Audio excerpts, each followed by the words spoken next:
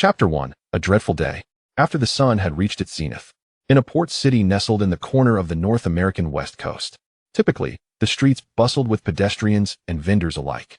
However, today witnessed an abrupt transformation. The city was engulfed in billowing black smoke, with collapsed buildings strewn about, rendering the streets a scene of utter chaos. A towering humanoid mechanized weapon, approximately 7 meters in height, maneuvered through the debris-laden streets. What on earth is happening today? Inside the cockpit of the mechanized armor, Eli furrowed his brow and muttered to himself. The events traced back roughly 30 minutes earlier. At the human military base in this port city, radar detected the presence of 7 intruders. The location was merely a few kilometers from the town. At the speed of the medium-sized invaders, they could reach the town within minutes. Upon the first indication of the intruders, the young mechanized armor unit simultaneously received orders to engage. Despite the base's rapid response, the intruders moved with an unanticipated swiftness. Though the human side had delayed their optimal strike time, the mechanized unit could still control the situation if they arrived promptly. With 20 mechanized armor stationed at the port city base, they outnumbered the intruders by more than 2 to 1. Based on previous combat data against the intruders, a single armor operated by an average pilot could contend with and annihilate a medium-sized invader. By this calculation, 20 mechanized armors should easily dispatch 7 medium-sized intruders. Not only did the young mechanized unit believe this, but everyone at the base shared the same sentiment. However, reality defied all expectations. As the mechanized armor unit arrived at the scene, forming their battle formation, ready for combat, the sensors suddenly indicated that all 7 intruders had vanished without a trace. Moreover, not only did the mechanized armor's sensors fail to detect them, but the base's radar had also completely lost track of the intruders. Confronted with this disconcerting turn of events, the young armor unit fell into disarray. Soon, terrified cries erupted from the pilots, as signals from 5 mechanized armors disappeared from the radar. Not only could they no longer perceive the intruders, but the signals of their comrades' armors gradually faded as well. Before long, a total of 9 armors had lost all signals. Damn it, what the hell? In the face of this incomprehensible situation, Eli desperately scanned the surroundings through the external cameras of his armor. With the sensors rendered ineffective, he had no choice but to rely on his own eyes. Though the sensors could not detect the enemy, his vision should suffice. Before losing signal, his fellow pilots had all uttered the same word: gorilla. They must have seen the enemy, whose appearance bore a striking resemblance to a gorilla. If he could see it, there was a way to respond. The hatred for his slain comrades and the rage at the desecration of his city surged within Eli. The emotion of hatred served as the most potent driving force. Eli maintained a heightened state of vigilance, daring not to blink. Time passed, each second stretching into eternity. Moments later, from the shadows of a building 100 meters away at the 9 o'clock position, a massive figure emerged. Indeed, it resembled a gorilla in form. Its body was cloaked in grayish-white fur, and its muscular arms indicated extraordinary strength. Its movements were reminiscent of a gorilla, propelling itself forward with great force. The gorilla seemed to have set its sights on the mechanized armor Eli piloted. Upon witnessing the creature leap forth, Eli immediately activated all cameras to lock onto the target. The radar remained unresponsive, yet with his naked eye, the conditions were now equal. Having been with the young armor unit for over 3 years, Eli was no novice. His combat experience was substantial. Though this was his first encounter with such an invader, he felt confident in his ability to triumph. Before the enemy could make its move, Eli unleashed a barrage of gunfire from his mechanized armor. Unexpectedly, despite its massive size, the gorilla moved with remarkable agility, deftly evading the attack while charging toward Eli. Eli remained unperturbed. As the enormous form of the gorilla closed within 10 meters, Eli maintained his fire while swiftly drawing the sonic blade, a weapon designed for close combat, and thrust it toward the invader. The invader's momentum was so forceful that it could not dodge in time, and the sonic blade pierced through its body. Having landed a successful blow, Eli did not dare to relax for an instant. Seizing the moment of the invader's slowed reaction, he unleashed a relentless barrage from his machine gun at close range. The invader's massive frame was riddled with bullets, rendering it lifeless. Phew, finally dealt with that one. Eli exhaled, withdrawing the sonic blade from the invader's corpse. He then reported the situation back to the base while remaining vigilant of his surroundings. Prior to engagement, the base's radar had detected the presence of 7 intruders. Currently, aside from the one he had dispatched, he had not received any reports of comrades eliminating additional intruders. Thus, it stood to reason that 6 more invaders remained at large. With this realization, Eli heightened his alertness. From the previous encounter, he understood that these invaders were not particularly formidable. The initial chaos was merely due to the radar's inability to detect the enemy, catching them off guard temporarily. Let's crush these bastards. Eli cursed as he maneuvered all cameras to monitor the surroundings. Simultaneously, to avoid being taken by surprise, he began to navigate the mechanized armor in an erratic manner along the main road. There it is. Just as he reached the main road, Eli spotted a gray shadow 200 meters ahead. Without hesitation, he charged toward the shadow, only for the camera feed to abruptly darken. Moments later, the mechanized armor experienced a violent impact. Caught off guard, Eli lost his balance, crashing to the ground and kicking up a cloud of dust. Inside the cockpit, a cacophony of sharp alarms echoed. Eli stared at the screen before him, striving to comprehend the current predicament. To his horror, he realized his armor lay on its back, with an invader perched atop it. Eli quickly deduced that the invader in question was not the target he had been pursuing, as he was still some distance away. The situation became all too clear. Two invaders were at play. One had drawn Ellis' attention, while the other lay in wait to ambush him. Eli struggled to maneuver the armor, attempting to shake off the invader that had mounted him. However, the invader possessed extraordinary strength, pinning both shoulders of the armor firmly, rendering it immobile. The invader loomed menacingly, using both hands and mouth to viciously tear at the armor's structure. Ellis' ears were assaulted by the jarring sound of metal scraping against metal. Before long, the mechanized armor's arms were forcibly ripped from their sockets. The primary mode of combat for mechanized armor relied heavily on the use of its arms to wield various weapons. Chapter 2. A lack of trust. So, is it acceptable to visit these 5 locations sequentially? Affirmative. Prepare yourself, as each locale will demand your utmost diligence. That is inconsequential. However, I surmise the reactions elicited will diverge from your prior assertion. Statistically, North America experiences a higher incidence of incursion events. Nonetheless, it is improbable to encounter such widespread occurrences within a single day.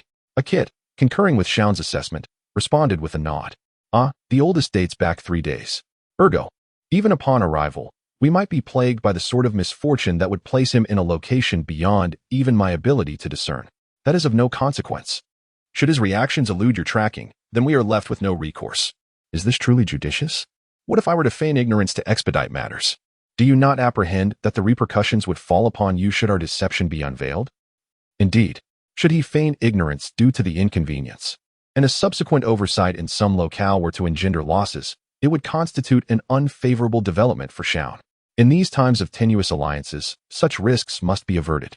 With those words, Shaun departed the bridge. Anna followed suit, without explicit deliberation. Instructor, is there anything further? Nay, should I not be the one posing that query? Anna's words halted Shaun in his tracks. Fortunately, the corridor was devoid of pedestrians and noise, ensuring the privacy of their conversation. I wish to elicit the instructor's opinion. Concerning this assignment, do you perceive it as procrastination or assessment? The assignment materialized abruptly.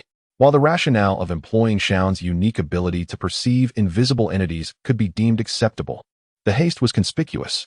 Even acknowledging the imperative for such power, the reliance on the untrustworthy Shaun, without a properly executed accord, seemed peculiar. What, then, is the impetus for this assignment? Shaun surmised it to be either procrastination or assessment. I am merely rendering judgment. Anna responded calmly, unfazed by Shaun's abrupt inquiry.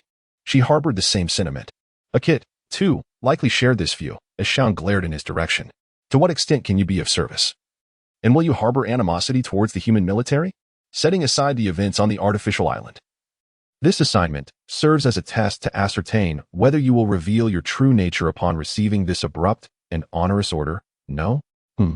If it were you, that would be preferable. Would procrastination be problematic? If it persists indefinitely, no favorable outcome shall ensue. If it is merely an assessment, donning spectacles will suffice. In truth, Shaun remained ambivalent regarding cooperation with the human military, as he harbored no animosity. Therefore, he need only project an agreeable demeanor. Such a display would facilitate the smooth progression of contractual negotiations with prospective partners. However, should it be procrastination, Shaun would find himself in an unfavorable position. The sole rationale for the human military to engage in such tactics would be to rescind the agreement. If such were the case, they would strive to buy time, delaying Shaun's arrival in Miami, while simultaneously preparing for his capture or elimination. While such measures might seem excessive for a single individual, Shaun had borne witness to the human military's wholesale slaughter of minor invaders and their conjuration of mobile armors from thin air. Preparing personnel and mobile armors to counter this monstrous iteration of Shaun would not be unwarranted. Arriving in Miami amidst a hail of gunfire. Such a scenario is most appreciated. Regardless, are you not indulging in excessive pessimism? Nay, this is grounded in reality. Shaun resolutely dismissed Anna's reproach, delivered with a wry smile. Anna's countenance shifted, likely unaccustomed to such a response.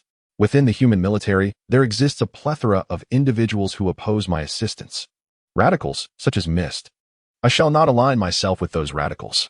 Mist harbored suspicions and animosity towards Shaun. However, that was the extent of it. She was of a rational disposition and would not readily brandish a firearm. Though she had uttered numerous remarks, she had never contemplated assaulting him. During the escape from the detention facility, she appeared to issue somewhat extreme orders, but considering Shaun's potential status as an adversary at the time, such judgments were warranted.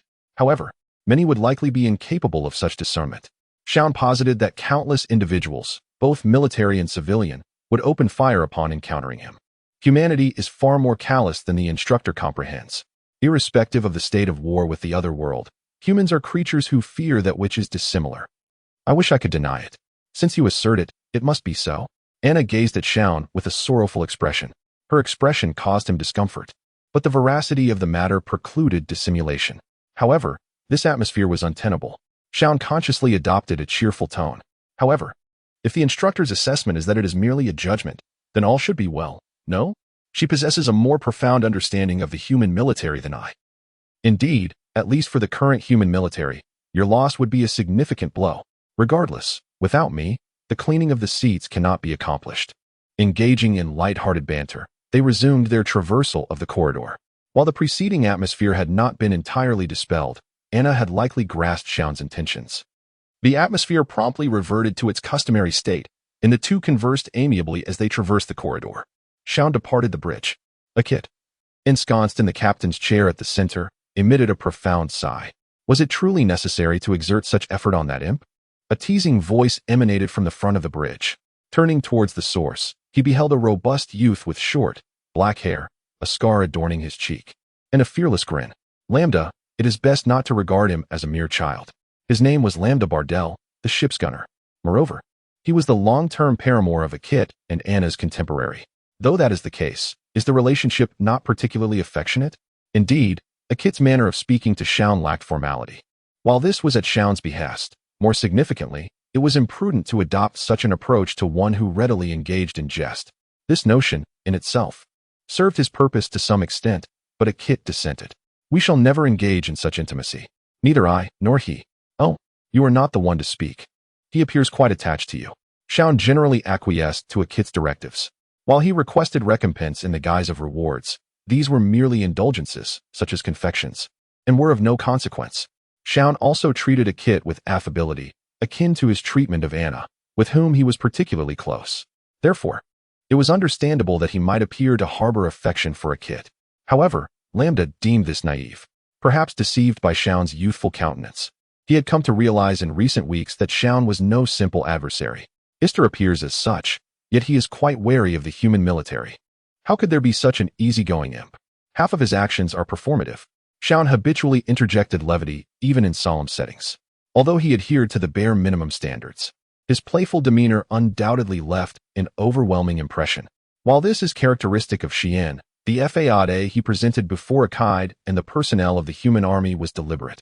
He aimed to disarm his opponents through this mockery, disrupting their rhythm and steering the situation in his favor. Upon hearing this, Ramda was naturally taken aback, and even Misty and the other members, who were quietly listening, displayed expressions of astonishment. Really, it is hard to believe. In truth, he must possess considerable mental fortitude, otherwise he wouldn't contemplate so much merely upon being summoned to the bridge. Chapter 3. The abilities of Shuren. Shuren's response to being summoned by bridge was remarkably astute. While this can be attributed to his inherently perceptive nature and Anna's guidance, it is indeed peculiar that he would delve so deeply into the matter simply due to the summons. Typically, one would not ponder excessively upon being called to the bridge. They would merely proceed there without a second thought. Nevertheless, Shuren's contemplation of the underlying reasons indicates that he harbored suspicions of some ulterior motive from the very beginning. It is likely that the man known as Shuren Ister perceives every approach from the human army as laden with hidden agendas, which serves as evidence of his wariness towards them. On one hand, there are individuals within the human ranks, like Misty, who regard Shuren with intense caution. On the other hand, Shuren would never fully open himself to the human military. At his age, he is already a rather troublesome man. Yet there remains a childlike aspect to him that aligns with his age. It is precisely this imperfection that complicates matters further. Consequently, Akide finds himself unusually tense when confronting Shuren. You've thrust this troublesome matter upon me. Arnold's relationship with that individual appears to be rather fraught. This cannot be denied. Akide's candid admonitions suggest that Misty herself struggles to maintain an appropriate attitude towards Shuren. Her abilities are hardly so lacking that she would be oblivious to this. Yet, even with this awareness, the earnest Misty and the mischievous Shuren remain discordant. Presently, Misty is likely to be led astray by Shuren's whims. Fortunately, Anna is present. Shuren is not immune to her influence, and she possesses a deep understanding of him.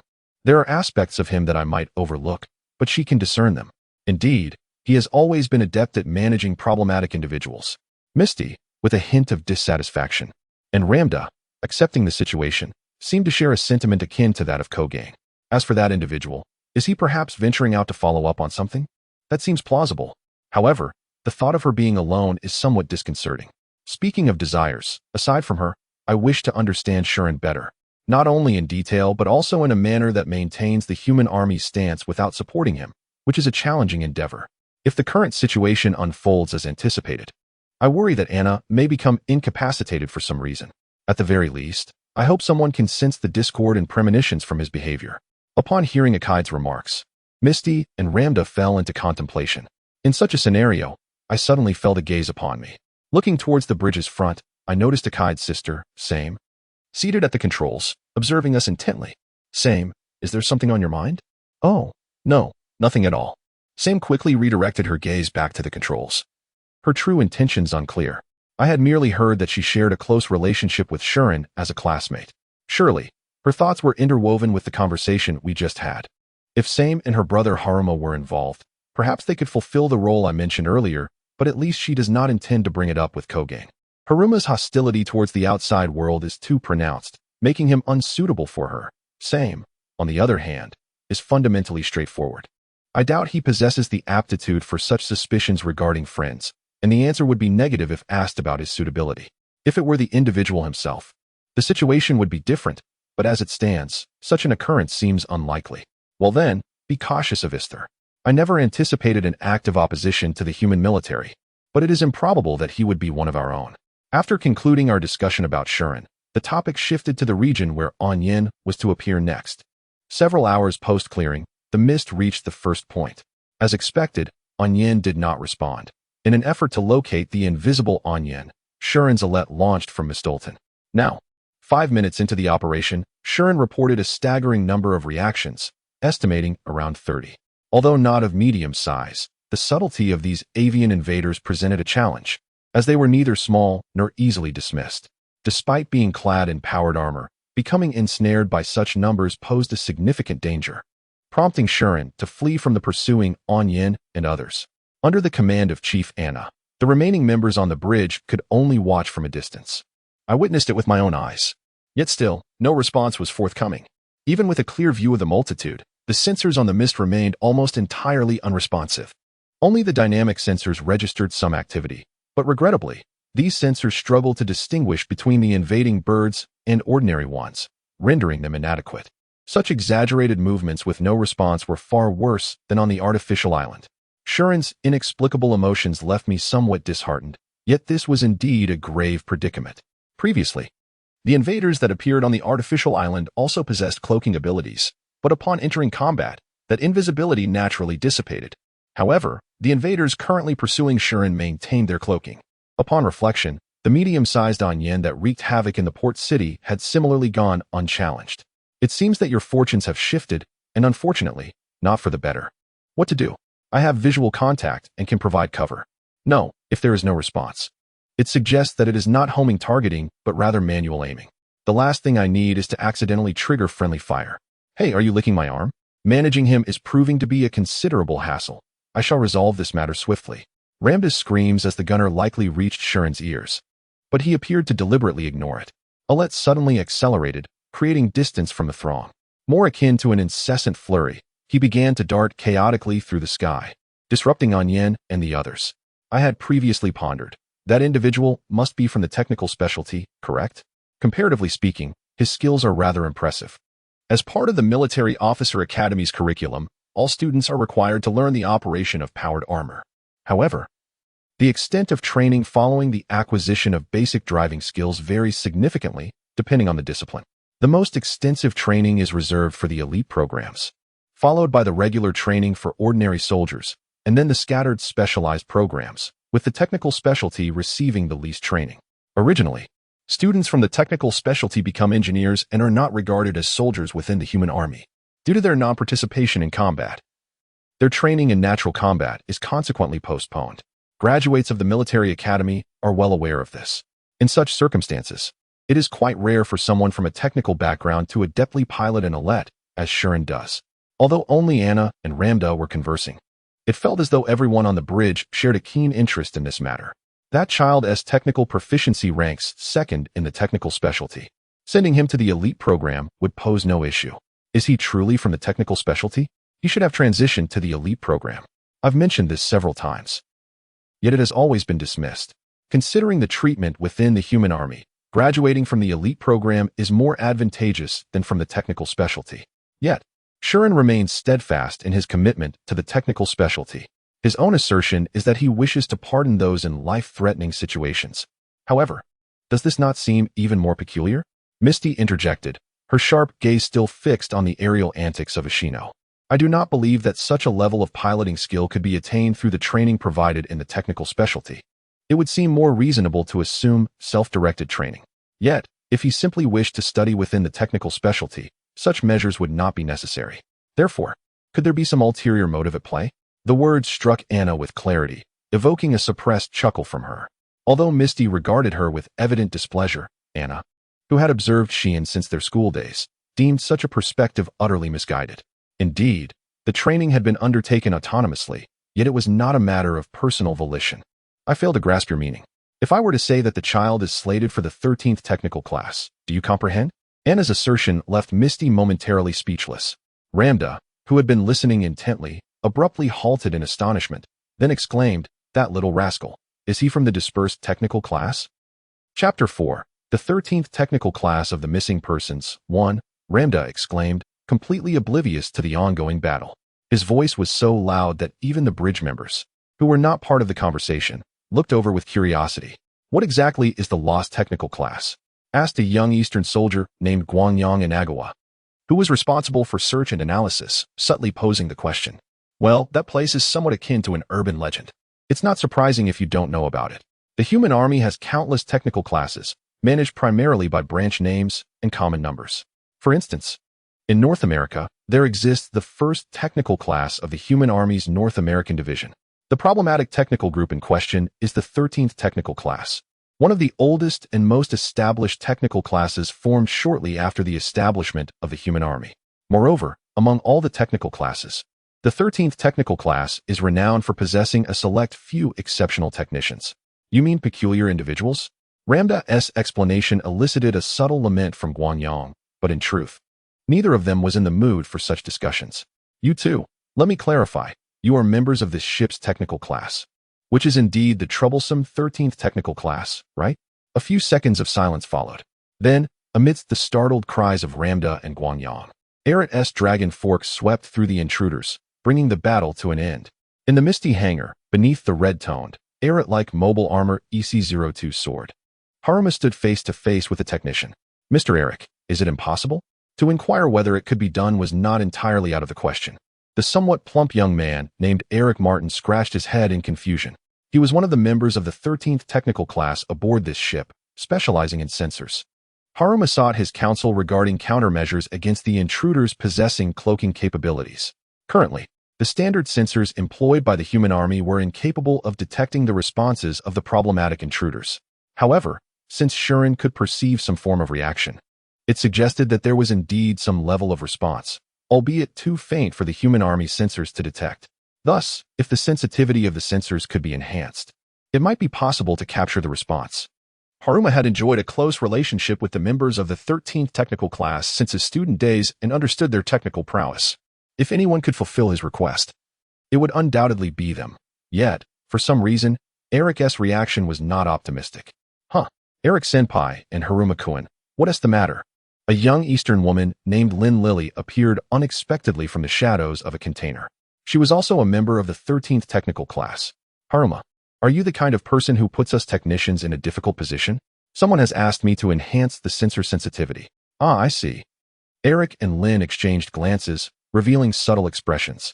With a sigh, Eric turned to face Haruma. I'm sorry, Haruma, but I cannot do it. Cannot do it. Actually, we are not permitted to make any alterations beyond repairs or maintenance on prototypes. The assault that Shuren pilots, the sword that Haruma pilots, along with the remaining snap and blaster, are all vital machines within the human army. According to the two, their development was conducted by a special agency distinct from conventional technical groups. It seems to be called the Bureau for Special Ability Technology Development or something similar. In any case, these 4 mechas fall under their jurisdiction, and alterations cannot be made lightly. We were originally supposed to handle this group, responsible for combat support. It seems the boss has discussed it with the higher-ups, but permission has yet to be granted. The 13th technical class had not intended to board this misty vessel. However, during the invasion on 7th Man Island, half of the originally scheduled technical class perished. Fortunately, the 13th technical class, which suffered no casualties during the attack, was promoted. But due to the emergency measures, some matters had yet to be addressed. To be honest, if there were no issues with enhancing the sensors, I would do it immediately. I finally have a firepower-centric sandblasting model and would love to equip it with the newly developed missiles. Yinlin's design is quite outdated. I think I'll pass. That is something my mentor strictly forbade me from using. What is wrong with that? It would achieve 3 times the destructive power. Wait, are you planning to annihilate them all? No, that is far too dangerous. Seeing Lin casually uttering such terrifying words, Haruma couldn't help but exclaim. This woman named Lin Lily, at first glance, appeared to be an elegant beauty with a tall stature and striking black hair, but in reality, she was an ardent enthusiast of explosives. Although even Haruma was uncertain of the truth behind the rumors. It was said that she bounced from various technical groups due to the overwhelming power of the explosives she created, ultimately finding her way to the 13th technical class. While this remained mere hearsay, her tone cast doubt on its authenticity. Lin was indeed too reckless. Please don't conduct explosive experiments aboard the ship out of excessive anxiety. I wouldn't do such a thing. Probably. Lin-senpai, I hope you can confidently deny that. Another pair of individuals arrived, riding a small vehicle transporting parts. The brown-haired youth, who covered his right eye with an eye patch, was named Robin Flester. The petite girl with silver hair was named Angela Karina. Both were members of the 13th technical class. How is the lightsaber's second son? Planning to perform a devilish transformation on the Mecha? No, I never suggested anything so absurd. Really? I thought you came to discuss showcasing your skills on the battlefield. Indeed. As Robin pointed out, the intent was to enhance the sensor for better battlefield performance. But how did he guess that? Haruma's confusion was easily understandable. Robin squinted his left eye and smiled faintly. It's all Shuren's nonsense. It's rather boring, isn't it? Robin's words ignited a warm current within Haruma's heart. He instinctively shot a glare at Robin, who merely appeared unfazed as he began unloading baggage from the vehicle. You. Speaking of which, the Keimoku family is quite famous, and since you have ties with him, you must have a thought or two. As Robin unloaded the luggage, he spoke nonchalantly, not even glancing in Haruma's direction. While he had struck a chord with Haruma's feelings, he seemed to harbor no particular opinion on the matter. Observing his composed demeanor, Haruma felt a surge of anxiety. You're remarkably calm. That guy hasn't revealed his true identity to anyone in the 13th technical class. After graduating, Shuren was supposed to become a colleague of theirs in the 13th technical class. They had become part of the group that Shuren concealed his identity from. Despite that, they did not express anger towards Shuren, nor did they cling to him like Anna did. In other words, they remained in the state before Shuren's true identity was exposed to the light of day. Watching their nonchalant behavior, Haruma found it hard to come to terms with it. Seeing Robin's mocking attitude toward him, he couldn't help but blurt out. Regarding Chuanma's words, Robin offered no response. And neither did the other 13 members of the class. The previously harmonious atmosphere had dissipated, leaving only silence. The first to act was Eric. who let out a heavy sigh and directed his gaze towards a certain direction. The remaining members followed suit, casting their eyes towards the same spot, each displaying expressions of confusion and loneliness. Chuama traced their line of sight and discerned the silhouette of an individual. The rust-red short hair, a sight familiar from daily student life, could no longer be mistaken. He was Gil Grace, a classmate of Halma, and the one who spent the most time with Scene. Chapter 5. The 13th Technical Class of the Missing Persons, 2. The normally lively individual stood in silence, gazing up at the machine before him, utterly devoid of words. That fellow truly knows how to engage in machinations. How many times has it been today alone? The voices of Robin and Lindley were tinged with surprise and a hint of concern.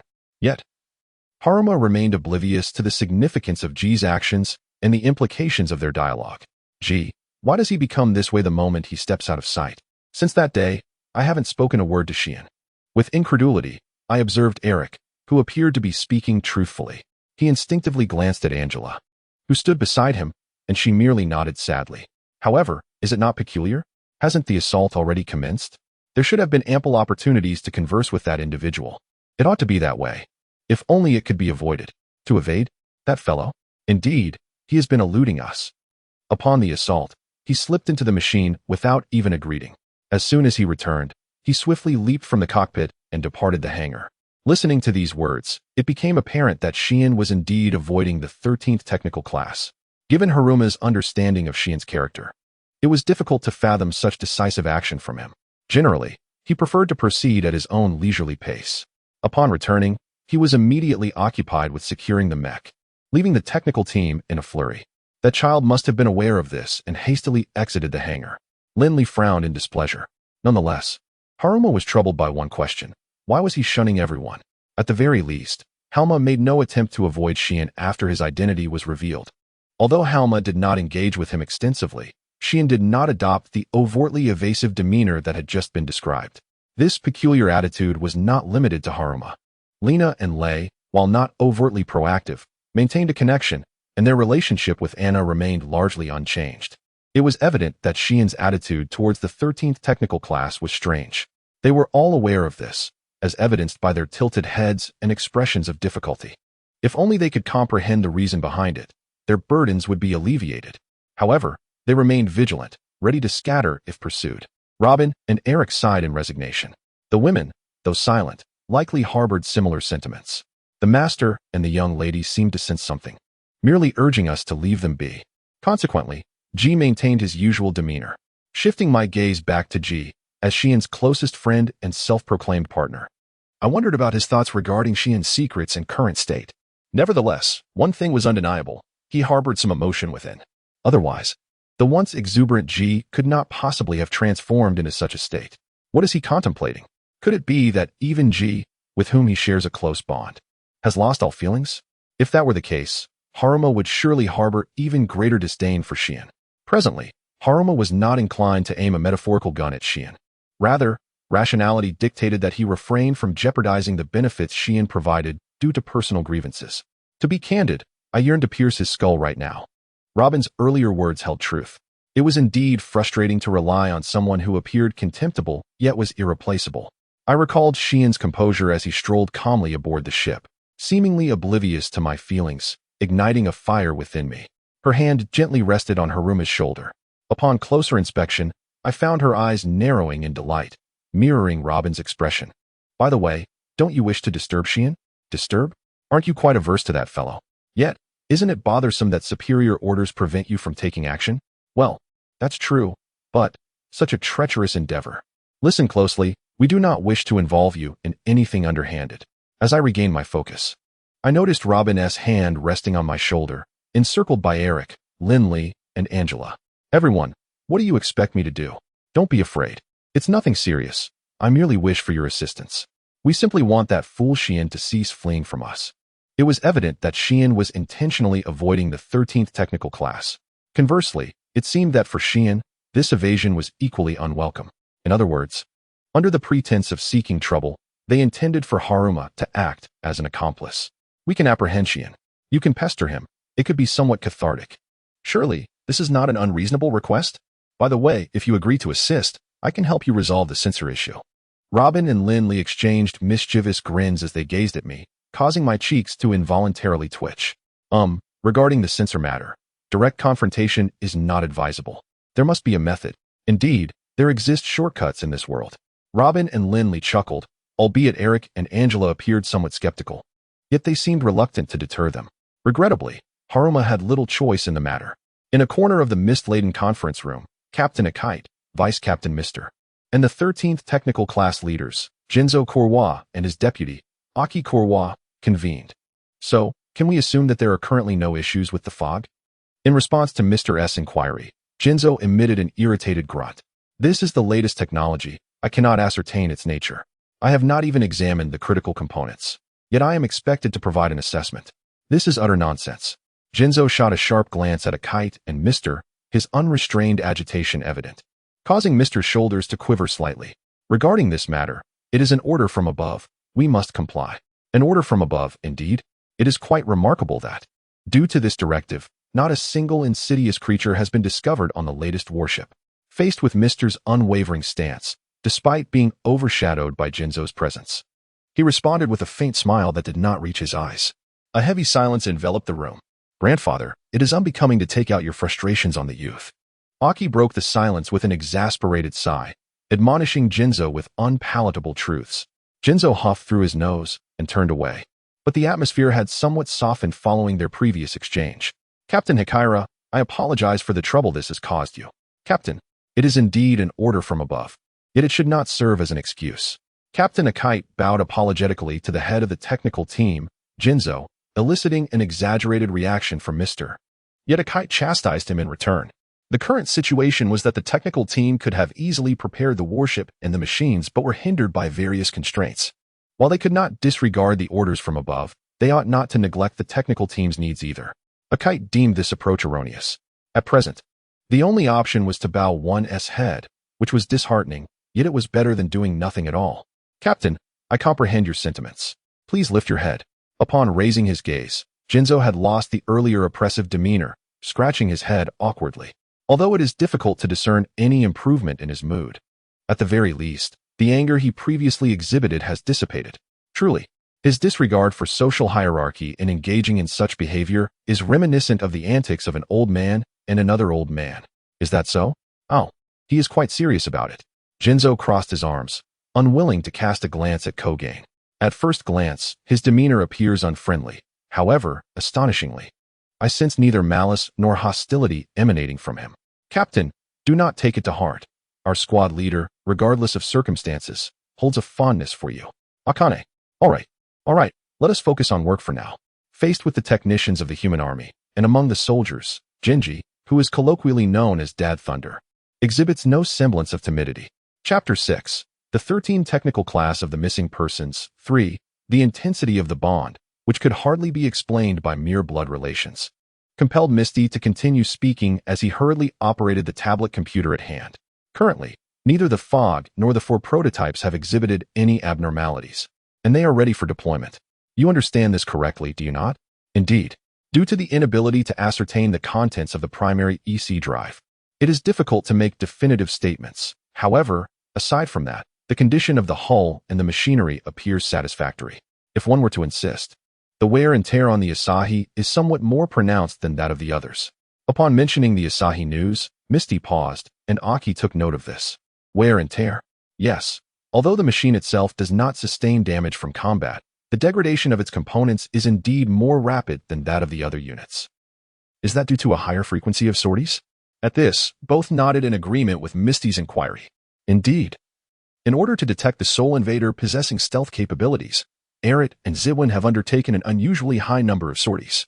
In fact, the forthcoming operational plan involves deploying only the assault unit, with the other 3 machines remaining grounded. Consequently, such relative wear and tear can be deemed quite reasonable. Will the losses impact future operations? No. As far as I am aware, the wear is not so severe.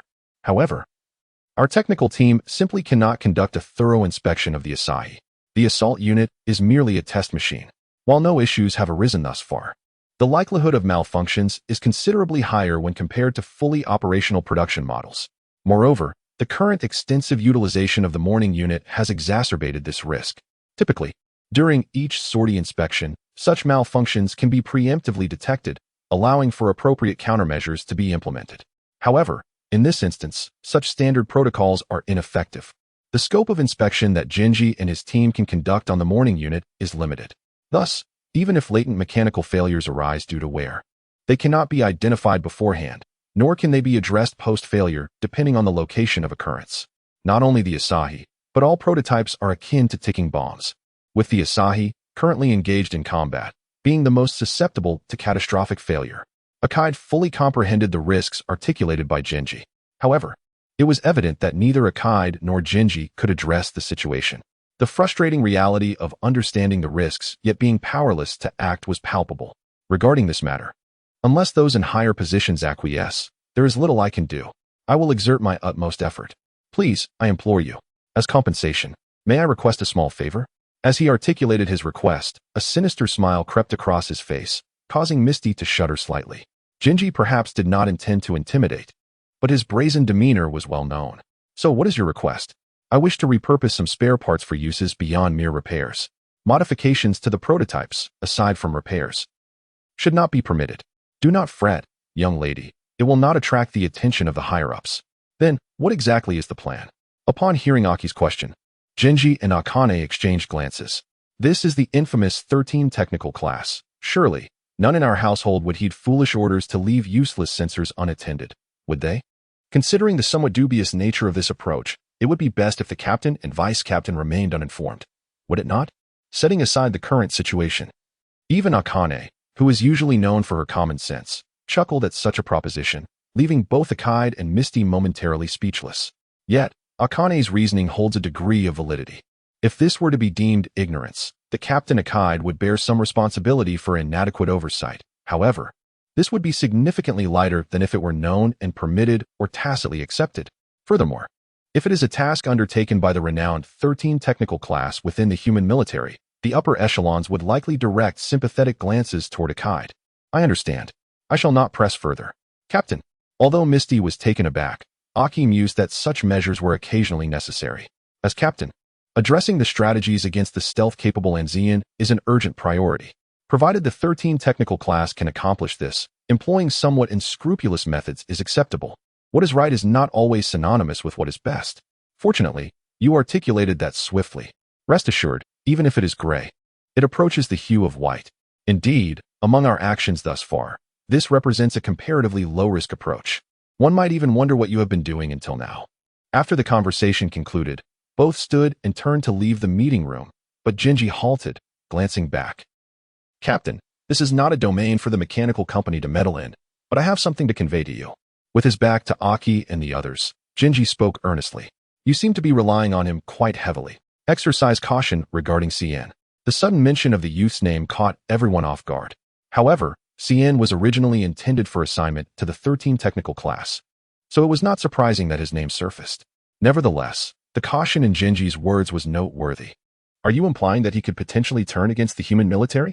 Misty's inquiry elicited a scoff from Genji. Akide, sharing Misty's understanding, sensed that this was not quite the implication. That brat would not voluntarily engage in such troublesome matters. If the current state of affairs persists, he should not clash with the human military. Then, what should we be wary of? That fellow appears youthful, yet he possesses a cunning and scheming nature. If we continue to depend on him for our operations, we may find ourselves facing consequences in the future. With that, he turned his gaze toward Misty. And Miss, if you wish to avoid enmity with Cien, do so not for him, but for your loved ones. With this single statement, Genji and Akane departed the meeting room without awaiting Misty's response. Loved ones. Misty echoed the words, pondering their meaning. As she absorbed this phrase, Aki's mind conjured an image of Cien, grinning with an air of villainy. Chapter 1. Sense of distant silence enveloped the surroundings. This marked the second location to confirm the emergence of the dark clouds, an area steeped in ancient responses. As anticipated by Xian, the presence of Annie and her companions remained utterly undetectable. I presume that the human army, which issued this command, had foreseen this aspect as well. By the way, how much distance can you perceive? Well, since it is not a sensor, it does not relate to distance in the conventional sense. What do you mean? It is not about detecting reactions within a radius of several kilometers, but rather a sensation akin to hearing sounds. The aura of magic cannot be sensed within a fixed range. If the aura is extraordinarily potent, One could even perceive it from a distance of 1,000 kilometers. Conversely, if the aura is suppressed to its utmost limit, one might remain oblivious even to a presence standing right beside them. I attempted to extend my perception to its maximum capacity toward Xian, yet no signs of intruders emerged. Truly, there are no detectable reactions? Absolutely none. To the northeast from here, there are indications of magical energy. Could it be energy quartz, perhaps a power generation facility? Indeed. There exists a power generation facility in that direction. Misty, with a skeptical look, seemed to temporarily accept this information. My mention of the power generation facility indicated that I was not merely speaking nonsense. This was precisely the reason for my reference to it.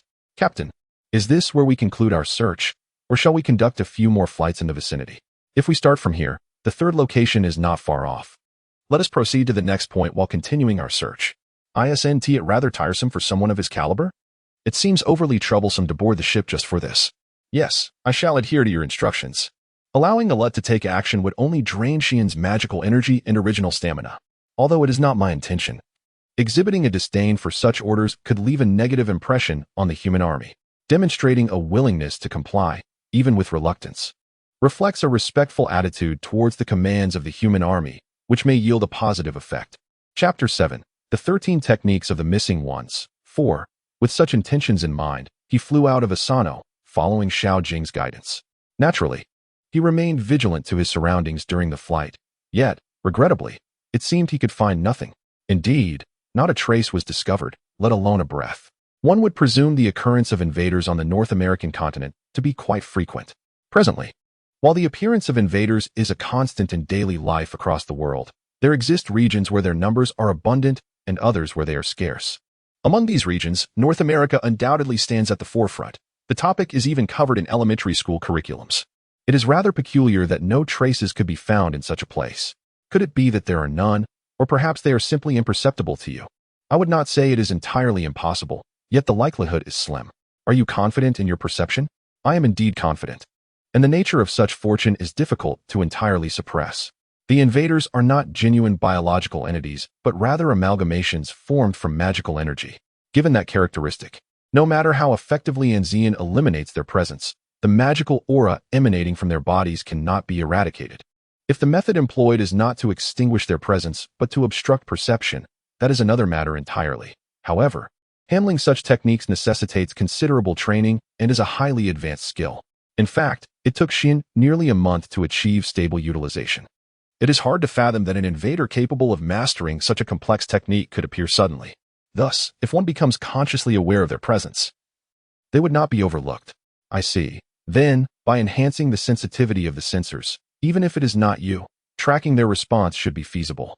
Indeed, it should not pose a significant challenge. I hope you can address this matter promptly. Moreover, I wish to alleviate Xian's burden as soon as possible. He casually uttered a few words while remaining attentive to the movements around him. Still, there were no signs of fortune, or more accurately, no signs of life beyond mere luck. By the way, are there any inhabited areas nearby? At least along the route to the third location, there are none. Suddenly, Xian recalled something and inquired of Anna, who promptly replied, "Is that so? If there were a town, it would be a different story. If a town existed, we would certainly make quite a commotion." In reality, regardless of the distance to the response, all bases in North America remain on high alert. Indeed, regardless of the circumstances, those beings are instinctively loyal to their nature. If there are a few inhabitants in the vicinity, the male ones would latch onto that location without the need to pursue the response. Such a search operation, fraught with uncertainty of being discovered, seems unnecessary. For those living in such areas, it is both the worst and the best of circumstances. In recent days, there have been frequent appearances inland, yet no disasters have occurred. Just as no invaders were found here, there are also no signs of human presence over there, suggesting that the insights from above are indeed accurate. It certainly feels that way. The perspective of the human army is not surprising. I believe that deriving conclusions from the currently available information is the wisest course of action. However, is it truly wise to conclude that it is in areas devoid of human presence? Well, I suppose it is not my place to say. If the human army has made such a judgment, then it would be excessive for merely an assistant like Xian to intervene. Speaking too much could lead to annoyance and would not benefit Xian either. Thus, it seems we have reached the third location. What shall we do next, Captain? Are you still unresponsive? Understood. Let us return to the ship. Is that acceptable? I would be pleased to lighten my load. Yet at this juncture, we should at least conduct a brief inspection. No? No, it is unnecessary. This is the most remote area from human habitation. Rather than squander time here, we should prioritize proceeding to the fourth location. Ziwang acknowledged Akai's judgment and, upon understanding, redirected the craft towards the ship. Is there something that concerns you? Akai naturally posed a question akin to seeking confirmation, which startled Xian. There was also the consideration that he had just resolved to refrain from speaking unnecessarily, making the timing rather fortuitous. No, nothing in particular. Very well. However, my understanding of that matter is rather limited. Should there be anything of concern, please do not hesitate to report it. Understood. After the communication ended, they silently moved towards the mist ship, and Xian felt a peculiar itch. I do not fully trust. It must be so. I surmise that the human army's expectations of Xian pertain to his combat ability against invaders and his capacity to serve as a source of information. Conversely, outside of that, there are no expectations whatsoever. In particular, the last thing they desire is to see opinions and interventions from Xian, whose trustworthiness is uncertain. In fact, this sudden search mission assigned to him is quite one-sided. This perception is likely accurate. In such circumstances, Akai's inquiry into whether Xian had any opinions is purely surprising and leaves him feeling somewhat uncomfortable. I intend to treat you with a businesslike demeanor. Just as the human army does not trust us, Xian does not regard the human army as his own. He intends to respond to their requests without compromising his interests, engaging with the human army with an air of nonchalance. In such a situation, aside from Anna, it is somewhat unexpected that anyone would show respect for Xian Istil as an individual. As a person, this is indeed remarkable. It is precisely for this reason that Xian feels a sense of anguish. By this time, night had fallen, and the sky outside the ship was a canvas of inky blackness. Shamie Mitsukaze walked alone within the mist ship. Although a newcomer, Shamie had been appointed as the helmsman of the mist and had just completed a shift change with the first mate. She had just emerged from the shower, feeling the weight of exertion. Suddenly becoming the helmsman is truly arduous. The grumbling that slipped from her lips was an unreserved expression of her true feelings. Originally, Shamie was supposed to be aboard the mist as a first mate. However, due to the death of the designated helmsman in the incident at the 7th artificial island, she had to take on the role temporarily. Normally, even if someone in that position were to perish, it would be illogical to assign the task to a newcomer who had only recently graduated from officer school. Yet, it appeared that the crew of the Mist had been selected based on special criteria, and thus it was impossible to arrange a suitable helmsman. As for what those special criteria entail, it was said to be classified and was not disclosed to her. In any case, Shamie's military life commenced in the Haid mode. Generally, Shamie is an optimistic and cheerful individual, but she was now weary enough to voice her complaints. Fortunately, her skills at the helm were impeccable. During her time at officer school, her abilities had been regarded by instructors as being of immediate practical application, making her more than capable of managing such navigational duties. The source of her fatigue largely stemmed from the pressure of responsibility as helmsman. However, what troubled Shamie was not solely her own duties. Xian, what happened to you? Since the incident at the artificial island, Shamie had not had the opportunity to meet Xian. The primary reason being that, as the newly appointed helmsman, she could scarcely leave the bridge. Essentially, Shamie could only venture away from there during her limited rest time to switch shifts with the first mate. If that were the case, it would have been ideal to visit Xian during this limited downtime, yet she found herself hesitating. Although she had saved his life, she could not help but harbor doubts about Xian being a dangerous enemy. Xiaomei's apology arrived too late. He merely uttered that it was an unavoidable circumstance, leaving one to ponder its correctness. The recollection of their final conversation instilled a profound apprehension in Xiaomei, hindering her from taking the initial step. Yet, it truly matters. Just a few hours prior, Xiaomei was fortunate enough to share a luncheon with her dear brother Haruma, Rina, and others. Although it did not quite compare to facing Xian directly, ever since she assumed the role of helmsman, such moments had become rare, rendering this encounter a delightful coincidence. There, she learned from Halma that Xian was evading Ji and the members of the 13 Technique class. To Xiaomei's perspective, the bond between Xian and Ji could undoubtedly be described as a profound friendship. Not only Xiaomei, but anyone familiar with both of them would likely echo this sentiment. Chapter 8. Taking the first step, such individuals found themselves at a loss for words, a mere reflection of the profound impact of their circumstances. Since his days at the military academy, Sean had seldom engaged with others. While he could manage a normal conversation if prompted, he never took the initiative to expand his social circle. Observers noted his retreating demeanor and chose not to pursue a deeper connection with him. In hindsight, his true identity may have contributed to this attitude. Perhaps he simply harbored little interest in others. Without hesitation, G approached Sean. Before I realized it, Sean and G's companionship had become a matter of course. Where there was Sean, there was G. Where there was G, there was Sean. It wasn't long before the moniker Technical Specialty Problem Student Duo became firmly established within the Officer Academy. It was precisely because of Sean and G that Shamey found it difficult to accept the current situation. I should speak to Sean. If one were to inquire whether Sean's avoidance of G had anything to do with Shamey, the answer would be a resounding no. She was not oblivious to the fact that she was an outsider who ought not to interfere. Nonetheless, Shamey resolved to engage Sean in conversation. To be frank, she had not even contemplated what to say. She had no idea if Sean would even respond to her. Yet, she did not wish to remain idle. If she did nothing here, if she lacked the courage to take a step forward, she would truly be unable to face Sean. This ominous premonition rang alarm bells within Shamey's heart. She yearned for a direct confrontation with Sean, to convey the apology she might not have successfully delivered that day. However, despite her determination to speak with him, she remained unaware of how Sean spent his time outside of following Akaid and Anna's orders. It was likely that the other crew members were equally oblivious. Although he was an aide to the human military, the movements of someone in Sean's unique position were unfathomable to ordinary soldiers. In fact, I had witnessed Misty, who deemed the situation perilous, suggesting to Akaid that they should monitor Sean. However, it seemed that an unspoken agreement existed between the higher-ups of the human military and Sean to refrain from delving into his personal matters, which ultimately rendered Misty's suggestion unapproved. Furthermore, Akaid, who respected that agreement, also appeared to lack detailed knowledge of Sean's whereabouts. Perhaps Chief of Staff Raster was informed. The only one who might know was Anna, but she was likely on break, making it difficult to ascertain her location. Perhaps it was better than aimlessly searching. Yet Shamey was troubled by the brevity of summer break. What was it like during his days at the Officer Academy? On holidays, Sean seemed rather lackadaisical. When I casually inquired what he did on days off without classes or duties, he readily replied that he spent the entire day doing nothing, if invited to hang out. His first response was always tinged with a hint of bitterness. Conversely, he would immediately accept an invitation to a dessert buffet or a large bookstore, revealing a simple side to him. Overall, he was fundamentally lethargic and disinclined to venture out. Considering this, the most plausible scenario was that he spent his time idly in his room. However, under such circumstances, meeting Sean would prove to be a challenge. Few knew the location of Sean's quarters hidden within the mist.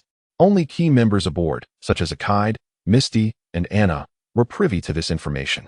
Although he was an aide recognized by the upper echelons of the human military, many were skeptical of Sean, who possessed extraordinary powers.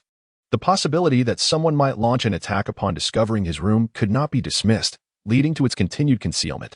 Rumors circulated that the area housing Captain Akaid and others' private quarters boasted high security, but this remained uncertain. Regardless of the veracity of such rumors, it was evident that Shamey would find it difficult to locate him. Frustrated, she let out a sigh in the deserted corridor. Having mustered her resolve, she had questions to ask and was unwilling to abandon her endeavor so easily. Yet, if she were to enter Sean's private quarters, there would be little she could do. The more she reflected on what she knew of his lifestyle, the more she felt convinced that there were no other possibilities. Given his insatiable appetite, the dining hall was an option worth considering. But no matter how bold and careful Sean was, he could not possibly linger in places frequented by other crew members. At the very least, she needed to find another location where Sean might be found. As she pondered this, memories of the times spent with Sean surfaced in her mind, leading her to recall something significant. He must enjoy moon-gazing as well, right? On those rare nights when the moon shone beautifully, Sean would leisurely gaze upward in open spaces. There had been instances when she had coincidentally spotted him, both of them admiring the night sky together. The only places where one could clearly see the moon were the nearly windowless warships. Among them, there was only one area accessible to anyone: the observation room. Whispering the thought that had crossed her mind, Shamey promptly made her way to the observation room. Situated within the combat-oriented warship, the observation room was among the facilities not intended for battle. To facilitate aerial navigation, flying warships could not have windows that were easily opened and closed, resulting in a confined space from which crew members found it difficult to exit.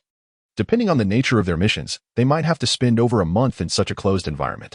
In light of this, The human military had prepared several facilities aimed at providing psychological relief and entertainment for the crew, including the observation room. This facility was open for use by any crew member, and Shamey entered the observation room without issue. The design of the observation room primarily served the purpose of allowing individuals to enjoy the external scenery while relaxing. Consequently, the interior, furnished with benches, tables, and ornamental plants, was topped with a tempered glass dome, offering nearly 360-degree panoramic views from the park-sized enclosure. To maximize the natural ambience, artificial lighting was minimal, and at this late hour, the entire space was quite dim. Casting a glance around from near the entrance, Shamey noted that she was alone. I must have guessed wrong. The absence of others equated to the absence of Sean. If he were not present here, the likelihood of him being in his private quarters grew stronger. With a sense of resignation, Shamey ventured deeper into the observation room, suddenly sensing someone watching her, and halted in her tracks. Immediately, she focused on the source of the gaze and encountered something peculiar. Their eyes met. No, to be honest, I was somewhat uncertain about the term met. To put it plainly, it was a dark mass. A round, shadowy object with a pair of bean-like eyes. Even I felt that my description was inadequate. My mind was in disarray. However, this was the only way to articulate the incomprehensible entity before me. The creature lingered in the shadows of a bench, fixated on her.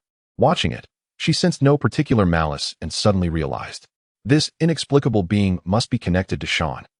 It was said that when Sean assisted the human military on 7th Artificial Island for the first time, there were rumors of him utilizing strange creatures for reconnaissance. Perhaps this peculiar being was one of those. Even if the true identity of the rumored creature differed from what stood before her, this enigmatic presence was undoubtedly related to the other world and its extraordinary powers. Since it was aboard the ship, it was almost certain that it was linked to Ziwang. Hey, little one, do you know Sean's pet? Where's Sean? I squatted down to inquire. Upon reflection, although the rationale behind the existence before me remains elusive, it is indeed a fortunate discovery of a clue leading to Xian. Seizing this opportunity is imperative. I must reach Xian at all costs. In contrast, the astonishing being began to leap and move with an almost playful urgency. Turning back, it seemed to beckon me to accompany it. Following this whimsical entity, Shamey arrived at the vantage point where the full moon illuminated the night sky in all its splendor. Though the space was scarcely lit, the enchanting moonlight infused this place with a brightness that surpassed all others. Captivated by the moon's beauty, I momentarily lost sight of my purpose, entranced by its celestial glow. Chapter 9. The Moonlight Observatory. A faint sound of breathing reached Shamey's ears. Turning around, she spotted a figure reclining on a bench that offered the best view of the moon. The slightly long black hair and the youthful face peeking through the strands were familiar to her. Shuren, she exclaimed, her voice rising with excitement upon finally finding the person she had been searching for. Yet, it seemed that Shuren was utterly oblivious, lost in deep slumber. Beside him, 3 extraordinary entities had brought him here. Shamey was uncertain whether these 3 had always existed or if one had appeared after she was led to him. But the situation was bewildering enough to elicit an indescribable sound from her lips. Gazing at these remarkable beings, seemingly guarding Shuren, Shamey felt utterly at a loss. The 2 of them exchanged glares for a moment, but it was the strange entities that grew impatient first. One of them leapt twice, as if preparing for a sprint, before soaring to an astonishing height of 3 meters. Shamey could hardly believe her eyes at such an unbelievable feat. Suddenly, this extraordinary being dove down sharply, crashing into the still sleeping Shuren's abdomen with a forceful impact. Startled by the abrupt attack, Shuren fell from the bench with a ridiculous yelp, landing face first. Groaning softly, he trembled slightly while pressing his forehead. What just happened? He raised his head, bleary-eyed, to glance in her direction. Why are you here? Shuren appeared genuinely startled, his reaction sluggish. It was as if he were displeased by Shamey's presence, which only fueled her irritation. Your expression is like you've seen a ghost. Am I not welcome here? I never thought of you as a monster. I can use magic, so how could I be mistaken for a ghost? However, Shuren seemed to completely overlook the latter part of her sentence, unable to grasp her frustration. It was astonishing that he could even perceive her feelings. Realizing this, Shamey felt her anger dissipate, replaced by curiosity. So why are you here? I came to talk to you. About what? About you, Shuren. At Shamey's response, Shuren's eyes widened, and a hint of discomfort crossed his features. Well, it's fine to talk standing up, but why don't we sit? He gestured for her to join him on the bench. Shuren did not shy away from the conversation, which relieved Shamey. With a gentle nudge from him, she settled onto the bench beside him. The three extraordinary entities took their place across from Shamey, peering at her intently from the shadows of Shuren's thighs. What is that dark, round thing? My familiars. Don't you know? Shuren casually instructed the three to align themselves, and they complied. Upon closer inspection, Shamey noted that while the three were nearly identical in appearance, they differed slightly in size, arranged from left to right. They are spirits I regard as my messengers. From left to right, they are who, and me. Those names are rather complex, aren't they? Who, me sounds more like numbers. Wouldn't Ichiro, Jiro, and Saburo be easier? The names I've given them are not significant. Practicality is what matters. Though Shamey felt there was more to discuss, the three seemed to agree with Shuren, nodding their heads in unison. It was best not to press the matter further. By the way, what did you want to talk to me about? Well, I have much to say. I want to apologize once again for the unresolved matters from that day. I also wish to ask why you've been avoiding G and the members of the 13 Arts class. But above all, Shamey needed to express her gratitude to Shuren. Thank you for protecting me from misfortune that day. I should have said this much earlier. The memory of that day, overshadowed by her own fears and doubts, filled her with sorrow. Without Shuren's protection, she knew she would have perished. Really, thank you. It's nothing, Shuren replied suddenly, interrupting her. I didn't do anything worthy of thanks. It was simply something I wanted to do. Even so, I owe you my life, so let me express my gratitude. Shuren appeared perplexed by her insistence, his cheeks tinged with a hint of embarrassment. It seemed her persistence was a cover for his shyness. Like you, I merely acted out of my own volition. I was just doing what I wanted. Is that so? Then I suppose I shouldn't have pressed the issue. Exactly. They both chuckled, finding a moment of ease amidst the conversation. What had initially felt awkward transformed into a calm atmosphere reminiscent of their earlier interactions, untainted by the knowledge of Shuren's abilities. Even with his extraordinary powers, Shuren Ister remained unchanged. He still cherished the moon, leisurely napping on the bench, and exhibited a somewhat naive disposition, qualities that Shamey recognized. Oh, and I apologize for the rude remarks I made that day. So you were concerned about that. Shuren's expression turned slightly exasperated. I told you it wasn't worth worrying about, but do you care? Do I care? About the matters with the chairman and Reese? They seem quite concerned. For me, as long as I have Akaki and II, that's enough. The notion of having a brotherly figure felt comforting. Yet Shamey was taken aback by her own feelings. Just like Halma, who never concealed his hostility towards Shuren, she was unsure how to react to such sentiments. I thought you would apologize again, but your sudden thanks caught me off guard. Shuren's laughter made it difficult for her to respond. He seemed to recall something, his expression shifting to one of realization. By the way, I want to ask you something. How did you end up here? Shamey was puzzled by the abruptness of his query. What do you mean? I was just walking normally down the corridor. No, that's not what I meant. Before you came here, did anything strange happen? Strange? Like getting lost or suddenly remembering something important in a completely different place? Shamey found Shuren's specific examples odd, shaking her head in denial. Shuren furrowed his brows, beginning to groan. I'm not too sure. Could it be that there's something strange about how I arrived here? Though she too found the question peculiar, it remained a fact that Shuren possessed extraordinary abilities. Was it not possible that something unusual had transpired? Actually, there are ways to send people away from this observatory. Send people away, as the phrase suggests. To leave implies that, aside from those granted permission, no one may approach the designated area. Those without authorization attempting to access the enchanted location may find themselves bewildered on what appears to be a path, suddenly recalling matters that compel them to retreat in the opposite direction. With that said, is it any wonder that you were so astonished upon seeing me? Despite having driven others away, your mere presence would indeed surprise an ordinary person. I can certainly understand that. From Shuren's perspective, Natsumi ought not to be here at this moment. Yet why am I here? Who can say? How curious it is to witness Shuren's astonishment at such a convoluted answer. But who exactly is he? Well, it is not uncommon in legends and myths for humans to inadvertently stumble into realms concealed by forces beyond their comprehension, much like winning a lottery. Chapter 10, Moonlit Observation Deck. 2. Is that so? It's not as if there aren't other conceivable locations, but without concrete substantiation, I shall refrain from speculating. In conclusion, he uttered something that piqued my interest. However, I learned in military academy that when Scene speaks in this manner, he invariably withholds crucial information. So I resolved to abandon this futile pursuit. That would be acceptable. Nevertheless, Were you originally intending to divulge such a manipulative stratagem to me? Perhaps brother might confide in the captain or vice-captain. Regarding the power of xenomorphs and the non-human, Scene had not divulged superfluous information to the human army or Agito, a fact that could be discerned to some extent from the dialogue between Agito and Scene on the bridge. Previously, Agito had remarked that Scene distrusted the human army, and Natsumi was also cognizant of Scene's reluctance to reveal his trump cards to the human army. Is it prudent to disclose one of these concealed tactics so readily to Natsumi? It's inconsequential. It wouldn't matter if the captain and others were informed. Are you certain? Putting aside the fact that you stumbled upon it serendipitously, the average person, even with knowledge of the technique, would be incapable of devising countermeasures, wouldn't they? Therefore, even if it were discovered, it would be of little consequence. Upon reflection, that is indeed the case. Moreover, if other matters were to suddenly arise and attention were diverted, it is dubious whether the true nature of the technique would even be recognized, even with prior knowledge of it. Well then, time is drawing near. Shall we return? Scene rose from the bench, stretching languidly. In Scene's mind, the narrative appeared to have concluded, but Natsumi still harbored a question that demanded an answer. Scene. Is there something else? Well, why do you evade Jill and the 13th technical class? Because of an overwhelming desire to detain him. The question was posed with uncharacteristic directness.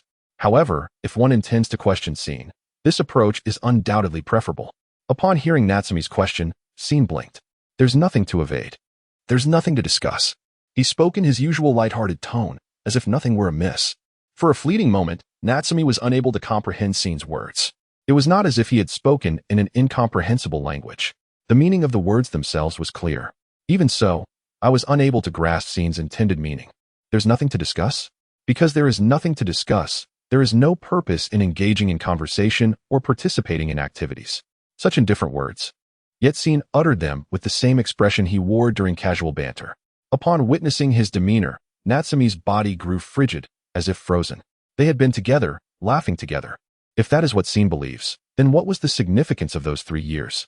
Were those 3 years devoid of any value to Scene? How shall I put it? Even if I were to tell you this, you wouldn't think. Is that so? Would you? His voice, tinged with a hint of perplexity and tenderness, restored warmth to my previously rigid body. What? If the interlocutor were someone else, the majority of people, it would be acceptable. But if it were someone who knew me and Jill from the military academy, this pretext would be too painful. Scene scratched his cheek with a touch of awkwardness. It was at that moment that I realized that what he had said earlier was his genuine sentiment, and all the strength in my body suddenly dissipated. What followed was a surge of anger. Natsumi, guided by her innermost emotions, approached Scene and resolved to strike him on the shoulder. Why so abruptly? It's bad for the heart. Just obediently endure the blows. And so, I lightly struck him 5 times, before finally regaining my composure. Even Scene appeared to understand that he had provoked Natsumi's ire, and in an attempt to placate her, he suggested that they both sit on the bench once more. In any case, there is a reason for evading Jill and the others. Indeed, to be candid, you don't want to evade them? If it were possible. Perhaps it was due to the anger from earlier that I inquired, but Scene responded with greater candor than I had anticipated.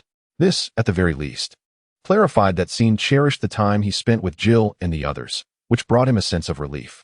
Simply knowing that it was impossible to feign indifference as Scene had done, and that his heart was not at ease, provided reassurance. However, this gave rise to a new set of questions. Is it permissible for me to inquire about this? The reason why Scene was evading Jill and the others. I could not conceive of anything, and I was uncertain whether I should even pose the question.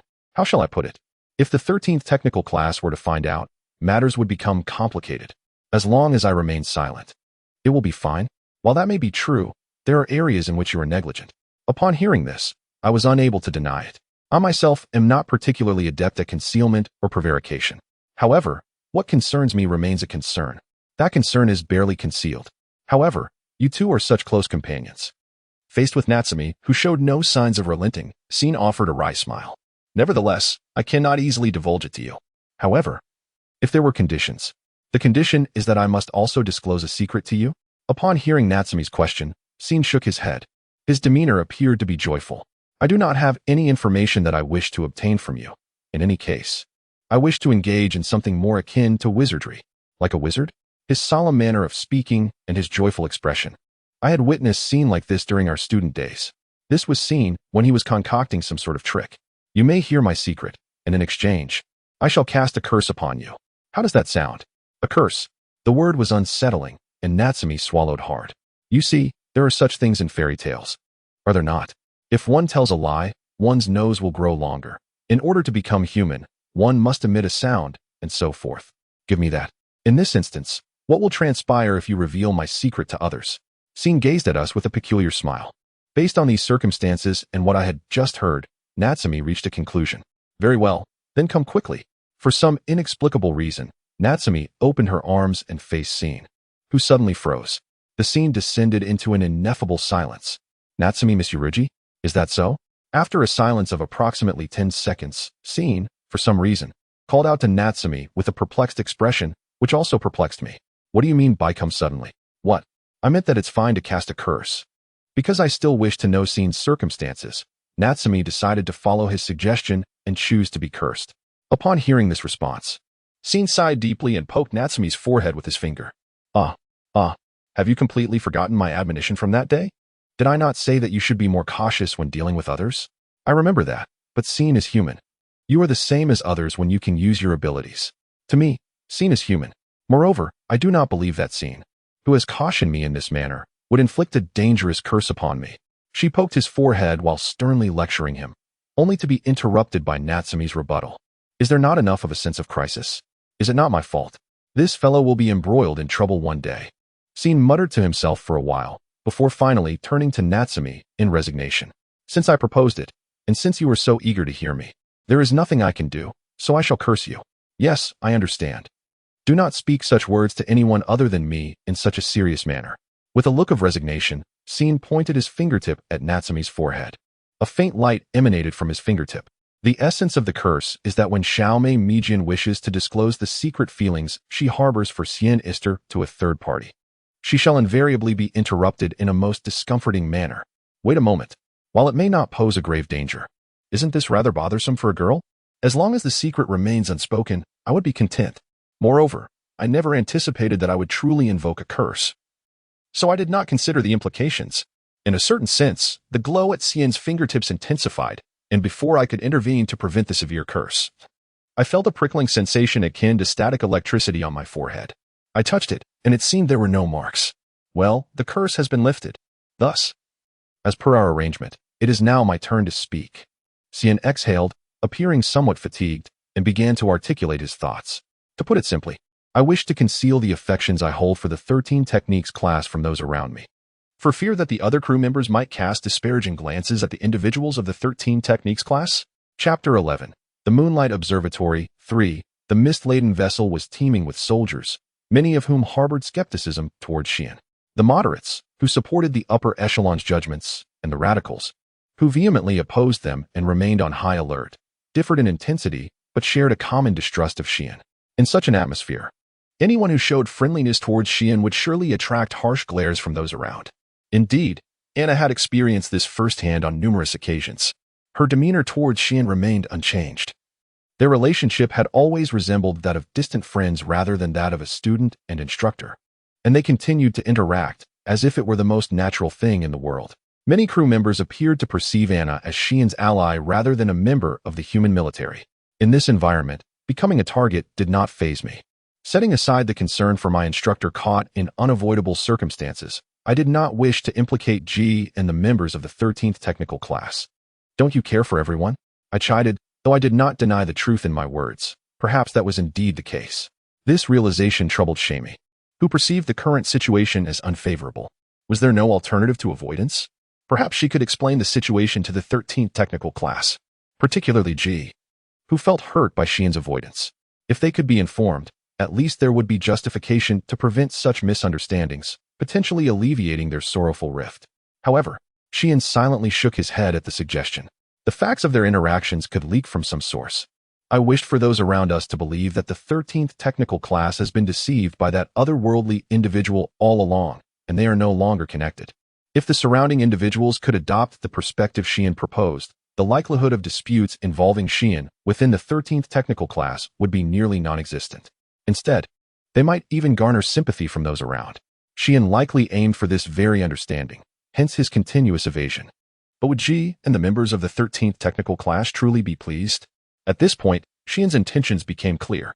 He sought to protect the 13th technical class from unnecessary peril. Yet, this was ultimately Xian's perspective. Were the members of the so-called lost technical class merely individuals in need of protection? Surely, they would not be pleased by such treatment.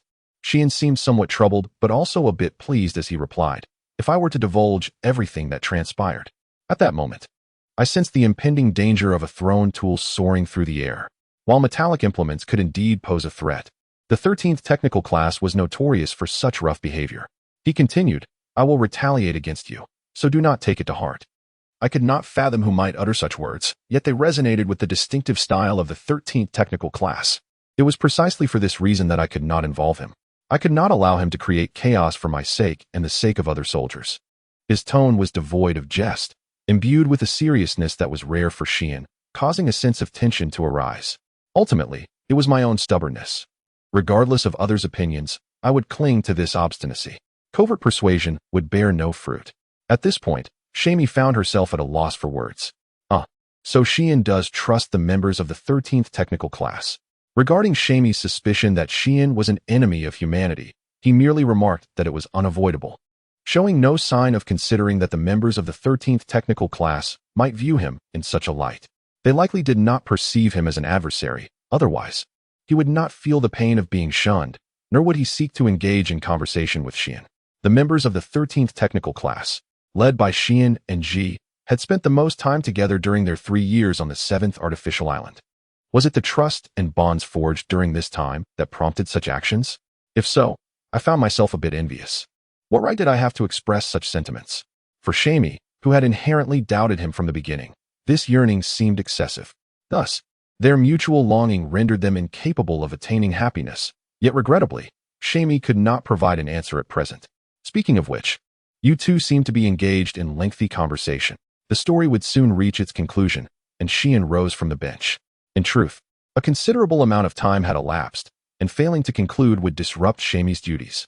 By the way, I just mentioned this. But you should also keep your distance from me.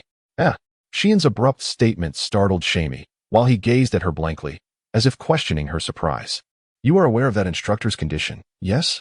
Therefore, you should understand that approaching me is perilous. Indeed, this was the case. Considering her personal safety, it was indeed unwise to draw near to Xian. Moreover, he appeared disinclined to involve Shamie in his affairs. Are you suggesting that someone like an older brother would be just fine? If someone like Halma harbored hostility toward Xian, he would not attract the disdain of other soldiers. At this juncture, I finally grasped the meaning behind Xian's words. However, this matter was entirely separate from Shamie's willingness. But it should be acceptable to converse in places like this or where there are no others around, right? No, clandestine meetings are the worst. An incident has already occurred. Such occurrences must not happen again. She decisively severed this line of thought, contemplating whether to enhance the driving technique. If I could not persuade Xian here, I might not have the opportunity to speak with him again. But how could I convince Xian? For Shamie, the mere desire to maintain communication with Xian was insufficient motivation. She would not be easily swayed by that alone. While she was acutely aware that none of the members of the 13th technical class were pleased, the distance maintained was evident. It seemed she disregarded their feelings and thoughts in an effort to mitigate the likelihood of danger. I suppose I would not mind if I were disliked. In that case, I must propose specific methods to alleviate Xian's concerns regarding potential dangers affecting Shamie. What I absolutely require is for no one to know that my relationship with Xian is exceptionally close. If there existed even a hint of awareness regarding the nature of Shamie's relationship with Xian, he would undoubtedly refuse to accept it. Conversely, if it could be asserted that no one was aware, then other details could be disregarded. Thus, what methods could be employed to establish a relationship without anyone knowing? At the very least, direct meetings were off the table, as Xian had just indicated. If that were the case, alternatives such as indirect communication might be considered, but excluding shipboard communications, personal mobile terminals were also likely subject to surveillance. At the very least, electronic communication methods were impractical. You are suggesting that if there existed a means of contact that others could not eavesdrop on or even be aware of its existence, that might be the only viable solution, but Shamie herself found it hard to believe such a convenient option existed. However, that is no longer something from comics or movies. Such convenience could not possibly manifest in reality, It could only exist within the realm of creative works.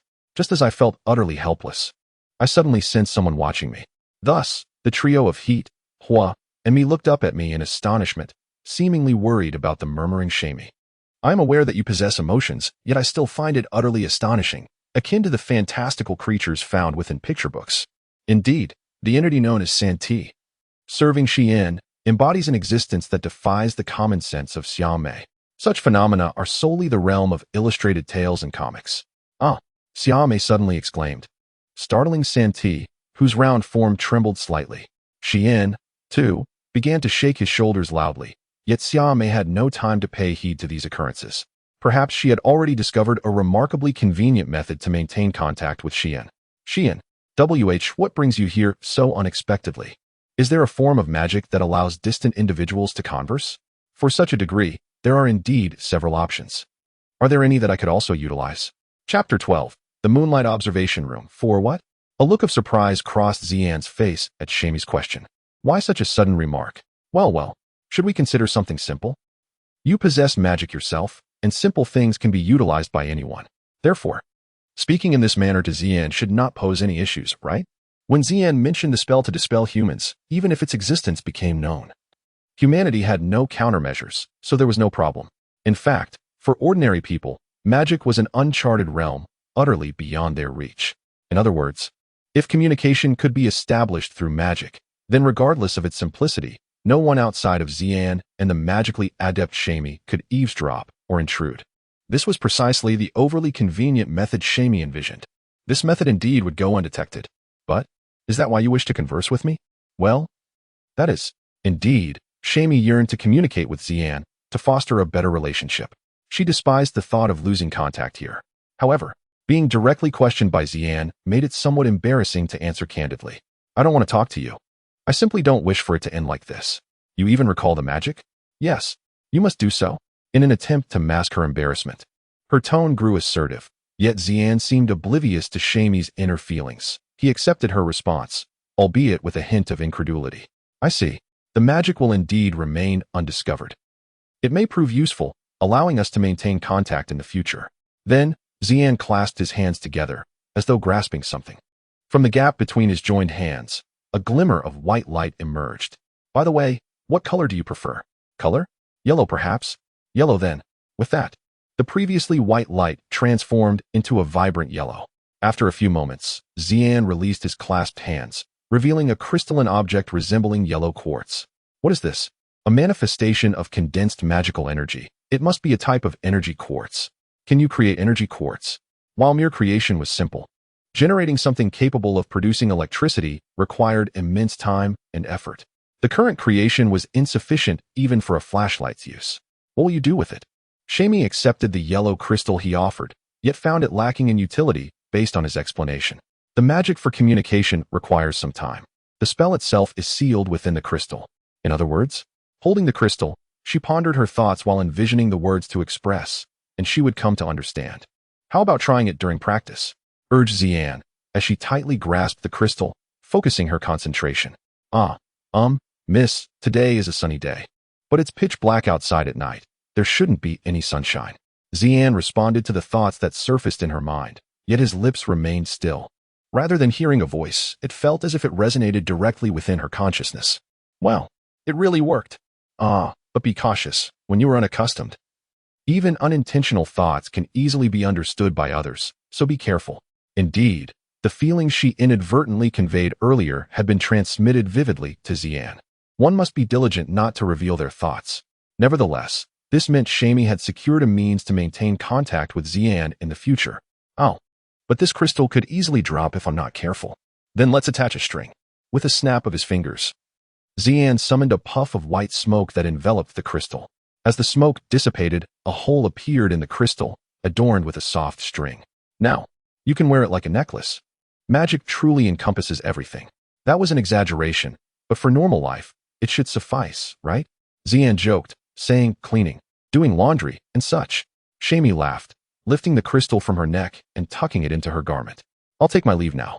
It would be troublesome if anyone saw us walking together. Indeed. And regarding the magical communication, I probably want to initiate it. You can do so when the time comes.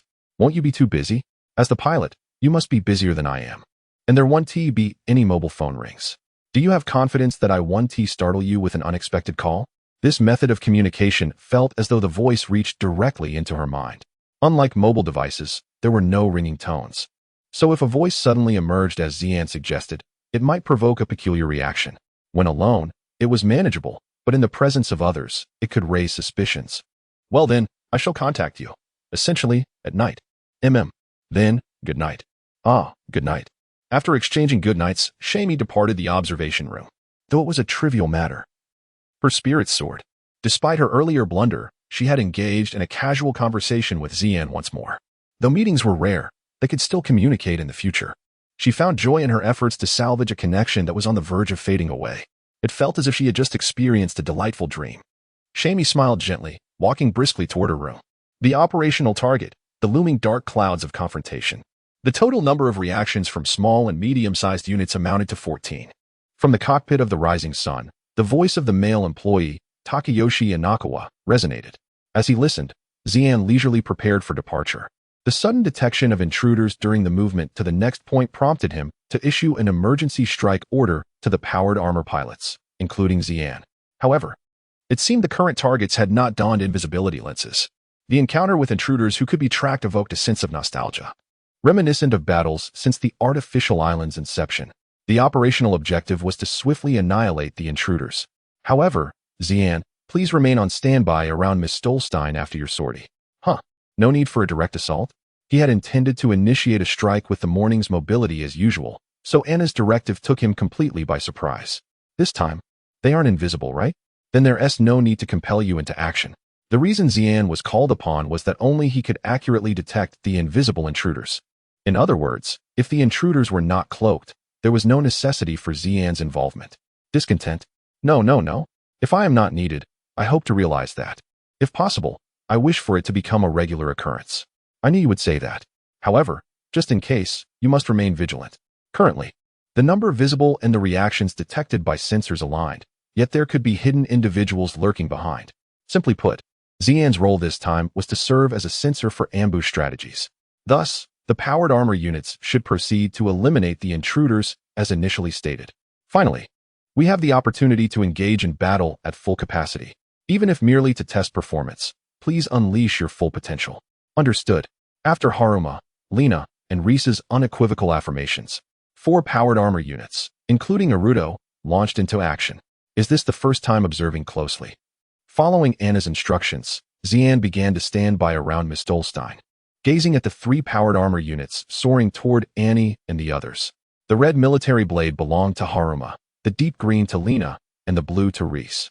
All were equipped with EC drive systems, just like the unit piloted by Xian. For Shuren, a technician and sorcerer, the hybrid EC drive-equipped combat armor, which incorporates human science and otherworldly abilities, is exceedingly intriguing, particularly with a lead included. However, thus far, he has found no opportunity to examine it closely. Should he be caught staring by Misty, he would undoubtedly be mistaken for a spy, causing quite a commotion. Furthermore, in order to avoid the 13th technical class, he finds it impossible to linger in the hangar. The basic shape resembles that of an assault unit. The differentiation seems to arise from the armaments and certain components. For instance, the propulsion system of the Asahi is larger than that of the other 3 units, yet its armament is relatively weak. This design reflects its development concept of high mobility disruption, but similarly, each of the other 3 units possesses its own unique characteristics. Chapter 13, Gilgrace 1. The 3 mechs charged directly towards the invaders, spewing flames and slowing down under sniper fire, while the sword-wielding mech, the katana, accelerated instead. The right arm of the katana gripped a blade, a magnificent sword forged from a special alloy, distinct from the optical equipment mounted on the alute. With unwavering resolve, the katana cleaved through the front line of invaders with elegance. Subsequently, it aimed its left arm at a more distant adversary, launching a razor-edged anchor that pierced through the invader's head. With minimal movement, it deftly evaded an attack from behind, swiftly turning to sever the assailant's head. Is he a samurai? The concept of the katana, as conveyed by Anna, was specialized for close-quarters combat. With agility second only to the alute and wielding the formidable physical sword, Ascalon, as its primary weapon, it was equipped with sharp anchors on both arms for specialized melee combat. However, the dazzling maneuvers exhibited were more a testament to Haruma's personal piloting skills than the mech's capabilities. Although sensors blared warnings, evading attacks from behind was no simple feat. Observing his audacity, Anna and the others heightened their vigilance, maintaining their distance while spreading around the katana. Suddenly, one of the mechs had its head blown off. It likely never realized its fate before it fell, and during that brief moment, another ghost met the same end. The culprit was the sniper positioned slightly behind the katana. This sniper, utilizing a magnetic railgun to launch projectiles, was specialized in precision shooting, further eliminating Anna and her comrades. Seated in the unyielding mech was the usually composed Reese, renowned since military school as a natural-born sniper. Even Shuren, who knew him well, felt a chill due to the stark contrast in demeanor. As the numbers of Anna's team dwindled under the merciless fire of the sniper and the katana's blade, those still standing sought to flee, but it was likely too late. "Haruma, fall back a bit," Lena calmly instructed over the comms. The katana responded immediately. Retreating slightly before the missile pods on the shoulders of the Brewster mech unleashed a barrage of missiles. The locked-on missiles pursued the fleeing invaders, and as they struck, a crimson inferno engulfed their bodies. Those who narrowly escaped the missile onslaught would find themselves consumed by the blinding flashes emitted from Brewster's heavy artillery, reduced to charred remnants upon impact. This month has indeed been remarkable. Having rarely witnessed such overwhelming firepower before, I involuntarily exclaimed. The blast is a mech that prioritizes high firepower, although its basic structure mirrors that of others. Its broad outline is significantly bulkier due to the reinforced equipment on its waist and shoulders. Notably, the missile pods on its shoulders and the massive weapon, Prometheus, which requires 2 hands to wield, stand out. Additionally, it boasts 2 Gatling guns on its waist and missile pods on its feet, resembling an arsenal. So far, the 3 mechs that had been relatively inactive were now undeniably impressive in their latest capabilities. Coupled with the finest pilots from this year's recruits, their combat effectiveness could easily result in annihilation if fortune favored them. However, the optical weaponry on board the EC drive-equipped mechs was lacking. Theoretically, it should function as a perpetual motion machine with limitless energy, highlighting the advantages of e-commerce propulsion. To fully leverage this potential, emphasis should be placed on optical weaponry. However, the primary armaments of the katana and the sniper were not optical in nature. Only Asano's lack of physical weaponry raised concerns. "We have confirmed your annihilation." Shuren's contemplative thoughts were interrupted by Huang Yang's report. "The 3 of you have worked hard. What about Anna's luck?" "Ah, no. There's been no movement. So she shouldn't be hiding nearby." "All right, the operation ends here. All personnel, return to the ship promptly." With orders given, there could be no further delays. Setting aside his earlier concerns, Shuren hurried back to the mist fog hangar. After the sortie concluded, Haruma dismounted from the katana and immediately turned his gaze toward Asahi. Unlike Halma and the others who had engaged Anna, Shuren, piloting the Alut, was first to return to the ship. Members of the 13th Technical Division were already on site. And soon, Haruma's gaze met that of Robin, one of them.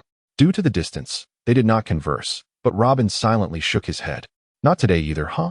Lena, standing beside Haruma, seemed to sense the situation and spoke with concern. Reese, positioned behind them, wore a complex expression. The members of the 13th Technical Division, busy attending to the returning mechs, appeared eager to seize an opportunity to capture Shuren, but once again, it seemed he had slipped away. If they could not apprehend him before or after the sortie, they would have to seek another chance. However, the 13th Technical Division was primarily occupied and could hardly leave the hangar. For that reason, they hoped Haruma, who was not part of the 13th, could assist. This request was made by Robin and Linley, leaders of the 13th Technical Division, to Haruma. Thus, Haruma shared this matter with Lena, Reese, and Shamie, enlisting their help. Aside from Shamie, who held the role of helmsman, in reality, it would be challenging without collaboration. Halma was well aware that should Shuren become their adversary, he would prove to be a troublesome opponent. Though he typically lacked motivation and less engaged in matters of interest, Shuren's prowess was undeniable. During their time at military school, Haruma and the others had witnessed firsthand the incidents he caused, leaving a lasting impression. Moreover, when dealing with the phenomenon of supernatural abilities, which was an unfamiliar territory for Haruma and his companions, it was likely that larger invaders would be easier to manage. Given that Shuren was deliberately evading the 13th Technical Division, conventional methods would be futile. If they genuinely wished to take action, they would need to devise appropriate countermeasures. "Huh? What's wrong with you all?" Suddenly, a voice came from behind Halma, who was contemplating how to capture Shuren. Turning around, they They found a friendly-looking youth watching the three of them. It's too dangerous to stand here. The older members of the 13th Technical Division are quite impulsive. Haruma had grown accustomed to his playful demeanor since their time at military school, and at first glance, he seemed the same as before. Yet, it was likely not the case. The individual before them was a proud friend of Shuren, probably more concerned about Shuren's evasion than anyone from the 13th Technical Division. Apologies. Am I interrupting your maintenance? No, it's fine. But if this continues, we will indeed get scolded. Upon hearing Reese's inquiry, Gil approached, lowering his voice to remind Reese to be cautious. Indeed, it was quite disruptive for Haruma and his companions to be huddled together in the center of the hangar after the sortie, seemingly in a state of panic. In fact, several individuals glanced their way. Upon returning to the ship, Anna mentioned that they could rest immediately, implying subsequent free time, but also cautioned against disrupting the work of others. However, Haruma felt somewhat concerned. That's excessive. Could you spare a moment to say a few words to him? Haruma's sudden request seemed to surprise Yoshi. Nevertheless, as they received instructions to take a meal break, the four decided to head directly to the cafeteria. The cafeteria within the mist was quite spacious. Considering the prolonged period spent on board by the crew, the sense of confinement was deliberately minimized in its design. In particular, facilities such as the cafeteria and the observation lounge, intended for recuperation, were designed to be expansive and aesthetically pleasing, all while remaining within the bounds of not impeding military operations. Chapter 14, Gilgrace 2, as a brief aside. This restaurant has enriched its menu to a level unimaginable on a warship, allowing the crew to experience a semblance of normalcy in their lives, which is one of its distinguishing features. Haruma ordered a grilled fish set, Lena chose French bread and soup, Reese opted for creamy pasta, and Gil requested an assortment of sandwiches. The four of them placed their orders and settled around a suitably round table. What brings you to Haruma? He inquired casually, a sandwich in hand. Though the question was rather direct, it matched his straightforward and sincere nature, given that language and demeanor typically lack hidden meanings. I felt at ease in my response. Mr. Robin has tasked us with ensuring that Kian does not escape from the members of Class 13. You are aware of this, right? Ah, yes. I believe Senior Rubin mentioned something along those lines. Her vague reply left Haruma feeling somewhat awkward. Lena and Reese appeared similarly uncomfortable, and the three exchanged subtle glances. Does Gil not wish to speak with Kian? The members of Class 13 had approached Haruma and the others for the purpose of conversing with Kian. As the one closest to Kian in that class, Gil indeed wished to speak with him, yet his current demeanor suggested otherwise.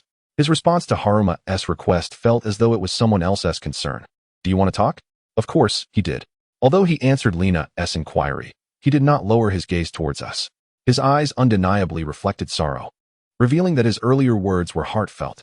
However, it seemed somewhat forced to press him to speak. Forced? Is there something wrong? That guy is rather awkward. Iasantihi?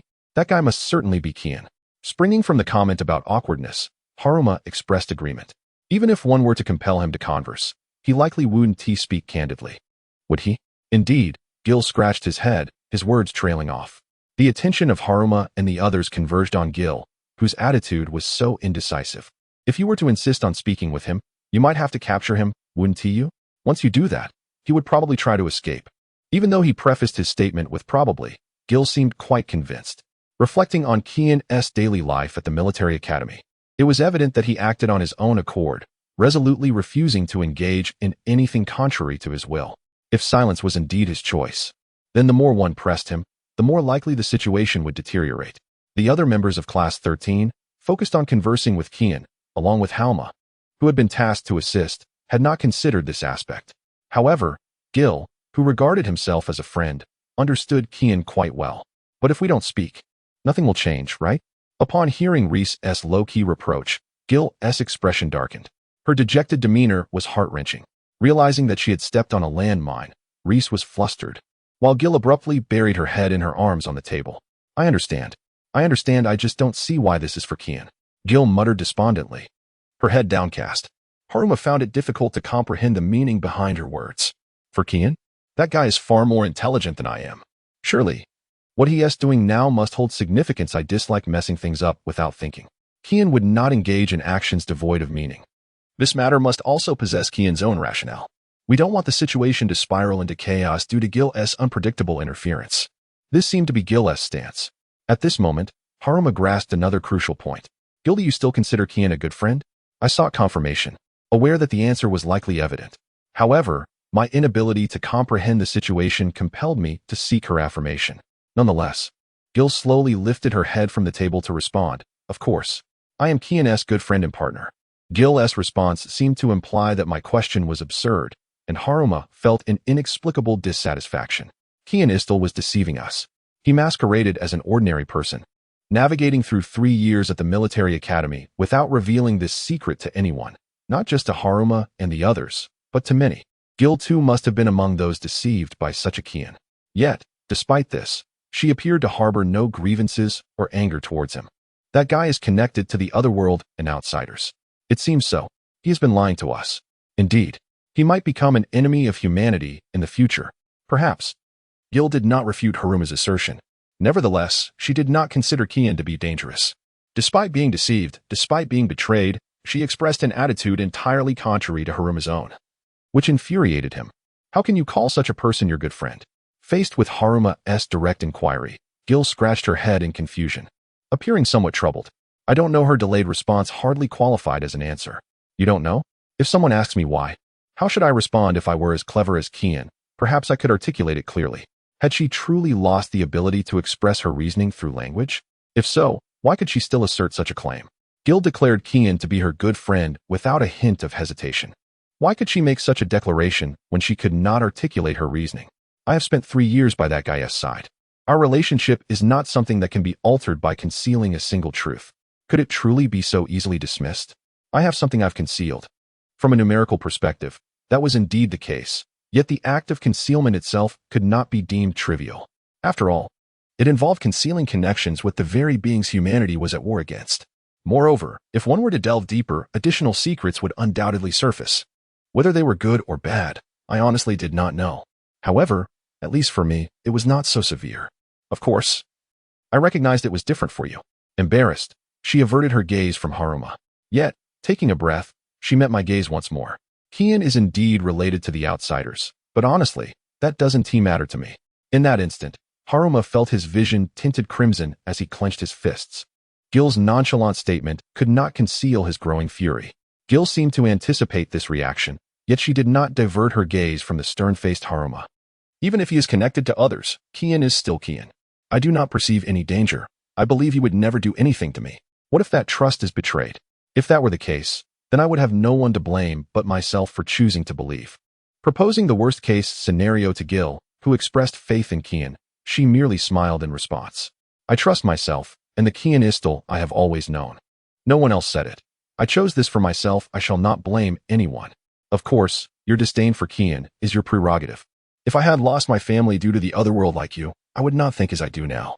Even so, she firmly asserted her belief that Kian was her good friend. Haruma comprehended that, regarding their perspectives on Xian, his and Ji's opinions would forever remain parallel. Thus, has the story reached its conclusion? I have inquired all that I wish to know. Very well then. Ji promptly consumed the remaining sandwiches with great relish, politely clasping his hands together to declare, I am satiated. Though our opinions may diverge, I harbor no animosity towards you. Should you feel unwell or require assistance, do not hesitate to consult me. With that, Ji exited the dining hall. In comparison to that fellow, I feel more akin to a child. Despite my inherently simple nature, I have consistently refrained from hesitation or raising my voice. Haruma effortlessly cast a hostile gaze upon him. If one were to label someone as a child, it would undoubtedly be Haruma. Upon realizing this, an overwhelming sense of defeat washed over me. Chapter 15. Doubt and temptation. After Ji departed, the trio was enveloped in an indescribable silence. What was the reality of the situation? Unable to endure the quiet, one of them voiced a question. Chuanma and Reese exchanged glances, contemplating the meaning behind Lena's ambiguous statement. Was Shuren an adversary or an ally? Chuanma found himself at a loss for an answer, and Reese shared his uncertainty, as did Lena, who had posed the question. From Halma's perspective, Shuren was undoubtedly a perilous figure for humanity. Throughout his 3 years at the military academy, he had concealed his true identity from the world. His current demeanor suggested a reluctance to divulge any information regarding the otherworld or anything beyond. During battles, he disregarded our commands and combat tactics. Most troubling was his apparent ignorance of Chuanma's deep-seated animosity towards the otherworld, all while maintaining a facade of camaraderie. While personal sentiments could not be entirely dismissed, It was objectively challenging to place trust in him as a comrade in the human army. Yet, it remained a fact that there was no conclusive evidence to label him an enemy of humanity. Thus far, Shuren's actions had not been overtly antagonistic toward humankind. On the seventh artificial island, it was his strength that safeguarded countless lives. Furthermore, under the current orders of the human army, although somewhat lackadaisical, he executed his duties competently. Undoubtedly, any actions detrimental to the human military would be deemed unacceptable. In summary, there existed no definitive factor to distinguish friend from foe. Lena, the most contemplative among the three, was capable of thinking without being swayed by emotion when necessary. If she could not provide an answer, it was unlikely that Chuanma, who harbored resentment towards the otherworld, or Reese, who was somewhat naive for a soldier, could either. No one spoke, and silence once again enveloped them. It was not any of the three who broke this silence, but rather a newcomer. Is it all right if I interrupt? They turned to see a young man in military attire standing before them. He was a recent graduate of the military academy, having trained alongside Chuanma and the others. Though their relationship was not particularly close, they had shared casual greetings and conversations during their time at school. It's been a while. I see you're aboard this ship as well. The young man responded to Reese with a wry smile. Though I can't claim to be part of the elite mobile armor unit like you. His light-hearted demeanor reflected his penchant for casual banter, devoid of any deeper significance. Even for a specially trained graduate, transitioning to real combat with mobile armor was daunting. For him, this level of engagement was more fitting to his character. Haha. Indeed, we never anticipated becoming test pilots for new models. As Reese mentioned, although they had heard beforehand that he would be serving as a pilot on a new battleship, they had not expected it to be a prototype. Regardless of their excellent academic performance, Chuanma and his companions were still mere recruits. It was common for such graduates to be assigned to widely deployed models, and even the professors at the military academy had begun to discuss such matters. However, upon closer inspection, it became clear that the selection criteria for the crew and pilots of the EC drive-equipped machines, including the Mist, likely had special standards. And Chuanma's selection might have been influenced by this. That's of no concern. I came to discuss something serious. His expression suddenly shifted to one of tension, causing Chuanma and the others to stiffen as well. What do you think of Shuren Ister? The earlier topic was revisited, and the three exchanged glances. To be honest, I cannot make a judgment. Whether to consider him an enemy or a friend, there is no decisive evidence. In response to Lena's calm reply, Halma and Reese nodded in agreement. I see. There truly is no material to form a judgment. After hearing Lena's words, he nodded in realization and continued. However, if we remain passive, what if something irreversible occurs? What do you mean? You're right. If we disregard that creature due to a lack of evidence, and it prepares something dangerous in the meantime, that would be a catastrophe. Shuren is neither an enemy nor a friend. In other words, he is quite possibly an adversary. If Shuren is indeed an enemy of humanity, the current situation is exceedingly perilous. He has infiltrated the human military as an ally, although not deeply embedded. It is certain that he can exert significant influence within the new vessel. Moreover, what could this unknown power do? Even the human military has yet to fully grasp it, making it difficult for Chuanma and his companions to predict his actions. This realization instilled a sense of fear in them. However, Shuren has already engaged in negotiations with the higher-ups and established a cooperative relationship. Surely, the upper echelon must not overlook the associated risks. Indeed, I do not believe that Commander Gold and Captain Akito Mikan have overlooked this aspect. But he is a monster, is he not? The extraordinary powers of the other world are troublesome to contend with, regardless of who faces them. There is a possibility of mental manipulation. His counterargument to Reese's viewpoint sounded somewhat perplexing, yet one could not outright dismiss its plausibility. Regardless, Halma was aware of Shuren's ability to transform into a cat and his defiance of gravity. If one were to inquire about the potential for mental control, he would posit that it was indeed possible. If the other party were human, one could observe the situation without concern for whether they were an enemy or an ally.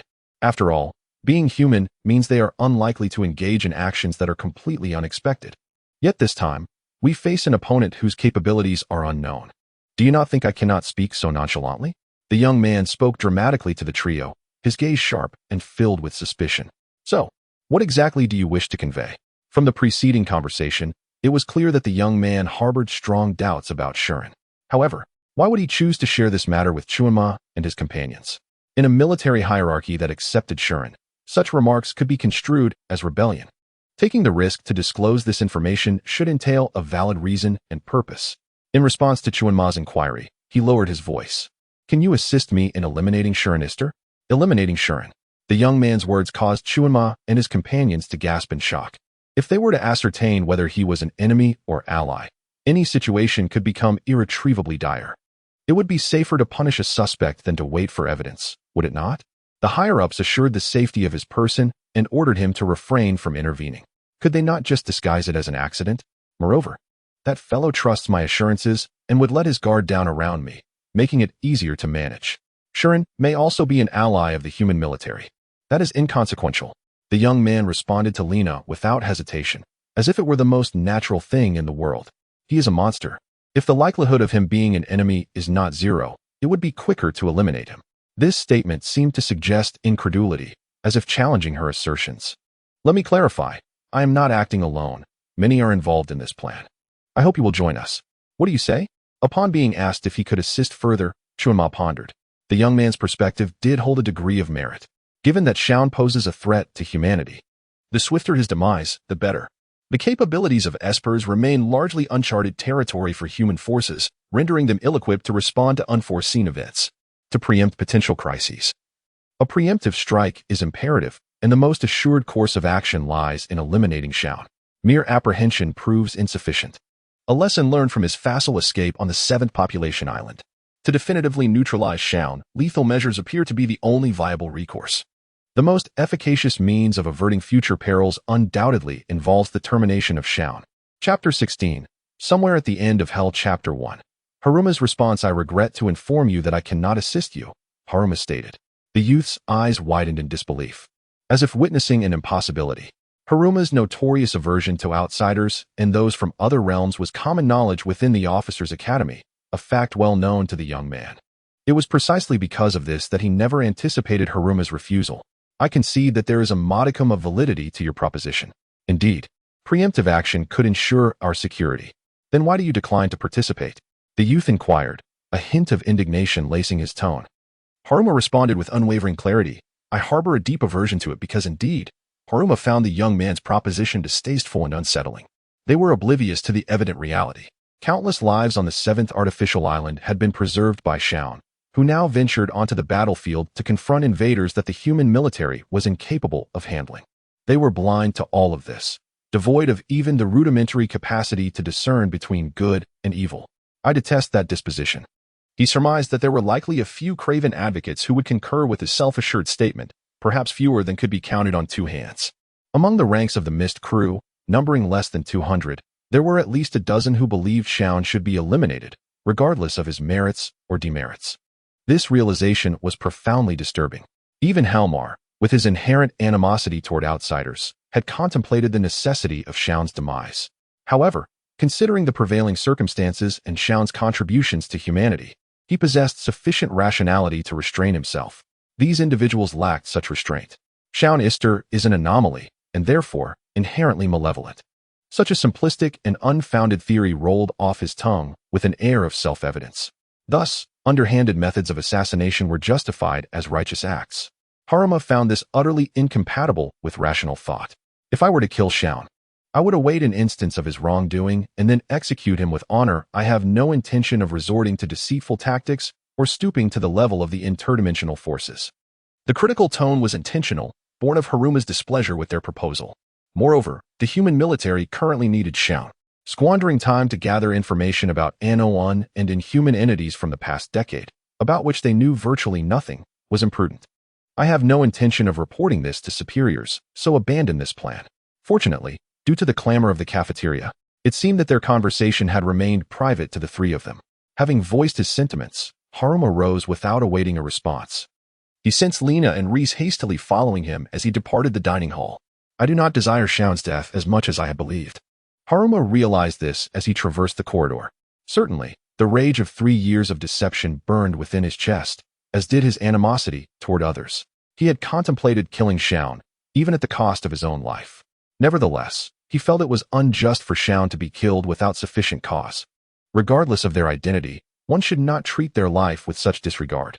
The fact that these thoughts originated from within himself, rather than being imposed by others, brought Haruma a measure of solace. It's sweltering. Crimson flames raged against the night sky. The remnants of structures collapsed with crackling sounds. Smoke and heat permeated the surroundings, threatening to suffocate. Was this not that place? The nightmarish realm he had once witnessed, devoid of any semblance of reality. Yet, unlike that place, where the scenery shifted with every turn, this was a peculiar world. The vista was expansive, with few buildings. Had it not been engulfed in flames, it would have been a tranquil rural landscape. Indeed, this was such a place, yes. Hearing her gleeful voice, he turned to see Jian perched atop the rubble, gazing at him with a smile. Why are you here? There's nothing peculiar about it. Given our contract, we can infiltrate each other's consciousness. Whether one can enter, I believe, is a matter of your will. Heh. Faced with Xiao's frigid gaze, Jian chuckled dismissively. Xiao reaffirmed that nothing could be gained from conversing with this demon. However, if this entity cannot enter, is that dream truly unique? Jian was unaware of the lunar society guided by that woman. Come to think of it, Jian had mentioned that Xiao's consciousness had traveled elsewhere. If one possessed the power of the arcane, entering dreams should not be inherently difficult. Yet, among the magic Xiao was familiar with, none resembled the summoning of an individual with no particular connection, as in the case of the contract. It seemed unlikely that those from that place were involved. As Xiao pondered the enigmatic woman, he noticed someone casting an amused glance in his direction. What is it? Oh, nothing. I just thought I caught a glimpse of you. With that, Jian rose, smiling gleefully, and spread his arms theatrically. Truly remarkable, are you not savoring this hellish scene? I had assumed you were a fearless urchin. But now I comprehend. With the fiery world as a backdrop, his smiling visage was both incongruous and unsettling, as if he were the very embodiment of a demon.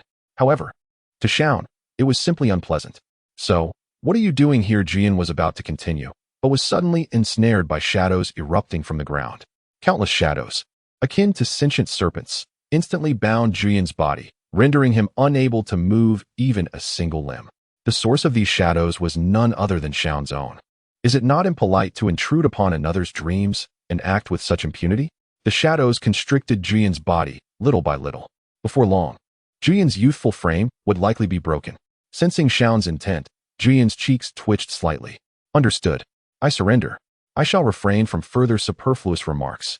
For the time being, he was intrigued by those words, which clearly held deeper meaning, but he felt that pursuing them would only lead him astray. In the end, he decided that it was too troublesome to waste more time and release the shadows binding Jian. Oh, are you not adorable? Will you not be garrulous? I shall not. The moment he released the restraints, that was all he said. Seeing his demeanor, he couldn't help but wonder if he should have retreated in that manner. After all, this was a dream, and even if he felt pain, he would not die. Hey, are you not contemplating something perilous? Whether it be snapping my neck or incinerating me with shadows, I dare not. Jian exclaimed with a grave expression, before flashing a mischievous grin. However, you certainly possess experience in killing, do you not? To Jian's abrupt remark, Xiao merely responded with a piercing glare. His silence conveyed everything, a tacit admission. How forthright. Well, I surmised as much from your familiar manner of killing, whether it be humans or others. It could not have been just one or two, could it? Let your imagination run wild. This demon's intuition seemed sharper than Xiao had anticipated, and his intellect was formidable. It was best to refrain from superfluous remarks. What does it matter? What does it matter how many one is slain? Since you are my master, nothing less than such a butcher would suffice. I have stated before, I dislike being told that we are well suited for each other. How impressive. Jian chuckled dryly, as if unconcerned by the insult. Well, I am somewhat relieved. Relieved? What if young Master Xian is too naive to eliminate his enemies? You floated lightly in place, moving with a gravity-defying grace to face Xian directly. Ordinarily, her gaze would rest near his waist, but now, suspended in the air, her eyes met his. Although no one was present to hear, she lowered her voice to a whisper. There seems to be a scent aboard the ship, a terrifying aroma that I find oddly appealing. If you were to perish, it would be troublesome. I had intended to offer you a word of caution. It appears you possess sufficient courage to carry out the act. In an instant, Zhu Yu vanished like a fleeting sunset. The silence suggested she had completely departed from this dream. The resolve to take a life? A hell enveloped in an unquenchable flame. Xian murmured softly from the center. Such a notion, it is of no consequence if one cannot possess it throughout a lifetime. A feeble sound, easily extinguished by the gentlest of breezes, unknown even to Zhu Yu. The dawn arrived early for the human army engineers stationed at the hangar. Robin Forrest yawned deeply. recalling a phrase he'd once overheard. In the 13th Technical Squad, the distinction between morning and midday was negligible. While the 13th Technical Squad was renowned for its capabilities, it was equally infamous for attracting eccentric individuals and technicians with compelling reasons to join. Perhaps due to this reputation, they consistently faced understaffing issues compared to other technical teams. Despite repeated requests to military personnel for reinforcements, their notoriety deterred potential recruits. Nevertheless, the arrival of Shin and Gil, two promising newcomers, had been a source of optimism. Though Shin's magical abilities prevented his participation, and Gil's current state was precarious. Given the close-knit nature of the understaffed 13th Technical Squad, many members were concerned about Shin. Not just Gil. Outsiders were likely unaware that Shin and Gil had been affiliated with the 13th Technical Squad since their student days as interns, fostering a strong sense of affection among the team members. The D'Artagnan Military Academy's technical program emphasized practical skills, with students beginning internships in technical teams as early as September of their first year.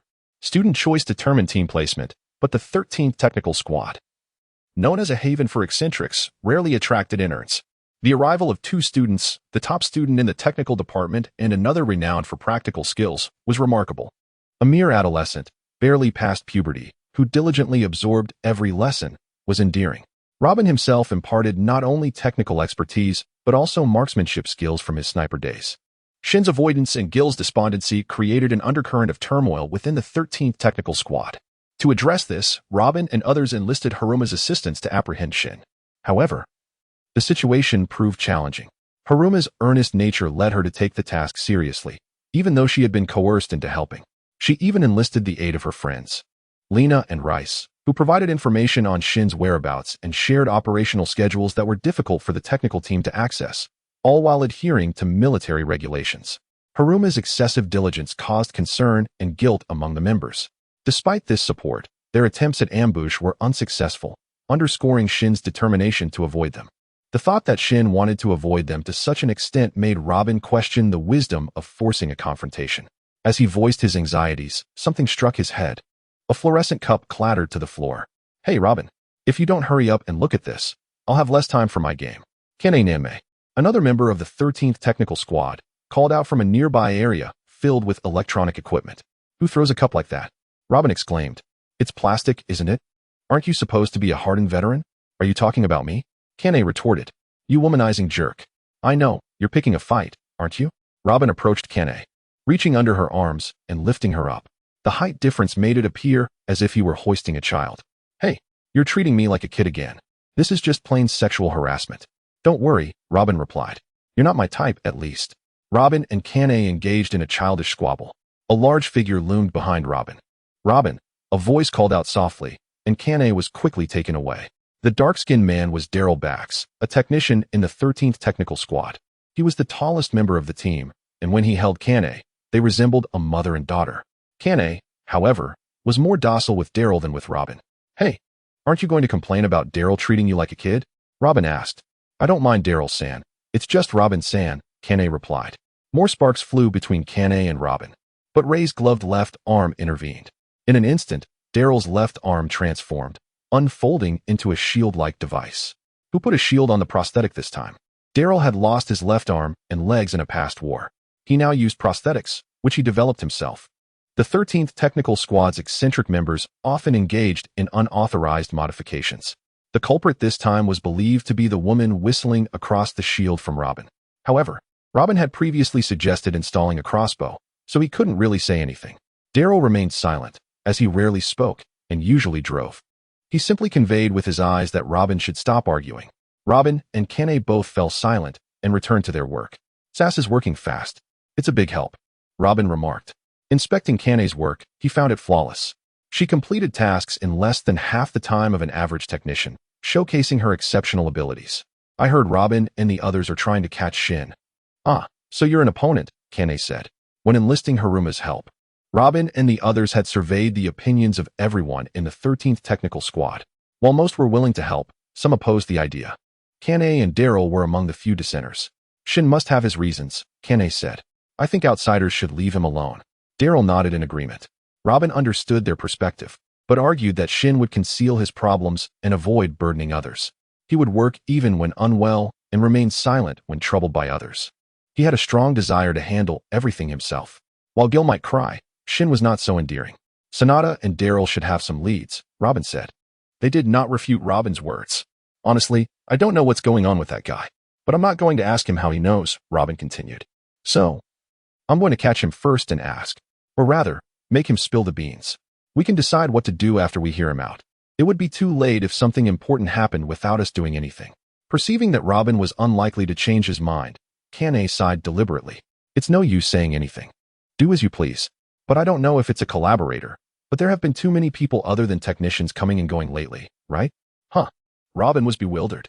So recently, people from outside the technical team have been coming to the hangar a lot, which is bothering me because I have network problems, Kane explained. No, I don't know. Robin was clueless. What? What's going on with those people? Let me explain, someone said. Aside from the technical team, there are merely 3 assistants, including Haruka. So, who is the outsider that Meow discovered? The cramped quarters of the ship and the lofty skies create a yearning for the openness of the hangar, a sentiment that is not entirely unfathomable. Is that truly the case? This is my first time aboard a warship, and for some reason, I feel a sense of bewilderment. Daryl, remaining silent, displayed an expression of incredulity, suggesting he was at a loss for understanding. Excuse me, Mr. Daryl? The vice squad leader, Chien, called out from a distance. Daryl nodded in acknowledgement and made his way towards her. Ultimately, if we encounter anyone besides Haruka next time, it would be prudent to ask them to leave. Indeed, the presence of individuals unrelated to engineering wandering about the hangar not only disrupts the transport of parts, but could also lead to accidents. In the future, it would be wise to remind him to exercise caution if such a situation arises. However, I cannot bring myself to converse with strangers. At that point, I will call Robin. This is something you can handle on your own, Miradyes. Thus, the bell signaling the end of their quarrel rang out, reminiscent of a primary school bell. Chapter 18, Forced Count. Shaun, is everything all right? Before heading to the 5th location, while convening in Miss Utolstein's briefing room, Anna noticed Shaun and asked with concern. Well, I wasn't exactly dozing off. If he were napping, I wouldn't have been so gentle in waking him, I retorted, only to receive a cold response. Ah, this guy's always getting the short end of the stick. Shaun immediately caught on. Just preoccupied with some thoughts. Just sharing my thoughts, I said, as Misty cast a dubious glance my way. It seems the incessant nagging from Akira has finally had an effect, as she's no longer prone to biting. The source of the suspicious aura. Could it be? Since I had already discerned the hostility before sensing the aura, Julian didn't bother to offer a warning. Julian doesn't seem to be referring to Misty. In that case, it must be someone else. The sheer number of individuals within the human army harboring ill feelings towards Shaun is staggering. Even contemplating it is a nuisance. Or perhaps Julian is aware of this, and his warning is half-hearted teasing. Don't overthink it. Shaun isn't a fool, so he often deploys a magical defense to shield himself.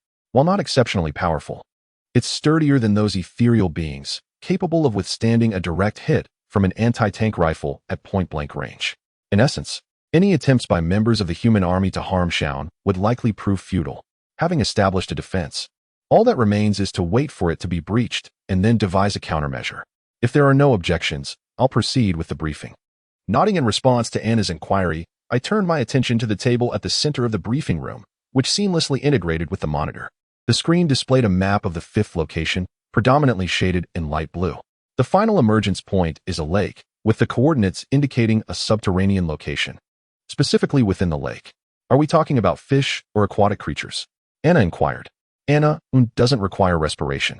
Consequently, even intruders resembling wolves or birds can operate underwater. Lacking intelligence but unlikely to venture into environments they're ill-suited for. Given that it's appearing in a lake, it's likely a species that specializes in aquatic activities. Since it hasn't been confirmed, it's impossible to say for certain, but it's probable. However, there have been instances of apparitions with cloaking abilities suddenly appearing, so it's possible that it's a new type of phantom altogether. Akito, ever vigilant, calmly echoed Anna's concerns, and Shaun nodded in agreement. Indeed, the recent movements of the intruders, from Shaun's informed perspective, have been somewhat peculiar. It's imperative to constantly consider past precedents and the potential for novel entities that even Shaun's knowledge cannot predict. According to the operational plan, Assault will take the lead, conducting reconnaissance to ascertain any anomalies. If any are detected, they will be immediately neutralized, Otherwise, the surrounding area will be investigated. That's feasible, assuming we're fortunate enough to find it in the water. Shallow seas armaments aren't particularly suited for aquatic combat. The Asahi's main body has been hermetically sealed to ensure underwater maneuverability, but the optical system's performance in water is abysmal. Both Abbott's Late Schneider and the Dragon Sword are optical weapons, making them highly unsuitable. Typically, dedicated armaments or ballistic weapons are employed for underwater or surface engagements with intruders. But Shaun isn't privy to the extent of such preparations on this vessel. I entrusted this preparation to you beforehand. If we sortie with additional armaments, there's no need to tinker with shallow sea itself, so no one will object. Come to think of it, the test units are off limits for anything beyond minimal repairs, aren't they? How foolish of me. I'm being sincere. Anna expressed her discontent with the upper echelon's shortcomings, conveying a sense of helplessness in her position. Chief of Staff Rastel, isn't your attitude towards your superiors rather insolent? Thanks to those higher-ups, no one but Shaun can react appropriately. And the 3 mobile armor troopers are exposed to danger without sensors. Isn't it disrespectful not to negotiate directly? Honestly, Anna's response to Misty, who had caught up, was still amicable, but the intrusion of a third voice caused Shaun to freeze. The addition of another person in the conversation was inconsequential, but not to Shaun. If possible, this was someone he'd rather avoid meeting. Sorry to keep you waiting, Squad Leader Kuroiwa. Is that so? Apologies for my tardiness. Jinzo Kuroiwa is the squad leader of the 13th Technical Squad. In other words, one of the individuals Shaun is desperately trying to evade. Moreover, he's a renowned hothead among the human army's technicians. Isn't this the guy who throws tantrums? The old-fashioned and stubbornly rigid Jinzo. Feeling slighted by Shaun's sudden and inexplicable distancing after a long period of care, is bound to be incensed. And the Shaun he knows is a man who doesn't hesitate to express his anger, even during meetings. Although he's currently addressing Anna, it wouldn't be surprising if he suddenly erupted at Shaun the next moment. Though not outwardly apparent, Shaun was inwardly trembling. But unexpectedly, Jinzo didn't say anything to Shaun and instead began explaining the operational plan. Assault itself is capable of underwater operation, but it's not specifically designed for underwater combat. To enable the firing of live ammunition on the water's surface, we've prepared sniper rifles. Shaun's marksmanship is subpar. Can you keep up? I'll equip the rifles with aiming correction modules. While it won't guarantee a hit, it'll help even if it's only a little bit. Though I'm being treated like an idiot. I can't interject. If I were to carelessly interrupt, Jinzo's attention would shift to me. In any case, I'm grateful for the assistance of the rifles. Moreover, since only the rifle side needs modification, the Asahi itself doesn't need to be altered, so there's no need to worry about objections from above. If such measures could be implemented on a larger scale, even individuals with cloaking abilities could be tracked, besides Shaun. How long will the preparations take? The preparations are already complete. All that remains is for Alert to carry the rifles out during the sortie. That's a great help. Akira's confirmation prompted a smooth response from Jinzo. The speed of his work is truly admirable. Akito nodded in response to his reply, cleared his throat, and turned his gaze to Shaun. Then, we'll proceed to the destination at the current pace and commence the operation upon arrival. Departing from our current location, it shouldn't take more than 2 hours. Ishtar. Begin preparations immediately. Yes, sir. It's fortunate that Akira instructed me to act immediately here, as there's a possibility of being apprehended by Jinta upon the conclusion of the meeting. It's best to swiftly depart under the pretext of Akito's orders. Darting out of the briefing room, I briskly walked down the corridor at a pace that wouldn't arouse suspicion. It doesn't seem like Jinzo is in pursuit. With a sigh of relief, Shaun continued onward, but just as he passed in front of a certain cabin, the door slid open. Hearing the sound of the door sliding, Shaun reflexively turned towards it, and his eyes met a large hand adorned with a glove. The outstretched hand firmly grasped Shaun's shoulder, forcefully pulling him into the room. Despite possessing magical abilities, the physically frail Shaun was effortlessly pulled inside and then pinned against a bed, presumably for napping, within the cabin. Though the room was dimly lit, he could still make out the face of the person pressing down on his shoulders. To Shaun, it was a familiar face, and he could roughly surmise the situation. Daryl, I implore you. Shuren, please do not act recklessly. It was not Daryl Bucks, the man with a hint of apology on his face, who restrained Shuren, but rather the gentle voice of Sini Kroiva, standing beside him, that issued the directive. Though it was not beyond Shuren's capability to shake him off, he bore no intention of causing harm to anyone in Class 13. I shall not flee, so might we abandon this posture? Shuren raised his hands in a gesture of surrender, exhaling deeply. Chapter 19. Severing longing, Xian was led into the ship's cabin by Daryl and Cece. But as long as she expressed her surrender, she would no longer be restrained or held down. Even the concerned glance from Daryl, who was worried about the pressure on her, made him feel a twinge of guilt. "Is there something wrong?" he asked. "You might want to inquire with the person coming in behind you." Cece offered a gentle smile, reminiscent of their school days. However, seeing such an expression did not soothe Xian. Instead, it filled her with trepidation. Cece's smile harbored no secrets, and she was not angry with Xian for her long evasion. She simply smiled. The issue lay with the individual she referred to as the person coming in behind. Although she hoped Xian would not come, the cabin door swung open, seemingly to thwart her wishes. "Oh, have you been caught?" The brash voice belonged to Jinzo Kuroimo. From what had just been said, it was evident that Daryl and Cece had planned to capture Xian all along.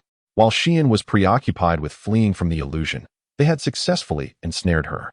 Their operation had succeeded. Xian was completely trapped. There must be a reason for this capture. The 13th skill class was inherently busier than the others.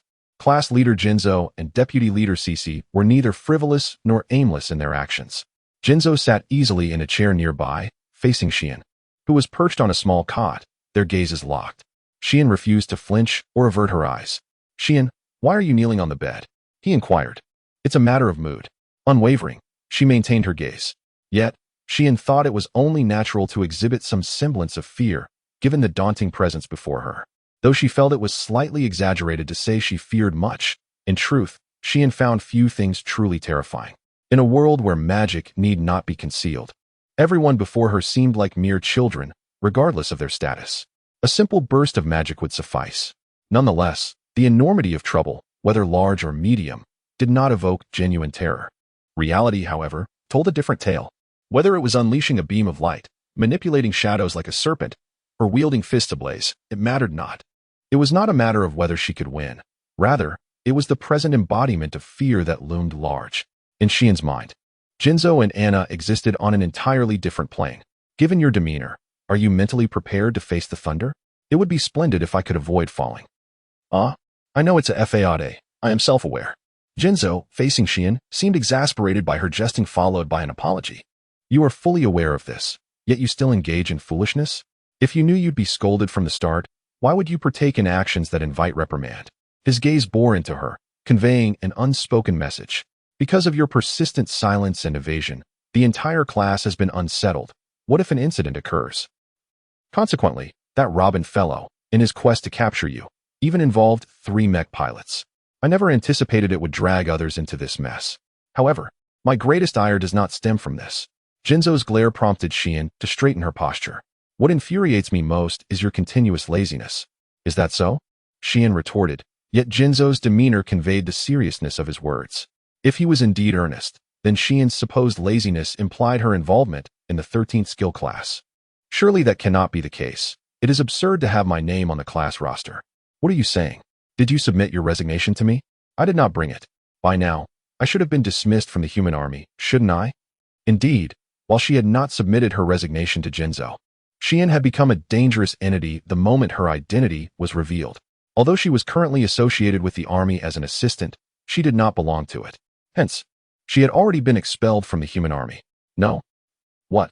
So that is why I have not been expelled from the school." Ha ha ha. While it seems implausible, Jinzo had no reason to lie in this instance. The question remained, how had this occurred? Usually, graduates of officer school must register numerous matters on their first day of work. I wanted you to start working diligently from day one. So I entrusted Jean to discreetly handle the paperwork for you and G. Are the military personnel unaware of my enlistment? Xian's head fell into her hands at this revelation. If it were a typical scenario, Xian's military enlistment, exposed on graduation day, would not exist. In that case, since no enlistment existed, there was no need for expulsion procedures. Perhaps this reasoning had led to the current circumstances. However, had Jinzo and the others reported this matter, she would have been expelled immediately. Thus, she had already committed a self-incriminating act by not doing so. "Thus, you are one of us." "No, I still find it unlikely." "Perhaps, despite possessing extraordinary abilities. You are skipping class. What manner of thought is that? Is that not something one should not easily overlook? What? Whether it be a mage or a monster. I am indifferent. To me, nothing surpasses the importance of a proud, unlikable new technician." With arms crossed, he leaned back, much like Anna had once said. He regarded Xian solely as Xian. I deemed this perspective quite rare. Yet why did it not evoke the same depth of emotion when Anna expressed it? I ask again. Why do you shirk your duties while making eye contact with those from the technical class? This inquiry, though somewhat strained and nearly threatening, startled Xian with its intensity. However, she took a deep breath, calming her racing heart. A multitude of unexpected events had transpired, leaving her flustered, but she could no longer afford such chaos. If it were a matter of manifesting reality, half-hearted language and demeanor would not suffice. Thus, Xian chose her words with care and spoke. It is a personal matter. Maintaining distance from the 13th skill class was the best answer for Xian. In disregarding their feelings and circumstances, this was merely Xian's selfish act, a purely personal sentiment. Therefore, further explanation was unnecessary. To avoid entangling those from the 13th skill class, Xian did not wish to evade them. Such information was superfluous. Thunder had become unavoidable. She would simply have to deal with it. Communicating nothing and merely avoiding the issue would lead to inevitable consequences. Xian ought to accept this reality. However, the subsequent events would be of a different nature. With a mere snap of her fingers, accompanied by a faint explosion, paper, pen, and an envelope appeared at her side. Then, with a gentle wave of her hand, the pen moved as if animated, swiftly inscribing words upon the paper and envelope. Thus, a simple resignation letter was completed. Resigning on the day of submission felt a tad excessive. She entrusted it to him. Jinzhou took the resignation letter from her hands with a roughness that betrayed his struggle to accept the situation. Yet, this was sufficient. The unexpected encounter might have gone unnoticed by anyone outside this immediate circle. In this manner, as long as everything is completely severed here and a distance is maintained from the source-like figures, Sean's objective will be fulfilled.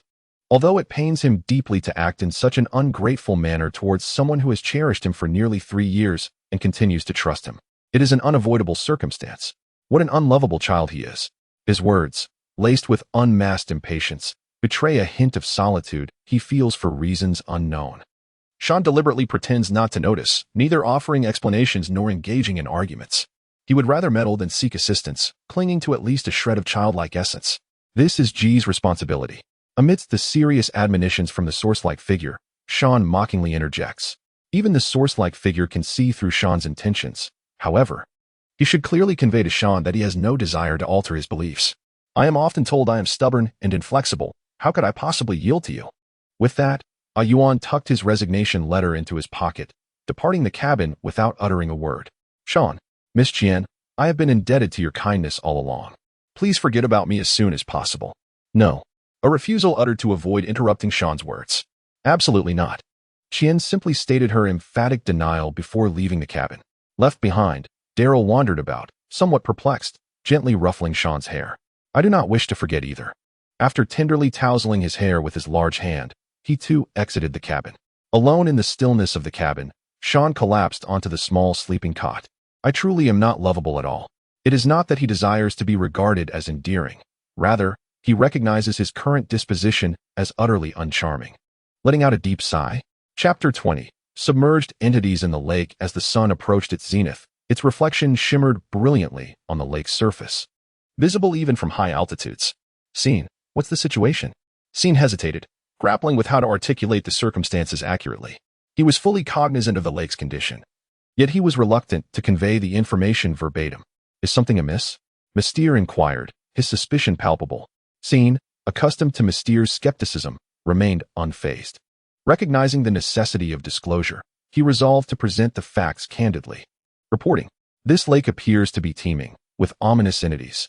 Before Anna and Mystere could respond, the lake erupted in a violent splash. A spectral figure ascended to the altitude of the morning's flight. It was a translucent, gelatinous entity akin to a slime, approximately 5 meters in size. A singular, eye-like feature in its center fixated on the aircraft, while appendages resembling arms lunged towards it. Do not evade. Composed, Morning erected a magical barrier, deflecting the entity. Devoid of vocal cords, it emitted no sound as it plummeted back into the lake. Several indistinct shapes stirred beneath the surface. The translucent nature of the entities rendered them barely discernible. Approximately 70 of them, lang of small and medium-sized creatures infest the lake. Unbelievable. It's reminiscent of the artificial island incident. Perhaps even more concentrated. Unlike the dispersed entities encountered on the 7th artificial island, Over 50 were now congregated within a single lake. The sheer density was overwhelming. Engage them for now. Retrieving a rifle designed for aquatic combat, Scene targeted a nearby shadow. The shot struck true, and the ephemeral entity dissipated instantly. Predictable accuracy, even without correction. Indeed, any shot directed at the lake's surface was likely to strike a target, so dense was the concentration of spectral entities. Chief of Staff, we're critically short on rifle rounds. Only 20 rounds were allocated, far less than Annie's initial projection. Expenditure of ammunition in this manner would prove futile. Submerging into that lake is preposterous. Dragon Sword is the only viable solution. Scene possessed the dragon bracelet as a contingency, enabling its use. However, expending such power on these entities would be inefficient. This lake is connected to multiple rivers, correct? 5 branches, if one includes the tributaries. A predicament. Indeed, a conundrum. Anna discerned Scene's apprehension merely through the confirmation of his words. Such intuitive understanding was the foundation of Scene's trust in her. Refrain from digressing. What precisely is the issue? Scene deliberately disregarded Mystere's interjection and addressed Aikido. Lightsword Captain, what is your assessment? Intuition suggested that Aikido would comprehend Scene and Anna's concerns without explicit explanation. The lake is river-connected, and the entities exhibit a predilection for aquatic environments. Therefore, their escape route would undoubtedly be the rivers. Aikido articulated his thoughts with fluency. He continued, his tone grave, downstream. They would directly infiltrate civilian areas. Aikido's statement was punctuated by the distant clamor of voices from a bridge. Rivers have long been the lifeblood of human civilization, fostering the growth of riverside communities. Even these unintelligent entities would recognize their disadvantage and seek refuge in their preferred domain. Such a scenario would have dire consequences for the unsuspecting inhabitants of downstream towns. Mistiltine is deployed, along with the remaining 3 mobile armors. The command issued by Shoko crackled through the comms. Evidently, Mystere recognized the gravity of the situation, hastily relaying instructions as the communication channel grew increasingly chaotic. Istel, your task is to maneuver discreetly, drawing the slime entities away. I implore you. Achieving 0 leakage with 4 mobile armors and a ship is a Herculean task. The annihilation of the slime entities is not a feat of strength. While sensors other than Scene struggle to track them, their individual power is inconsequential. The mobile armors, and particularly Mistiltine, possess overwhelming power. However, the paramount objective is complete eradication. Can we ensure that not a single one of these elusive, semi-transparent entities escapes into the water? It is not a matter of capability, but of necessity.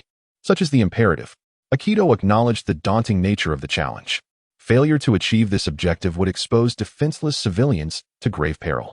The raison d'etre of the human military is to shield its populace from the encroaching darkness. You may perceive us as an untrustworthy entity, viewing you as a threat. I will not deny that such a perception exists. Though taken aback by Aikido's candor, Scene recognized the accuracy of his assessment. Despite being granted the title of collaborator, Scene was regarded with suspicion by most of the military hierarchy, save for the forthright Commander Gold, who sought to exploit his abilities. You have no obligation to unconditionally assist the human military, but I pose a question. If you were to unleash your full potential, could you ameliorate this situation? Unleashing his true power. Scene was not surprised by Aikido's question. Any astute military strategist would surmise that Scene possessed hidden capabilities, and Scene was aware of their conjecture. However, the directness of the inquiry was unexpected. Perhaps it was not a question directed at one concealing their true abilities. Typically, one concealing the truth would never admit to it. Moreover, such a question would only serve to heighten suspicion. Aikido was undoubtedly aware of this, so why pose the question? Does he seek to protect civilians? Even by relying on someone like me? While humane in his personal interactions with Scene, Aikido likely harbored reservations about trusting him implicitly. Relying on Scene was fraught with danger. Yet Aikido was willing to accept that risk to safeguard the lives of those he did not even know. This man is somewhat foolish. Even if errant shots allowed some of the slime entities to infiltrate the town, it could be attributed to the limitations of combat. A justifiable explanation. Coincidentally, Scene was also present. Given that sensor types are incapable of tracking the intruder's reactions, it is rather simplistic to place the blame on Scene. The only one capable of accurately tracking such responses, for not performing to his full potential. In the current atmosphere of human military forces, even in the absence of evidence, one would be inclined to believe Aikido. Nevertheless, they prioritized human lives above all, acting with a sense of accountability. With his intellect, He could have navigated the situation more cunningly, yet I perceive him as rather foolish. However, Scene has a particular fondness for such individuals. Captain, I have always been in a life-and-death relationship with the human military. Oh. Chapter 21. Malice disguised as cooperation. The relationship between both parties is one where each returns the portions they have received, thus there is no necessity for a complete restitution. However, should there be additional gains, the matter becomes quite different. In response to the human army's request for personal security assurances, Xian continues to provide combat capabilities and intelligence as before. This delicate balance has been achieved, but if there is something bestowed upon Xian by Akaid, the situation would shift dramatically. It seems that Akaid has grasped Xian's intention as he ponders over the communication. How about acquiring 10 items of indulgence available near the Miami base? Negotiations have been successful. Just as I wish to conduct an experiment, let us proceed. To be candid, as long as Akaid demonstrates his will, anything is feasible. Thus, he hastily elevated Asano's parameters. Chief of Staff, please provide me with all data pertaining to the transformation from lake to river. Understood, I will attend to it immediately. As long as Anna is entrusted with the task, the data will arrive at a prearranged speed. Perhaps he had anticipated how Xian would respond to Akaid, yet he is genuinely appreciative at this moment. Following the data, he directs the machine towards the confluence with the river, as Mistolstein and the mobile armors arrive precisely on cue. Let the mobile armor units draw the slimes towards them. Despite hearing the sudden command and the subsequent complaints from Haruma, he disregards them and accelerates toward the focal point. They may complain, but their priority will always be the slimes. Along the way, he retrieves the dragon's bracelet from his waist, standing ready in high-output mode. Gather, O fiery kin. Devour your hotlines, and supplant the pure force.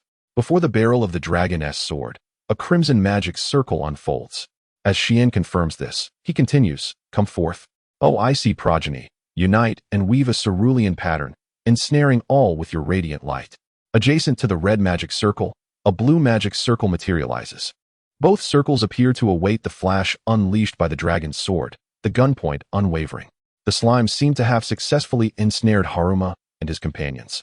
And near the river's entry point, there is not a flicker of movement. Under these circumstances, the task can be advanced with confidence. I believe it should be fine, but please ensure no one crosses into my firing line. Let not the early spring inadvertently freeze anyone. The alert summoned through communication is nearly complete, and the Dragon Valley releases its brilliance. The fiery line, initially meant to pierce the target, transforms into white light through the red magic circle, then shifts to azure light as it traverses the cerulean magic circle. The azure flash, slicing through the heavens, instantaneously coalesces into a colossal ice block upon reaching the lake-river boundary.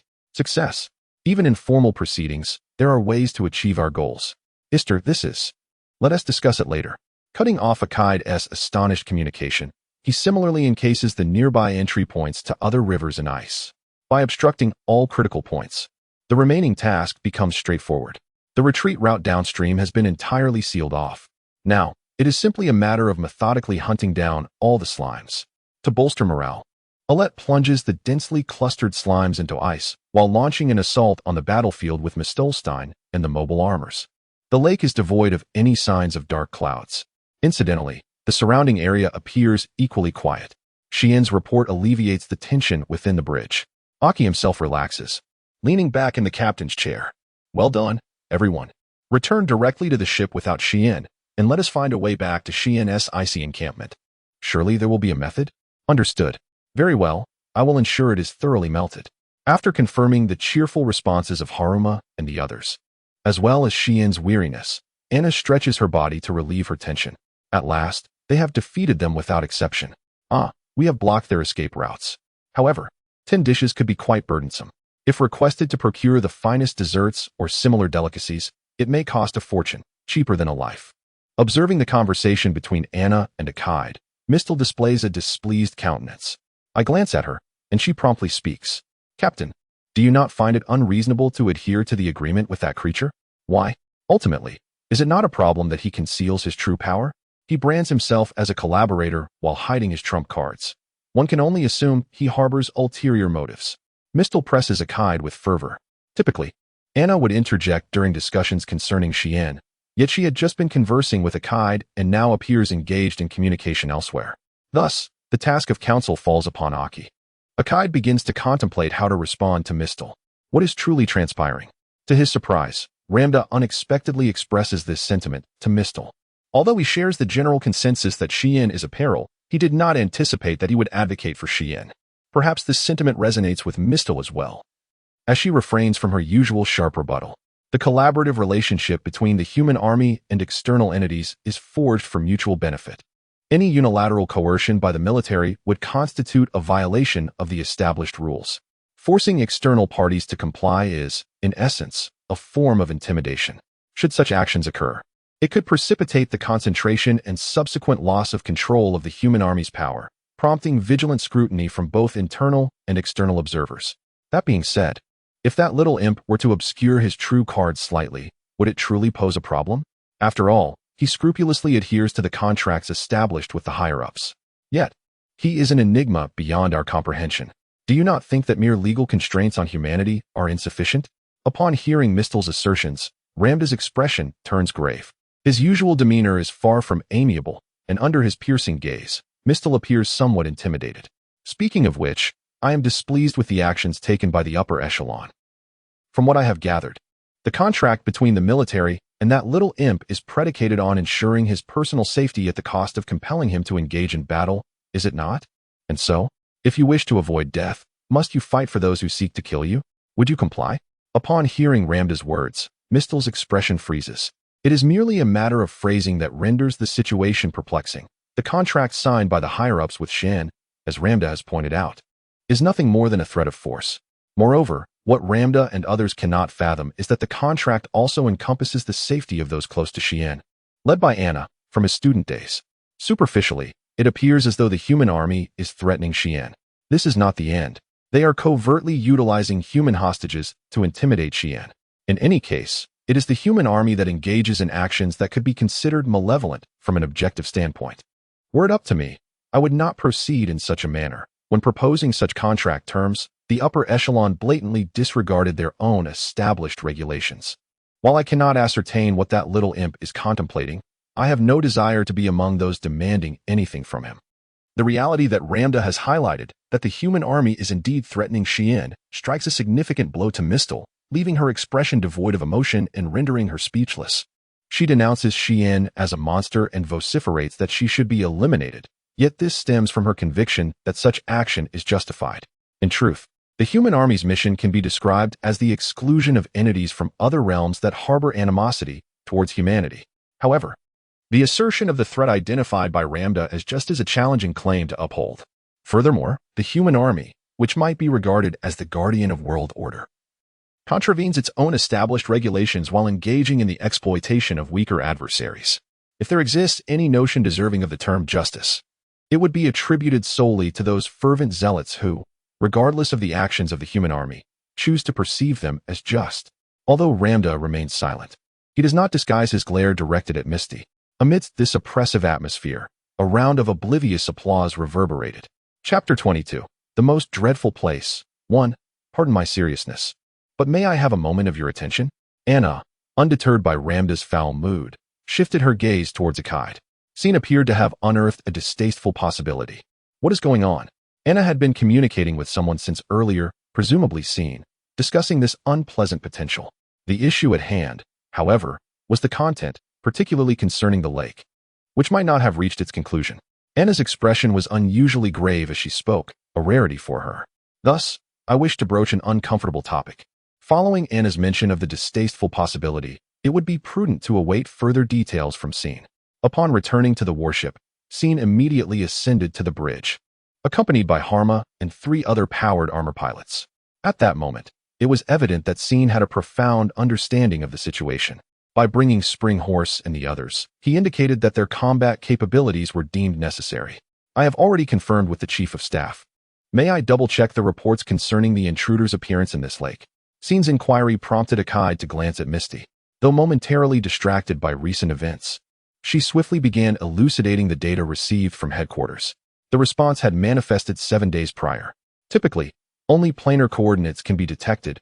Fortunately, there is an unmanned observation post near the lake, allowing for detailed insights into the intrusions occurring within. Scene nodded in acknowledgement of Misty's explanation. Yet Akide noticed his expression had grown even more somber. If the details have been thoroughly grasped, I would like to confirm one more aspect: the scale of the response and its frequency. What is it? In response to this query, Misty donned a slightly incredulous expression, consulting her tablet before replying. The scale of the response is not substantial, comparable to the response levels observed at the 7th artificial island. Moreover, it has only occurred once. Wait a moment, this. Upon hearing Misty's answer, Akide detected something amiss. All eyes turned to Akide, who, however, continued to gaze at Scene, noticing his grave demeanor. Misty, contact headquarters immediately to reconfirm the information just shared. Yes, of course. Under Akide's urgent directive, Misty hurried to the communications officer. Hey, Xiaojing. What's wrong with you all of a sudden? The members, led by Ramda, who had yet to realize the anomaly, focused their attention on him. Akide surveyed the room and articulated his conclusion plainly. The quantity of luck is simply excessive. Indeed, there are many. Yet compared to the artificial island of that day, it seems slightly less. Indeed, in comparison to past records, the scale does not appear to be extraordinary. This is reminiscent of the initial appearances at the 7th artificial island, and considering the potential increase over time, the number seems rather modest. However, there exists a decisive difference between this instance and previous records, as well as those from the 7th artificial island. On one artificial island, the responses nearing that scale had occurred a dozen times. This figure was derived based on observation. Yet encountering a similar quantity only once feels rather unnatural, does it not? From the data, the spatial distortion observed on the lake's surface aligns with typical scales frequently noted worldwide. The intruders emerging from their likely number around 10 at most. Yet, this singular event has yielded over 70 intruders. A comparative analysis with historical data reveals a significant anomaly. Captain, we have confirmed with headquarters, the observational content is indeed accurate. Thus, the fact that a spatial distortion of ordinary scale has occurred only once appears to hold true. Given that the response has been observed at a heightened level, it is improbable that there was an error in the observed scale and frequency. Istal, is there a correlation between the scale of the spatial distortion and the quantity? Indeed. To illustrate, it is akin to a temporarily opened tunnel. If it is not substantial, then a large tunnel cannot be traversed, and naturally, the scale of blockage directly relates to passage duration. In essence, whether it be a large number of dark clouds or a few, a certain degree of distortion is required. According to this theory, the single instance of appearance does not align with calculations. While large intruders should not have emerged, it is conceivable that smaller species could originate from a medium-sized female. It is difficult to assert that the observed numbers stemmed from a singular spatial distortion. Yet, if the intruders generated new ones, the figures would indeed be explicable. Given the passage of time, ample opportunity for proliferation exists. In response to Akide's query, Scene shook his head. The dimensions and intensity differ. It is possible, yet this time, it should not be a female. What do you mean? This instance of Annie bears a striking resemblance to a slime, does it not? That shapeless entity can indeed split.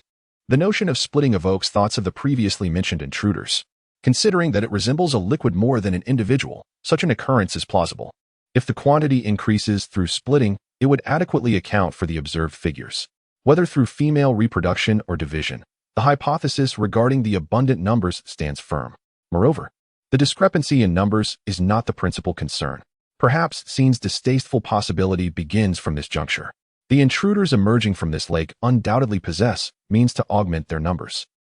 If that is the case, everything here becomes devoid of concrete evidence. At this juncture, none of the members on the bridge failed to grasp the implications. Observing the serious expressions of all present, Akide continued. Though we were cut off by Istal during battle, it is conceivable that they had already drifted downstream before our arrival. From this point onward, our vessel shall navigate downstream, relying on Istal's search to ascertain the presence of any remaining forces. Under Akide's directive, the personnel on the bridge commenced their respective tasks. He quietly inquired of Scene and Anna, who stood beside the captain's seat. Do you think there are individuals who have drifted downstream? The likelihood is considerable. Regardless, the lake is quite narrow.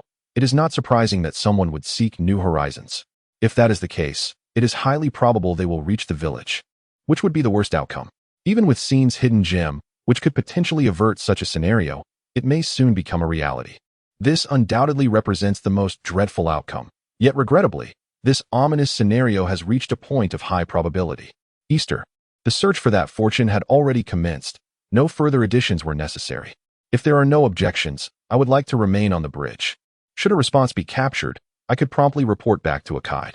Sensing Akide's intentions, a chill ran down his spine. How gentle you are with those who threaten you. The true nature of Sin's perception of humanity remains shrouded in mystery. Nonetheless, it is an undeniable fact that he actively protects those who pose threats to him and bind him. A mere youth, yet not yet 16, extends such assistance to me. How lamentable it is for an adult like myself. In the misty hangar, the members of the 13th technical class were bustling about, uncertain of when the powered armors would next engage. Having just launched their assault, the worst-case scenario necessitates immediate action to hunt down the remnants of NZU.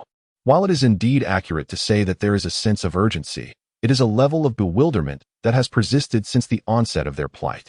To avoid disturbing their efforts, Halmara, Lena, and Reese remain on standby in a corner of the hangar. Akite has instructed the pilots to be ready here, ensuring they can spring into action at a moment's notice. The conversation between Akite and Shuren was overheard on the bridge.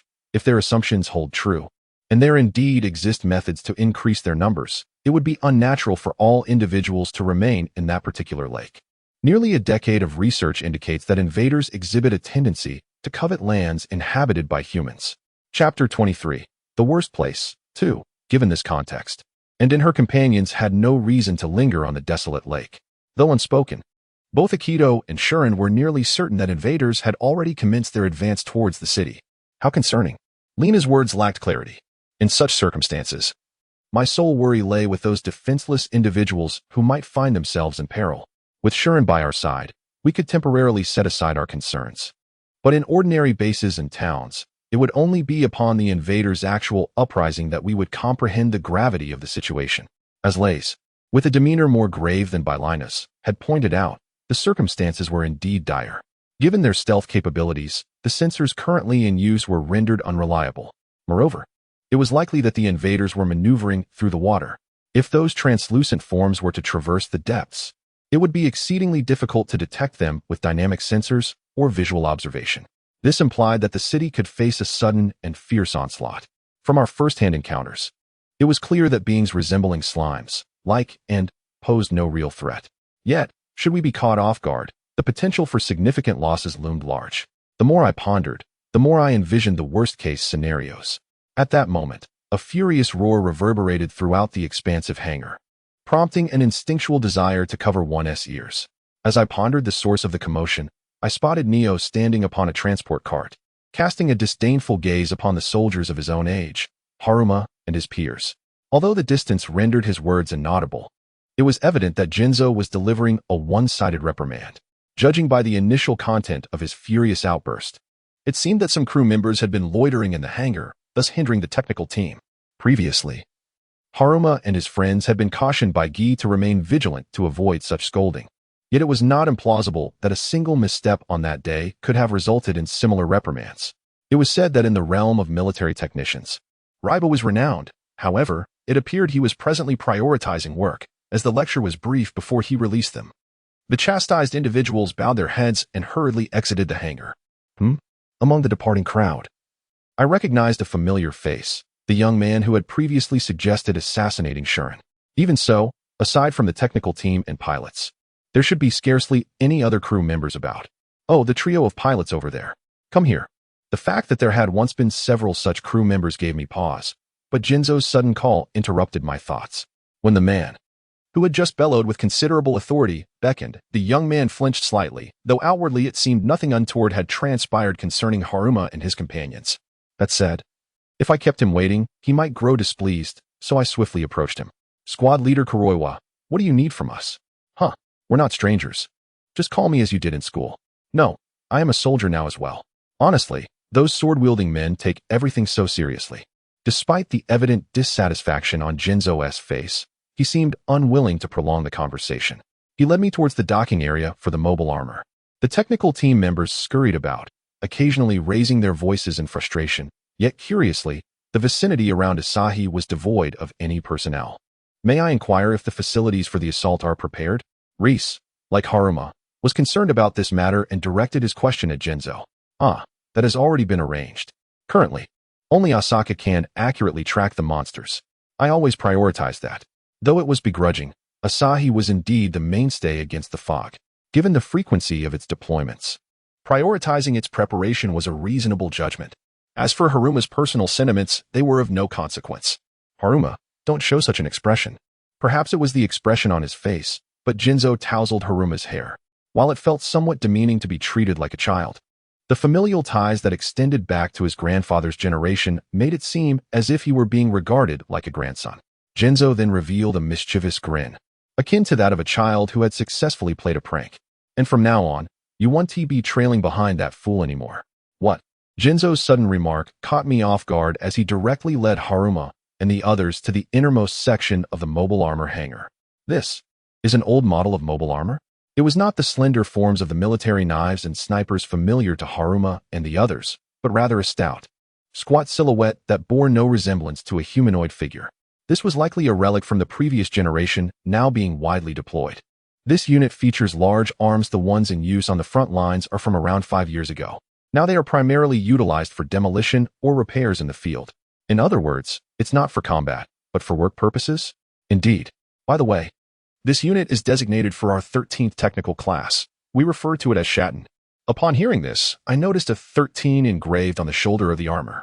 Despite being an older model, it was clear that maintenance and care had been diligently performed.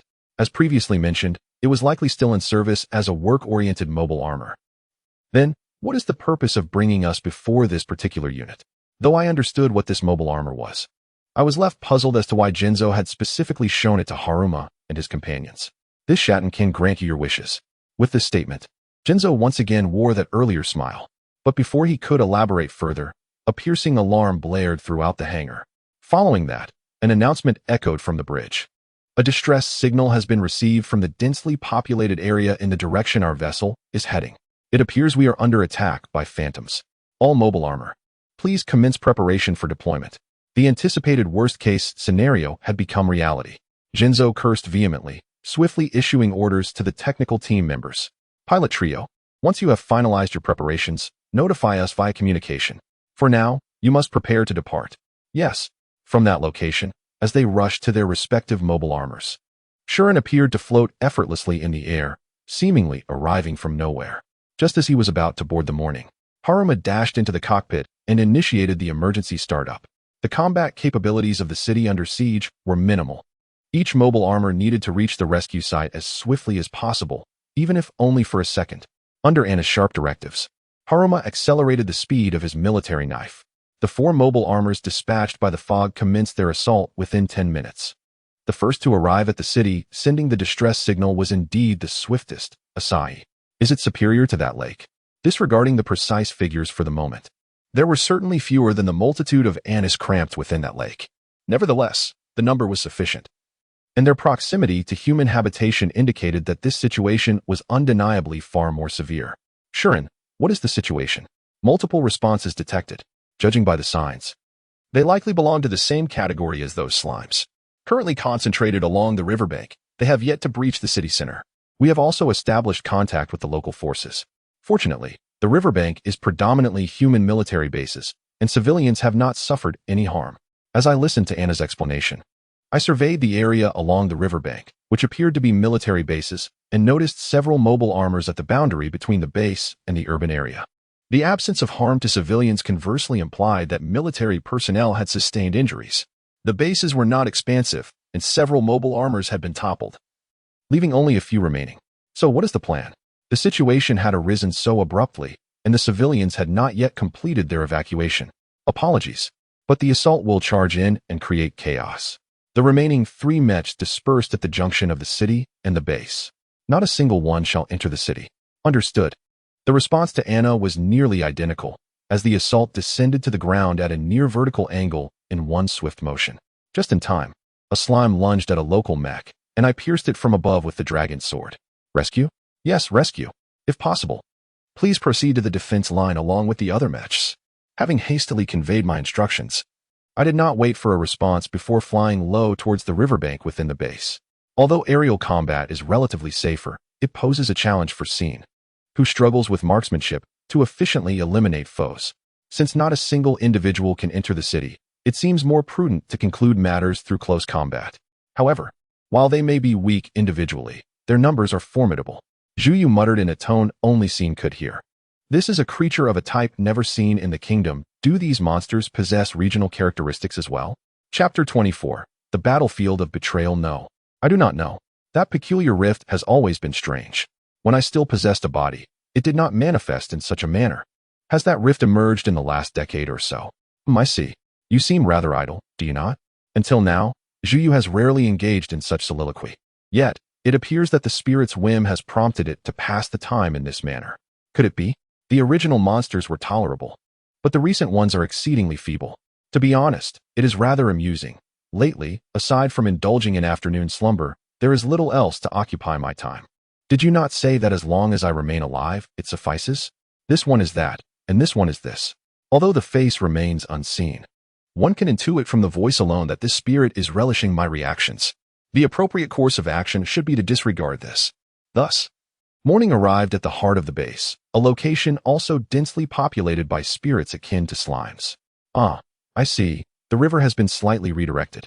Perhaps it is for the purpose of transporting supplies or allowing vessels to traverse. The nearby waterways have been intentionally altered. It seems that Anai and his companions still favor aquatic locales, and even though we are situated in the center of the base, they are drawn to this area that attracts river waters. The response has diminished somewhat, leaving over 30 remaining. A search of the surroundings reveals no other signs. It appears there are no individuals stealthily making their way to the urban area. Xian, the mist has also soared above the city. I have gleaned a general sense of the situation there. If that is the case, it is still premature.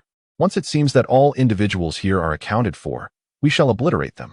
Frustrated and incensed by these slimes and their ilk, I wish to swiftly cast them aside if possible. Furthermore, the group before us may not be the final cohort, so the mist must venture into the river. Indeed, let us conclude this swiftly. To vent my pent-up dissatisfaction, I readied the pose of Light Schneider with my right hand. At that moment, without warning, both shoulders and my back erupted in an explosion. An unforeseen shock accompanied by the alarming blare of the cabin's warning system. Xian, my apologies. I am unscathed. However, the machine may not fare as well. A quick assessment of the situation revealed significant damage to both shoulders, rendering both arms completely inoperative. And although the flight unit on my back retained its form, it was no longer capable of flight. In any case, to maintain distance from the slimes and their ilk, I retreated directly backward. Was this the invaders' attack? I could discern nothing. Does such magic exist? No, I have already vanquished dozens of such entities. If they possess such abilities, they should have been utilized during the battle on the lake. Anna and Akide were discussing the true nature of the assault on the bridge. But none of this reached Xian's ears. If this were indeed an attack by the invaders, it would surely be accompanied by magical energy, which I would be able to perceive. The inability to do so indicates that the current assault employed no magic. At that moment, I came to realize who was responsible. Ah, how intriguing this is. Zhuyu, who had just lamented his boredom, now appeared delightfully animated, as if lying. As for the spirit's notion of amusement, it held no charm for me. Xian, do you know what it is? Yes, I am aware. What has transpired? Faced with Akide's demand for answers, Xian sighed deeply. The earlier explosion bore no signs of magical energy. In other words, it was not magic, but rather a scientific explosion. Wait, if that is the case, well, in any case, it was the work of a human. You, by what authority do you assert this? The explosion bore no signs of magical energy. Without magic, such an act would be impossible. Choose one. In response to Misty's persistent inquiries, Xian answered calmly. Perhaps due to the colder tone of my voice than usual, she appeared somewhat intimidated, yet she did not relent. Even if it is not an attack, there could be other reasons, such as poor maintenance. Poor maintenance? An area devoid of gunpowder erupted? How alarming. How could that be? Xian's inner thoughts seemed to resonate clearly with the other party, as Misty stammered during the communication. Hearing Misty, Xian could not help but chuckle, perhaps agitated. For his voice grew rougher. If that is the case, could it not be that you orchestrated this yourself? It seems you can manipulate fire as well. Wow, are you a fool? Why on earth would I choose to perform such a dangerous farce before that gathering of clouds? Misty found herself utterly at a loss for a rebuttal to Xian's response.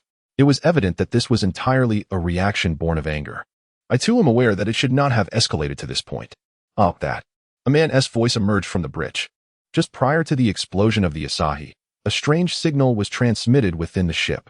It was from the search and analysis officer, Koyang Inagawa, who may have feared the exchange between Xian and Misty and reported discreetly. Do you know what the signal was? It is a device commonly employed by human armies to remotely detonate explosives. Regrettably, it has been confirmed as an internal sabotage. Once the evidence emerged, Misty fell completely silent, and Akai's voice rang out from the bridge, commanding the ship's infantry to apprehend the perpetrator. Xian, under these circumstances, we are unable to engage in battle. You must return to the ship immediately. Anna's directive was sound. Since Arut's arms were unusable, weaponry could not be employed, thus rendering combat impossible. Yet, Xian opted for a different course of action. I refuse. In response to Xian's declaration, neither Anna nor Akai reacted immediately. What do you mean? Kokio finally regained her composure, her voice rigid. However, this was hardly surprising from Xian's perspective. The most crucial condition for my assistance to the human army is guarantee of personal safety. Yet, having been subjected to such an attack by the human military, I have no obligation to heed their commands. I understand what you wish to convey, but remaining in this state poses an even greater risk. Does it not? Is that so? In the matter of wishing to kill me, it seems luck and humanity are quite similar, with little difference. In truth, the slimes and their ilk have already begun to target Alut's movements. Yet even so, I have no intention of returning to the fog. The very fact that they can inflict such damage upon my machine indicates a greater threat posed by those with intelligence. Moreover, should my retreat result in harm to the innocent, they may place the blame upon me. How can that be? How can that be? Vice Captain, you claim that such a thing does not exist, yet there is no credible evidence. The slimes interjected suddenly, prompting Xian to silence them and refocus on the slimes and their ilk. Hey, lacking arms leaves us with no recourse. At the very least, we must save one among us. Chief of Staff, I trust you greatly. I implore you for a favor. What is it? Please do not send any rescue. Faced with the slimes, we are already overwhelmed and have no time to be vigilant against the human military. Ignoring Haruma's interjection, I conveyed solely what I wished to communicate to Anna. Captain Akito, please finalize these details before making any modifications. Having uttered this, I severed all communications. Oh, how delightful this has become. You, my dear, have managed to render it even more intriguing. There is nothing more troublesome than an untrustworthy ally. However, in certain places, the specters are equally vexatious. With communication severed, I unabashedly vocalized my thoughts to Zhu Yu. While I am not particularly adept at conversing solely through telepathy, this method proves to be considerably more effortless. Cackle, that fellow is excessively severe. Yet, do they not require my strength? No, forget it. You aim to betray me at my most vulnerable. You are well aware of my circumstances. Cackle, cackle. Zhu chuckled as I tightened my grip on the control stick of the morning's endeavor against the backdrop of the music. Zhu, I apologize, but I can no longer engage in conversation with you. The number of slimes still exceeds 30. Here, it is not merely a lack of weaponry. Even my arms are absent. Chapter 25. The smoke of counterattack due to the inability to utilize the flying unit. Escaping into the sky was not an option. Even though the enemy was weak, our condition was far from favorable. Nevertheless, I had no intention of perishing in such a place. I summoned a magical barrier to repel the approaching slime and kicked it away from the barrier. The kick, infused with magical energy, proved effective, scattering the mist of the slime. Since the human army was observing, I couldn't afford to act recklessly, yet there were still measures I could take. To be honest, I had anticipated such actions from the human forces, yet experiencing it firsthand still ignited my ire. I understood the gravity of our situation, but I was determined to fight with all my might. Prepare yourselves, representatives of these colossal beasts. As Assault deployed the magical defense wall, he charged into the horde of slimes. They were flung aside as if struck by a truck, though it seemed they sustained no harm. Their semi-liquid bodies offered substantial resistance against mere impacts and shocks. To effectively subdue them, slashing and sniping attacks would be more suitable. Indeed, how could the assault armament be so feeble? Although I did not intend for anyone to hear, Shuren grumbled within the cockpit. As for Aerith's armament, it was limited to either the Light Schneider or the Dragon Blade. In either case, like this time, they would become unusable the moment the technology failed. Frankly speaking, this was a significant flaw for a weapon. The kick I executed earlier was ultimately a reckless maneuver, one I had never envisioned as a legitimate application. It was effective due to the magical enhancement and the pliability of the slime. However, if faced with something sturdier, like a hard Ainzin, I might risk injuring myself. Simply kicking is indeed inefficient. As slimes approached from the front, Shuren seized the opportunity to leap above them. with a forceful stomp upon the slime. The results differed from a mere kick. The slime, with no escape, expanded slightly before bursting into bubbles. This method proved far more effective than kicking. Oh no, the assault? Immobilized beneath the slime, hastily leaped away. In the next moment, multiple slimes surged towards Arlette's position. Witnessing the drowsy assembly of slimes, he felt a wave of nausea and swiftly turned to flee. Although it was a retreat, it was not an exit from the battlefield. Rather, he darted through the narrow paths between the buildings of the human military base. The slimes vastly outnumbered us, and our offensive power was alarmingly low. While the magical barrier offered protection, being completely surrounded remained perilous, necessitating a strategy of evasion while dismantling them one by one. Well, I could also use attack magic to scatter them. Fire, lightning, or beams. Regardless, they were foes I could handle. Yet I wished to avoid carelessly revealing this to the human army. More than a reluctance to expose my trump card, displaying overwhelming power might instill excessive caution and fear.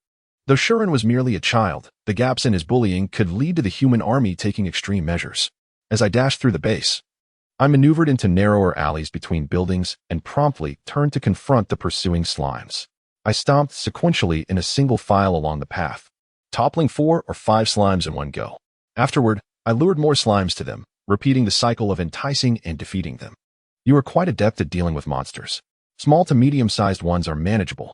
After becoming an apprentice, I mostly assisted others in hunting magical beasts. It is widely believed that invaders began appearing over a decade ago, but this is not entirely accurate. Humans only began to notice this phenomenon at that time. Invaders had existed in this world long before. Prior to that, beings like Onyen, who appeared in this world, were dealt with secretly by those hidden from view. However, their responses were inadequate, leading to Onyen's discovery by humans merely over a decade ago. Moreover, the human army's ability to detect the emergence of ominous clouds accurately is a recent development.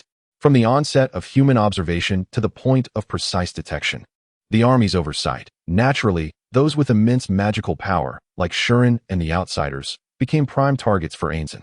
Those who went unnoticed in their student years due to their weakness are now regularly managed by me alone. There are limitations to human science as well. Well then, may I pose a question? Huh? What is it?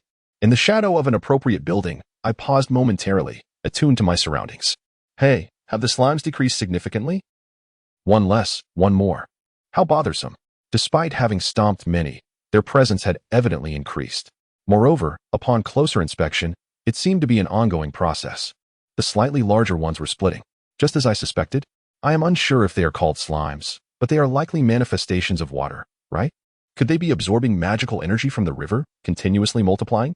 Fire, water, air, and earth all contain considerable amounts of magical energy, whether it pertains to Outsiders or Ainzen. As long as their natures align, one can extract a certain degree of magical energy from them. Although the magical energy obtained from nature is less than 1/10 of that derived from energy quartz, the slimes themselves are inherently weak. If they are weak, the magical energy for reproduction would naturally be scarce. If merely increasing numbers, the energy sourced from rivers should suffice. What to do? Should I not hesitate to unleash it? That seems more convenient. However, it appears I lack the luxury of time to deliberate further. Surrounded by countless slimes hidden in the shadows of the buildings, their numbers seem to hover around 20, with signs of further increase, indicating an infinite potential for multiplication. If I continued to fall one by one as before, it would never end. At this point, I had no alternative. Juiwe, I call upon your ghost fire. I have shown it to you once. It is surely superior to other forms of magic. Welcome to your recent debut. With determination, Shuren resolved to amplify his magical power. Yet, an alarm rang out, dousing my resolve. Missiles. 3 distinct reactions emerged from the direction of the fog. Simultaneously, the response of mechanized armor surged toward us at high speed. Did the sword forces remain inactive? The reactions of the sword, demolition, and sniper units were registered at the junction of the base and the city, where the local troops' mechanized armor also responded. Then, what mechanized armor was approaching us now? Shuren considered inquiring via communication, but was preempted. Testes. This is the 13th Technical Division of the Human Military Headquarters. Rather than through communication channels, a booming voice emanated from external loudspeakers, resonating throughout the city. Almost concurrently, a missile struck near the rising sun, exploding and sending the surrounding slimes flying. The smoke from the explosion obscured my vision, revealing a stout silhouette in front of the rising sun. 13 skilled class operators, Gil Grace. Now commence support for Xian Isther, a young boy whom Xian has persistently evaded. He is hardly worthy of being called a soldier, as he boldly proclaims this as if it were the most natural thing in the world. Chapter 26. The Willful Ones. The contact between Shaden and Assault has been confirmed. Anna nodded in satisfaction. Faced with such a response, Misty took a fierce bite. What is so strange about it? Deploying work-use powered armor at the front lines is normal behavior. Huh. Didn't TI say to send Shaden into action? To the front lines. Moreover, I've never heard of dispatching a new technician as a pilot and launching missiles while engaging. I apologize profusely, yet Shojing understood. She must know that if the entire combat plan were disclosed, it would meet opposition from Akaid and Mr. Hence the intent to withhold it. Regardless, Captain Kuroiwa, is it permissible? No problem. We will commence immediately. With a commanding response from Jinzo. A display on the bridge showcased a multitude of text and download metrics. After several seconds, the presence of an invisible intruder, which had not been detected mere moments ago, was clearly displayed. Communication status is excellent. Search data from Shaden has arrived. Of course, this is not due to an enhancement of the fog yellow sensor within such a short time. The search data confirmed by the fog and other powered armors is recalculated based on the fog's detection, including the receiver's positional information. I never anticipated he would enhance the operational powered armor during routine maintenance. One cannot arbitrarily modify the sensors of the fog and the 4 experimental machines based on superior orders. Thus, all Shaden units from the 13th technical class were upgraded, employing an intelligence extraction method from there. Although it was somewhat convoluted, this approach would likely not provoke objections from those adhering to the old rules. Despite never having met him, even his coarse breath seemed palpable, and this statement as sarcasm left Misty visibly displeased. However, it indeed alleviated concerns of complaints. In any case, this means that aside from the Asahi News, I can seamlessly track the reactions of Annie and her team. It's that simple. The sword will charge into the base to vanquish the intruders. The other 2 mechs will remain stationary, merely elevating their altitude to provide distant cover for the sword. Chief of Staff, Assault has indicated no rescue. Anna's directive caused Haruma to show hesitation. Meanwhile, what of Anna, entrusted by Shuren? It's fine, it's fine. No need to worry, it's all right. Is that permissible? It's fine. Moreover, what you all need to do now is to exterminate such an operation. No one has suggested rescuing Asano, right? Anna's command strictly pertains to vanquishing the intruders. She indeed never mentioned rescuing Areto. This implies safety, although someone has indeed requested my assistance. Whether I can comply is another matter. In any case, it's fine. Let us commence the operation. It appears the slimes are continuing to multiply. Prompted by Anna, the 3 swords began their maneuvers. The enemy may be numerous, but now that their reactions can be detected, they should be manageable foes. Our ship will also deploy to launch guided missiles at the intruders. Oh, if the sensors prove useful, they belong to me. While there are other armaments, we cannot utilize excessively powerful weapons that would damage the base. Considering the enemy's defensive capabilities, missiles will suffice. By the way, how are Assault and Shaden faring? It has been 3 minutes since the 2 mechs made contact, yet there has been no response. The special robotic arm used for repairs on their backs can exchange parts among the powered armors on the battlefield. If there were no particular issues, it would not be surprising for Asano's arms to be exchangeable, yet no such report has been received. Conversely, there has been no sound from the Assault side. Setting aside Asahi, can we communicate with Shaden? Please assist in establishing contact.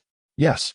Shuren has severed all communications with Areto, thus unable to intervene, but Shaden has not done so, allowing for transmission of sounds from that side through Misty's operation. During the process, Anna, resting her chin in her hand, appeared lost in thought as she entered Akaid's line of sight. Is there a problem? You could say. It may be more troublesome than anticipated. Confused by Anna's ambiguous response, the voice from Shaden accompanied by faint static suddenly came through. Upon confirming this, Misty was about to call out to Shaden when, at that moment, a loud commotion erupted. Wow, wow, wow. Just get repaired, you foolish Cywin. Not a fool. By the way, you were the one who told me to retreat quickly, you idiot. The voices of the 2 boys echoed loudly across the bridge, a low-level argument between Shuren and G. You're not a fool. It's impossible for someone from the 13th technical class to simply retreat in the face of a malfunctioning machine. If one were to do that, they would be reprimanded by the master. This is this. Moments prior, amidst the dark rain on the battlefield. Shuren and Ji, having exchanged a few long-awaited words, began to quarrel. Shuren desperately wished to repair, while Ji, for various reasons, resisted being repaired. The arguments of these two opposing viewpoints ran parallel without convergence. Ji initially declared that he would not allow Shuren's true feelings to reach the mysterious veil, thus intensifying his fervor. Fortunately or unfortunately, there were no intruders nearby, and no one intervened in their quarrel. As someone aboard Shanghai, I insisted it was fine. So it was indeed fine. If that's the case, not to mention the master, everyone else would accept it. Speaking of which, I have already stated that no rescue is needed. If the master does not accept it, it's out for me. Don't you know that? Well, just do your best. In any case, don't wander the battlefield in the operational powered armor. Return quickly. What does persisting mean? If you want to go back that badly, then repair quickly. You wouldn't wanna, would you? Turn right back to the ship immediately. Look, House. I'm not a dog. You treated me like a dog before. Let us just leave it at that for now and hurry back. Though their argument showed no signs of resolution, Shuren, as ever, had no intention of revealing his true feelings to Ji, nor was he willing to yield this space to him. For Shuren, both he and the 13th technical class could not be regarded as having even a semblance of a good relationship, even in the slightest. Shuren and the 13th technical class must maintain a completely unrelated dynamic of perpetrator and victim. Precisely for this reason, Shuren, declaring on the bridge that no rescue is needed, could not readily accept the repairs from the 13th technical class. Just based on that, it was possible for Shuren to open up to the 13th technical class, thereby linking back to events from their officer school days, and the story of their amicable relationship could potentially spread. If Anna were to know my thoughts, she might say I am overly concerned, but human malice towards others should not be underestimated. In reality, there are those who disregard superior orders to install bombs. One cannot assert that no one would take action based on unverified rumors. Conversely, if one were to clearly refuse repairs at this moment and dismiss them, it would create an impression that even if events from the officer school era occurred, Shuren and the 13th technical class still had a poor relationship. This is a scene that must be avoided. However, the rope will not easily break. Fool, I have no reason to heed your words. You are also free to act as you wish. In response to Ji's clearly enraged words, Xian fell into silence. This statement is an undeniable truth, and I found myself at a loss for how to counter it. After the tumultuous events of graduation day, he had not uttered a single word to me, consistently keeping his distance. To be honest, I was in great distress. Yet, I could endure it. Perhaps there was a reason behind it. Although it was not an outburst of anger like before, one could sense a tranquil fury beneath the surface. This tendency for emotions to manifest in one's demeanor is perhaps indicative of Xian's belief that Ji harbors greater anger than himself.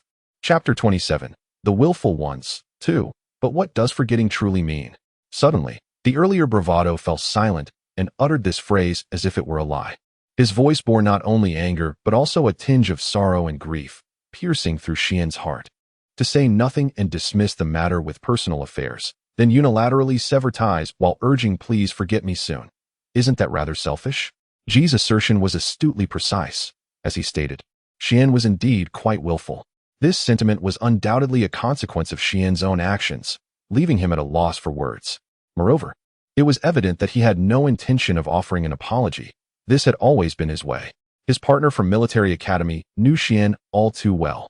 Therefore, in any case, he hoped that Xian would simply be forgotten. His capriciousness warranted it, and Xian himself wished for the same. Thus, it is entirely up to you. My abrupt inquiries about our changing tones led to an unexpected turn of events. So sweet, Xian. Senior KO? After expressing his thoughts to the communicator, he severed all lines of communication. This measure was taken to prevent unnecessary exchanges and electronic interference. Yet Jinjiang's voice came through clearly via standard communication. Why was all communication offline? It wasn't some miraculous power of Sister Sonata. Rather, there was a hidden line on the experimental device capable of transmitting data from the EC driver. The failure to inspect the machine to avoid me was indeed regrettable. Jinjiang was quite agitated, yet while he stirred Xian, he also pondered how to effectively master the Arit system, revealing his true nature. I had expected Xian to have some thoughts on the matter. What a hassle. The situation and thoughts had become so muddled that we could merely proceed as we wished. Resignation was detonated by Lin Li Sr., who wept and knelt.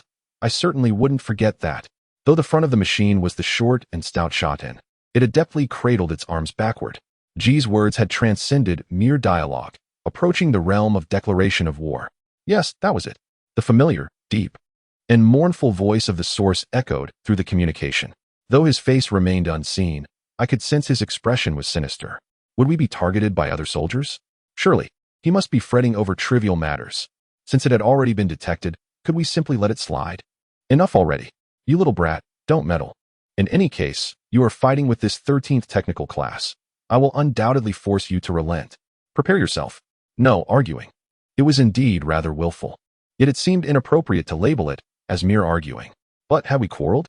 Yes, it felt like betrayal. It was undoubtedly a confrontation. Why? Being overly critical of the older generation, only to self-importantly conclude that he was a weakling worried about the opinions of those around him, no matter how one viewed it. It resembled a quarrel, did it not? Robin's ferocity instilled a degree of trepidation in Xian. Moreover, upon hearing this, I recognized that I had indeed engaged in actions that appeared quarrelsome. All right, we can discuss it slowly later. No need to be courteous. Suddenly interjecting, Ji's remark held a sense of nostalgia, leaving Asahi momentarily stunned. What was that just now? Wow, young Master Xian. You did nothing, yet your arms just fell off. Upon hearing Zhu Yu's unusually anxious voice, I hurriedly confirmed that the damaged arms had been forcibly cleared. For Zhu Yu, the morning felt akin to her own body. The sudden seizing of her arms must have startled her. Even so, one must be prepared for anything. With Ji's howls, an entirely different shock surged toward Asahi. The machine was slammed into the wall of a building at the back by Shatin, which had barreled in from the front. Drawn by the conversation, the magical barrier had vanished. However, fortunately, the damage to the machine was minimal. Yet, the waist of the armless Arit was tightly grasped by Shatin's large mechanical arms. Stop it. Even if you cause a ruckus, there's no escaping. No sooner had the words left my lips than Shatin's back extended 4 mechanical arms. 2 of the 4 swiftly seized Asahi's feet, further immobilizing the machine. Then, taking 2 steps forward, it grasped the arm sections of the powered armor, instantly affixing them to Asahi's shoulders. All right, repairs complete. Shatin joyfully declared the repairs finished and released Arit, prompting Xian to exhale deeply. He then felt utterly drained. Why does it sound like someone else's voice? I never said I would thank you. It all feels rather infuriating. I am contemplating what to do next. There's no way to fix what has been repaired. Now, Xian must consider how to restore the situation and how to confront the 13th technical class, which has vowed to pursue him relentlessly. Do you still wish to be obstinate? Xian is truly quite stubborn. Well, I am, after all, a stone more powerful than my master. For Xian, this was monumental news. I felt an intense sense of foreboding. What could it be? Jinjiang feigned admiration for Xian's cold sweat-inducing reaction before continuing. The communication here is not only being broadcast on the bridge, but throughout the entire ship. From where did it begin? From the moment the 2 of them began calling each other fools like elementary school children? Wasn't that just the start? Yes. It means that Xian Kuan and his friends from the 13th technical class are being live-streamed. Cece's chilling remark about severing all escape routes felt as if it echoed from a distant realm. Strictly speaking, Xian had fainted. If you still wish to persist, I shall accompany you, but I will never yield. Why are you so insistent? Ji's unyielding attitude caused Xian to instinctively cradle his head. He must also be aware that abandoning Xian would be safer. Nonetheless, Ji continued to extend his hand toward this side. Why is that? In response to Xian's inquiry, Ji, crossing the communication line, chuckled triumphantly. It is simply because you are my dear friend. Is it foolishness? Perhaps it is foolishness. Merely for such a reason. One wishes to remain a thorn in the side of the human army beside Xian. One can only deem it foolishness. The same applies to the members of the 13th technical class. Yet, foolishness can be resilient, regardless of the strategies Xian employs or the backstabbing he engages in. It will undoubtedly remain unchanged. Giving up is also essential. Daryl's final concerned words caused Xian's shoulders to sag heavily. I am coming. Before the irresistibly endearing yet foolish individuals, Xian finally raised the white flag. I am coming. Xian's voice reached Bridge's ears, contrary to his words. It seemed quite refreshing. Resignation, surrender, tenderness, and reassurance. Kira sensed such emotions mingling within his tone. In a corner of Akito's vision, Anna, who had observed Xian all along, allowed her cheeks to relax slightly. I know that for Anna, Xian and Ji are somewhat special students. though the specifics remain unclear. The reconciliation of the two who seem to have fallen out must also bring her joy. The alarm sounded, seemingly interrupting the peaceful moments shared by Xian and Anna. The sound does not emanate from the bridge, but rather from the cockpit of the communications address, Saturn. Indeed, it is growing at an astonishing rate. We have confirmed this. The rate of division has suddenly accelerated. Information received from Saturn can also be corroborated through the bridge of Wadding. In fact, the intruder's response, drawn into the river within the base, is proliferating at an extraordinary pace. I see. The mother entity has been in the river from the very beginning. What is happening? Please allow me to comprehend as well. The original invader resides in the water, merely proliferating its nuclei, embedding them within a body formed from the river water to increase its numbers. If it is submerged, it is as if surrounded by materials from all angles, and it can absorb magical energy from the river water, thus enabling an incredibly rapid proliferation. Although my detection has yet to grasp this concept. Okay, here's the refined and polished version of the text you provided. Chapter 28. The nouveau riche. I had no idea. There are increasingly more of them. Such was the state of affairs. The dialogue between the two had also steadily increased, now exceeding twice the initial amount. Perhaps sensing the unfavorable turn of events, they sought to resist by sheer numbers. Though each individual was fragile, their overwhelming multitude was proving unmanageable.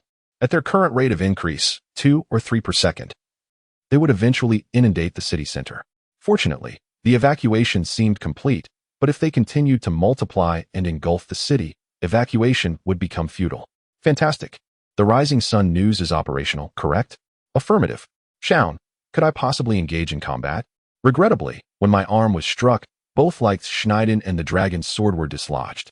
Very well, retrieve them. Until I do, I'm effectively unarmed? Or rather, is the instructor maintaining standard communication? Merely moments ago, her call had been abruptly cut off amidst a rather ominous atmosphere. Yet her demeanor remained unchanged. Even when Xian pointed this out, she remained unfazed. Such trivialities are of no consequence. Magic can resolve anything, surely. Am I truly an assistant at this juncture? Do I owe you any personal favors? That would be a rather feeble recourse. During our days at the academy, we were perpetually indebted to that instructor. The rapid-fire exchange caused Aki and the others to momentarily pause, but in any case, Xian's course of action against the invaders had solidified. Now that things had progressed this far, there was no need for restraint. Father, I shall demonstrate the power of Saturn. Then you two thoroughly eradicate those fiends. Understood. With a flawlessly synchronized response, the two mechs, Asahi and Saturn, began to mobilize. Previously concealed within the shadows of buildings, they emerged, their forms discernible through the long-range lenses on the mist-shrouded bridge. Chief of Staff, combat directives. It's fine. Those aren't 13 Tech's personnel. You're implying. Enemy signatures detected. Let's go? With Misty's disapproval ringing in the air, Saturn launched an assault on Anion, utilizing the wheels on its feet. It accelerated with a speed incongruous with its intended purpose. The chest abruptly reconfigured, revealing a pair of launch ports. A Mimi missile, accompanied by the boisterous battle cry. 2 miniature missiles were forcefully launched into the vanguard, followed by a disproportionately large conflagration. Subsequently, 2 small Gatling cannons appeared alongside Saturn's head, unleashing a torrent of lead. The already scorched and obliterated enemies were further decimated by the hail of bullets, reducing countless swarms to nothingness in the blink of an eye. Anna appeared satisfied, as if she had foreseen this outcome, while Misty completely ignored her. The stark contrast in their reactions was astonishing. Really? What? Why does a work model mobile suit possess so much armament? Misty's shriek echoed across the bridge. Anna, seemingly anticipating this, clamped her hands firmly over her ears. Well, I'd already noticed when it was under 13 Tech's management. You didn't see it. To install such armaments. Isn't there a regulation prohibiting work model mobile suits from possessing weaponry? That's not the crux of the matter, is it? Misty again directed her outcry at Kinji, who, along with the other members of 13 Tech, feigned indifference. Furthermore, what of the new technician's piloting skills? On the display screen Misty pointed to, Saturn could be seen brandishing metal blades extended from its forearms. The mech was undeniably large and cumbersome, yet its movements belied its size, an impossibility for an ordinary pilot. Agito, a former mobile suit pilot himself, understood this implicitly, and even the layman Misty could discern it. I mentioned earlier that Xian was the second best pilot in the technical division, but it was actually Jill, and that Jill is running amok in a heavily modified Sat. Rest assured, I'm far superior to those pilots. Anna puffed out her chest, inexplicably taking pride in the situation. On the monitor, Saturn continued its spirited rampage. Witnessing this, Misty finally relented, burying her head in her hands. Whoa. The 13 Tech way. Don't you find their mood rather peculiar? I've been under a lot of stress lately. I'm not saying it's anyone's fault. That's what I'm saying. No, do you take issue with that? Shaun and Jill, oblivious to Misty's distress on the bridge, continued their easy banter, a stark contrast to the intensity of the battlefield. Agito's cheeks twitched slightly. Despite the chaotic situation, the heavily armed Saturn led the charge, with Alert closely following, only appearing before Saturn at the precise moment the invaders attacked, erecting a magical barrier for defense. Offense and defense were expertly coordinated, and their unspoken cooperation spoke volumes about their mutual trust. Anyway, let's aim for the center. Is that acceptable? Indeed. Ultimately, we must devise a means of extracting the original slime. Ishtar, it appears the enemy is submerged in the water. Can you manage? Shaun did not respond to Agito's query. He had always been quick to react, even to the point of offering superfluous remarks, which Agito found disconcerting. However, he soon understood the reason. Is the human army not to be trusted? Anna and the members of 13 Tech, whom he could fully trust, were exceptions. But Shaun's faith in the rest of the human army had plummeted after the recent explosion. No, perhaps he had never truly trusted them.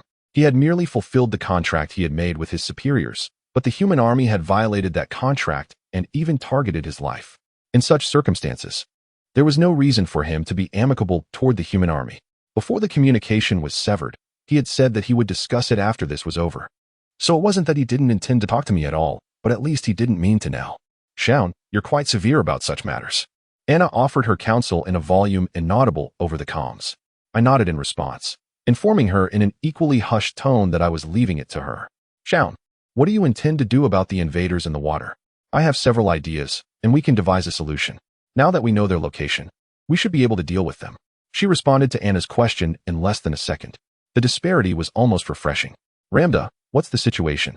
The sensors provide a rough location, but the targets don't seem very large, and I'm uncertain if missiles would be effective. Therefore, I shall entrust that to Shaun. The chief of staff is employing personnel poorly, understood. Despite the complaint, Shaun and Jill, who had promptly agreed, fearlessly advanced toward the center of the base. Shaun, we're approaching Saber's position. What is your course of action? Can they be withdrawn? Considering the enemy's numbers, the more combat power available, the better. However, Shaun wished to reduce it. Although illogical, it was unavoidable in this situation. Saber, you should have heard. Withdraw. Breaker and Sniper, cease support as well. Understood. Halmar responded with a hint of frustration, retreating from the central area to the rear. Instead, Asahi and Saturn surged forward into the center. Come on, Shaun shouted with resounding vigor, while the fallen Leechnider and Dragon's sword were drawn in by Alette. Meanwhile, with a thunderous roar, Asahi unleashed the high-output mode of the Dragon's sword. Such an occurrence should have been impossible as the weapon soared into the sky, yet it was effortlessly shattered as if it were a matter of course.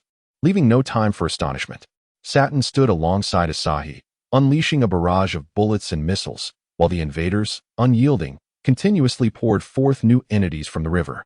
The two mechs were utterly overwhelmed. Chapter 29. The choice of seeing the two mechs efficiently dispatch the invaders and their ilk.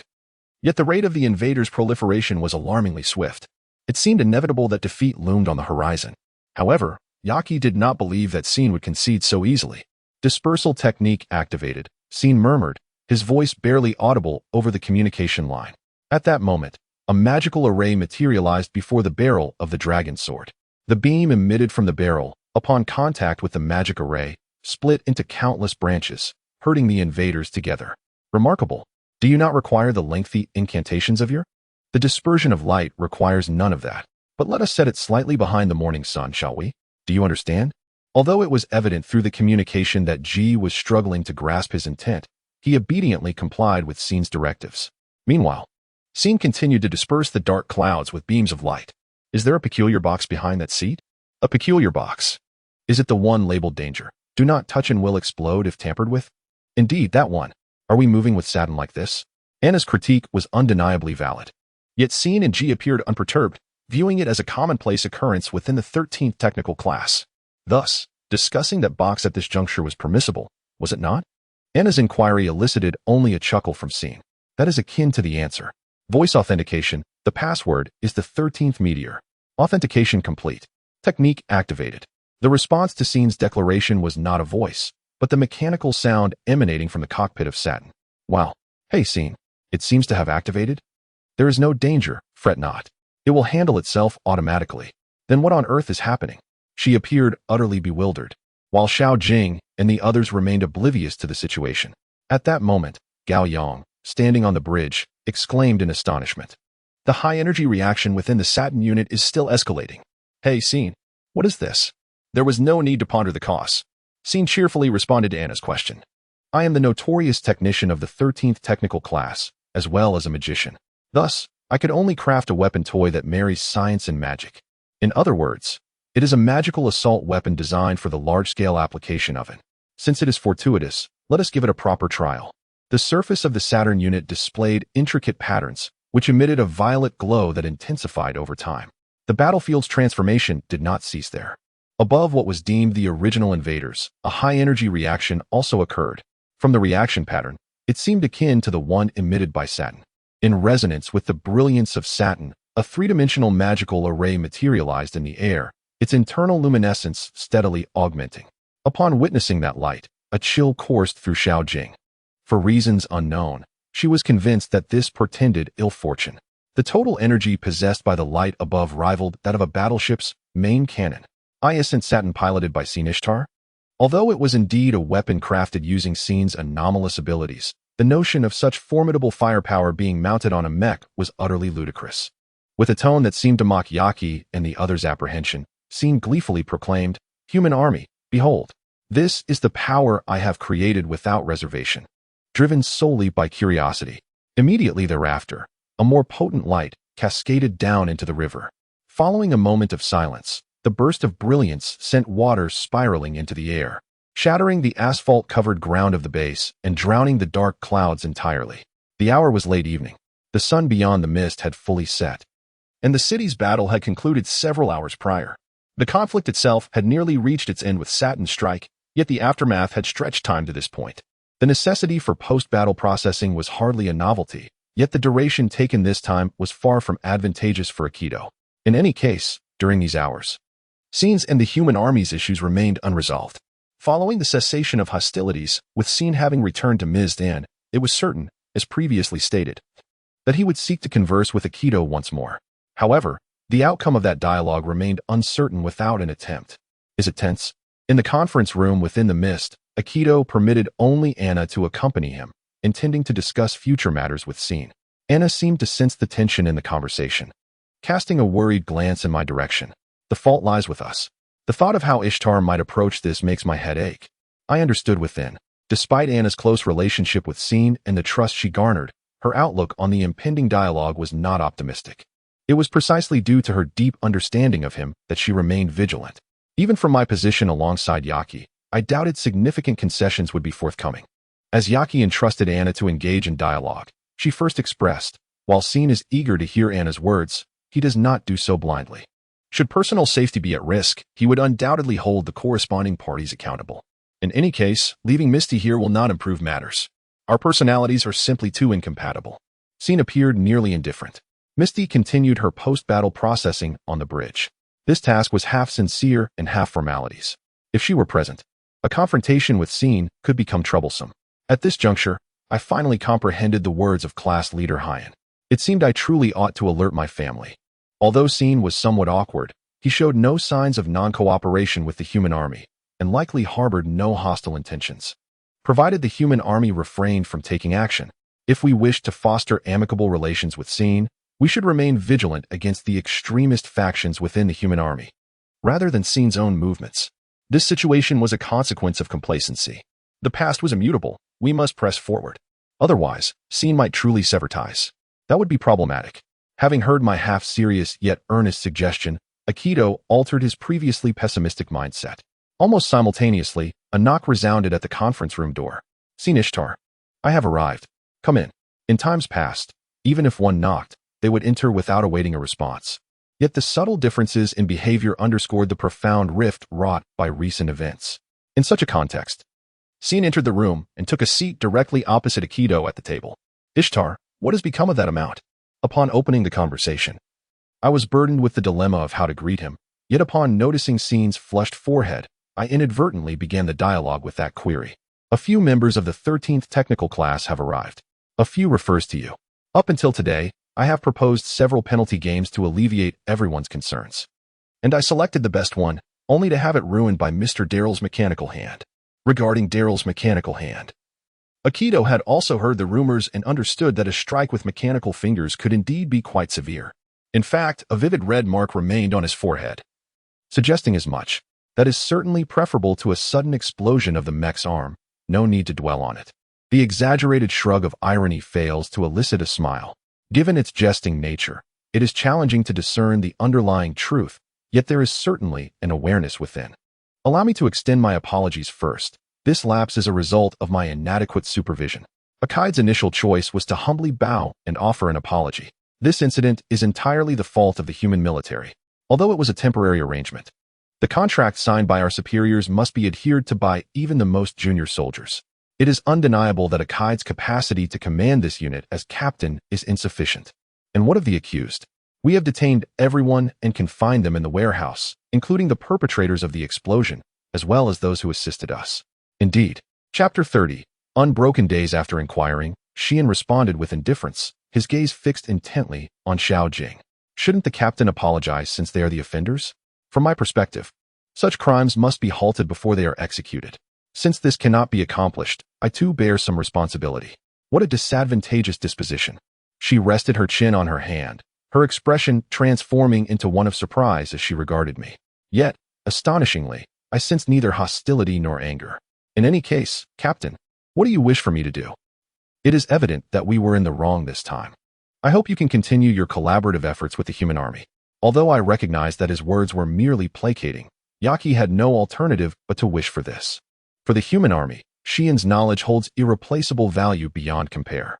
During this month-long journey, Akai had come to fully appreciate this truth. In fact, had Xian not noticed the discord caused by the invaders in the lake, there would likely have been many casualties in the riverside city aside from the soldiers. The knowledge gleaned from him could protect numerous lives, as it had this time. Though I remained unaware of Xian's desired recompense, I knew that whatever it was, I could not relinquish him. Xian's eyes seemed to penetrate my very being, as though he sought to unveil Akai's selfish thoughts. Then, all right. His simple reply left Yaki's thoughts in a daze. I beg your pardon, what did you just say? Thus, it is acceptable to continue collaborating with the human army.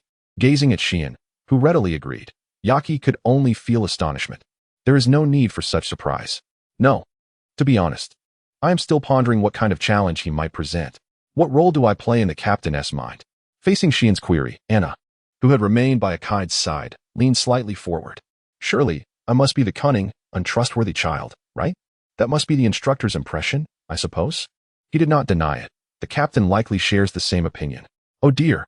The unexpected understanding and Anna's light-hearted dialogue dissipated the tension in the meeting room. However, Yaki realized that this could not continue. Xian Istil often alleviated the atmosphere in this manner, not solely due to his character, but as a strategy to align those around him with his rhythm, including his prompt agreement to maintain the cooperative relationship. It felt somewhat peculiar. Istil, do you genuinely wish to continue this collaboration? Well, ultimately, I stand alone. Confronting the vast might of the human army is daunting. Although I have my thoughts regarding this matter, the disadvantages of parting ways with the human army outweigh the benefits for Xian. Thus, he accepted Yaki's request. Judging by Xian's expression and demeanor, his previous words seemed sincere. There was no contradiction in what he said. But is it truly so simple? In the past, Jinzo remarked that he was a cunning strategist. Yet I could hardly believe he would simply swallow his pride and let this matter end here. Istil, please answer truthfully. What are you saying? Do you not intend to seek compensation for the human army's missteps? Upon reflection, Xian had yet to put forth any demands from the human army. However, it was decidedly odd for someone who frequently requested rewards or additional compensation from Akai to refrain from seeking recompense for the human army's errors. Confronted with Akai's almost certain suspicions of ulterior motives, Xian offered a faint smile. That expression must be the answer. Do not worry. I will not speak of this to the captain. Then is it the upper echelon? Is that not quite apparent? In the face of Xian's unflinching demeanor, Akai exhibited an expression that was difficult to articulate. For my contractual partner is not the human army, but rather its upper echelons. If there are issues with the contract, would it not be more sensible to address them directly with the contracting party? His words were undoubtedly correct, yet one could clearly sense his intentions behind them. This youth likely seeks to leverage this incident to undermine the upper echelons. Are we not in peril? Regardless, the human army is a partner in upholding justice in this world. Matters that breach agreements must be handled with utmost care. You mentioned falling behind. Although Anna felt somewhat intimidated by Xian's amiable demeanor, her attitude remained unchanged in the face of such a response. It would be too troublesome to instill excessive fear. So I have considered many things and have been quite polite, but having been mistreated by the 13th technical class, I have resolved to abandon my patience and take the initiative. So that is the case. All right. The ice magic was employed by Akide as bait. Yet he displayed the splendid magic from Shatin, which struck me as somewhat incongruous. However, I sensed a shift in Xian's mindset. Is that so? If asked whether I should rejoice at the revelation of hidden cards or fear the hesitation in wielding magic, it would likely be the latter. Xian, with a carefree smile, appeared unburdened. Witnessing all of this, Akide began to doubt the correctness of his choice to let Xian continue as an ally of the human army. Stepping out of the meeting room where he had conversed with Akide and Anna, Xian stretched widely. Although a dispute had occurred prior to discussions with the upper echelons, it had now passed without issue, rendering it insignificant. Rather, this incident served as a catalyst, resolving or perhaps irreparably damaging the issues with the 13th technical class. Yet for Xian, it was paramount to maintain no distance from them. As a result, the 13th technical class, like Anna, became potential hostages. However, given this turn of events, Xian would simply protect them. This was far simpler than maintaining distance to avoid danger. Now to the hangar. Before entering the meeting room, Xian had been in the hangar. But the members of the 13th technical class had requested he return after their discussion. They likely intended to stage some sort of reconciliation celebration, bringing food and drink into the Mecha hangar to create a commotion. Since I had recently been uninvolved in such disturbances, Xian welcomed it. With a buoyant spirit, Xian prepared to head to the hangar when he spotted someone around the corner, halting in his tracks. Haruma Hikuken, the man who harbored deep disdain for Xian and others. Yet, on the other hand, he seemed acutely aware that he bore no connection to the recent explosion, and his presence here was not inherently peculiar. Xian, could you spare me a moment? The man, who had once exhibited hostility toward Xian, now addressed him directly. Refusing would be simple, but Xian felt a hesitation within. You seem somewhat lacking in spirit, do you not? There was no trace of aggression in his gaze as he regarded Xian.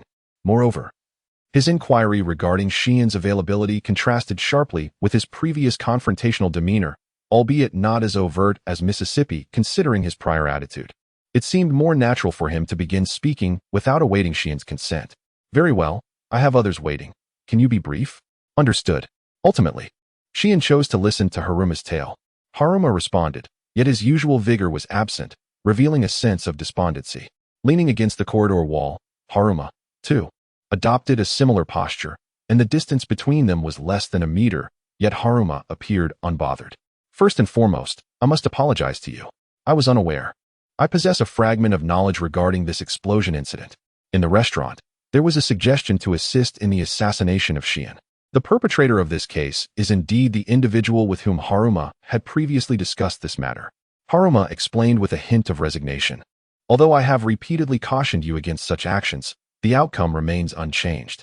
Furthermore, had I reported this to the captain and the chief of staff at that moment, perhaps I could have averted this calamity and spared you from unnecessary peril. I am truly sorry. Haruma deliberately turned to face me, bowing his head in remorse. In response to his demeanor, Xian found himself at a loss for words. Shouldn't you be offering a heartfelt apology for this? It pertains to your very life. Had I acted, I could have prevented it. You cannot simply feign ignorance, can you?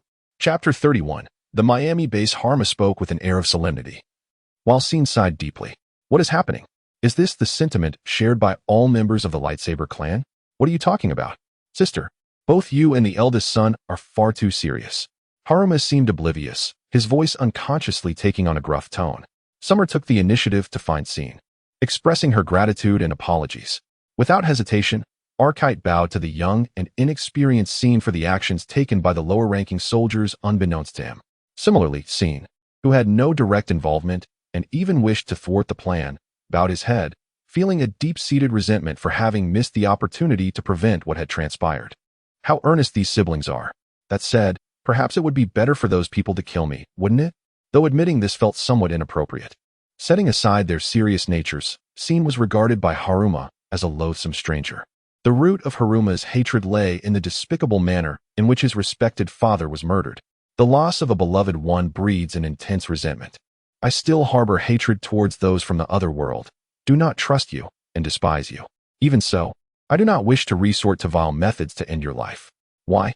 You haven't committed any heinous acts, have you? Haruma replied without a moment's hesitation or stammer, as if it were the most natural thing in the world. Whether on the artificial island or in the city just now, they only protect people, never harming them. It seems strange to me to kill someone like you without cause, and then, to let my guard down, only to potentially commit some atrocious act later? Perhaps. But I do not wish to act without evidence or reason. I see. In the presence of the earnest Haruma, Scene felt a reluctance to jest, leaving him at a loss for words. After a moment of silence, Haruma spoke again. There is something I wish to clarify with you, merely prompting him with a gaze. Haruma's serious eyes pierced through Scene. Despite the hatred reflected in his gaze, Scene sensed a deeper emotion within. I assure you, as long as you do not commit any decisive wrongdoing, I will not aim a gun at you. The unexpected declaration left Scene momentarily stunned. What has suddenly changed? As I mentioned earlier, I do not wish to act against you at this moment. I merely wish to clarify this. I dislike the notion that others believe I would use despicable means to take your life. Unlike Scene, who finally managed to voice his thoughts, Haruma articulated his feelings fluently. The latter part of his statement seemed somewhat awkward. We have been conversing for 3 years. Yet he perceives me as a man who would aim a gun at his back. To be honest, it angers me. Is that the crux of the matter? Indeed. This man named Haruma Mikan is a cheerful, upright individual who values such qualities. At that time, Scene had distanced himself from him under the pretext of distrust. This attitude also indicated that Scene viewed Haruma as an accomplice to the perpetrator of the explosion, or someone who might exploit the situation to harm him. He appeared quite dissatisfied with this. And then, if I were to commit some act, what would you do? I would face you head-on and kill you in a straightforward manner. Despite the blunt declaration of murder, Scene felt inexplicably refreshed. He also realized that he must proceed in this manner. Well, that is good. What is so good about it? It is straightforward, somewhat heroic, upright, just vanquishing evil, and safeguarding others, such a hero. Some may proclaim that such a person cannot exist, that it is an idealistic notion, yet Scene does not despise such heroes. Their earnestness is striking, and even before the villainous scene, they do not hastily draw conclusions, but instead confront the situation directly. Every member of the Hikoki family is a deserving hero. If such a hero were to meet their demise one day, it would not be a matter of great concern. If I were to speak honestly to Haruma in front of me, she might exhibit a subtle expression, yet this is Scene's genuine sentiment. Scene Istel is a rogue. If the embodiment of evil is vanquished by a righteous hero, it would indeed be a fitting conclusion. Seeing the smile that graced her face, Scene mistakenly believed she mocked him, and Haruma shouted in frustration, while Scene sprinted with a smile. He dashed into the hangar, blending into the commotion of the 13th technical class, bursting into laughter. Well, that is nice. Even amidst the ranks of what could be deemed enemy forces, he found trustworthy allies in Anna and the members of the 13th technical class. In case of an emergency, there exists a hero who would justly bring Scene to account. The days that began with such abruptness seemed, unexpectedly, not so bad. Miami base of the North American Division of the Human Military. This base is one of the largest military installations in North America, currently in a state of preparedness unimaginable during peacetime. Personnel and mobile armors have been secretly gathered from surrounding bases, cleverly disguised and distributed throughout the base to avoid detection. The reason for this heightened vigilance is clear. Today, this base hosts more than half of the upper echelons of the human military. Simultaneously, the boy endowed with extraordinary powers, Scene Istel, is set to visit this place. Ostensibly, he is here for a dialogue of peace at the Miami base, yet the reality is far more complex. An agreement regarding their cooperative relationship has been reached between the High Command and Scene. However, trust remains absent between the two parties, should either side take action. The agreement would crumble instantly, rendering it exceedingly fragile. Furthermore, just yesterday, there was a plot among certain human soldiers to assassinate Scene Istel, with explosives placed on the mecha he was to board, resulting in an actual explosion. Consequently, the betrayal from the human military has severely shaken the foundations of their trust. Until yesterday, for nearly a month, Scene had shown no indication of hostility, and what was initially expected to be a smooth dialogue has now become perilously uncertain. The amassed combat strength serves merely as a precaution.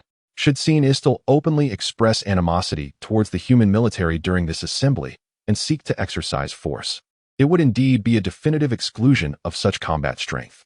This is the nature of their preparedness.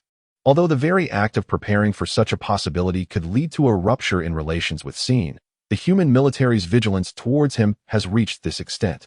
The young boy slowly traversed through the enemy ranks that were already prepared. He passed through a lengthy corridor and entered the largest conference room within the Miami base. Facing countless eyes, both direct and through screens, he smiled. Greetings, esteemed leaders of the human military. Despite being under the scrutinizing gaze of men and women whose lives far exceed his own, the boy remained undaunted.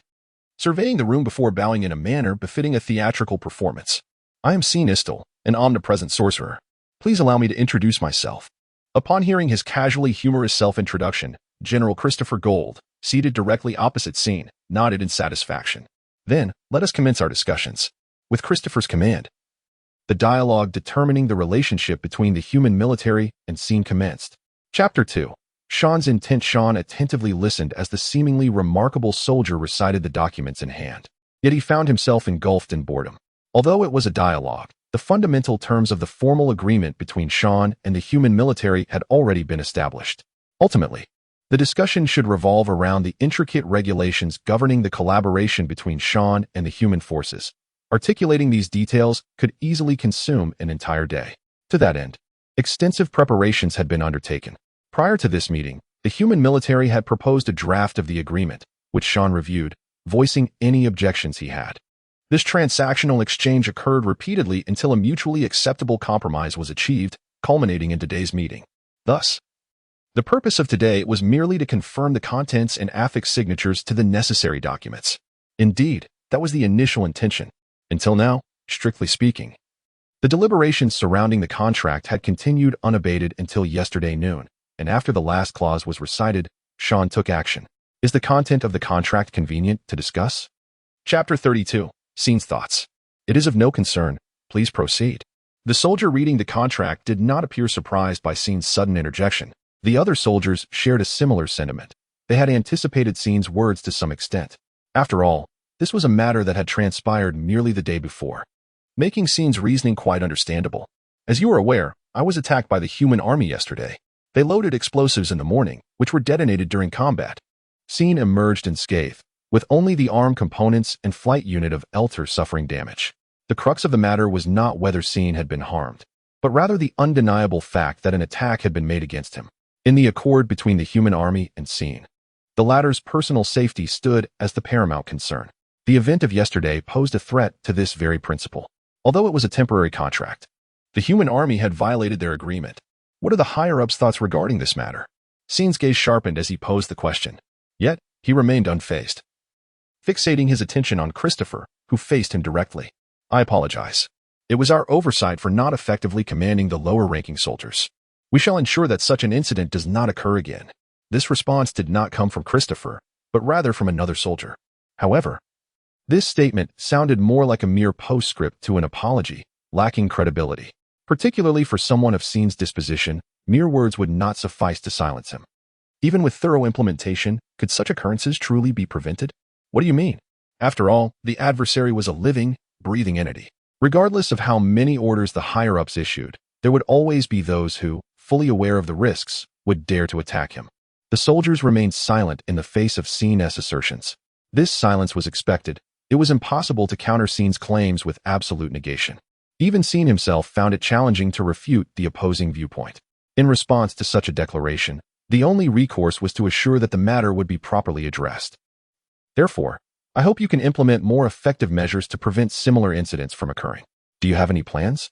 A middle-aged man seated beside Christopher interjected.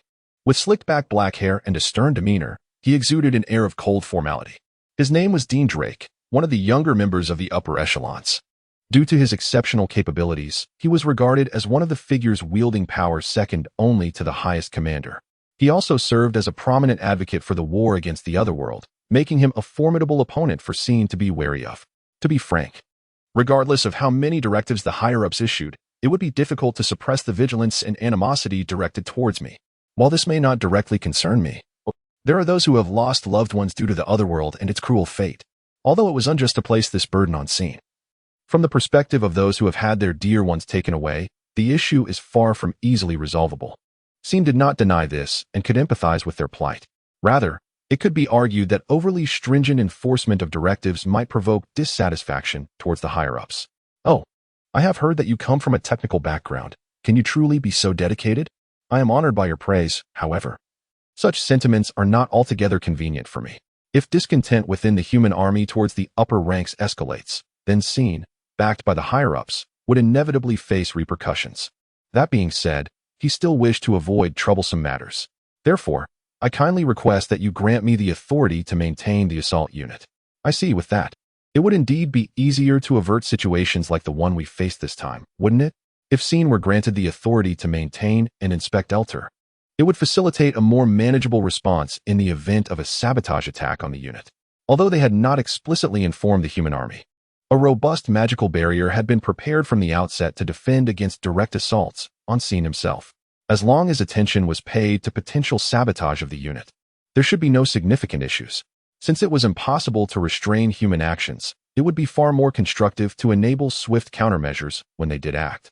Scene's intentions appeared to resonate with Dean and Christopher, who displayed expressions of acceptance. Furthermore, given the modesty of this request, the risks to the human army would be negligible. I comprehend your perspective. I have no objections. Does anyone else? Dean's inquiry went unchallenged, and Scene's request regarding Elter was readily accepted. Then, shall we reach a consensus on our future cooperative relationship? No, there is one more matter I wish to discuss with you. In response to Dean's confirmation, Scene firmly stated his dissent. The soldiers likely assumed that granting Scene the authority for shallow maintenance would suffice to resolve the issue from yesterday. Thus, Dean's gaze sharpened and grew more discerning regarding the existence of this second topic. Indeed, yesterday's incident was our fault, but we cannot simply acquiesce to every demand. True, but there are matters on which I cannot compromise. The atmosphere in the conference room grew tense, prompting Christopher to clear his throat. Let us first hear your thoughts. What is your proposal? Ignoring the prevailing tension, Christopher gently urged Scene to speak. In response, Scene succinctly conveyed the essence of his request. Please, while ensuring the safety of everyone around me, issue no unnecessary directives. As most individuals in the conference room struggled to grasp Scene's words, he continued to elaborate. I am, above all, a person. I have lived thus far under the guise of an ordinary individual and have maintained deep friendships with others. However, once my true identity was revealed, even those friends became targets of unfounded malice. Like Anaraster? If you were aware, you ought to have mentioned it sooner. The mention of Anna's name immediately surfaced, as the human army had been closely monitoring her. In light of this, Scene needed to persuade the higher-ups of the gravity of the situation. It was unacceptable for a cherished friend to be subjected to malicious attacks. Thus, it was imperative to clarify that there was no need for intervention. You are aware of Anaraster's situation, yet what kind of individuals are you seeking? All the technicians from the 13 technical class. Scene's response left Dean speechless, lost in contemplation. Christopher, too, regarded Scene with a pensive expression. Scene Istel, I understand your concern for your friends, but is it not perilous to comply with your request? What do you mean? If you know they are important to you, then the risk of them being used as hostages will increase. This effectively exposes your vulnerabilities. To hold dear that which one wishes to protect is to harbor a fear of loss. This could potentially become a weakness for that individual, as Dean had pointed out. Scene understood this point. Even without explicit knowledge, one could deduce the implications from daily observations. In truth, this malice had already begun to target that very chief of staff. Once explicitly stated, there would be no chance for obfuscation. I will not allow myself to be misled. Moreover, this is not a weakness. Gazing at Dean, Scene smiled. In the next instant, flames ignited at his feet, flaring into a brilliant crimson. Faced with the sudden blaze and the ensuing commotion among the startled individuals, Scene smiled reassuringly, addressing them. I have no reason to harm others, and in my agreement with the higher-ups, I have consented not to take action against individuals. However, should an attack be directed at those who are dear to me, that is an entirely different matter. The flames at his feet intensified, transforming into serpentine shapes that writhed around Scene. Xiao's hand gently caressed the serpent's chin. The covenant would dissolve when their personal safety was jeopardized, at which juncture I would be justified in taking a life. Xiao gazed directly at Dean, his dark pupils mirroring the restless flames, shimmering brightly. His eyes evinced a distinct resolve for combat, akin to the eyes of a wild beast. This was not a vulnerability, but rather a sacrosanct boundary. If you act against me, I shall merely provide compensation, but if you act against them, I cannot vouch for their lives. I implore you to take heed. Is this a threat? It is a negotiation, for I am delineating the inviolable limits that you must not transgress. Chapter 33. After the dialogue. 1. Should anyone dare to cross this line, I shall not show mercy. The fire serpent gaped its maw, intimidating those around. Subsequently, Scene extinguished the flames entirely, donning a nonchalant smile. As long as no harm comes to me or those within my circle, I shall act as an ally to the human army. Adhering to the fundamental rule of not inflicting harm upon one's partners ensures the acquisition of both military might and intelligence. Such a delectable tale is indeed rare, is it not? Before the audaciously smiling Scene, Christopher offered a faint smile, while Dean glared at him with utmost seriousness. Minutes later, following the agreement between Christopher and Dean, a contract was established between the higher-ups and Scene. After concluding the dialogue with the elite, Scene returned to a pre-prepared room within the Miami base, intending to deliberate on significant matters concerning his future. At first glance, Scene appeared as carefree as ever. Yet beneath the surface, he was indeed quite anxious. However, with the dialogue successfully concluded and the gaze of the higher-ups temporarily absent, there was no longer any need for trepidation. Ah, it's over. It's truly over. How should I put it? This feels rather sweet. Scene's head was unceremoniously struck from behind, eliciting a bizarre whimper. Rubbing the sore spot, he turned to find Anna, veins bulging, and a somewhat displeased Xiaojing staring back at him. Instructor, where did you learn such irreverent expressions? The point is not here. If you intend to act that way, at least confer with us beforehand. Both Aikido and Anna were present during the conversation with the higher-ups. On the artificial island, Aikido had been privy to the dialogue between Christopher and Scene, and having directed Scene before their arrival, his involvement was hardly surprising. Moreover, Scene had raised 2 requests during that meeting, which the higher-ups had completely withheld from the pair. To them, it seemed as though Scene had unexpectedly made demands of the elite, adopting an attitude that could be perceived as threatening. It was no wonder they were astonished. Nonetheless, Scene had his own reasons for this approach. While it was a discussion, revealing any prearranged plans would have been disastrous. Aikido and Anna remained soldiers of the human army, positioned to monitor Scene. Even Dean was aware of the closeness between Anna and Scene, and perhaps now it was clear to him. However, Aikido had known Scene's intentions all along, which was not viewed favorably by the human army. If one were to consider the proximity of Aikido, who was tasked with surveilling Scene, to his subject, the one at a disadvantage would be Aikido. Indeed, such thoughts lingered. Yet, this was rather excessive. I feared Xiaojing's stomach might burst. Ah, so that's why her expression is so grim. At the very least, one should have asked beforehand. To be prepared. Observing Aikido clutching his abdomen, even Scene could not help but feel a pang of guilt, bowing his head in apology. That said, what if he were to be rejected there, leading to a rift in their relationship? Well, I believe it's unlikely. Scene's requests posed minimal negative impact on the human army. In essence, expanding the scope of the useless commands directed at Scene would incur neither expenditure nor loss. Moreover, given the magical intimidation Scene had employed, it was unlikely anyone would take it too seriously. Ultimately, Scene was but a small boy, while the human army represented a formidable organization with might spanning the globe. Although Scene possessed extraordinary abilities, unleashing true power would undoubtedly subdue him without issue. The elite must surely perceive it this way. With no flaws, Scene's power was not to be feared. On the contrary, if effective military strength and intelligence could be garnered, the calculations of gains and losses would become quite straightforward. Even so, setting ablaze that place was excessively reckless. Perhaps Aikido was particularly sensitive to Scene's actions, as he abruptly sank into the couch within the room. To say he collapsed halfway might be accurate. Such blatant violence could lead one to overlook the consequences in a moment of fear. I believe with Commander Gao present, matters would not escalate to such an extent. The worst-case scenario. Mid-thought, Scene suddenly covered his mouth with one hand, nearly stifling his words. The attitude behind his statement was unmistakable as he spoke. He found himself astonished. Anna observed him, as if witnessing the phantom of flames behind his words. What could possibly be the worst? Do tell. No, it's nothing. Surely, it's not entirely nothing. Look into our eyes and share your thoughts. The two closed in, with Aikido grasping his shoulder and Anna seizing his head, leaving Scene with no escape. Just as he endured the pressure from the two adults, a sound emanated from outside. It seemed a visitor had arrived.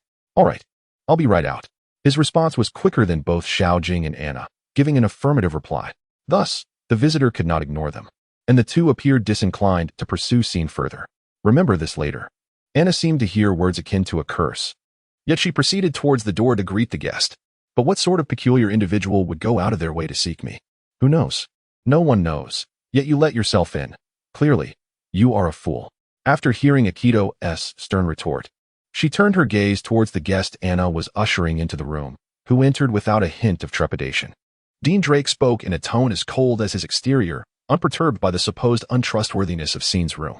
The chamber allocated to Scene was originally one of the reception rooms, thus accommodating Dean's unexpected arrival posed no inconvenience.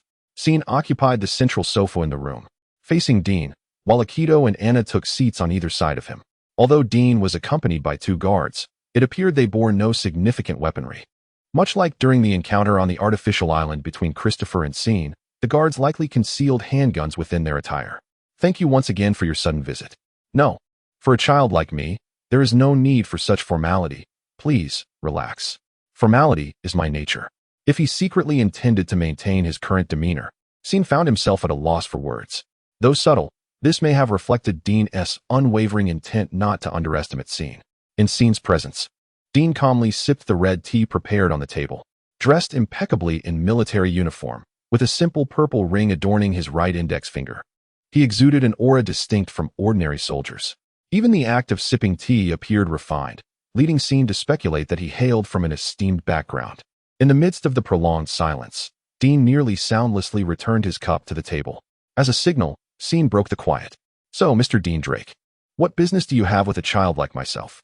Faced with such a direct inquiry, Dean merely narrowed his eyes, refraining from an immediate response. The narrowed gaze seemed to scrutinize Scene closely. You are even more anxious than I had anticipated. I had assumed you were a man who could not stomach his meals. Such scrutiny towards a child not yet 16 is rather excessive. If this were a conversation prepared in advance, it would be one thing. But if it is an unexpected visitor, one cannot maintain such composure. I believe it is sufficient to converse at length with someone unanticipated. A slight smirk graced Dean's lips, yet his gaze remained fixed on Scene. Frankly, I am in low spirits, but in a certain sense, this is an acceptable state of affairs. Was my visit truly so unexpected? If pressed, one could argue that any visit besides that of Supreme Commander Gold is unanticipated, but yours is the most surprising of all. Given that you are the most fervent advocate for the war against the otherworld within the human army, Dean is, without a doubt, a leading figure in the frontier war movement. Consequently, among the higher echelons, he should be the most opposed to Scene. During the convocation of all high-ranking officers, he was the one Scene was most wary of. Chapter 34. After the dialogue, 2, his entitlement to speak, coupled with the near certainty of his ill intentions towards Scene, was only natural. Frankly, Scene was disconcerted by how easily his demands were met during the conversation. He never imagined that Dean would visit him after the meeting with only a few guards. Conversely, being observed so candidly was somewhat reassuring. Despite rumors of his farcical behavior, his diligent prior investigation was evident. Mischief is my nature, he would jest. Echoing Dean's words from moments earlier, he seemed to possess a playful wit. Moreover, diligence was hardly the case. Aside from you and the Supreme Commander, I am unacquainted with the names of the other superiors. How flattering. He likely hadn't considered it flattering at all, I surmised, scrutinizing Dean once more. So, might I inquire as to the purpose of your visit? There's no pressing matter. I simply desired to meet you in person. Thus, this face-to-face encounter was Dean's sole objective. Not that it's my place to say, but isn't this a bit risky? No one has dared to attack the Supreme Commander with fewer guards than I have. There's little to gain from attacking me now, and it would only nullify the recently concluded agreement. Indeed, as he stated, there was no particular advantage for Scene in attacking Dean. It was this knowledge that afforded him the composure to travel with so few guards. From the narrative, Dean's objective had been achieved. Rumored to be so busy that he missed his military academy graduation ceremony, it wouldn't be surprising if he departed immediately. However, I was somewhat irked by the idea of being unilaterally investigated. If you're so keen to understand me, would you indulge me in further conversation? At Scene's invitation, Dean appeared slightly taken aback upon entering the room. This alone brought Scene some solace. Indeed, such an opportunity is rare. I must seize it. Absolutely. A chance to converse with a high-ranking official like this may never come again. Kiss and Scene smiled, while Dean reciprocated with a smile of his own. However, Dean's smile was likely merely courteous. Scene couldn't judge others, so they were even. Although he sensed the anxiety of Ajit and Anna on either side, Scene kept his gaze fixed on Dean. Even so, we lack a common topic. How about we engage in a little game? Oh, what sort of game? One party poses a question to the other, who answers, and then poses a question in return. Simple, wouldn't you agree? Simple enough. But is there a standard by which to judge the veracity of the answers? Scene responded to Dean's query with a smile. No. Upon witnessing Dean's evident surprise, Scene's smile deepened. As there is no standard of judgment, lying is permissible. It's a game that encompasses the detection of falsehoods. What do you say? Dean simply replied, intriguing. He seemed amused. Then, as this is our proposed game, the questions shall commence from here. Thank you, then. I shall be blunt. Are you an enemy of humanity? Faced with this unexpectedly direct opening question, Ajit, Anna, and Dean's two guards, seated on either side of Scene, were taken aback. Simultaneously, Scene replied without hesitation, at least, I have no intention of becoming an enemy of humanity at present.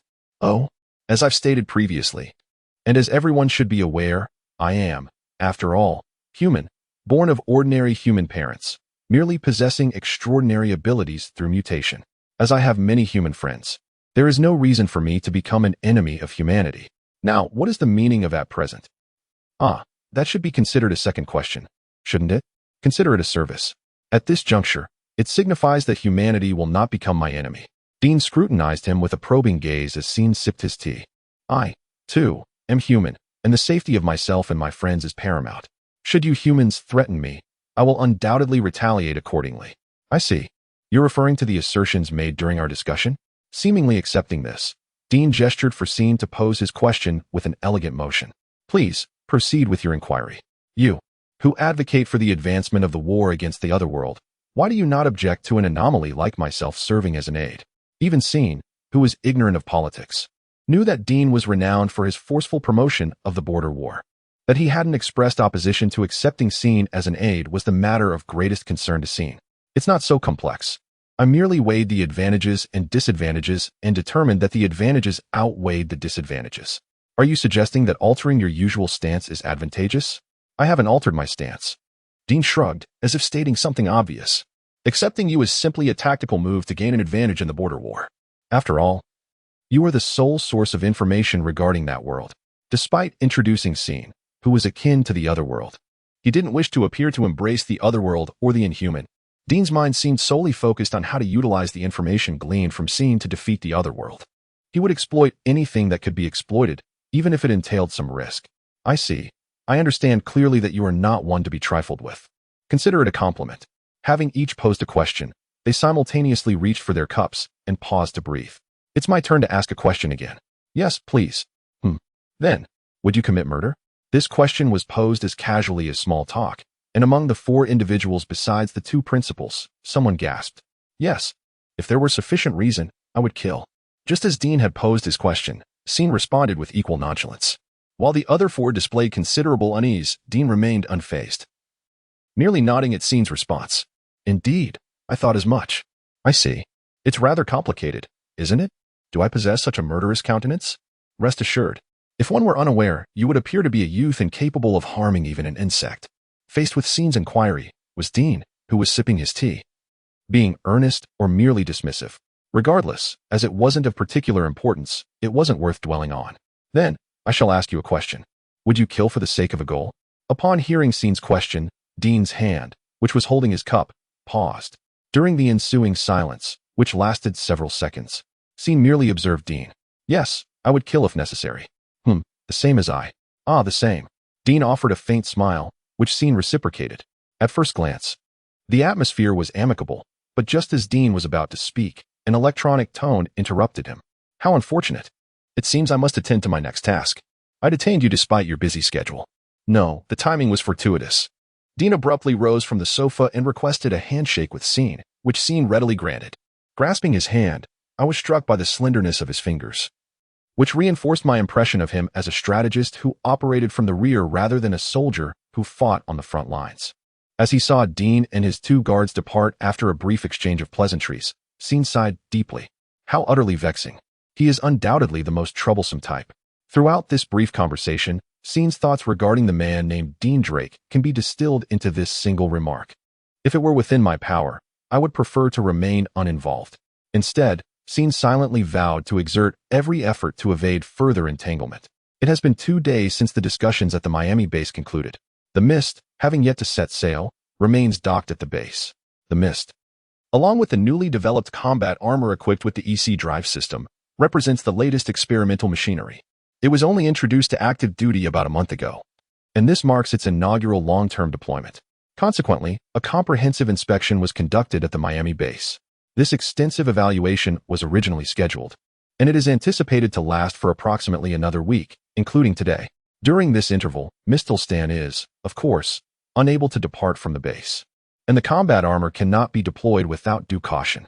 Chapter 35. After the conversation, 3. Thus, it appears that most of the crew from the Mist have received approximately a week of leave. Is that correct? Sei-in was assigned to his own quarters aboard the ship, gently assessing his attire in the dressing mirror. Recently clad in military uniform, he now donned a black hoodie paired with beige cropped trousers, presenting himself as a carefree youth ready for a holiday. Why must I dress this way? Because I am heading to a fitting place. Satisfied that his outfit was appropriate, Sei-in ambled down the corridor towards the hangar. Have I kept you waiting? He called out, though the truth was there had been no delay. Rather, the mood of his companion, Haruma, appeared irritable, in contrast to Sei-in's cheerful demeanor.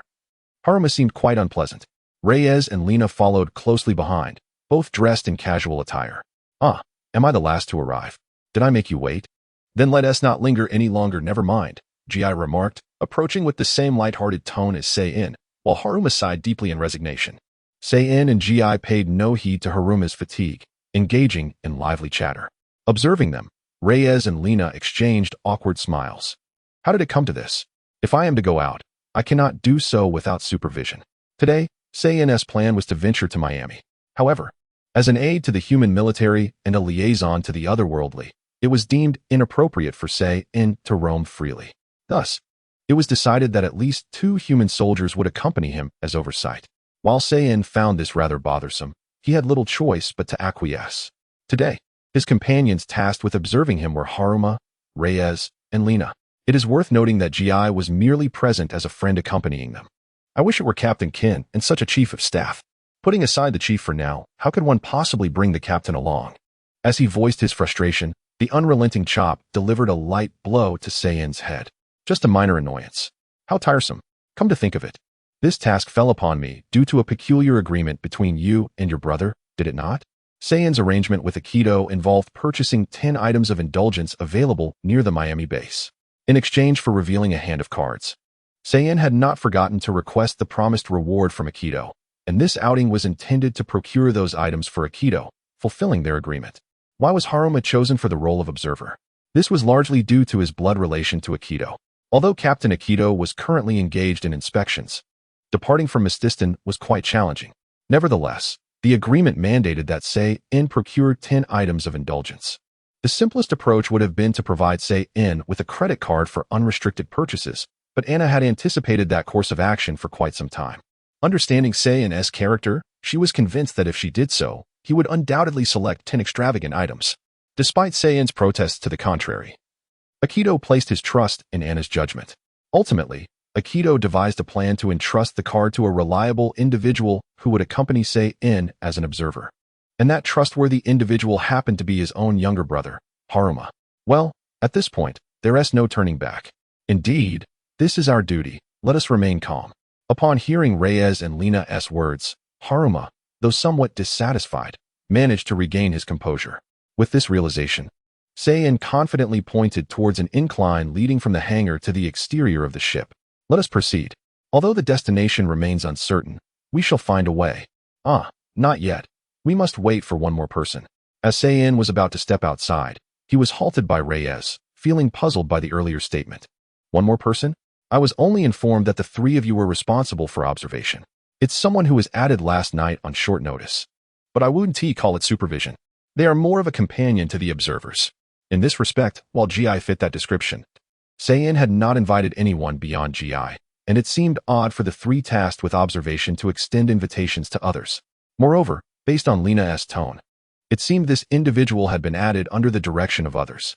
As Sei-in pondered the identity of this mysterious addition, he heard the sound of hurried footsteps approaching from behind. "I'm sorry for the wait. I'm the last one." Sei-in was taken aback by the sight of Sayumi rushing towards him, seemingly out of breath, indicating she had likely come in a hurry. From her previous words, it was clear she was the final companion for the outing. However, Sei-in was entirely perplexed as to how the situation had arisen. "What?" "Well, you see, I ran into Chief Rastel in the base's bathhouse last night. During the inspection at the Miami base, aside from exceptions like Sei-in, the crew of Mist could utilize the base's accommodation facilities if they wished. These accommodations were quite spacious and comfortable, boasting extensive spa amenities.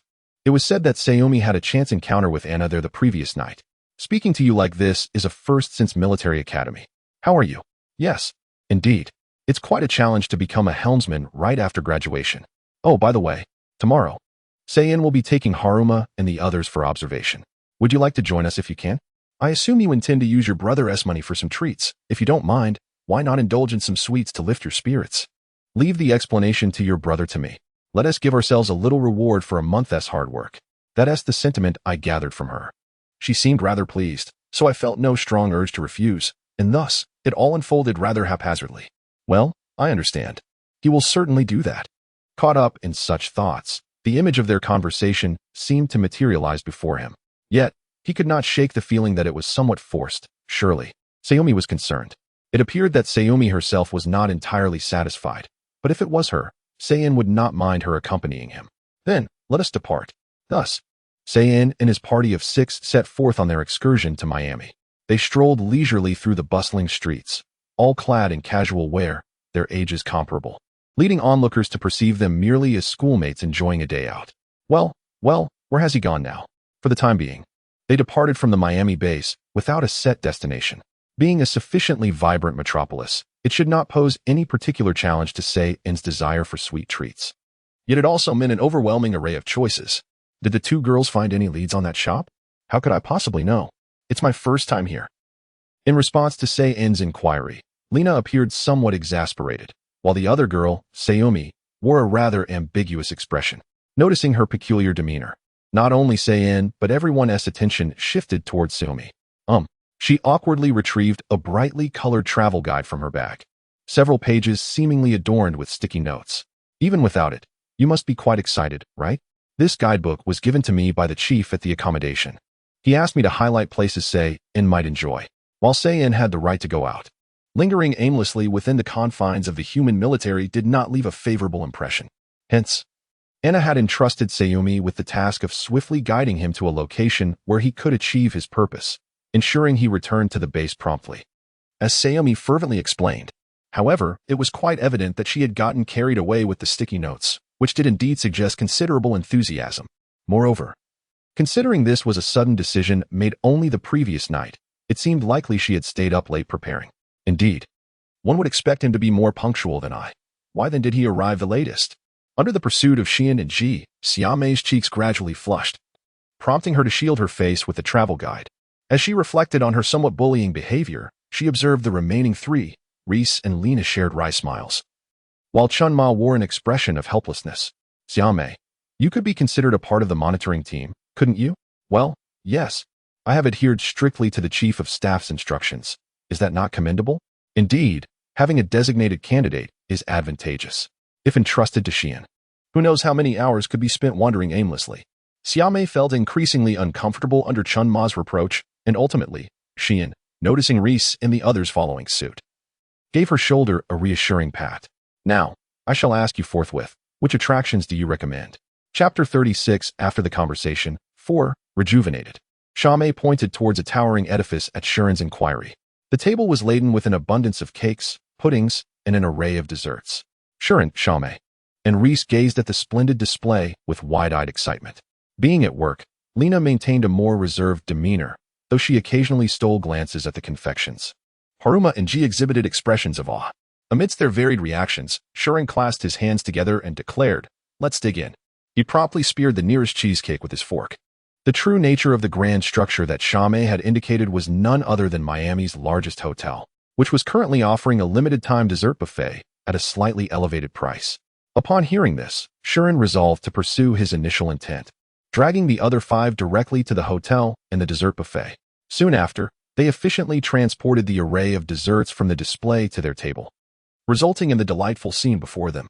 Indeed, the quality of this esteemed hotel was evident. The chocolate cake was truly exquisite. "I adore this Mont Blanc," Shuren, Reese, and Shame exclaimed, while Haruma watched them with an expression of mild exasperation. Although there were plenty of cakes before him, he had barely touched them. "Is Reese over there too?" he mused. "Haha, my apologies." Reese, though not as fervent as Shuren, effortlessly indulged in the sweets, revealing his own fondness for desserts.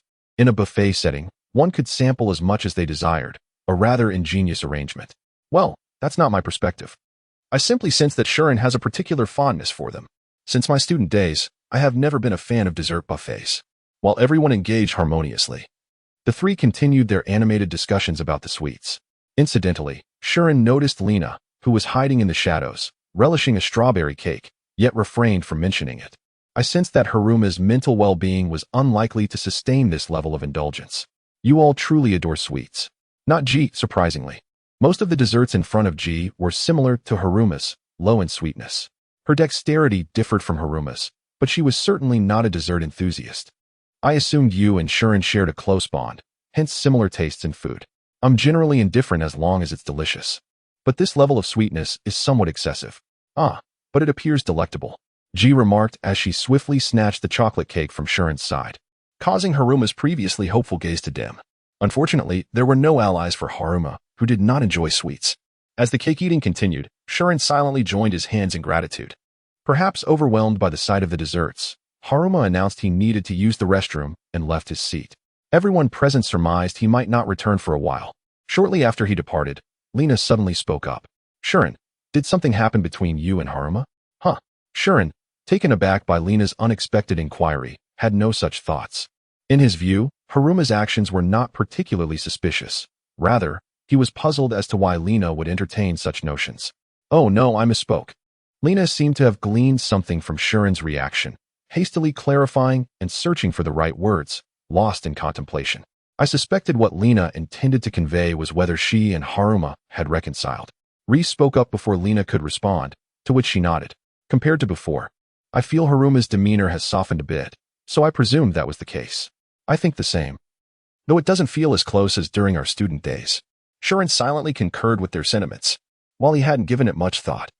It was true that he could now converse with Haruma without issue, and he had some inkling of the catalyst behind this change. However, if asked if they had reconciled, he found himself somewhat perplexed. "Haven't you reconciled?" "Well, we have made a pact." "A pact?" Shuren casually remarked. "If I commit an evident wrongdoing, they would unceremoniously eliminate me." The 4 present immediately ceased their activities. Eliminate? A pact? To summarize, that was the essence of it.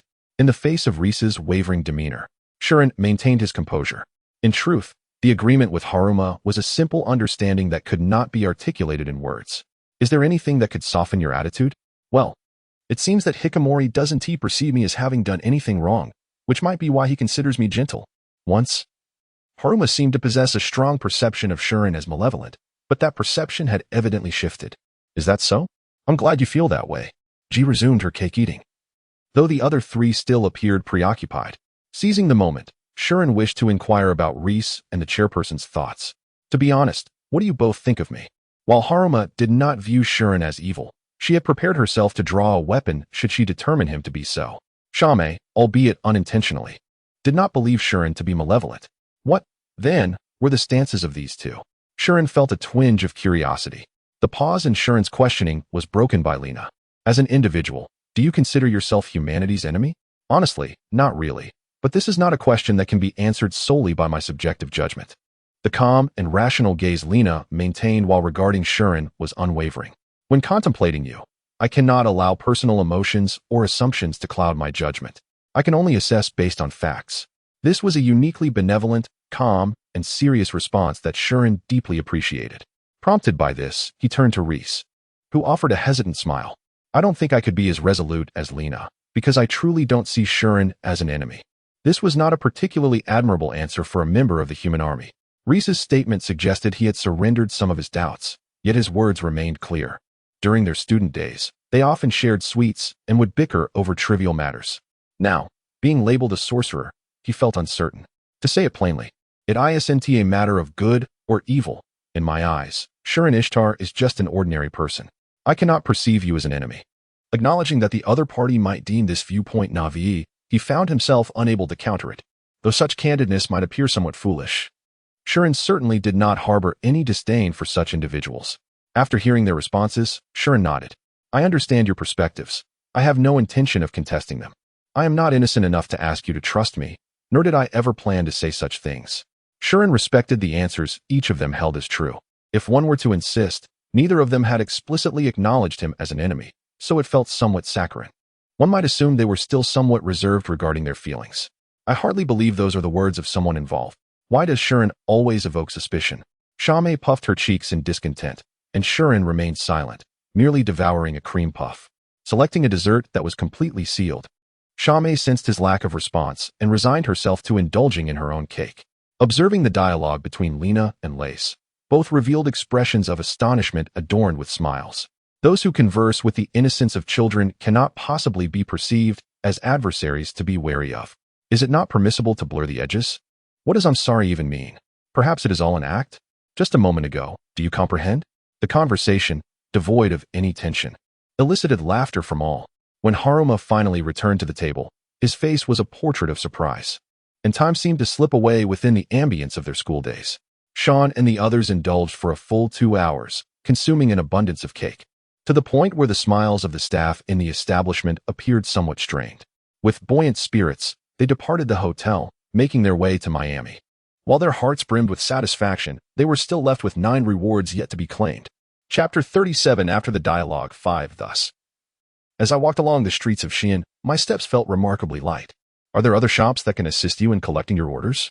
Well, primarily, there are numerous Western pastry shops. I also check shopping centers and bookstores.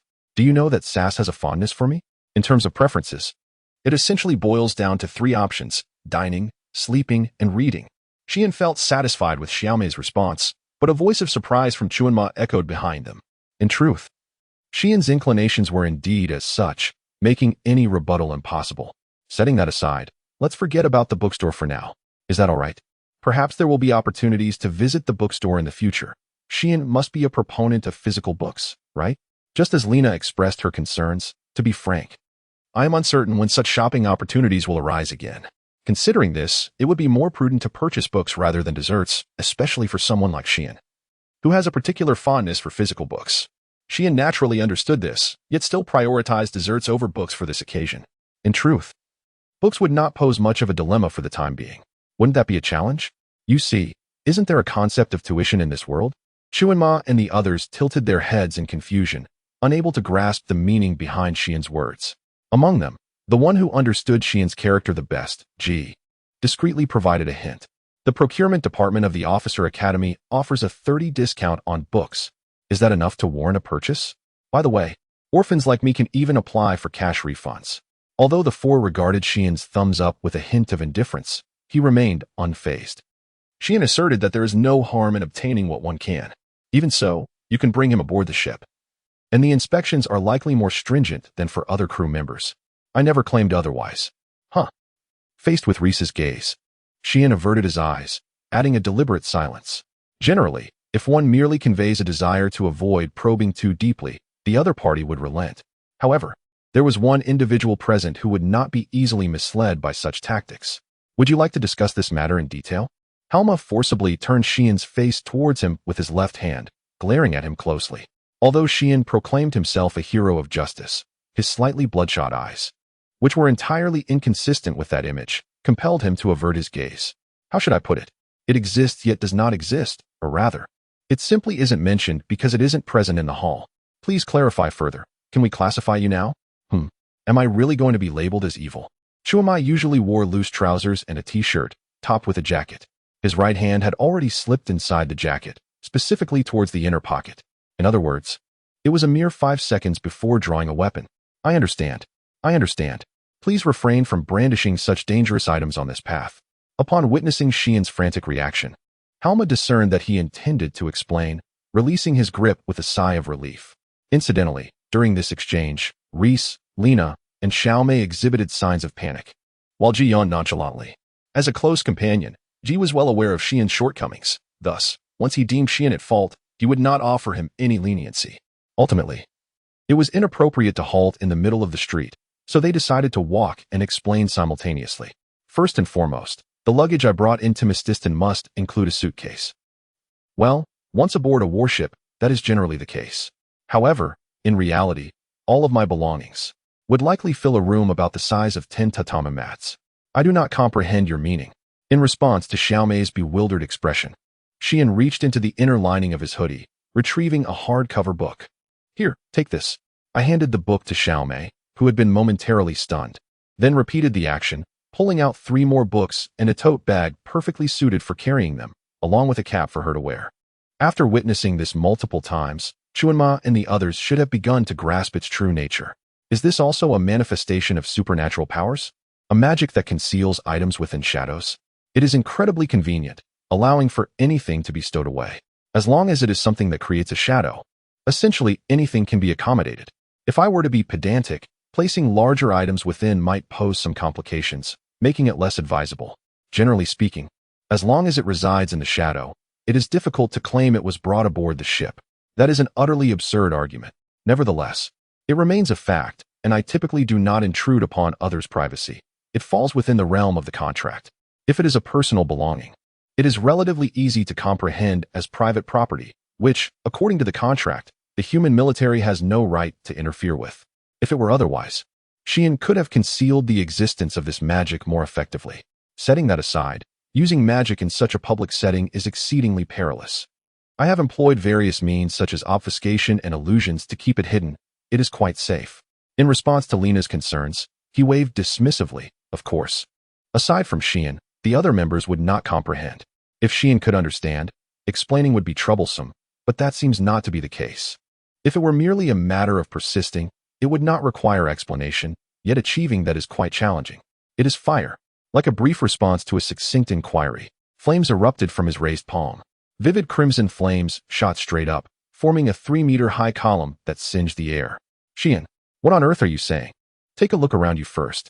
Surveying the vicinity at Xian's urging, Chuanma and the others immediately noticed the anomaly, their eyes widening. Why is no one looking this way?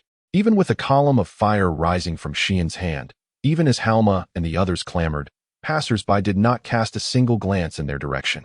It was as if they were invisible, merely walking past, as if they were part of the scenery.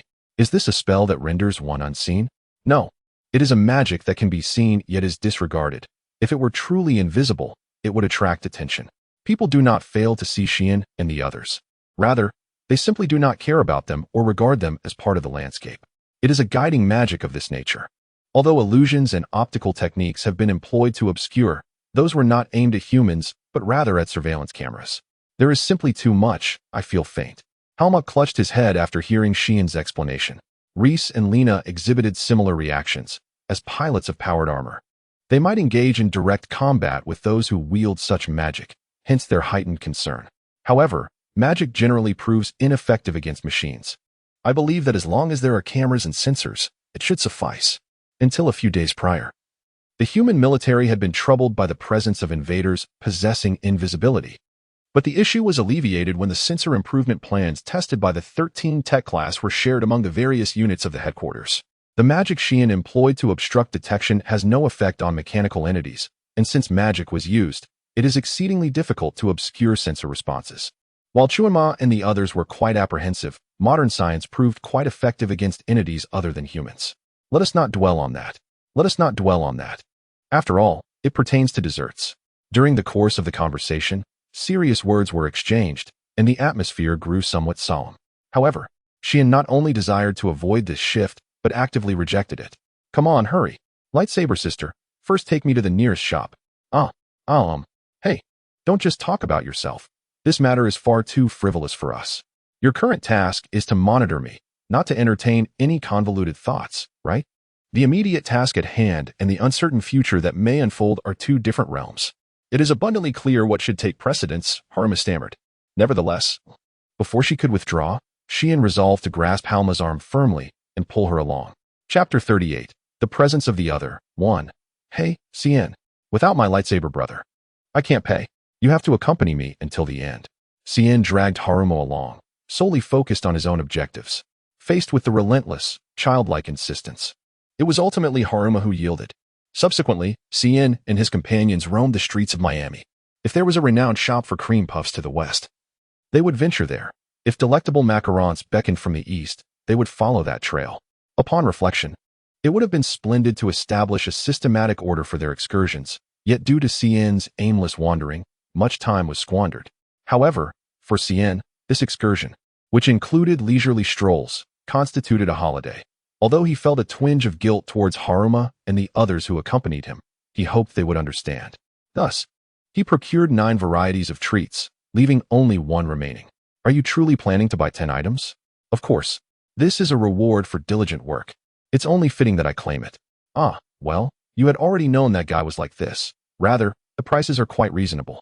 What do you think of me, both you and the instructor? Cien, feeling disgruntled by Haruma's impolite remarks, turned to Haruma and Yamai. By the way, does the captain enjoy sweets? What? My brother quite likes them. Upon hearing Yamai's response, Cien nodded with satisfaction, deciding on the famous patisserie as their final destination. Here is a delightful box of cookies, a gift for you. A gift? Yes, for Captain Lightsaber and that instructor. I replied to Haruma's inquiry, and his eyes widened in disbelief. Not only Haruma, but everyone, including G, shared this incredulous reaction, rendering it utterly perplexing. Cien, have you hit your head? All right, partner. I'm going to give you a good whack. Stick your head out. Before G, the impolite partner, could extend his head, I gave him a light tap. Then, facing the remaining 4, he fully expressed his dissatisfaction. To merely mention buying gifts and be treated like this is truly unfortunate. Seeing your reaction just now, one might expect such a response. There exists a notion known as daily behavior. Though I found myself unable to refute Haruma and Lena's earnest reproach, I felt disheartened by the absence of any supportive companions as Cien continued towards the patisserie. Cien, it's acceptable to buy gifts, but what about my brother? Well, I intend to include the captain's share as well, although since it's the captain's money, one might argue the term gift is somewhat misleading. I responded to Yamai's question beside me, and she appeared somewhat incredulous. Is it so surprising that I'm buying gifts? This sort of thing isn't entirely unheard of. Including my brother, one could say it's rather unexpected. While some might claim that the act of gift-giving itself is peculiar, she seemed unfazed by such notions. If Chief Rastel suggested purchasing something, it would be understandable. But hasn't Cien and your brother had limited time together? Cien is not someone who relaxes around others immediately. That aspect surprises me. Indeed, Cien was not the type to easily engage with others, taking nearly a year to cultivate the current relationships with the likes of Anna, G, and Yamai. From Yamai's perspective, Cien's desire to buy a gift for Akito, whom he had only known for a month, was perhaps quite astonishing. I believe your brother has a more favorable impression than others you meet for the first time. Without a doubt, Haruma and Yamai were kind-hearted individuals. 2 brothers who took on parental roles after the death of their parents could not possibly lack kindness. In truth, there had been numerous opportunities for direct interaction over the past month, and while the initial impressions had not shifted, the fondness had indeed grown. Even Cien was surprised, as his trust in Akito perhaps deepened gradually. Yet, it felt somewhat embarrassing to articulate this, so I sought to deflect. Well, about that matter. From the explosion incident to recent conversations, the captain has endured considerable hardships, anxieties, and pressures. I should extend an apology. What is this story? What exactly has Cien done? Ah ha ha ha. He laughed it off, and as they approached the patisserie, Cien came to an abrupt halt. The sudden stop drew curious gazes from Yamai and the 4 trailing behind, but Cien focused intently on the aura he had sensed. Cien, what's wrong? Brother Hikamori and the other 2. They have guns, right? His seriousness starkly contrasted with his usual demeanor, perhaps sensing the gravity of the situation. The expressions of Haruma and the others turned solemn. What is happening? Is it that serious? No, it's not that kind of luck. This presence is unusual, Cien replied while discreetly gesturing towards a small path to his left. Over there. Is it dangerous? I'm not certain. Yet, it feels odd in such a large city. While there are certainly outsiders, those who originally reside here should strive to integrate with humanity. However, from the aura Cien has captured, there is no sense of such effort or subtlety. Regardless of the specifics, this individual must be an evident anomaly. I wish to apprehend someone other than this person. Is that all right? To you, we are kindred spirits, aren't we? If we allow an incident to transpire, the repercussions from the human military would escalate, and I am quite curious about his intentions, hence my desire to capture him for inquiries. Furthermore, if he harbors no malicious intent, I would prefer to let him go. However, this consideration is specific to Cien and does not apply to Haruma and the others as members of the human military. As the human military, it's either capture or kill. Can we resolve this without complications? Let us apprehend him first, even if he was not outright rejected at this moment. For Haruma, who harbored a strong animosity towards outsiders, it was a substantial concession. For Cien, hearing this was sufficient. I will take the lead, while G, without weapons, and my lightsaber sister will bring up the rear. The rest is up to you. After confirming that Haruma and the others nodded in agreement with his instructions, Cien dashed towards the direction of the commotion. Under Cien's guidance, Haruma and the others jogged along the narrow pathway. Though it was not a major thoroughfare, it was still a bustling area of the city. While it was a small path, there were quite a few people. Yet the 6 of them moving swiftly drew no suspicion. This must be the effect of Cien's concealment. Cien, do you know the identity of the problematic individual? He believed that if the concealment was effective, there would be no need to worry about passers-by overhearing their conversation. Thus he inquired of Cien, who was leading the way. It is still impossible to ascertain his true identity. However, I doubt he is someone who relies solely on numbers to be formidable. Cien responded to Haruma without hesitation, veering left down a side path. Though I couldn't comprehend it, Cien was undoubtedly discerning the direction of their target. After a while, the group finally arrived at a sparsely populated coastal warehouse district. Upon Cien's abrupt stop, the others adjusted their breathing. Have we not found him yet? Cien had spent considerable time tracking the presence and had covered a fair distance. Nevertheless, during the spring, they have yet to confirm the appearance of individuals other than the one identified as problematic. While I cannot fathom a reason for N to fabricate lies, the mere possibility of others existing apart from that person is indeed unsettling. I apologize for intentionally drawing attention to myself midway. Why? If there were a disturbance in the city center, it would certainly pose a significant issue. In a densely populated urban environment, any clash involving extraordinary powers would undoubtedly incite considerable chaos. It is precisely for this reason that they deliberately allowed the adversary to become aware of their presence, guiding the target to a desolate coastal area. I have no objections to the battle plan itself. Please elucidate your thoughts first. To be honest, I feel quite remorseful. Chapter 39. The Alien Presence. 2. A reflective expression crossed his face. He refrained from further questioning and stood beside Cien, retrieving a handgun from his coat. Although he hesitated on the street, the absence of onlookers made it seem appropriate to brandish it. Cien cast a fleeting glance at Chuanma and snapped his fingers. What have you done? Just in case. This serves to disperse the crowd and mute the sounds. Those outside cannot approach, and even if there are flamboyant noises, they will not reach my ears. Reese and the chairman may also draw their weapons without concern. On one hand, he found magic troublesome, yet on the other, he marveled at how convenient it was for his companions to wield such powers. After confirming that Reese and Lena had raised their handguns, he faced Cien once more. So, what now? Is the target nearby? Yes, it appears to be concealed by magic. However, I fully comprehend the situation, so you need not worry. Surrounding them? If we know their location, the optimal strategy would be for armed Chuanma and the others to spread out and encircle anyone outside the target from 4 directions. Yet, Cien shook his head at this suggestion. Although they are not the weak ones, to be frank, I am uncertain about the type of magical attacks they might employ against me. Honestly, I would prefer if everyone except myself remained here. Cien's reasoning was understandable, yet it was not feasible. Even routine shopping must be monitored, and interactions with others require staying within the human army's line of sight. If Cien desired, he could easily obscure Halma and the others like smoke. But his decision not to do so indicated a reluctance to stir unnecessary complications in their relations with the human military. Despite having formally exchanged contracts, the trust between the two parties remained tenuous. Surrounding them could be accomplished through magic, so I hope those 5 will follow closely behind me, attentively observing where I capture outsiders. Understood. He responded rudely to the joking Cien in the latter part of his statement, following his lead. In less than a minute, they arrived at a narrow passage between buildings, where Cien abruptly halted. Are you in front? Though unspoken, Cien's demeanor conveyed his intent. Simultaneously, he tightened his grip on the gun, prepared to pull the trigger at any moment. Beside Halma, Cien took a deep breath, and in the next instant, dashed into the passage. Halma followed suit, yet at that moment, he could not discern any presence within the passage apart from Xian. The game of hide-and-seek is over. With a harsh shout, Xian unleashed a device resembling a flashbang, illuminating the shadowy corridor. In that light, the previously unseen. Chuanma's eyes clearly caught sight of a small shadow darting deeper into the passage. Ah! With a sharp cry, a mysterious black object shot forth from Xian's shadow. The round object smoothly landed in Xian's right hand, as if they had prearranged this. However, Xian twisted his body, pulling his right hand back. Oh, I see. Without hesitation, he hurled the black object towards the fleeing target.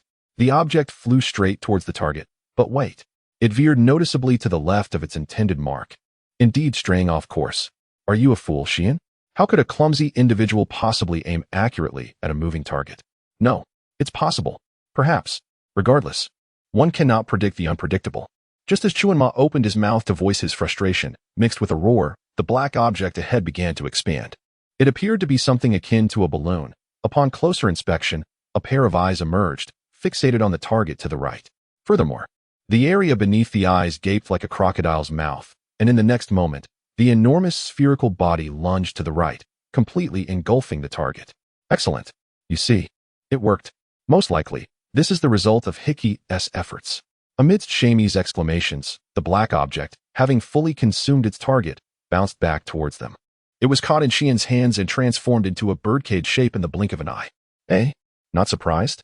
I realized that if I were astonished by everything you do, it would be never-ending. Saying such makes it rather dull. Xian held the transformed birdcage of the black object. Moreover, within it were individuals aside from the target just captured. Is that a bird? It must be a bird, right?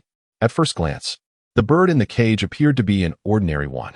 Possibly due to the shock of being entirely swallowed. It seemed to have lost consciousness, barely moving. Yet it appeared to be alive. Seizing the opportunity while it remained still, Xian scrutinized the bird closely. This should be a hummingbird, I suppose. So, it's not an alien, but an ordinary bird? No, surely not. While it certainly resembled an ordinary bird, this creature vanished until illuminated by Xian's seemingly magical light. Given its abilities, it undoubtedly possessed some extraordinary powers. Well, in any case, let us bring back gifts for the captain and the others. You mentioned returning. It seems it has already lost consciousness, so it cannot provide any information, making it best for the captain to be present as well. Xian's reasoning was indeed sound. But how would they manage bringing a non-human entity to the human military base? However, since Xian pointed this out, it was better than leaving it within Miami, and ultimately, they decided to bring it back to Aikido. The gifts had multiplied to 2. Did we confuse gifts with burdens? Originally, Xian and Chuanma only intended to take them out for dessert, but ended up returning with something extraneous. Contemplating the troublesome case his brother was about to face, Chuanma let out a deep sigh. Therefore, I want 2 gifts. Let us eat the cookies first. In the captain's room, the peculiar combination of a paper bag from a renowned pastry shop and an iron birdcage sat upon the low table in the center of the room, prompting Aikido to cover his face with one hand. What are you saying? I have no way to explain this. Ah, the birdcage was purchased on the way. I assumed the budget was insufficient. I don't know. You should apply for it yourself. Well, Xian, with a discontented expression, and Mr. lacking composure. Anna, sensing that conversation between such 2 individuals would lead nowhere, squeezed herself between them. In any case, I discovered a stranger in Miami, which is why I brought them back. Correct? Yes, it is rather peculiar to encounter someone in such a large city. While listening to Xian's response, he observed the bird in the cage that had not yet lost consciousness. Although Aikido was not well versed in birds, according to Ziwang, it was a species of hummingbird. To me, it's merely a bird. What do Chuanma and the others think? Visually, it does appear to be an ordinary bird, yet we have confirmed that prior to its capture, it vanished due to its extraordinary abilities. This isn't a public setting, so we can afford to relax a bit. Yet Chuanma ultimately voiced his opinion in his capacity as a soldier. Observing his younger brother's rigidity, Aki chuckled inwardly, also concluding that this bird was not a human. Although Halma's testimony aligned with this, Xian had no reason to falsely claim a common bird as an extraterrestrial entity to bring it here. So, what does Isthel intend to do with this non-human entity? I intend to inquire with him first. If there are no objections, I wish to facilitate his escape. Sean cast a vague glance at Misty. If such a demeanor does not constitute humanity, the human army would never allow your departure. I had anticipated you would respond thus. Sean feigned a shrug, as if to convey his awareness. Her condescending attitude towards the naive child irked Mr. But before she could voice her irritation, Anna made the first move. Regardless, such judgments ought to be made after listening, no? Engaging in idle chatter now serves no purpose. Indeed, let us rouse this bird first. Sean extended a finger towards the bird that was flitting within its cage. Everyone pondered in curiosity what he was attempting to achieve. Sean murmured softly before the gathered crowd. Chapter 40. The favorite of the divine. A sudden jolt of electricity surged through the air, striking the bird within the cage with merciless intensity. With a shriek, the creature took flight, flapping its wings in a frenzy. Observing the fluttering bird, Xian's face broke into a satisfied smile. Ah, it has risen.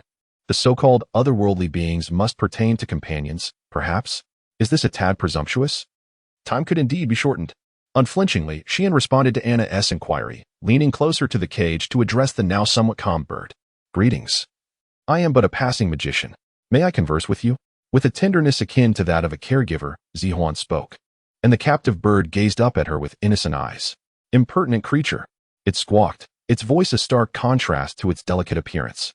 A mere human with a modicum of magic dares to affront me, a loyal subject of Lord Weselopakatoli. Such disrespect, child of man.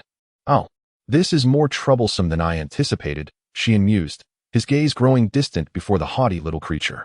Beside him, Ji observed the commotion with keen interest. This one speaks quite normally. It is truly not human. Do not look down upon me, for I am the favorite of the sun god. The sun god? Ah, indeed, I recall mention of Wesel. Lord Weselopakatoli, you insolent being. Weselopakatoli. Though a kid had never encountered this name, it sounded divine. Would Xian be familiar with it? He glanced at Xian, who also tilted his head in confusion. Deputy Commander, could you search for information regarding Wesel on your tablet? It is Lady Weselopakatoli. Yes. I suspect she might be a deity from South America, so I thought to look it up online. With a hint of dissatisfaction at Xian's request, Mr. operated the tablet. A few moments later, the results appeared, and he adjusted his glasses to scrutinize the screen. Weselopakatoli. It is said to be the sun god within Aztec mythology, depicted on the flag of the Western nation. The name translates to the left of the hummingbird. Ah, I see. It is indeed not a misrepresentation to call it a favored one. The bird in question is a hummingbird, thus claiming to be the favorite of the one to the left of the hummingbird. The notion that deities tame creatures of affinity resonates within the myths of the Ball Kingdom, making it a tale not so peculiar. Humph. Now that we are enlightened, perhaps it is prudent to don our civility and seek forgiveness? The hummingbird seemed to acknowledge its belief in its divine association, its demeanor growing more obstinate. In contrast, a kid noticed the faint bulge of a vein at Xian's temple. Miss Hummingbird, might you direct your attention this way? Rather than obeying the command, it instinctively glanced at Xian. The moment their eyes met, a kid felt an indescribable chill run down his spine. Simultaneously, the hummingbird froze before Xian as if turned to stone. I wish to speak with you. Since you are a favored one, might you reveal a more magnanimous side? Xian's voice remained calm, edged with a smile that did not reach his eyes. A kid shivered at the sight. I understand. Let us first inquire. The hummingbird faced Xian, accepting his ire. Although still somewhat arrogant, its attitude softened considerably compared to before. How curious that such arrogance could shift so drastically. Reflecting on the earlier chill that a kid felt, it seemed Xian had employed some form of magic to intimidate. Very well, I shall not rush you. What brings you to Miami? The hummingbird slightly parted its beak, hesitating before closing it again after a few moments of contemplation. Its gaze seemed more focused on the surrounding a kid and his companions than on Xian. Is conversing with humans inconvenient? Or rather, why do you so readily associate with them? Surely, you are aware of their history. I too have my matters at hand. It appeared that for now, the hummingbird was reluctant to engage with Xian, but resisted the urge to converse with ordinary humans like a kid. Do not fret, even if some of our circumstances are known. There is little fear of abduction, is there? That is true. It would indeed be peculiar for a divine being to fear mortals. Though it did not seem like a proper dialogue taking place before that individual, they continued their discussion without concern. I'm searching for someone to inform the mother of pearls of the anomaly. The mother of pearls was a term entirely foreign to a kid and his companions, yet upon hearing it, Xian's expression shifted. This phrase appeared to be a shared language at least between Zihuan and the hummingbird. Xian, I apologize, but could you elucidate this for us? The Mother of Pearls is an organization composed of strangers residing in this world. A community? Those outside the realm of the living are secretly constructing various communities. The mother of pearls is among the largest. Although Xian explained this to Anna, there was an underlying implication regarding its size. For us, such factions of unrelated individuals forming alliances should be regarded with caution. Surely not. While it is vast, there are also many such places. Does not size imply strength? In response to Misty's critique, Xian expressed a sense of resignation towards the concept of community. A kid and Misty shared similar sentiments, yet Xian seemed oblivious to such realizations. Xian appeared disinterested in discussing the mother of pearls, or rather, he seemed lethargic about it. While it is sizable, it lacks unity. In Xian's reluctance to speak, it was the hummingbird that spoke up. It seemed somewhat dissatisfied but continued to clarify. The mother of pearls was created by our kin living in this world to convey information across regions. In other words, there are no other designs beyond that. Due to the excessive isolation of various communities, those in power recognized the issue and forcibly established connections between them. This is its origin. Now it serves as a conduit for beings beyond this world to exchange information. If likened to human society, it resembles a form of SNS. Ultimately, it is merely a connection established for information exchange, not an organization for collective action. Xian argued that precisely because of this, it could pose a threat to humanity. Honestly, it is quite delicate. If that is the case, what significance lies in seeking assistance from such a tenuous organization? From what he says, it seems unlikely to be of any help. The mother of pearls is less about seeking something for itself and more about leveraging this connection to request aid from various communities.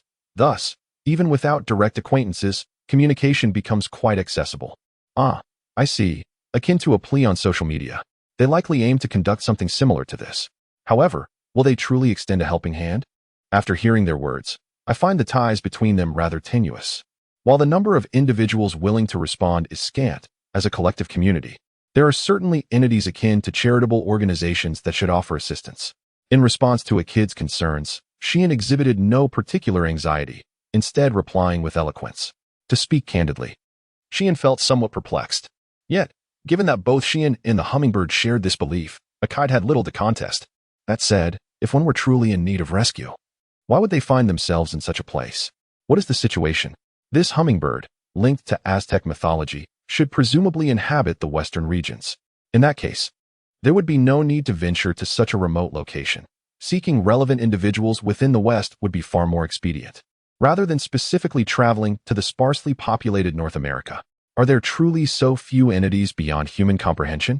In response to Akide's inquiry, Xian displayed a troubled expression, pausing to contemplate before speaking. The existence of non-human entities is more concealed in this world than one might imagine. However, the number of those residing in North America is exceedingly limited. Chapter 41. Signs of Catastrophe. Why is it so scarce? It seems there are numerous reasons, such as the fragility of indigenous beliefs or the rapid pace of modernization. Regardless, these details are not directly relevant to our current discussion. Sean concluded the conversation early, deliberately clearing his throat and redirecting his gaze towards the hummingbird. So, why venture all the way to Miami? Surely matters within the homeland or on the South American continent would be more manageable. While you have a point, both scenarios are implausible. Although Akide could not decipher the bird's expression, if the hummingbird were human, it would likely bear a grave countenance. He lowered his head slightly and continued speaking. In the hidden place we once resided, there was a person connected to the mother of pearls, but now it is all rather unclear. The news is uncertain, which is exceedingly unsettling. He sensed instability in the south and chose to leave the village. He claimed he would return in 3 days, regardless of what transpired, yet he never did. When one detects such signs, is there not a request for assistance? Surely not. The first officer would not contact headquarters merely due to slight sensor readings, would he? Indeed, if the signs were only recognized within one's own group, that would be one thing. However, reporting to a larger entity requires substantial intelligence. The individual who departed from the village likely intended to ascertain the situation before devising appropriate responses. Several individuals in other villages could have called for aid. Yet they are currently investigating in the south, resulting in a lack of information due to other reasons. While not everyone is missing, it is suspicious that more than one person is unaccounted for. Upon hearing the hummingbird's words, Sean's expression turned grave. If only one person were missing, it could be attributed to an accident, but if multiple individuals are unaccounted for, that is far less likely. It is safe to assume that this is connected to the common signs of instability. Even within the homeland, upon entering a city, Are there not witches in the witchcraft shops? That leaves it to others. In the name of seeking assistance, several of us, myself included, have dispersed. Given the uncertainty of locating those who could call for help, it is indeed prudent to increase efforts to ensure a more precise call for aid. Even if he fails here, as long as someone can summon assistance, that is sufficient. Is it possible that aid has already been requested? No. It seems that is not the case yet. Sean firmly negated Anna's assertion. If a few individuals had scattered, such a possibility would seem likely. Yet Sean exuded confidence in his statement. Why are you so certain? Because this is the first time I have heard of it. What? Sean's response left Anna astounded. Only G exhibited such a visible reaction. The other members were equally taken aback. Observing their expressions, Sean produced a blue, circular stone that resembled a keychain. Your Excellency, this is, a token of affiliation with the Mother of Pearls. So you are affiliated with the Mother of Pearls? Yes. In response to the confirmation, Sean replied nonchalantly, remaining silent for 3 seconds. Why did you not mention this from the outset, you scoundrel? The outburst of the hummingbird resonated in the hearts of all present. Nevertheless, Sean, undeterred, explained, affiliation is merely a title. However, it appears that Sean, who is indeed associated with the Mother of Pearls, was unaware that the hummingbirds had yet to issue a call for help. Now is not the time for petty squabbles. Quickly, tell me how to request assistance. There is much I wish to accomplish, yet I cannot do it alone. In the confines of the cage, faced with the rough hummingbirds, Sean remained remarkably calm. He then slowly turned his gaze towards Little Crystal. What, Easter? To request aid is to reach out to an external entity. From my current standpoint, I must at least obtain the permission of the esteemed captain of the Light Sword. That is indeed the case. According to Sean's knowledge, the Mother of Pearls appears to be a community dedicated to disseminating widespread information. Should intelligence within the human military be leaked, many outside individuals would become privy to that information. In light of this trend, while it is not believed that Sean would engage in such actions, the risk of such intelligence breaches does exist. Mr. is currently awaiting Akai's response, yet his expression suggests dissent. Generally speaking, Little Crystal need not offer forgiveness here. The human military has no obligation to assist the hummingbirds in resolving their dilemmas. If the hummingbirds have not called for help, the repercussions do not affect them. Conversely, it would benefit the human military. However, Akai is troubled by one matter. Hummingbird, I have a question for you. What is it? Does the instability you mentioned also impact human society? Though specifics have yet to be disclosed, Akai is nonetheless deeply concerned about this issue. While the disturbances remain localized, if they were to occur in South America, it could significantly affect human society. In response to Akai's inquiry, the hummingbird replied succinctly, that is certainly the case. It would indeed result in more human casualties. His peculiar demeanor indicated he was not lying. Since Sean did not interject, it can be inferred he shares the same perspective.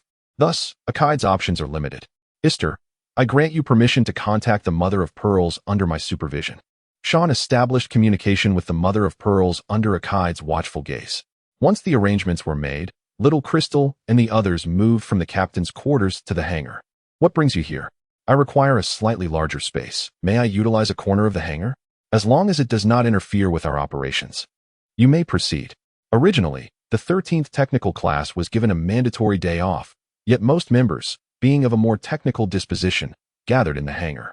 It seems that the occurrence of such an armed phenomenon during their non-working hours aligns with Akai's predictions. What are you doing in the corner of the hangar? A world scale brought forth by magic, allowing for multiple people to communicate in real time? What? That sounds intriguing. The members of the 13th technical class within the hangar, having overheard Sean and Kane's conversation, began to gather around. Engineers, by nature, possess a keen curiosity. Observing them utilize magic, a realm unknown to them, undoubtedly piqued their interest. Mr. attempted to disperse the gathering technicians, yet no one heeded her words. Akai saw no reason to forcibly remove them, resulting in Sean being surrounded by an eager audience. Now to begin. Sean instructed the onlookers to maintain their distance before turning his entire body towards the open space. As he did so, his shadow shifted unnaturally, expanding in the direction he faced. The shadow then rippled like water, revealing a white cylindrical object. The object, seemingly leaping from the surface of the water, measured over 1 meter in length, yet this appeared to be just the beginning. It seems quite challenging to retrieve such a sizable item, Sean muttered, extending his hands towards the cylinder as if to pull something from it, raising his arms with determination. In an instant, the entire cylinder shot forth from the shadow, propelled to a height of approximately 2 meters. Ah! Following Sean's foolish exclamation, the cylindrical object traced an arc, inadvertently crashing down upon two curious technicians. Medic, Maddie. It is inconsequential, remarkably soft, and not burdensome in weight. The engineer shouted loudly, yet his voice remained light, as the impending farce was about to unfold. Yaji and others found themselves at a loss. However, the members of the 13th technical class appeared to be accustomed to such occurrences. The two individuals trapped beneath managed to extricate themselves, and upon confirming their safety, the others promptly returned to the throng of onlookers. During this interval, with a gentle lateral sweep of his arm, the cylindrical object would roll sideways and disperse. The essence of the cylindrical object resembled that of a mat. Its white surface adorned with circular protrusions, covering an area of approximately 3 square meters. Perhaps it was composed of a sturdy material akin to rubber, as Xian remarked, possessing neither remarkable hardness nor weight. Chapter 42. The Mother of Pearls. 1. What is this? A convenient mat for drawing magic circles, seemingly pure white. Of course, it is time to inscribe the formation. After responding to Misty's inquiry, Xian produced a bottle filled with black beads from his pocket. He opened the cap and extended his hand toward the contents, slowly moving it, causing the beads to dance in the air as guided by the bottle. The smooth, ribbon-like beads fell onto the white mat, weaving through the countless raised gaps. A strip diverged in the center, bending in an arc, repeating intricate motions for about 2 minutes. The complex patterns were clearly depicted on the white mat. I see, he is using beads to draw the magic circle. Indeed, this way, even if someone steps on the mat, there is no concern of the lines being smudged, and when it is time to put it away, one only needs to gather the beads and stack them on the mat, making it quite effortless. It is undoubtedly convenient. However, setting aside the beads, it is surprising that such a mat is available for sale. While it is uncertain if it is made of rubber or silicone, the white mat is covered with countless protrusions, which would surely irritate the soles of one's feet if stepped on directly. Even walking in shoes would leave dirt on the mat, and due to the protrusions, it would be challenging to clean. A mat that collects mud before entering is not entirely implausible, yet given that it is not of a size typically found in everyday life, it is hard to believe it is a commonly sold item. At least that is what Akito and Anna thought, but Xian appeared utterly perplexed, tilting his head. Is it merely a standard mail order? Do the black beads also come in a set? Which furniture company would sell such an odd combination? I purchased it from the furniture store Witch's Grocer. Witch's Grocer? The voices of Xiao Jing and Anna perfectly overlapped. To this, Xian accepted with a nod, saying, I see. I haven't elaborated yet. Witch's Grocer is one of the large communities involved in the establishment of Mother of Pearls. In short, it is a significant mail-order company catering to the outside world. I apologize, could you repeat that? So it is a large mail-order company aimed at non-professionals. Regarding Witch's Grocer, I understand Xian's meaning. However, my mind refuses to comprehend. Is there mail order in other societies as well? Of course. Even beings that are not human live, and thus need to purchase items. The level of service is significantly higher compared to human society's online shopping. One can exchange goods even without money. If the items are not particularly valuable, simply placing an order will have them delivered within moments via teleportation magic. For those like us, who live far from civilization without carrying money, it is incredibly convenient. Although Xiao Jing had yet to form a clear image in her mind, the reactions of the two suggested that this was a matter of course. After all, I still need to discuss with the president of Witch's Grocer, and I will delve into the details later. This is my first time hearing about it. Is this magic circle prepared for communication? While communication under surveillance is permitted, they were informed that the captain's room was not spacious enough for it, hence being brought here. Yaki and the others were entirely unaware of the preparations taking place before them. If it were merely for communication, all one would need to do is hold the previously mentioned blue gemstone and send their consciousness to the alternate space prepared by Mother of Pearls.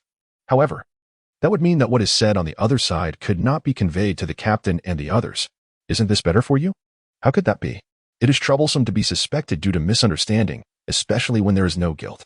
He chuckled at Misty's words, as if someone would undoubtedly act on it soon. Xian smiled at her, fully aware of whom she was referring to, yet turning away with a frown. Well, it is thus. We shall use this magic circle to ensure that the captain and all nearby can hear the communication. Is it enough to merely monitor me? Asking doesn't pose a dilemma. Having more witnesses is beneficial to me. It is not enough for only Akito to serve as a witness. Having numerous witnesses would solidify the fact that Xian did not engage in actions opposing the human army. Hence, Xian decided to include the communication content, even with Misty, who particularly harbored suspicions towards him. Furthermore, conveying the crisis to ordinary individuals bears little significance. I shall directly contact those among my acquaintances who are well known in the outer realms. Do you possess such connections? In short, I was referring to the head of Witch's Grocer, as well as personnel from the gladiatorial arena and Wandering Sword. Is that not an impressive network? To Xiao Jing and the others, these names were entirely unfamiliar, yet they were renowned places for observing the responses of hummingbirds. Xian, having allowed Aikido to monitor in order to establish contact with these individuals, left them questioning. Under normal circumstances, Xian would hide information behind a contract that minimally intrudes upon private lives, yet this time he displayed no such behavior. He ought to be more cautious, as information regarding individuals other than himself could be leaked, yet he seemed entirely unconcerned. Are you confident in keeping this from others? Even if they find out, it won't cause you trouble. The hummingbird candidly expressed its objectives and the information regarding Mother of Pearls, albeit partially induced by Xian. The demeanor of both Xian and the hummingbird seemed to convey an assurance that there would be no consequences even if their knowledge became public. Although one should refrain from drawing conclusions with scant samples, perhaps the outer realms do not harbor significant wariness toward the human army. Aikido was guided to the center of the magic circle by Xian, with a cage containing the hummingbird floating nearby. The forthcoming communication would, however, essentially feel akin to that of the human army, so do feel free to interject if you wish. Isn't that rather rude? At least, I have no qualms regarding the 3 individuals we are about to contact, including the captain being human. The hummingbird's initial disdainful attitude toward humans was quite apparent, raising concerns that it may harbor similar sentiments towards others. However, that did not seem to be the case. That said, if a stranger were to suddenly ask if a conversation could be conducted easily, it would be impossible. Thus, if there were no particular matters at hand, it would be smoother to leave it to him. Initiating the spell, connecting. With a simple phrase, Xian raised the blue gemstone in his right hand, which radiated light, and the magic circle similarly glowed. Illumination manifested as walls and patterns enveloping the interior of the magic circle, forming a dome-like structure. Have we established contact? No, I am still calling you. If you are busy, you may not answer. Is it akin to a household telephone? Just as that thought crossed his mind, a vague silhouette appeared within the magic circle. Communication solely through voice is quite rare. It feels as though a sultry female voice fills the air. Although it seems peculiar, it does not appear to be taken lightly. Following that, a tall silhouette, not quite human, emerged, alongside another figure slightly shorter than Xiao Jing. I only hear your voice. Is the communication faulty? No, it seems they intentionally opted for audio-only communication. The youthful voice of Xian appears to have something to convey as well. The rough yet approachable loud voice, coupled with the soft, serene, and cold-sounding voice. Both seem to belong to men. Upon hearing these 3 voices, Xian nodded in satisfaction and spoke. Long time no see, my friends. There are certain matters regarding communication through sound alone. What are these matters? Much has transpired, and I have resolved to assist the human army as a mage. Therefore, I kindly request them to witness this letter. You are up to your peculiar antics once more. Scene explained that he is aiding the human army. Yet the brusque voice merely uttered a strange remark. The other 2 seemed indifferent, responding only with faint murmurs of acknowledgement. This reaction struck Xiaojing as rather peculiar. Scene, having been born in this world, possesses no knowledge of other realms, always perceiving them as the concerns of others. His decision to assist the human army stems from a lack of emotional ties and camaraderie towards the otherworldly, disregarding the inhabitants of this realm. Chapter 43. The Mother of the Gem, 2. Now, the 3 individuals responding to Scene's call showed no qualms about the fact that Scene would assist the human army opposing the otherworldly beings. I remarked that they seemed indifferent to being seen, yet questioned whether humans were reluctant to reveal their faces to us. Moreover, I mused that their appearance might be rather daunting, likely causing a stir among onlookers. How enlightening. The light-hearted banter only intensified the sense of dissonance within Xiaojing. The human army, vociferously proclaiming their slogans against the otherworld, appeared oblivious to our presence, devoid of any caution. Perhaps they truly were unaware. However, it seemed they held the otherworldly beings in such low regard that they did not even consider the necessity of vigilance. This disparity in perception between humans and the otherworldly intrigued Xiaojing profoundly. Yet, now was not the moment for such reflections. Forgive me for my abrupt greeting. Today, I wish for you to listen not to me, but but to others, to the birds, Scene explained, directing his gaze toward the hummingbird. The hummingbird, sensing his intent, nodded in acknowledgement. I must apologize for speaking without revealing myself. I am one of the followers of the sun goddess Huitzilopochtli from Aztec mythology. Oh, thank you for your courtesy. Compared to you, I am but a simple figure. Let us keep it straightforward. Very well, let us proceed. I would like to request Lord Scene's assistance as a mediator. Thus, the hummingbird conveyed to Yaki the unsettling signs from the south and the troubling news of missing scouts. I see, irrespective of the specifics, it seems something has occurred. Indeed, in tales of this nature, the witches of the witch's grocery store should possess the keenest ears. Have you not heard anything, dear lady? The silhouette of the woman referred to as Madam rested her chin on her hand thoughtfully. I have heard whispers of unusual happenings for several days now. However, the girl who reported it to me lacks the fortitude for such endeavors. I intend to send another to investigate. The platform of the witch's grocery store is in Europe.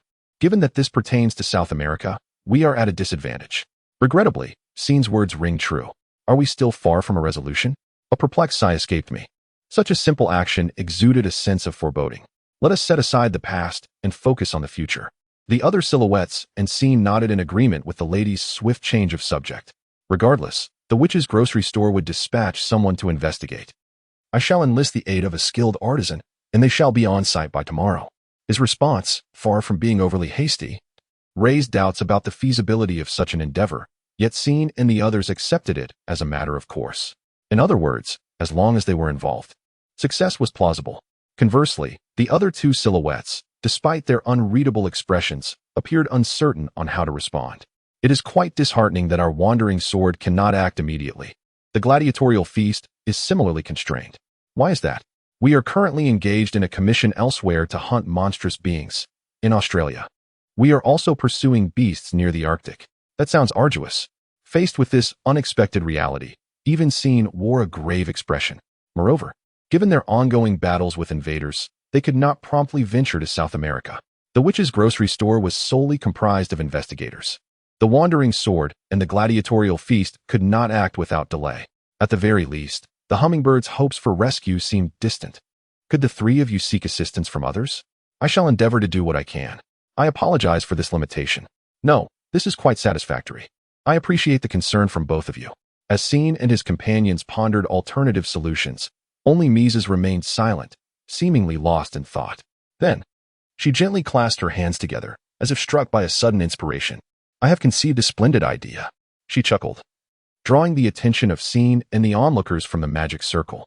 I humbly request your cooperation with the human army. The suggestion, met with a wave of optimism, elicited gasps from Scene moments later. No. This is too much. Why ever not? After all, you discovered the avian gentleman there. If you are in Miami, you should be closer to the locale than anyone present here. I do not recall mentioning Miami as our current location.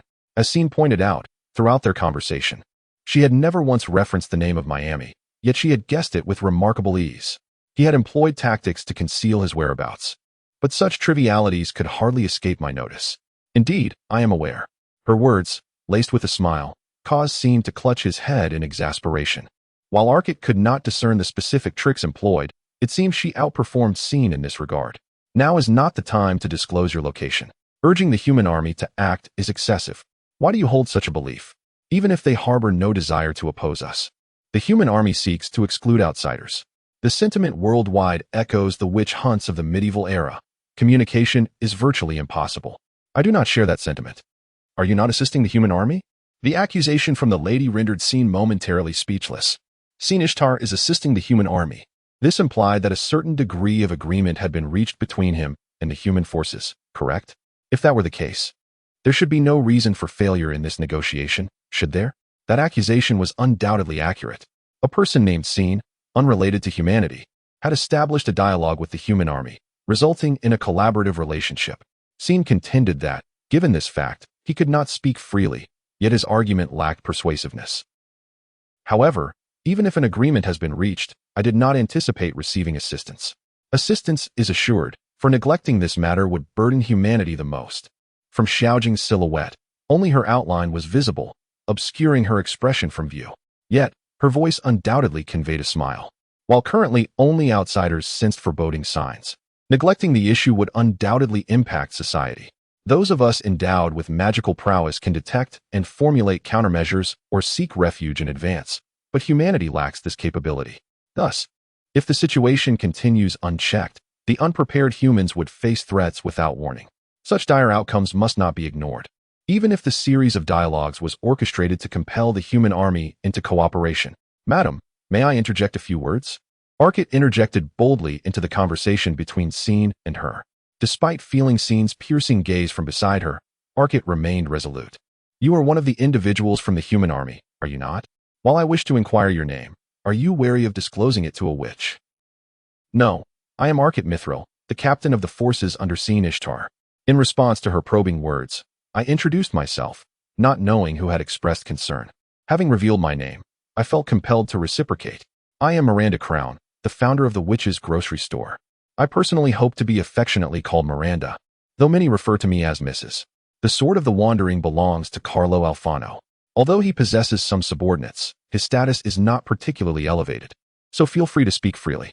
Furthermore, I assure you, like everyone else, I am merely human. This is Doran from the Banquet of Gladiators, an orc closely resembling humans. The most recent being a bull. I have registered, and they have each done the same. Carlo nonchalantly identifies himself as human, much to Akit's astonishment. As he repeatedly reflects on their respective names in his mind, it is quite peculiar for two individuals to announce their names while concealing their faces, isn't it? Indeed, Sharon. It should suffice, shouldn't it? Understood.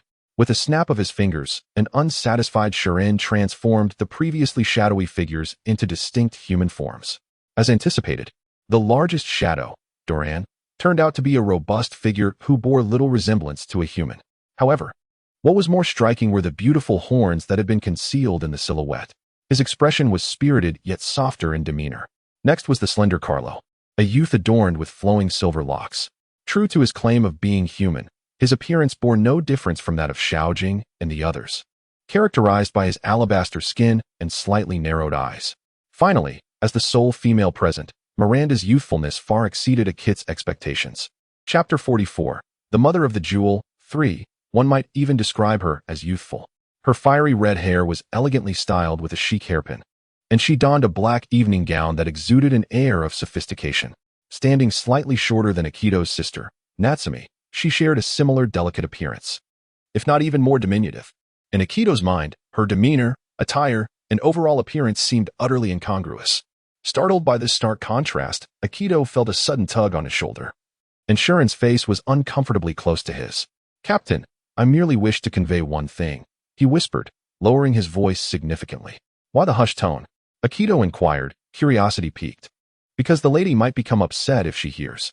Sharon not only leaned in closer, but also made a deliberate effort to speak softly. Akito, puzzled by what Miranda might scold, noticed Sharon's serious expression. The lady appears that way, but she is actually quite older than me, perhaps around 1,000 years. Sharon asserted. What? Akito couldn't help but retort, incredulous at such a preposterous claim. Yet, Sharon's demeanor suggested he was entirely earnest, devoid of any deceit. Zhuang. Miranda's voice gradually emerged, prompting Sharon to straighten up, his posture becoming notably cautious. Miranda regarded him with a playful smile. You and Mr. Keiki seem to be good friends, whispering to each other so closely. Indeed, Sharon replied, albeit hesitantly. But what kind of whispering involves discussing a woman's age? Since the secret is out, is there truly any mystery left? Miranda, with a twinkle in her eye, playfully turned the tables on Sharon, who often troubled Akito and the others. Regarding age, the figure was astonishingly high, almost unfathomable. Yet, Akito was convinced that she was anything but ordinary. All right, it seems Mr. Keiki is also listening to me speak. May I proceed? No one opposed Miranda's statement. Even Sharon, who had previously expressed reservations about seeking the assistance of human forces, appeared to acquiesce. Undoubtedly, Miranda held the most authoritative voice in this context. Considering the current combat capabilities, it would be prudent for our witch's general store to conduct the investigation, while the human army takes on the practical resolution of the issues at hand. What do you think? Miranda inquired. Akito contemplated the proposal, but found the information insufficient to arrive at a conclusion. I have no objections to entrusting the investigation to you. However, can the human army truly resolve these matters? Given that the investigation involves powers like supernatural abilities and magic, it seems prudent to rely on the witches. who possess such knowledge. Yet, there are many issues that the human army is ill-equipped to handle. If it were merely a matter of combating invaders, that would be one thing, but beyond that, the human army has little recourse. While it may be regrettable to unilaterally delegate this responsibility to you, would it not be more efficient to entrust the entirety of the solution to you? Indeed, your concerns are valid, Miranda acknowledged, but fret not. Whether this is a good thing is another matter altogether. What do you mean by that? Akito queried, puzzled. You may not fully grasp it from your perspective, but if there exists any sense of instability in societies beyond our own, it is 99% likely to be related to magical creatures. Is this the case this time as well? At least, that is my belief, Miranda responded naturally, casting a glance at Dolan and Carlo, both of whom nodded in agreement with her assertion. Observing Shuren standing quietly nearby, Akito noted that even he merely nodded silently. Given the ominous signs and the absence of certain individuals, it was certain that something was amiss with formidable magical beings. Moreover, aside from a select few witches, none of us are adept at engaging in brute force. Are you suggesting that since you are not suited for violent confrontations, you should focus on investigating the invaders and, based on that intelligence, utilize the human army's might to vanquish the root of the problem? Precisely. You grasped that swiftly, which is immensely helpful. Upon hearing Miranda's explanation, Akito resumed pondering the situation. As things stood, there had been no reports within the human army regarding any anomalies in South America. To be cautious, he had subtly asked Misty for confirmation on his way to the mecha storage, but she had said nothing of the sort. When faced with an unnoticed threat, it would be advantageous for the human army to respond based on the findings of these expert witches. However, one must not merely nod in agreement out of attraction to the advantages presented. We would be immensely grateful for your assistance in the investigation. But if only the human army engages in combat, the risks involved would be excessively high. Currently, the only investigator operating outside was a single member of the Witches' General Store. Furthermore, given that the primary focus is on investigation, as long as caution is exercised during the engagements, the risks should not be insurmountable. The human army would need to confront the invaders with the corresponding level of power that Miranda mentioned. While possessing intelligence is undeniably beneficial, it is, without a doubt, a perilous endeavor. Given the current state of affairs, it is apparent that the external risks are comparatively lower. Indeed, while it is true that everyone should be utilized according to their strengths, this remains a fact. That being said, we cannot easily agree to assist. We cannot allow our subordinates to recklessly place their lives at risk. In the tense atmosphere, Akito expressed his thoughts to Miranda. They sat across from each other, the air thick with tension, when Carlo interjected, His Highness He is correct. Moreover, the human army is inherently less accustomed to battling magical creatures. If this continues, the risks undertaken by the human army would be unacceptably high. He showed his understanding and agreement with Akito's viewpoint. As an outsider, one would naturally prefer to minimize their own risks, yet Carlo did not seem to share this sentiment. What about you, Dolan? Well, although I am not particularly adept at calculating risks, I admire the spirit of protecting one's subordinates, even at the cost of the beginning witch. Dolan responded cheerfully under Miranda's urging. Although the meaning of this statement eluded him, Akito perceived that Dolan's gaze towards Shuki indicated her support for Shuki's opinion. Indeed, since we are wagering precious lives, we must provide corresponding support. Perhaps influenced by Dolan and Carlo's perspectives, Miranda promptly accepted Akito's viewpoint. Although somewhat flustered, it was a positive development for her. That said, deploying combat power from our side is quite challenging. Furthermore, the forces we send cannot communicate with the human army. Indeed, on that note, how about we provide supplies? Supplies? Upon hearing Akito's suggestion, Miranda nodded in satisfaction. Allow me to furnish you with the magical tools from our Witches' General Store that are specially designed for combating magical creatures. Of course, I will select the most suitable ones based on our investigation's findings. These would be specialized weapons crafted by witches familiar with individuals like Anyan, designed to defeat Anyan herself. Providing such items would indeed be more beneficial than sending troops that cannot coordinate effectively. By the way, if there are any magical tools left over from what you entrusted to me, there is no need for a return. If you are interested, I can allow you to study them. Well, that might even be disadvantageous for you, wouldn't it? Not at all. In reality, humans know almost nothing. Even if they understand a little, it would not be detrimental to us. Rather than viewing it as a means of deceiving humans, it would be inconsequential even if the magical tools revealed something. Observing Miranda's attitude, Akito was left with the impression of her unwavering confidence. Then, what about Mr. Keiki? Akito's concerns were not alleviated, but rather highlighted the significant benefits inherent in the situation. Regarding the collaboration with the outside world, let us set that aside for the moment. Concerning the anomalies occurring in South America, from the very beginning, there was no option to turn a blind eye. Neglecting the situation would only result in peril for humanity, yielding nothing but detriment. Faced with these mutations, one must decide whether to rely solely on information from Xian or to seek intelligence and weaponry from external sources. Thus, the predicament confronting Xiao Jing is precisely this. When it comes to trusting Miranda and her companions, the answer is undoubtedly negative. Yet, this sentiment is similarly echoed in the case of Xian. Having to bear such risks, it would be more prudent to accept additional intelligence and armament. Although discussions with the higher-ups are necessary and certainty cannot be guaranteed, I firmly believe that the Mist under my command must collaborate with everyone. Chapter 45, Xin and Yaki. 1. Originally designated as a special guerrilla unit, the Mist possessed a distinctiveness that permitted a degree of autonomy in action. On a day devoid of any orders, an investigation into South America seemed permissible. How splendid! Rather, we desire collaboration not with the human forces, but with you. Miranda's joy stirred something within me, yet she appeared disinclined to elaborate, opting instead to discuss the specifics of our collaboration. Approximately a week before the Mist could finally commence operations, the Witch's Grocery would conduct a local investigation, while the Mist would directly respond based on that intelligence. Thus, the dialogue within the magical array concluded. The luminous full moon sanctified the white stone path and cobblestones, casting a divine glow. A gentle breeze rustled the leaves surrounding the shrine. Ah, you have returned here again. The words I intended to utter remained unvoiced as Xin gazed up at the full moon, detached from her own will. During the day, I had been in communication with the Mother of the Pearl alongside Yaki. I recall that as the sun set and the moon ascended, I found myself in the observation room of the Mist. Was it as before, where I dozed off, or was I summoned to this company through a dream? Just like before, this body was not Xin's but belonged to the one who called upon her. Although my consciousness was clear, I possessed no freedom. Merely observing from her perspective the scenes that were either the present, past, or future. After departing from the artificial island, despite being summoned repeatedly, there had been no further developments. Xin sighed softly as she turned slightly backward. At that moment, something struck her ex-girlfriend's foot from behind. Mother. In stark contrast to the overly tranquil shrine under the moonlight, it was the black-haired, golden child she wished to showcase to Xin. Unperturbed by Xin's will, she turned around and looked ahead, her face adorned with a charming expression, her cheeks gently relaxed. The child picked up the ball that had rolled at her feet and smiled sweetly. Mother, are you free now? You must be, right? Then let us play. She babbled on, seemingly seeking confirmation, yet conveying an undeniable insistence.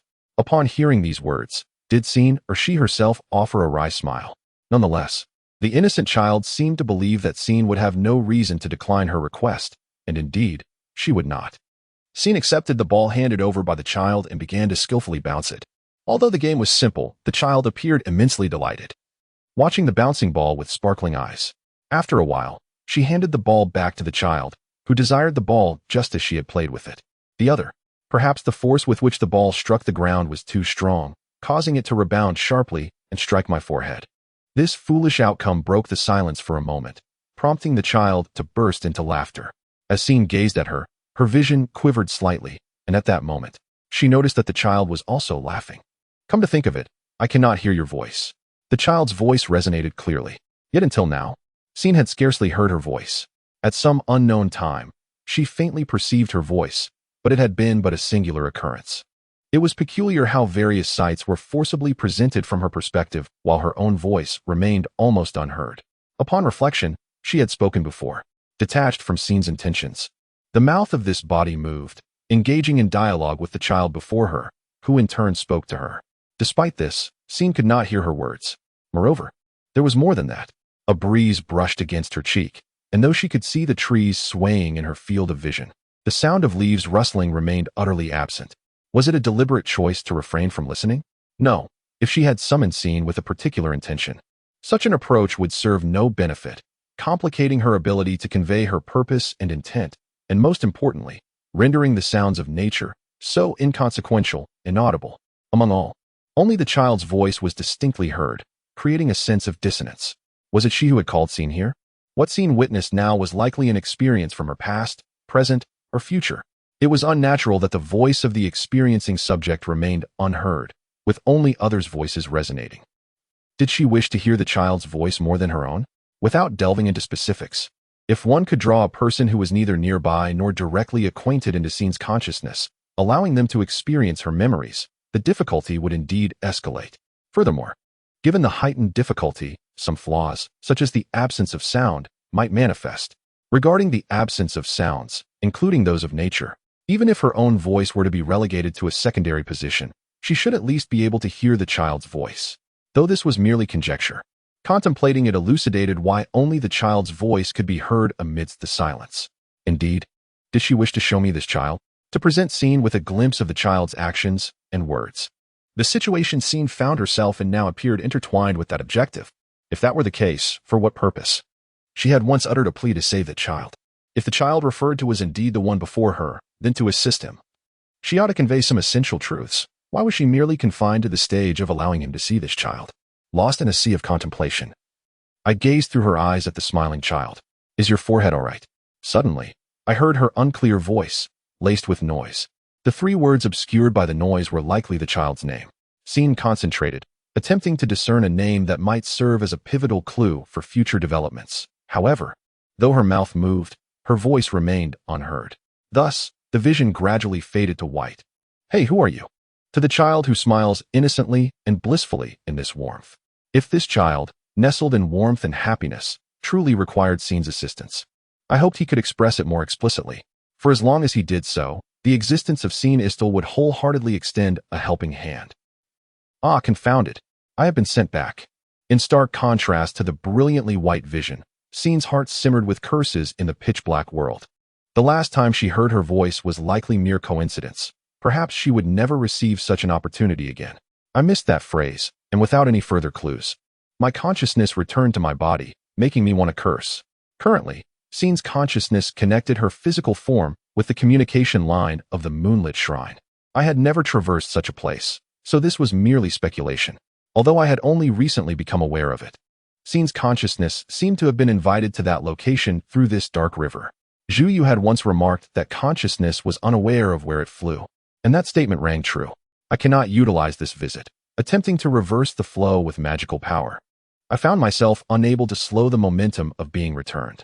It appeared Scene could only come here at her own volition. Given that, she had no choice but to comply and restore her body.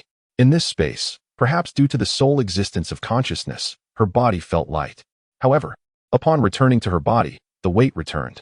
As she gradually sensed the weight and temperature of her body, Scene's consciousness would soon fully reconnect with her physical form. Something feels amiss. The subtle distinction between the usual sensations and those of today is indeed a slight sense of dissonance, which is somewhat challenging to articulate. If I must express it, there is a sensation of floating. With her identity ambiguous and her consciousness fully restored, Scene gently opened her eyes. She then lifted her gaze and blinked at my golden eyes, which were closely positioned beside her. Captain Istel, are you awake? The man, gazing intently in this direction, prompted a sigh of relief from Xiao Jing. While his reaction was indeed intriguing, Scene had a singular question that needed addressing. Captain, why am I being held by you? Chapter 46, Scene and Yaki, 2. It was not merely the act of being held. Scene found himself enveloped by the slender yet powerful arms of Aikido, his back and knees secured, his head resting upon her shoulder. This was the so-called Princess Carrie.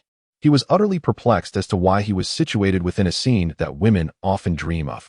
No matter how he called out, he could not awaken. He wished to carry him to the infirmary. Although he could not recall Aikido ever having done such a thing, his consciousness had just departed from his body. Regardless of the calls, they went unheard. However, as an ordinary person, Aikido could not fathom this situation. Thus it was only natural for him to worry whether something had indeed rendered Scene unconscious. So, how about opting for the Princess Carrie? When Aikido, as a man, did this to Scene, it was likely that the same sentiment would be shared by other women. He felt that it was rather inappropriate for a handsome man to act so recklessly. He did not wish to specifically point this out. In any case, he assured Aikido that all was well.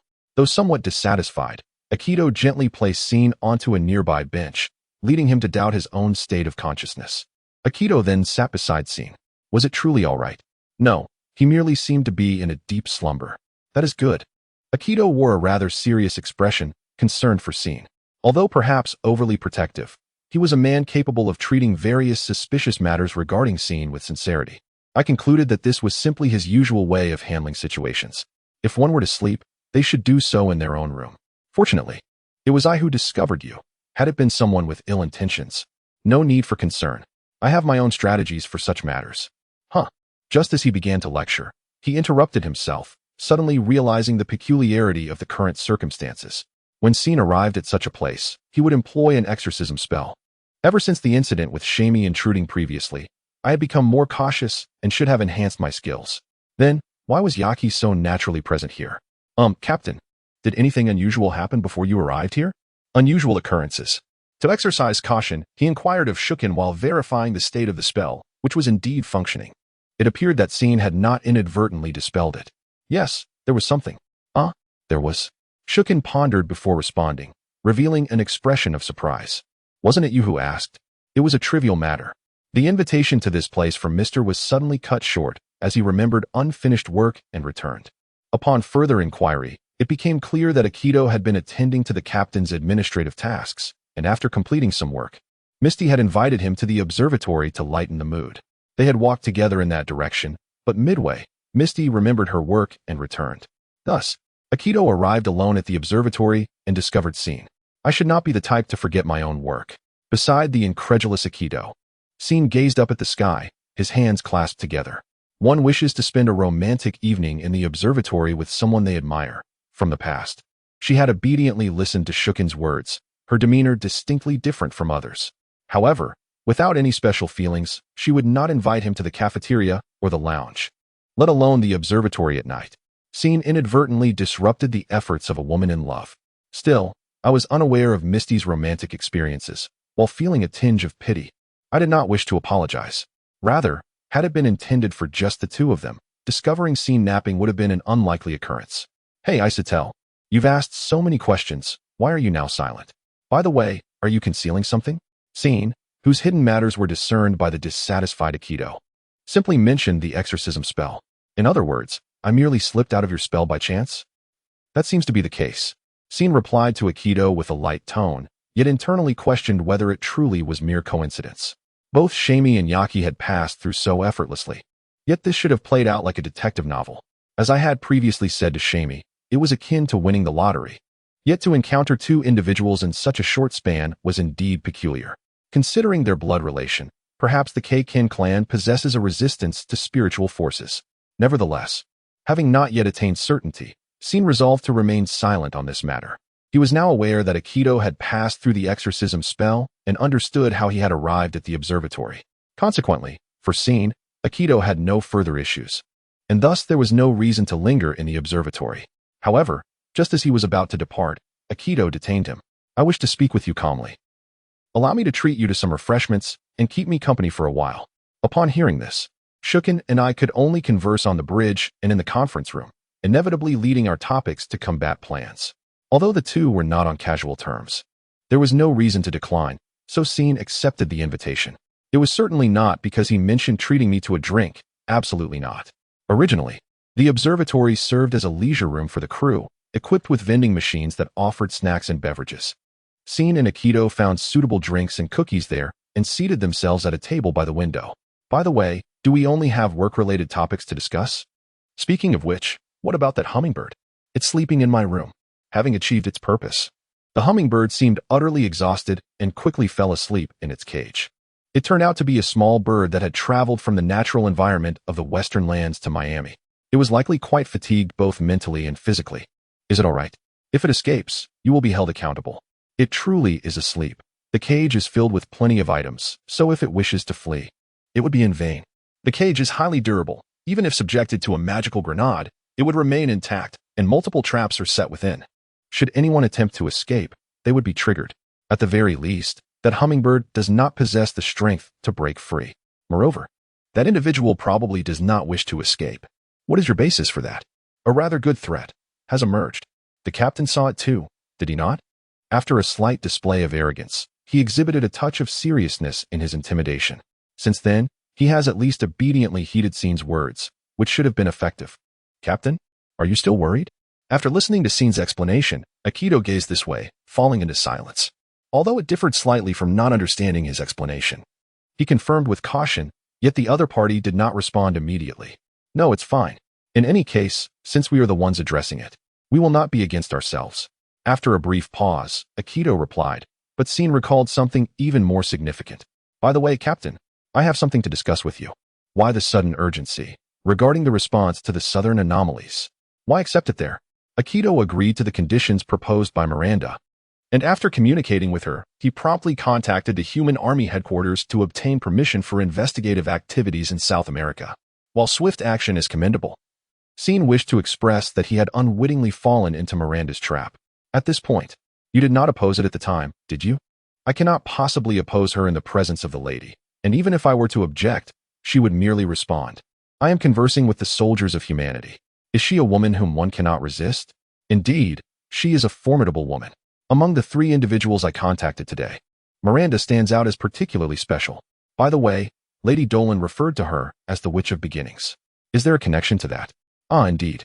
The Witch of Beginnings is Miranda's moniker, and she enjoys considerable renown in the realm beyond humanity. This name is widely circulated, serving as a testament to Miranda's formidable power. The Witch of Beginnings, as the progenitor of all witches residing in the modern era, ranks among the top 10 formidable beings existing beyond this world. Chapter 47, The Social Lecture. 1. Can one truly grasp the essence of Miranda solely through Scene's cursory explanation? Akit's expression grew somber. I am aware that he is an individual far beyond my imagination, and I also understand that he must never be considered an adversary. This understanding alone suffices.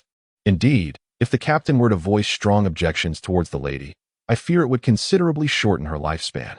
This is undoubtedly a sincere sentiment. However, for reasons unbeknownst to him, Akit smiled faintly upon hearing Scene's remarks. She fixed her gaze upon the petite Jing, perplexed by her laughter, yet Jing continued to beam. I have some good news for you. What news? What you just said resonates with my sentiments during discussions with the higher-ups. Husband. Observing Jing, who had once again erupted into laughter, Akit discerned that while she was indeed laughing, it was far from a mere expression of joy. I'm glad to hear that. It's sufficient for us to regard this matter as mutual, is it not? Not at all. The former Shiwing, having acted first, held no authority to voice opinions to Akit. The exchange of pleasantries here indicates that Akit is quite the gentle man. However, what grievances do you harbor? What are you referring to? Regarding the handling of the obscure South American situation. After sipping his coffee, Akit looked at Scene incredulously. If the lady were truly formidable, then when the situation escalated, the human forces could not possibly evade engagement. Inevitably, the human military would be mobilized one day. Jing's assertion was indeed accurate, at least in Miranda's mind. The resolution of the South American issue by the human army was a foregone conclusion, and at that time, no one could overturn this decision. If left unattended, the human army would ultimately find a means to resolve it, which is only logical. Scene held no discontent regarding the human army's response either. My dissatisfaction lies with the fact that Mististon must undertake this task. If it were merely the human army addressing the matter, it would be preferable for us to serve as intermediaries while other forces handle the situation. Nevertheless, Akit not only declared that Mist would confront Miranda, but also secured the headquarters agreement.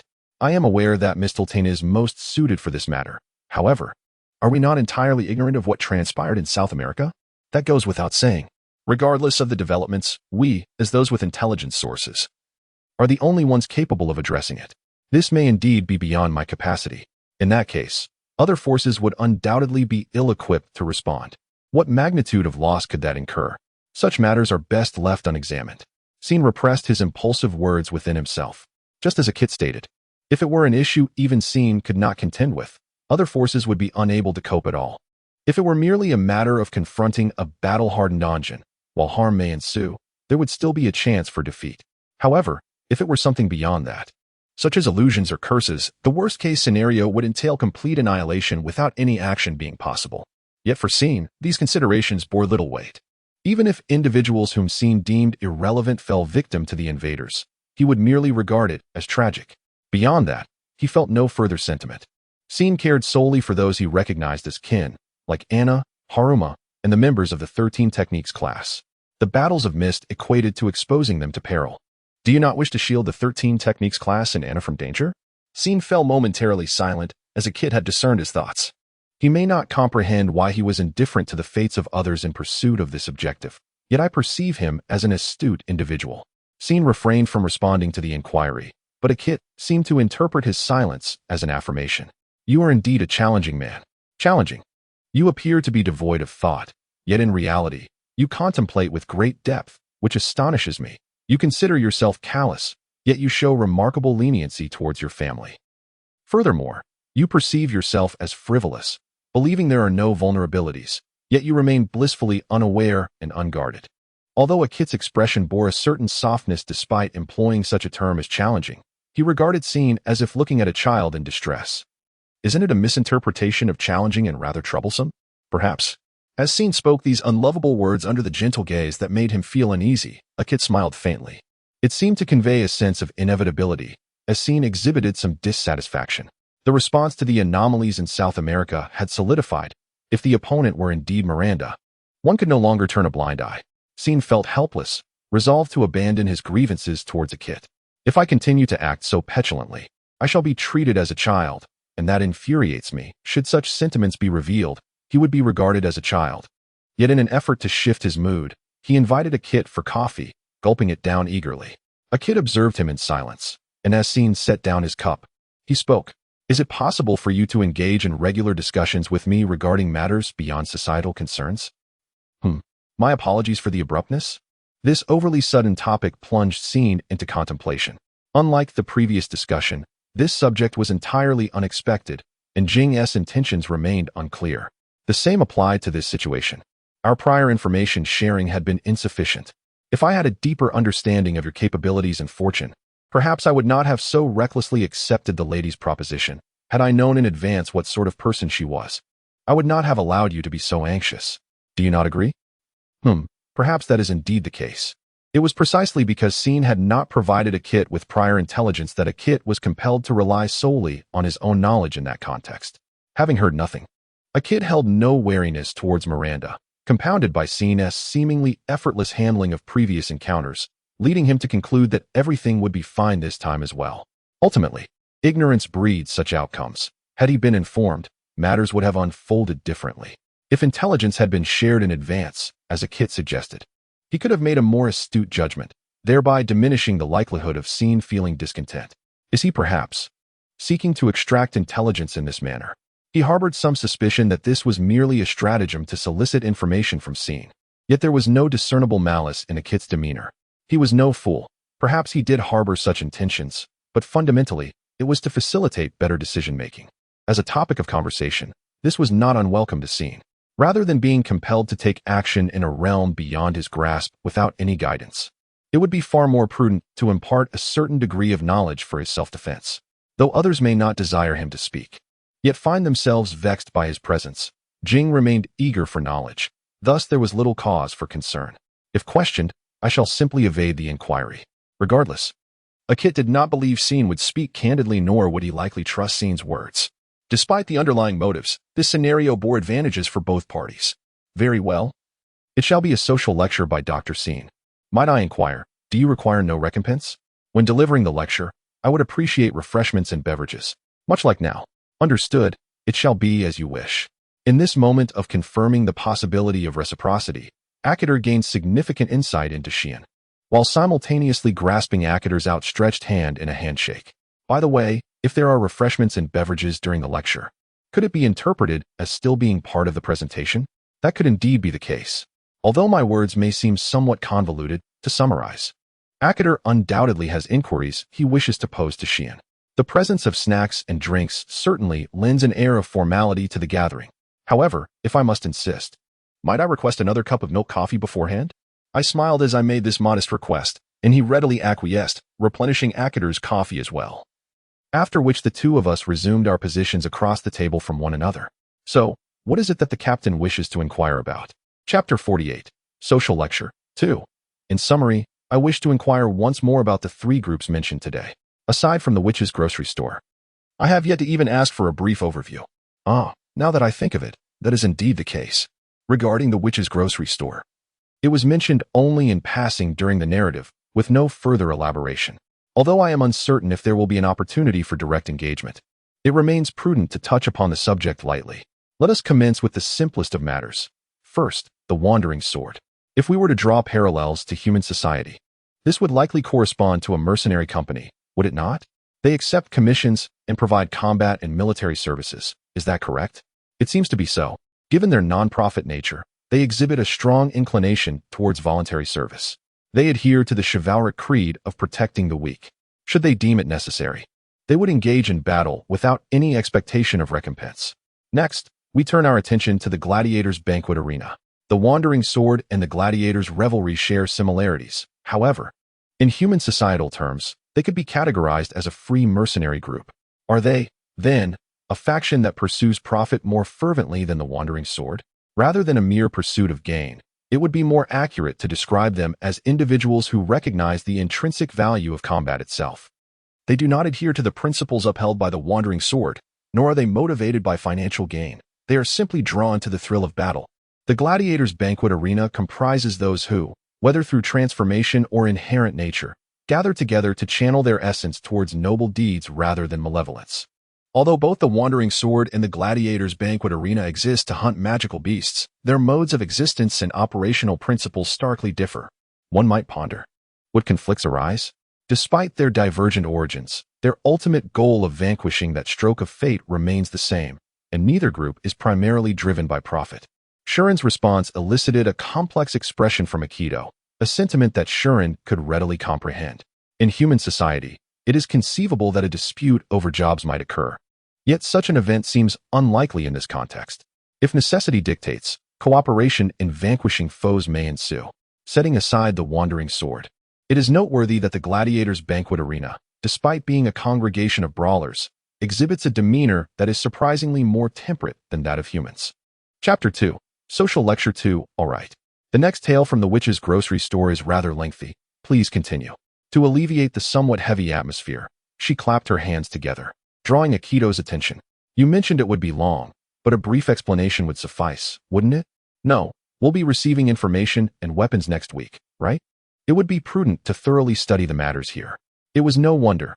After confirming Aikido's acceptance, Shuren cleared her throat. As I mentioned previously, the Witch's Grocery Store is a large mail-order company known as the Witch Supermarket. Each time I hear it, it feels quite awkward. Well, the thought of individuals with animal ears shopping feels surreal. Since Shuren is also human, she could understand the subtle sense of mismatch that Aikido felt. However, if one dwells too much on such matters, the conversation cannot progress, so it's better not to delve into it. Although our homeland is in Europe, we dispatch witches worldwide and operate in nearly every country. Transactions can be conducted using ordinary human currency or through barter. What exactly did the hummingbird mean when she mentioned barter? As long as the witch deems it valuable, anything can be exchanged. I believe the hummingbirds would likely trade herbs for potion making or fruits from trees. Besides those who have integrated into human society, the vast majority of individuals do not possess the concept of money.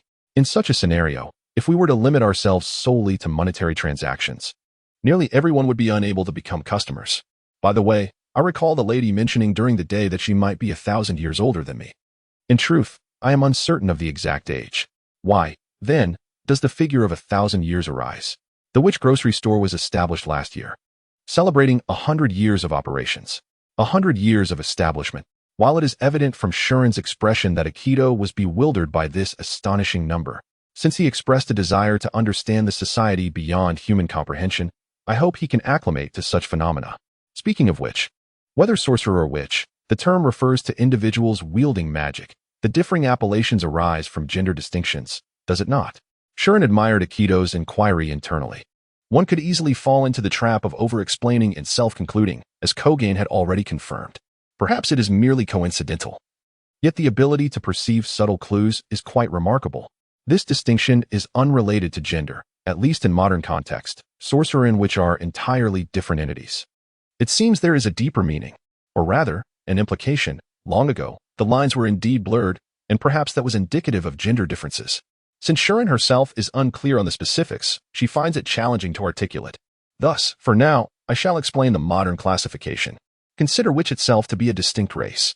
In contemporary times, only those who inherit the bloodline of Miranda Clown can be classified as witches.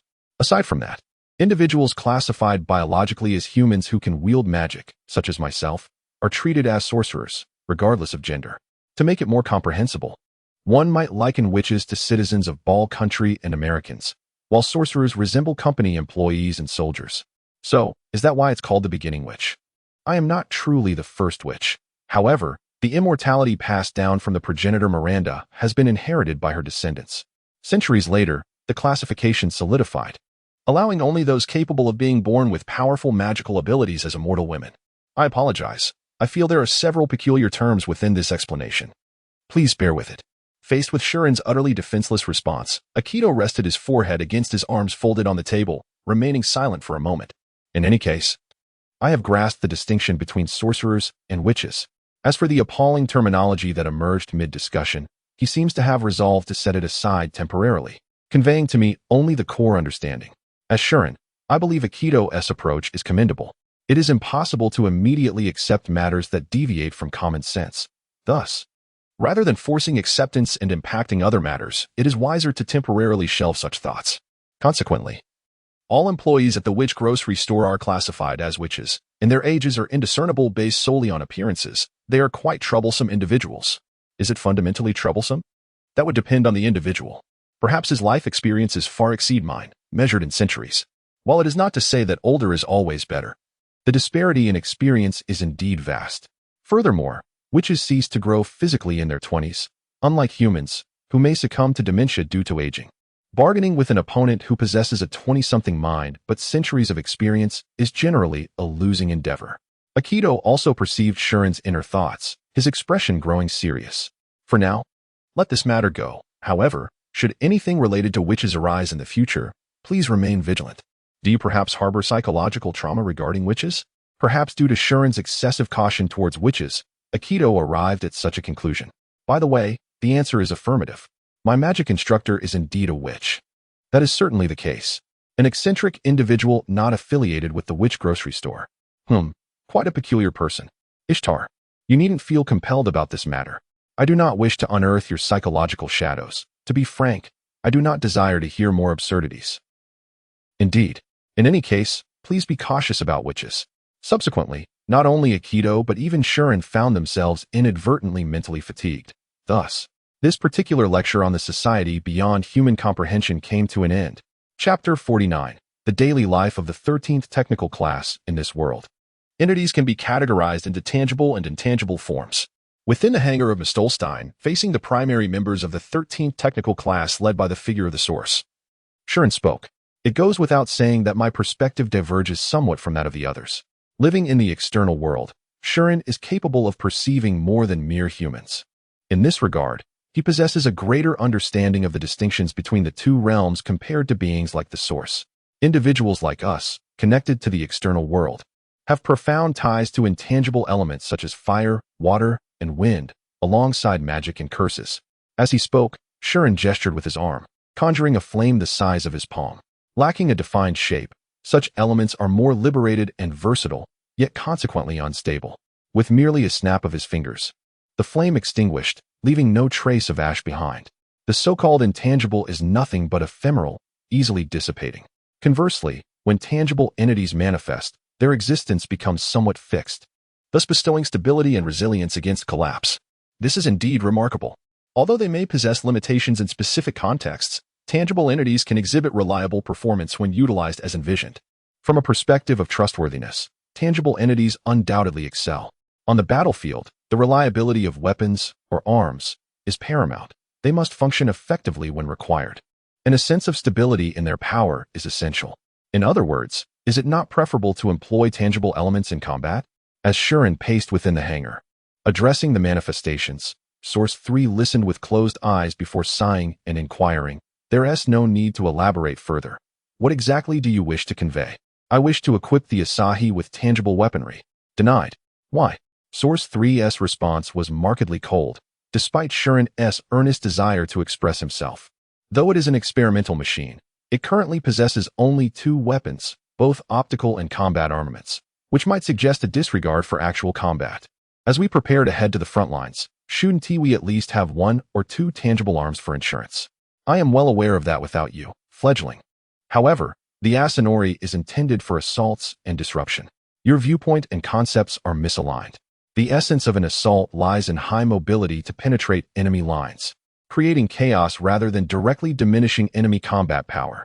The ideal operational plan for the Arlet envisions first breaching enemy formations to disrupt, then targeting critical points such as command centers and clusters of enemy combatants with a dragon sword, ultimately retreating after sowing confusion, leaving the remainder to subsequent allies or regrouping.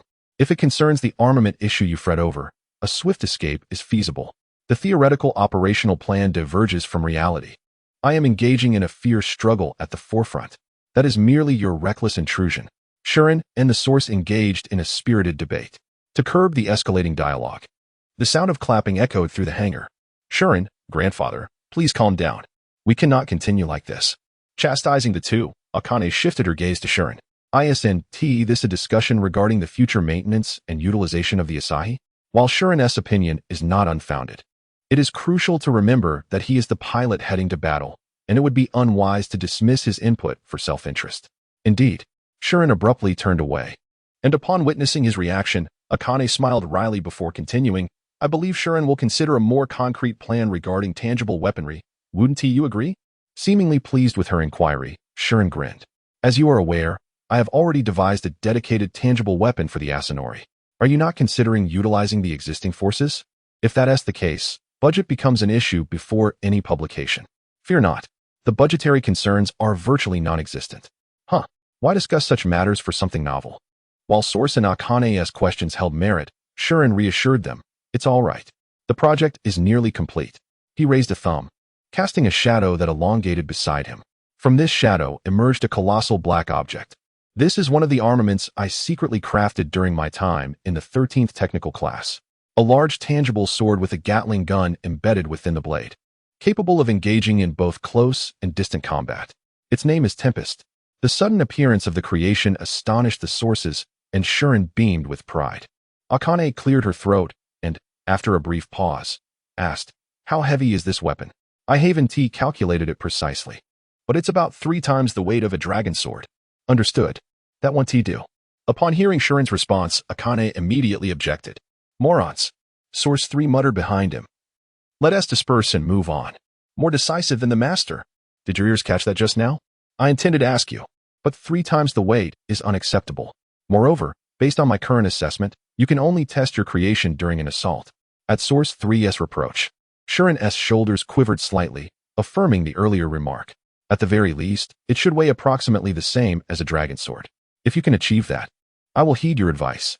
With that, Source 3 ruffled Shuren's hair in a brusque manner before departing. Akane observed Shuren's tousled locks with an affectionate smile before leaving alongside Source 3. It's been a while, Kotakiko.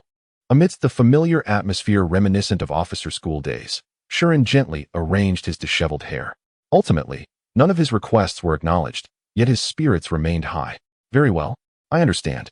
If the weight is comparable to the dragon chain, that can be resolved. With renewed determination as an engineer, Shuren approached Arlet. The inspection of the Mist and EC drive-equipped powered armor at the Miami base was approximately halfway complete, for units had been inspected, leaving only the main body of the Mist to evaluate. The scheduled timeline exhibited no significant delays, and if proceedings continued in this manner, everything would conclude as planned. Following the inspections of various new technologies developed by the Special Bureau for Abnormal Abilities, including Mystitin, the domain of the 13th technical class awaited. Moreover, through negotiations facilitated by the Source, permission had been successfully obtained for the minimum necessary modifications to 4 new models of armored machines, granting the members of the 13th technical class a newfound freedom compared to previous endeavors.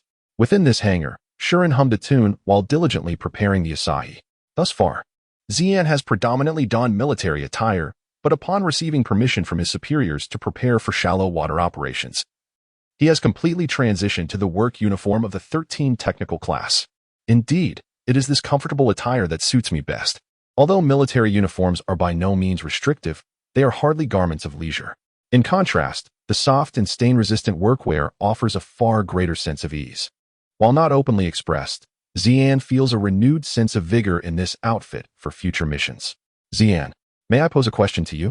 Linley called out to him from below as he worked atop scaffolding that reached up to Alette's shoulders. Upon confirming her presence, Zian gracefully leaped down from the scaffolding to her side.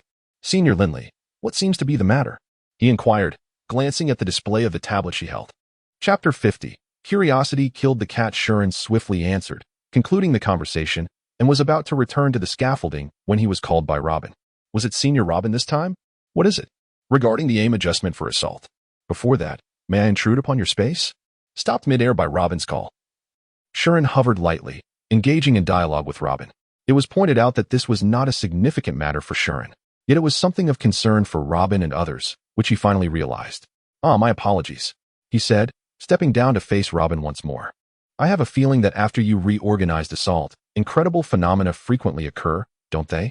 "Indeed, it's quite fascinating. I bear no disdain for it."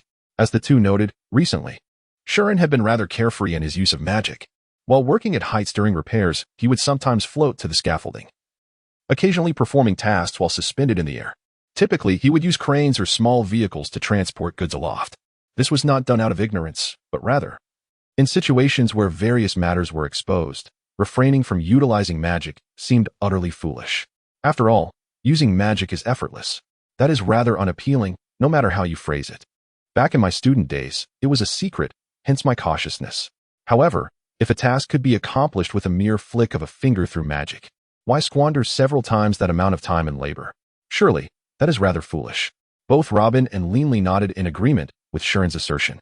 Even if it were not these two, anyone would likely concur with Shuren's reasoning. However, it seemed that such revelations were not entirely accidental. It was simply his preference. Yet witnessing Shuren in such a state, we all thought it would be wonderful if things could be a tad easier. I understand. Transporting luggage piece by piece is quite troublesome. Observing Robin and Linley laughing as they spoke, Shuren contemplated. "Then let me teach you a simple spell," he proposed to his two charming seniors. Upon hearing Shuren's suggestion, he tilted his head, mouth agape as if struck by a bean gun. "What? Didn't you say you wished to learn magic? While that is true, how can your enthusiasm be likened to would you like me to teach you how to cook? It's all right. Even magic, unless it is of considerable magnitude, is fundamentally a mere skill. It should be noted that magic is not entirely absent among ordinary folk. Some of the spells circulating in the kingdom of Baal and various urban legends, such as those of Mr. Gugu, are indeed genuine. Magic. Most fail to manifest due to incorrect transmission of the activation sequence and necessary tools, yet occasionally, it can be successfully activated by sheer human effort. Since all living beings possess magical energy, as long as one knows the correct order, simple magic can be utilized. In essence, it bears little difference from a cooking recipe. After listening to Shuren's explanation, the two cheerfully responded, "All right, let's do it now." Although humanity is engaged in warfare with another world, the two exhibited no fear towards magic. With eyes sparkling like children, they displayed an innocent curiosity. This was not merely the tale of Robin and Linley. A gathering of those wishing to teach Shuren magic ensued. At Robin's command, all 13 members of the engineering class, including Jinzo, rushed forward. If everyone were to learn magic from Shuren, no work would ever get done. The inspection was conducted by developed mechanisms, rendering them essentially in a state of readiness without the need for manual labor. However, there were still tasks to be managed, which could lead to complications, so the number of individuals pressing forward to Shuren was temporarily limited to just a few. Before such a gathering, Shuren gently adjusted his black-rimmed glasses. "Now, let us delve into the study of magic. Please raise your hand if you have any questions." "Shuren, why do you wear glasses?" "I was told it was stylish, imposed upon me by my seniors." The form of such things is indeed significant. Originally intended to teach magic, he unexpectedly found himself bestowed with a pair of glasses. Shuren had no aversion to this kind of magic, thus he secretly imparted knowledge. First and foremost, let us attempt to control and release the magical energy within you. Try to control and release the magical energy within you. I heard you. Starting with the first step is far too challenging, Robin and Linley exclaimed, yet Shuren remained composed, reassuring them. "It is fine. I do not deny that this may sound somewhat hasty, but as long as I provide proper guidance, it can be effortlessly accomplished." "Is that truly realistic?" "It seems rather far-fetched. Seeing is believing. Let us use Yoshi as a test subject." "No, let us use Yoshi as an example." Saying this, Shuren swiftly approached Yoshi and grasped his shoulder. "Hey, Shuren, did you just refer to Yoshi as a test subject? What is the matter? Did you not conclude your statement midway?" In any case, Yoshi, take my hand. Shuren tightly grasped Yoshi's hand, channeling his magical energy, enveloping himself in a faint glow. Hey, Shuren, what exactly do you intend to do with Yoshi as your test subject? I will temporarily amplify Yoshi's magical energy, and then I shall control and release that energy. Since all of this occurs within Yoshi's body, are you aiming for him to memorize the sensation? Precisely. More importantly, Master, did you not just refer to him as a test subject? Shuren did not deny it. So, I shall send magic. If it hurts, be sure to speak up. You make it sound as if I'm visiting the dentist. Ignoring Yoshi's protests, Shuren injected magical energy into him through their clasped hands. Simultaneously, Yoshi's body began to emit a faint glow, and the other members gasped in astonishment at the sight. Hey, how does it feel now?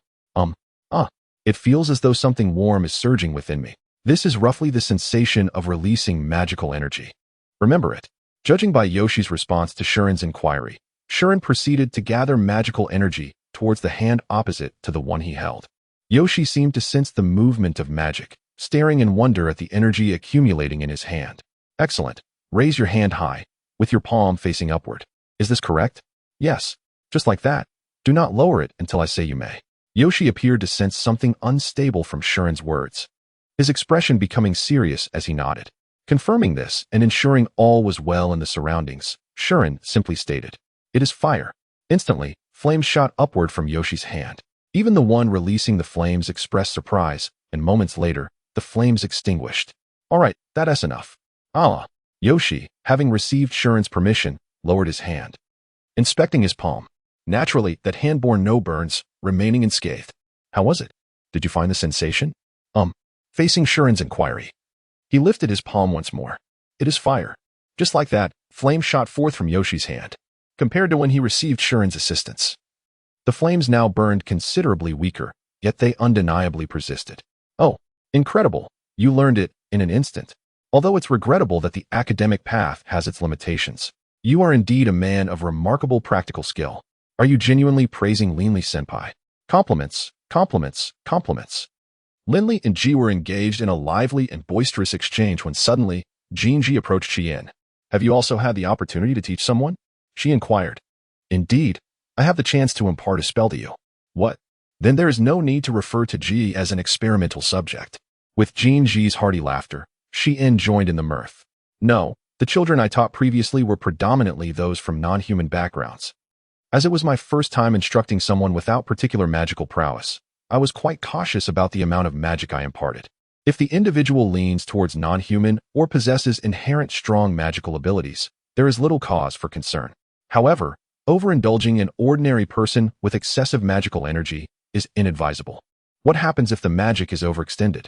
Chapter 51. The captain's hardship. The burden this time was overwhelmingly heavy. My entire body ached, and my heels throbbed with pain. It was all rather mundane, and I found it quite irksome. The kitchen staff seemed to grow weary just upon hearing my mention of muscle aches, refraining from any further inquiries as they approached the raucous crew members. Perhaps it would be best not to elaborate further. Given the circumstances, I sought to accomplish something simple. So the magical energy expended was minimal, that sufficed. However, neglecting this aspect and recklessly infusing excessive energy could lead to catastrophic results. The worst-case scenario would be a complete bodily rupture, which would not be surprising at all. This is the nature of magical energy. Although there is no need to instill unnecessary fear, I resolved to keep my thoughts to myself and blended into the bustling crowd of crew members. Little Jean. Taking a break, are you? I encountered Aikido and Ramda in the corridor of the ship. The crew of the Mistral, unable to engage, were primarily on leave, save for the technical team equipped with mobile armor. However, Captain Aikido and First Officer Mist had scarcely rested since the onset of our duties. Moreover, the primary members, like Ramda, who mainly operated on the bridge, occasionally found themselves on board for work, albeit not as frequently as Aikido and his team. It's unbearable to leave the cannons unattended at the front lines, Ramda lamented dramatically, eliciting a faint smile from Aikido. Having known Ramda since our student days, I was well aware of his struggles with sitting through lectures and completing assignments at a desk. A mixture of nostalgia and concern swirled within me. Was it acceptable for someone in their 20s to remain so unrefined? Nevertheless, compared to you, Captain, it hardly seems excessive.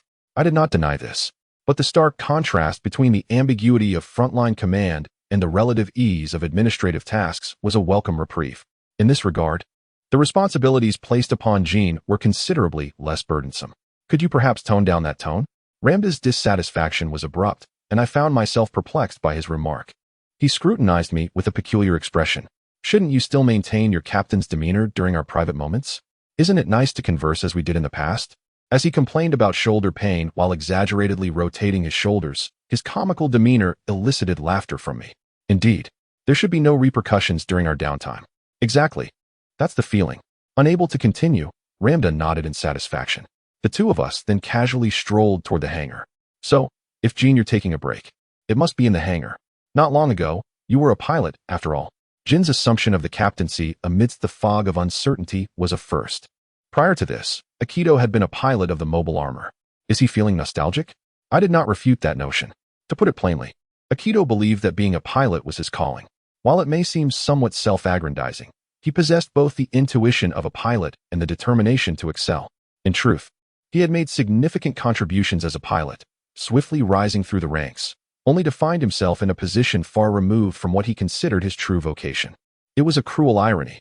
When I was a pilot, I found solace in being near the aircraft in the spacious hangar rather than confined to the cramped cockpit.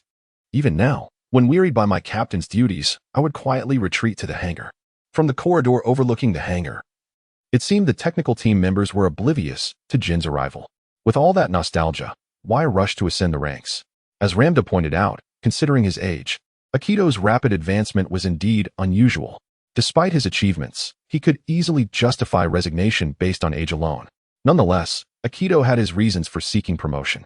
He aspired to become a man worthy of leading the Lightblade family. The Lightblade clan had committed itself to the defense of the kingdom long before the establishment of the human army.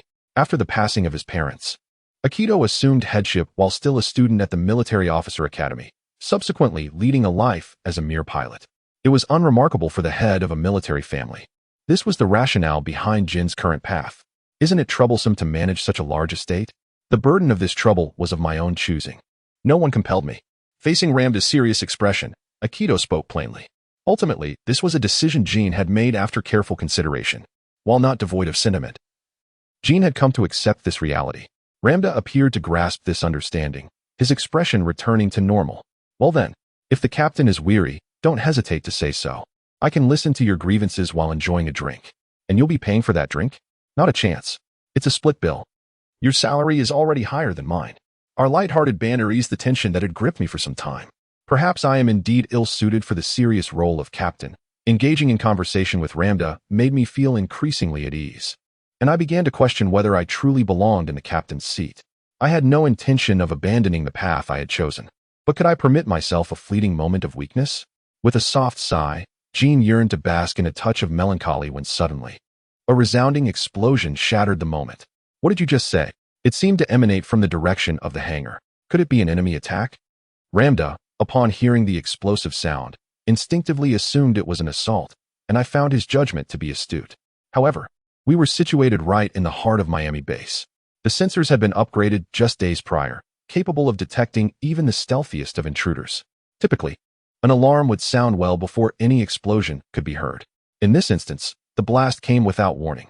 The scene unfolded within the hangar, specifically where Shin and the members of the 13th Technical Team were stationed. I found myself wishing it were indeed an enemy attack. Jean had a foolish premonition as she and Ramda raced toward the hangar. Within 2 minutes, they reached the corridor overlooking the hangar, gazing down upon the scene below. I know my senior has a penchant for explosives, but is he genuinely excited? Typically, during magical training, one would not aspire to detonate something. Amidst the charred floor suspected to be the explosion site, Shin shouted loudly, seeing Lin Li, equally soiled with ash, kneeling on the ground, while Akito held his head in his hands. In summary, the cause of the explosion was likely those two. Soda, can I have some right away? Sure. And could you call for that as well? Ah, please do. Just days prior, Jean had entrusted her with a matter that had caused her considerable distress, leaving no time for reflection and resulting in a ridiculous yet perilous predicament. Being a captain is truly arduous. I pondered this circumstance, realizing it was unlikely to occur with a typical captain. Ignoring Ramda's calm admonition, Akito let out a loud sigh. I inquired of Shin regarding the details of the explosion incident, to which he explained, I taught Senior Lin Li some magic, but for reasons unknown. He went a bit wild, shouting, "Let it explode." His explanation was a perplexing blend of formal and crude language. From his tone, it was evident that Xie was exceedingly irate. The flames, now that they have emerged, might they not also incite an explosion? Indeed, but where were the others during the practice? No, they should be right here. To be candid, I feel quite remorseful. I had not anticipated achieving this on my first attempt. Linley, the one who executed this feat, seemed to have contemplated the possibility of becoming a laughingstock in the event of failure. Overall, the sheer swiftness and decisiveness with which it was accomplished is truly astonishing. The mastery of magic and magical energy ultimately hinges on the impression one leaves behind. It appears that the senior, who can evoke an instantaneous eruption in others, shares an extraordinary rapport. Chapter 52. The existence of Scene Istil 1. Subsequently, the prohibition on the use of explosive magic in the absence of Scene's supervision. While it quelled the situation, prompted me, as a kid, to elucidate the matter of utilizing magic aboard the ship prior to that point. I must clarify that I have never wielded such perilous magic. My actions were merely to lift objects or soar through the air without emitting flames or beams of light. Even if the magic itself is not dangerous, it remains magic. Surely, one cannot deny the presence of flames and beams. In response to the serious expression of Ramda, Scene remarked, However, Scene appeared to struggle to grasp a kid's argument, puffing up his cheeks in frustration. While one could endure certain restrictions in mundane life, magic is an essential element of existence for me. To suggest that one should not fly is akin to asserting one should not walk. If you have managed to endure it for a while, you can surely continue to do so now, right? I see it as manageable. But if the other crew members observe you, they may deem you a threat, causing unnecessary commotion. I cannot say for certain, and besides, it makes little difference whether the magic user is a king or not. Scene's position is not without merit. However, it is undeniable that the reckless use of magic can incite complications. Ultimately, since the dialogue with the higher-ups, it seems that something has been unleashed within Scene, making a total ban difficult. Nonetheless, it is imperative to encourage a degree of self-restraint. I understand. I shall close my eyes and use it in the hangar. However, please ensure I refrain from employing unnecessary magic elsewhere. It serves no benefit to me. Should there be a report of magic use beyond the hangar, then a lecture shall ensue. A lecture.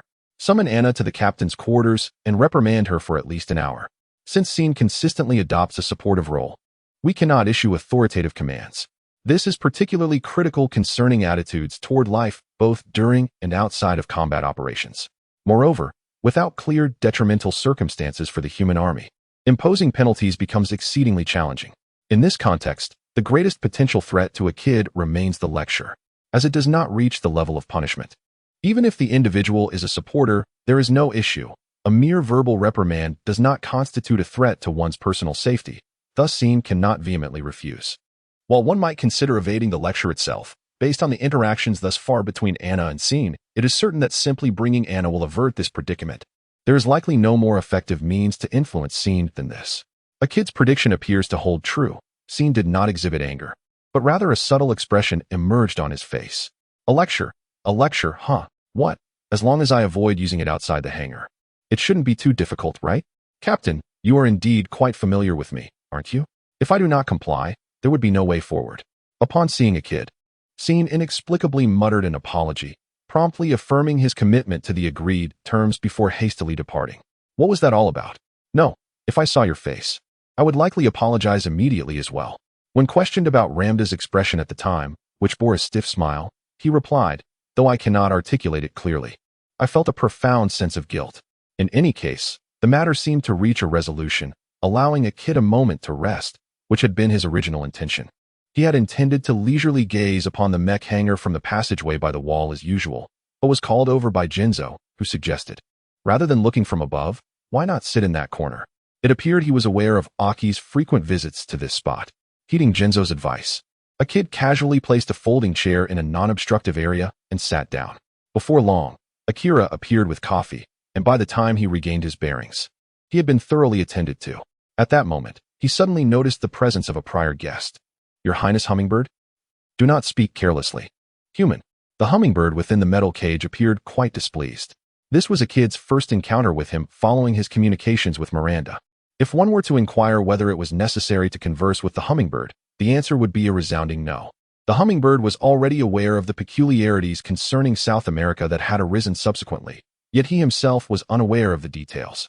Moreover, his attitude towards humans was one of high-handedness, so even if he were to force himself to engage in conversation, it would likely not proceed smoothly. With this in mind, a kid refrained from addressing him, instead engaging in casual conversation with Ramda, only to feel the hummingbird's gaze shift toward him. "Hey Aki, why is that bird looking this way?" Ramda's reminder clarified that his observation was not mistaken. However, he remained utterly oblivious to the hummingbird's intentions regarding Shukin. "Do you seek me for something?" The hummingbird turned his face away, saying nothing in response to the inquiry about Shukin. Yet, even while gazing in an unusual direction, his eyes were undoubtedly fixed upon Shukin. Under these circumstances, it was impossible for nothing to be amiss. An indescribable silence enveloped the kid and Ramda, leaving them perplexed for nearly a minute. The hummingbird still did not turn his face, but eventually spoke. "Human, I recall it as a lightsaber, yes?" "Ah, yes, the Keto lightsaber. I hold little interest in your name, but that is of no consequence."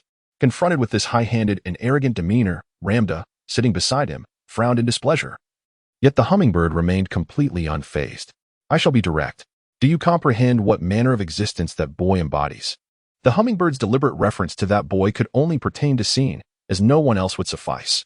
Yet, even with this knowledge, discerning his intent behind the inquiry remained elusive. No matter the nature of existence, he is merely an ordinary person. He himself has stated as much. An ordinary person? It is inconceivable for him to be merely ordinary. The hummingbird scoffed at Ramda's retort, seemingly mocking the notion as foolish. So, at the very least, His Highness does not regard Istil as human. Although a kid's confirmation went unanswered, it can be presumed that his thoughts align with mine. Consequently, Scene's previous explanations to a kid and others seem contradictory. He had previously asserted that beings appearing human, like Scene, are classified as individuals possessing extraordinary powers and ultimately regarded as human. However, the hummingbird's current stance seems to contradict such a classification. It was never anticipated that Scene would candidly disclose all matters, so it is not particularly shocking, although it does raise some concerns. "Aki, why do you inquire about this?" "It is nothing of great significance. I merely find him quite affable." Conversely, from the hummingbird's perspective, the amicable interactions between Scene and a kid's group appear rather peculiar. This notion resonated with a previous sense of dissonance within Shukin's mind. "Lord Hummingbird, do you perceive Istil as a being of superior stature compared to yourself?" Initially, the hummingbird had adopted a similarly arrogant demeanor towards Scene as he did with a kid and others, but after Scene had intimidated him once, the hummingbird's attitude underwent a complete transformation. Though his tone did not shift drastically, he even addressed Scene as Your Excellency, imparting a sense of respect. This stark contrast left Aki feeling somewhat uncomfortable. Moreover, the previous statement could be interpreted as an acknowledgement that Scene, being of a higher status than humans, conversing easily with a kid and others is indeed strange. When both instances are juxtaposed, it becomes evident that the hummingbird regards Scene as a being of higher standing than himself. "I see. It appears your intellect is not lacking." Although it may sound somewhat condescending, he did not refute the accusations made by Akide. One could even assert that he implicitly acknowledged the allegations. "Since you are already aware of this, allow me to offer you a piece of advice." At last, he turned his face, which had long been averted, toward this side. His small, beady eyes reflected the figure of Xiao Jing sitting opposite him. "You must be exceedingly cautious not to displease him. He appears to be quite tolerant of others, yet should he see through you, it could spell disaster. This is no mere jest. It is a sincere warning that could leave one in a cold sweat." His carefree smile, and the way he turned his face away in a sulky manner made one feel as if they were being treated like a child, which was quite uncomfortable. Chapter 53. The Existence of Shurin Istil. 2. A kid's thoughts of Shurin Istil conjured the image of an ordinary youth, ubiquitous in nature. Had it been merely that, the hummingbird's counsel would have seemed ludicrous, warranting only a dismissive laugh. However, Shojing was acutely aware that the reality was far more complex. The vision of Shurin, adorned with a smile and accompanied by a fiery serpent, was vividly etched in a kid's memory. If the fighting spirit from that time were to turn inward, would there have been a means to resist Aki and the others? At the very least, I implore you not to engage in any peculiar antics until the disturbances in the south are resolved. Do not entangle me in your demise. The hummingbird's words echoed distantly in Shojing's mind, leaving her with a new unease as her respite slipped away. The sun had fully descended beyond the horizon. In the confines of the room, Shurin stifled a great yawn. This was the chamber designated for him, typically devoid of any company, but now shared temporarily. Lord Shuren, may I pose a question? The hummingbird inquired, her expression subtly nuanced, despite the contrast of her perched form atop the swing, which evoked a chuckle. Shuren masked any amusement and simply nodded. Why do you so ardently support humanity? I am human as well. That may suffice if the other party is indeed human. But to me, such a claim seems unfounded. Do you presume I lack understanding of such matters? The hummingbird's discontent was palpable, and I could only manage a rueful smile. Do you truly aspire to be human? It is not merely a desire. My parents are human, and I have survived among them. What relevance do matters beyond humanity hold for me? Upon hearing Shuren's words, the hummingbird's jaw dropped in astonishment, her expression bordering on foolishness, which elicited a spontaneous chuckle from Shojing. From a biological standpoint, I too am human. While I may possess certain peculiarities, my perspectives and thought processes are not dissimilar to those of humanity. That being said, your power is overwhelmingly potent. That is one matter, and this is another. Regardless of others' opinions, I shall remain human throughout my life. The hummingbird would undoubtedly disagree, yet she seemed to recognize that Shuren was resolute in her stance and refrained from further debate. By the way, what did you discuss with the captain during the day? That is not for you to concern yourself with. I believe I should determine that myself. A slight tinge of threat in her tone made the point clear. Observing the hummingbird tremble, Shuren grasped the situation's nuances. Mind your own business. I did not utter anything of great consequence, merely advising you not to underestimate yourself. Why do you say I am not human? I have stated that you are no ordinary individual, but that is the extent of it. For I too cannot fully comprehend your true identity. The hummingbird appeared unrepentant for her actions, her demeanor remaining haughty, even in the face of Shuren's fierce gaze. She did not waver, perhaps out of pride stemming from her divine heritage. Moreover, it seemed that the man named Hikomu had caught wind of the situation. Really? He appears to have realized that, albeit at the lowest rank, his status surpasses that of a divine consort like myself. While surprised, Shuren acknowledged that it was not unexpected for Akit to glean insights from the details Shuren had overlooked. Furthermore, Akit and the others likely harbored doubts regarding Shuren's self-proclaimed humanity. Ultimately, the conclusion was reached. The matters revealed through the hummingbird's petty theft were not worthy of undue concern. That said, do you still dare to speak of others? The distinction between incurring no losses and engaging in unnecessary actions was stark. The flames beneath the birdcage blazed fiercely. The metal cage, exposed to the fire, was undoubtedly heating up. Wait. I acknowledge my meddling, and I sincerely apologize. Should you incinerate me, you would not find it troublesome, would you? Information provided by the witch's grocery. From a combat perspective, the hummingbird was unnecessary. Upon reflection, the absence of the hummingbird posed no issue. Perhaps that is indeed the case. You concede this point. Though prideful, she seemed capable of maintaining a clear perspective in such matters. Shuren was taken aback by her reaction and extinguished the flames beneath the birdcage. Alas, to extinguish a life so effortlessly is rather excessive. Perhaps you might reconsider, as it is preferable to anything else, but there shall be no next time. Should there be, I would prefer to be served as skewered chicken, though it appears unpalatable enough to discard. It is not that I wish to be consumed. Rather, it is the humiliation that vexes me. Observing the frightened hummingbird, Shuren scoffed. In summary, I am human. There exists nothing superior or inferior to me. I ask for your continued consideration. I understand. I shall refrain from mentioning this matter henceforth. Very well, I shall retire for the night. Having bid good night, Shuren reclined upon the bed, and sleep swiftly overtook her. Some desires, no matter how fervently wished for, remain unattainable. In her deep slumber, Shuren was unaware of the hummingbird's musings. Do you truly believe that the aspirations of humanity will come to fruition? No answer emerged to this query. The inspection of the mist progressed smoothly, with no issues detected. As the plan remained on schedule, it was anticipated that departure would occur the day after tomorrow.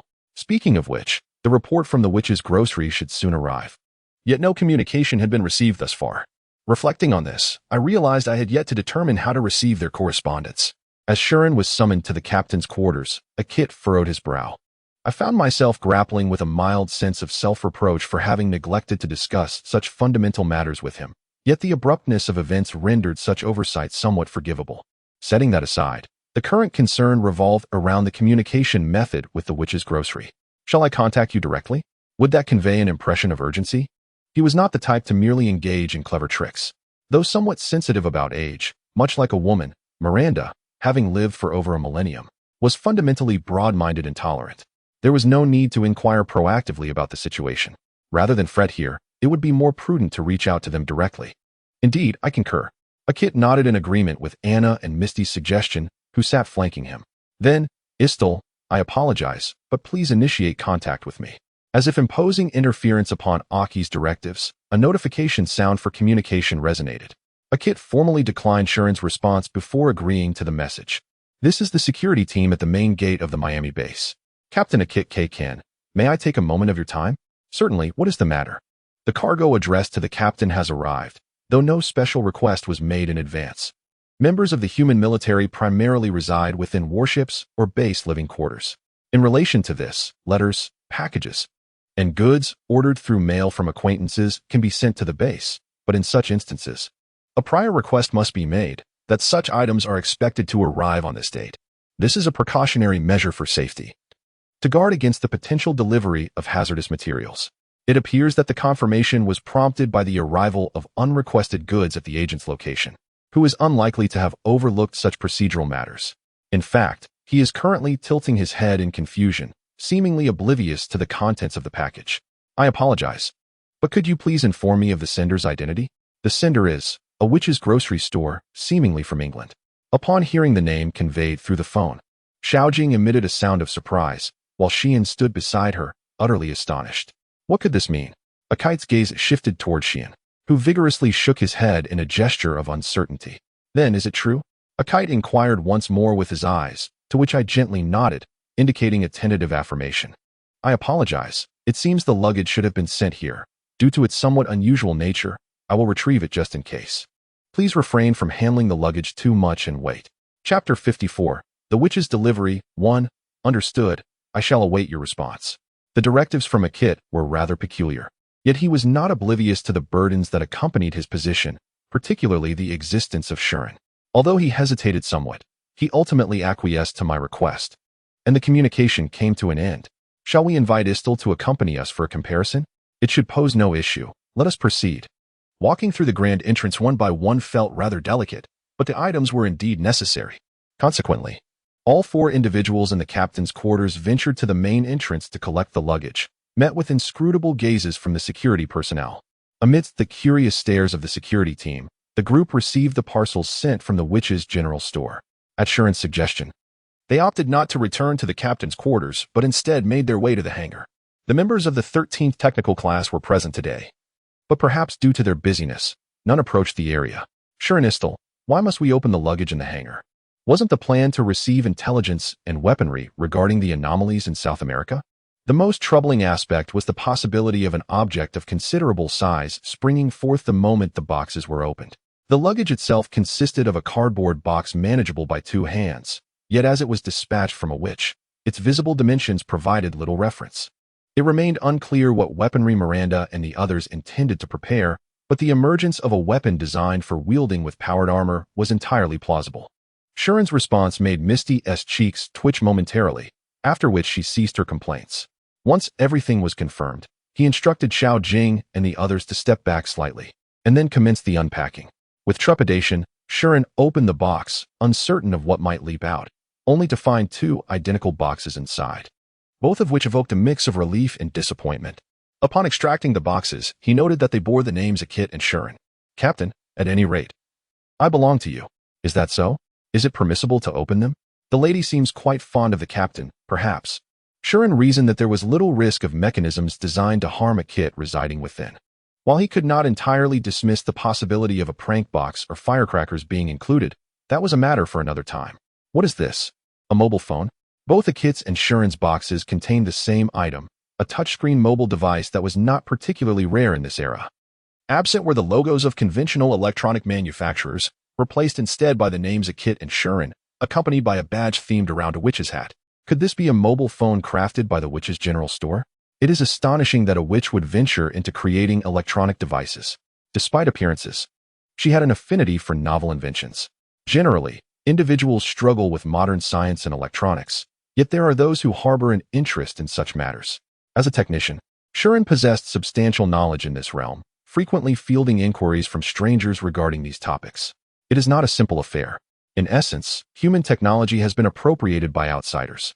Has it not? Upon hearing that, it indeed seems so. Perhaps the witches have surpassed us. What is the meaning of this? This device is powered by energy quartz. As I observed the commotion surrounding Misty, I attempted to power on the phone. Upon closer inspection, I found it lacked any ports for charging cables or the like. Intrigued, I examined it further and discovered it housed a diminutive energy quartz within. Moreover, it did not utilize the energy quartz as a source of magical power. Rather, its internal structure operated on electricity, akin to the common mobile phones manufactured by humanity. Thus, it is not surprising that the opposing side employs energy quartz in their weaponry, is it? No, it is entirely different. This mobile device operates through a conversion to electrical power. Shuren's explanation left Anna and the others in a state of confusion. Beyond Shuren, who was well-versed in both technologies, it was a realm beyond their comprehension, rendering their bewilderment understandable. Powered by energy quartz, both the otherworld and human armies seem to be undertaking similar endeavors. However, the realities diverge entirely. The weaponry and items from the otherworld are infused with magic crystallized from energy quartz, referred to by outsiders as spirit stones, which amplify the user's magical power. Conversely, the EC driver converts the latent magical energy within the energy quartz into electrical energy for use. Were it not so, it would be implausible for this device to serve as the power source for modern weapons created by humanity.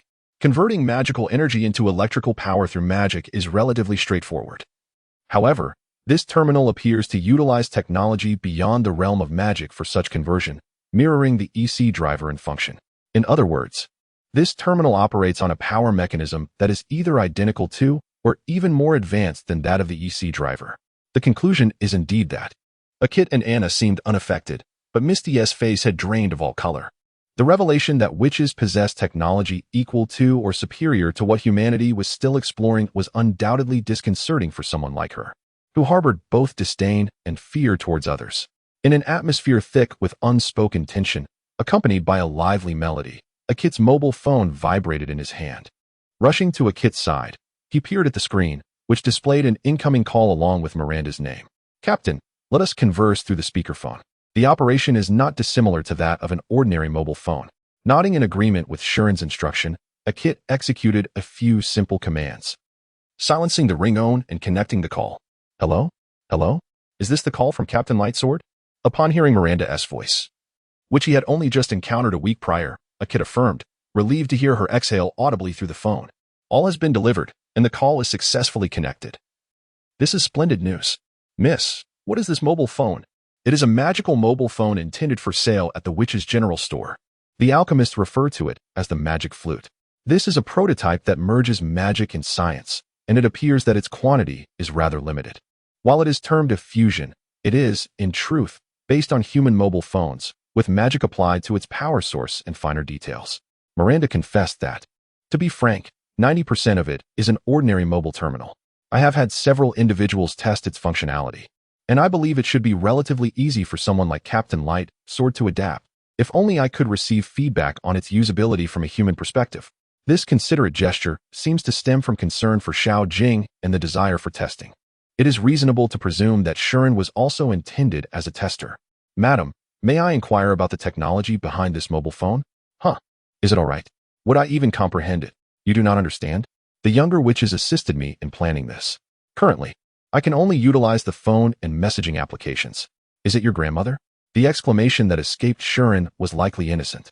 However, it was unwise to divulge such foolish truths to Miranda. "Shuren, I would like to test the functions of this magical phone, if I may." "This. Mr. Guangmu, could you please direct the screen towards Shuren?"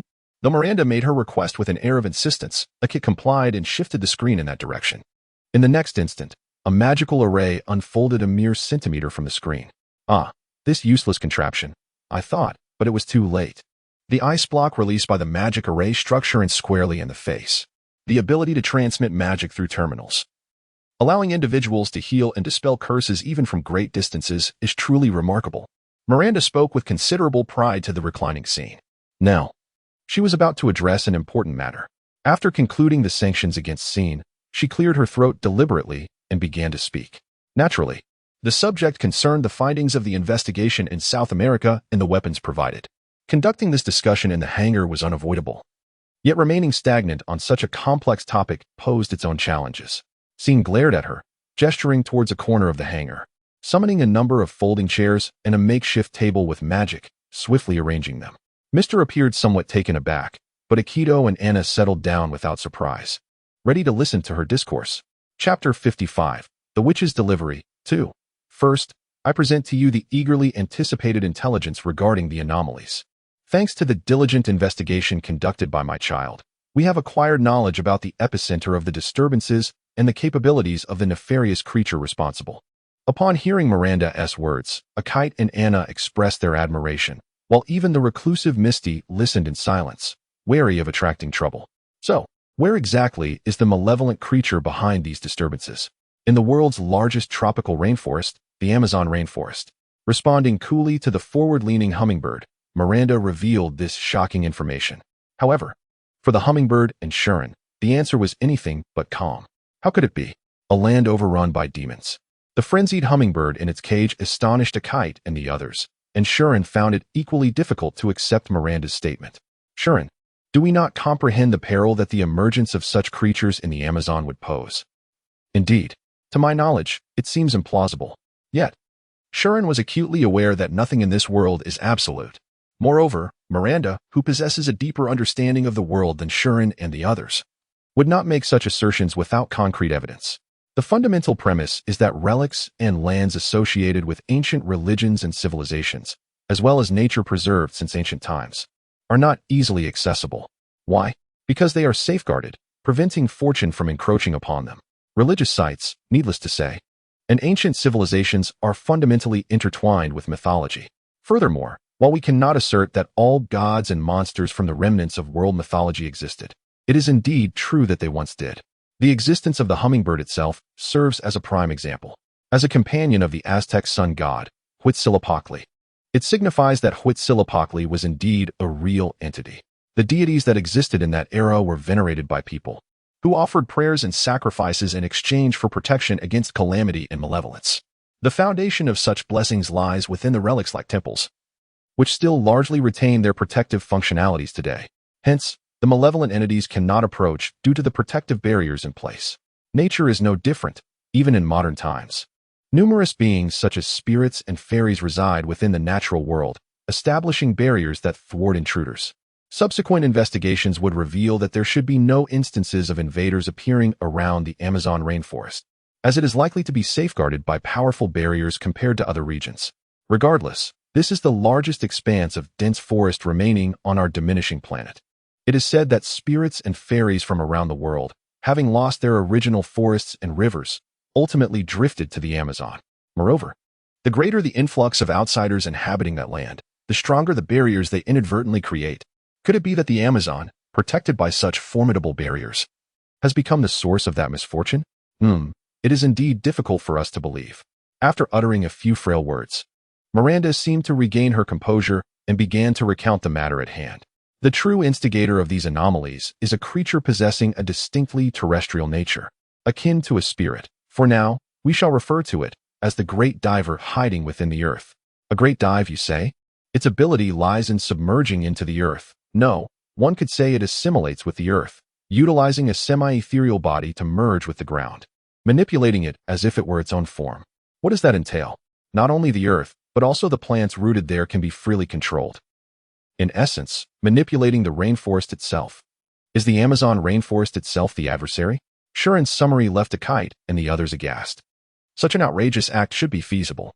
How could one possibly assert otherwise? Lieutenant Commander, you appear to be the one here most lacking in understanding of these extraordinary abilities, do you not? Misty stood up, as if to hurl her chair, and shouted. But Shuren responded calmly. It seemed that Misty was suddenly deflated upon being pointed out. That is a separate issue, Shuren. I too find it hard to readily accept such claims. Anna, taking Misty's place, posed a question to Shuren. Indeed, to humanity, the rainforest itself is an adversary, perhaps even beyond comprehension. Yet, it is the truth, and thus, we have no choice but to accept it. I do not implore you to understand the underlying principles. I merely wish for your acceptance. All right, let us remain composed. What Shuren speaks of is merely an extreme theory. It is unlikely that it is a creature capable of simultaneously controlling the entirety of the Amazon rainforest. Nevertheless, it has breached the defenses of numerous spirits. While it may not command the entire jungle, it certainly possesses the power to manipulate a significant area.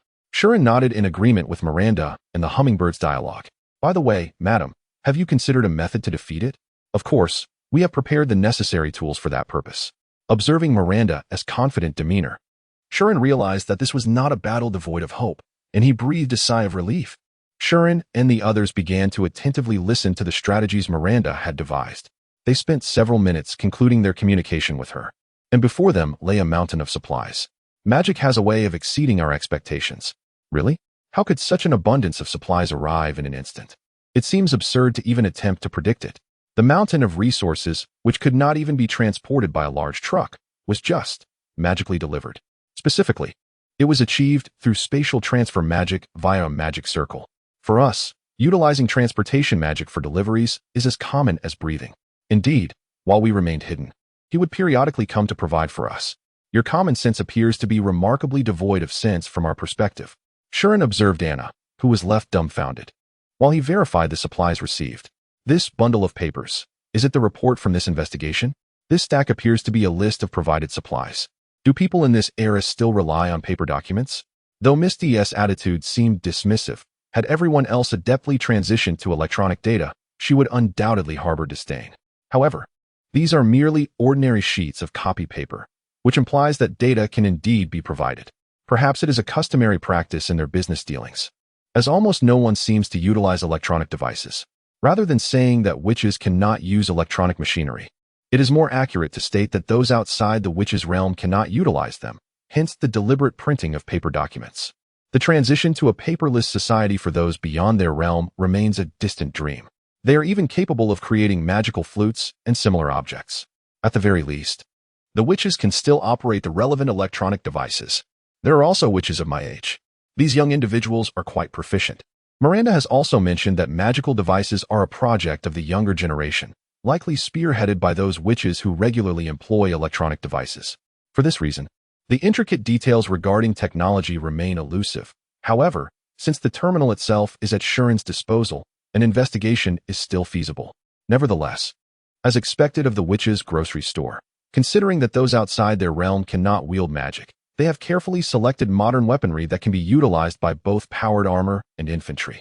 Upon reviewing the list, it appears that the minimum tools requiring specialized knowledge suffice for Shuren's use. Most items are ordinary firearms inscribed with magic circles, transformed to be effective against darkness, or utilize silver bullets imbued with exorcising properties, tools that can be wielded even without understanding magic.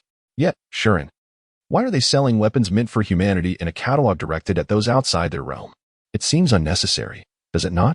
Even among non-human races, there exist those of lesser prowess, born into families intertwined with humanity, yet possessing only average magical abilities, akin to ordinary individuals. There is indeed a demand for such beings. After a cursory search for supplies in response to Anna's inquiry, I stumbled upon several intriguing items. This is astounding. An RPG designed for combating magical creatures. It appears to be an ordinary RPG at first glance. Is it possible that even such items exist? Sean is equipped with what resembles a prototype anti-tank grenade launcher. At a fleeting glance, it is challenging to discern whether it is a weapon utilized by human forces. Nonetheless, as long as it is not overly large, even medium-sized fortunes can be managed. Remarkable. Is it truly unnecessary to return it? Such was the agreement established. Chapter 56. A night of conversations with spirits. The document clearly states that there should be no issues, correct? Let us consider it as supplies for the infantry. It seems that it cannot be utilized in the Amazon this time. Anna's excitement is likely not a misunderstanding. Although it is a one-time weapon, once deployed, the infantry could eliminate the medium-sized annoyance. Even with the most formidable firepower, the infantry could only contend with smaller invaders, thus its strategic merit is considerable. Relying on the weapons of others is rather unwise. If you say so, it is akin to my reliance on the weapons of Dalshan. I am indifferent. Anna resolutely discarded the complaining Mist, commencing an inspection of the armament alongside Dalshan. Regarding Mist, her disapproval was palpable, yet she appeared unable to counter. That individual is truly incorrigible. Previously, she had suffered numerous jests from Dalshan, been outmaneuvered by Anna, and even reminded by Akaid. Yet her aggressive demeanor towards both the external world and Dalshan showed no signs of abating. Doubts are of no consequence. Feel free to entertain them. However, I somewhat believe that if one is to cause a stir, one should at least prepare a sound basis for their claims. Regardless, her actions are of no concern to Dalshan. Ah, Captain, what shall we do with these supplies? If you are worried, would you like to confirm them as well? No. If Anna wishes to verify, let her handle it. However, I wish to see the investigation report first. Very well, I shall take flight.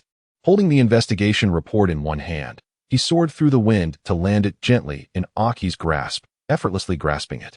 Though not as enthusiastic as Anna, he was gradually acclimatizing to the magic. Dalshan, what is this mat-like object? That is likely a trap that detonates when a creature steps upon it. Inscribed with a magical array. Oh, how convenient. This box contains ammunition for the powered armor specifically for a sniper rifle. There are also rounds for handguns and assault rifles, all standard specifications. It appears so. Quite excessive indeed. Miranda does not exhibit particular discernment regarding special funds. Yet it conveys a sense of extravagance. Could there be an ulterior motive? The term sorceress conjures an image of cunning, yet the sorceress's emporium itself is a reputable organization. Moreover, Dalshan is not entirely oblivious to Miranda's character. Based on her disposition, I doubt she would make any retaliatory demands post factum. In any case, this is not the time for contemplation. Dalshan resolved to continue working alongside Anna. The blazing flames illuminated the dark night sky. A familiar hell to Dalshan, he remained unperturbed by the sights, seated upon the rubble at an appropriate height. Zhuyu, since you are here, do step forth. What is it? Are you not angry today? Zhuyu emerged from a place where nothing existed upon Dalshan's call. She exhibited no surprise at being discovered, sauntering over to sit upon the similarly suitable rubble. It is certainly infuriating to be probed so deeply, yet have you not visited once before? There is nothing left to unearth. That individual is too kind. If every dream incited such peril, one would soon find themselves without life. Speaking thus, Zhuyu chuckled, evidently unperturbed. Although her appearance remains youthful, she is indeed an adversary to be reckoned with. So, what wind brings you to speak with me? If you neither wish to be angry nor to kill, you would not seek me without cause. As Zhuyu noted, unless there is something of significance, Dalshan rarely seeks her out. The contract was established primarily for mutual benefit, and conversing with Zhuyu carries unexpected risks. After all, she is a crafty being who proposed the contract in an almost threatening manner. Conveying messages through clumsy dialogue only fosters negative repercussions. Truly, you are rather fierce with me, I might just shed tears. Indeed, trusting a malicious spirit who intrudes upon dreams for investigation is hardly normal behavior. Zhuyu feigned tears, her childlike guise accentuating the absurdity, as Dalshan chuckled at her antics. Their gazes locked. Laughter erupted between them, though neither was earnest, nor was there a hint of tranquility. Well, all of this is inconsequential. Oh, by the way, do you truly have something to discuss? I shall cut to the chase. Do you not find the recent movements of the creatures rather peculiar? For Zhuyu, such superfluous concerns are entirely meaningless. To avoid digression, Dalshan posed the question directly. Zhuyu seemed taken aback by the inquiry, her eyes widening momentarily before she reverted to her usual light-hearted demeanor. Your way of asking suggests you have already arrived at a conclusion without needing my input, does it not? The more perspectives one possesses when observing matters, the better. Would you not agree? Indeed. Zhuyu slowly reached into her bosom, retrieving a stick of wood resin. Given your appearance, I truly wish to intervene. Spare me. This is one of the few pleasures I possess as a formless entity with idle time. Zhuyu rarely feigned distaste, her lips curling around a puff of smoke. Were it not for her appearance, one might find such behavior incongruous. Yet Zhuyu's actions were remarkably adept. I harbor no dissent regarding the saltworks. The very fact that creatures appeared upon that island is indeed strange. The island Zhuyu referred to as the 7th artificial island, although not disclosed to the human military. The island appears as such, with numerous individuals intertwined with the outside world. The D'Artagnan Military Academy can be regarded as the island's emblem, aimed at supporting orphans such as Dalshan, with an impressively broad intake of students. In essence, anyone resembling a human can easily enroll. Moreover, proof of being an orphan grants exemption from tuition fees. Even without such, the opportunity to acquire world-class education at a reasonable fee, aside from the rigorous military training required, remains highly appealing, especially for those with connections to the outside world. Consequently, each year, around 10 individuals associated with these connections infiltrate the new student body, and to sustain their community, they envelop the entire island with barriers, passing them down to the next generation at graduation, thereby maintaining the artificial island's protective veil. From the establishment of the 7th artificial island until the day of graduation, a span of nearly 10 years, it has never once suffered an unfortunate attack. This is neither coincidence nor luck, but rather a deliberate endeavor. If it were merely the island's barrier, such occurrences would not be so alarming. My knowledge of the forest known as the Amazon is limited. However, transforming a realm inhabited by elves and fairies into such a state is quite remarkable.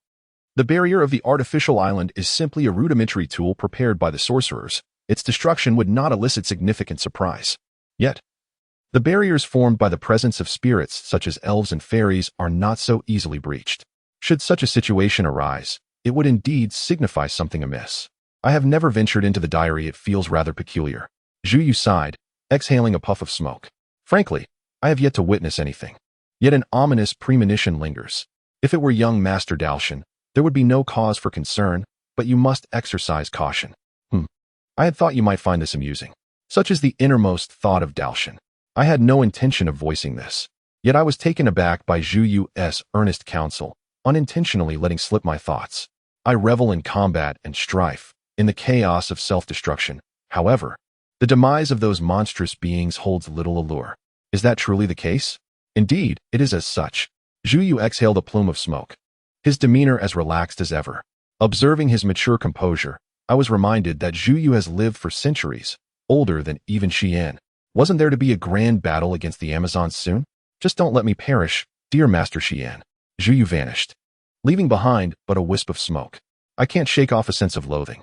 The small world around me is already tumultuous enough, and an unsettling aura seems to permeate from the outside. In confronting this reality, Xian felt an inexplicable anxiety swell within him. Chapter 57. Strategy meeting 2 days after the Witch's General Store received supplies, the Mistral, departing from the Miami base, was en route directly south towards the Amazon. In the briefing room aboard the ship, Sheen and the personnel related to the operation were summoned by Akaid, due to the unfavorable conditions of nighttime combat. The arrival time was adjusted, and it was scheduled to engage the invaders starting tomorrow morning in the Amazon. The briefing regarding the operational plan for the upcoming battle was about to commence. Everyone is here. Let us begin. With Akaid's words, the lights in the room dimmed, and various information was displayed on the central table embedded with monitors.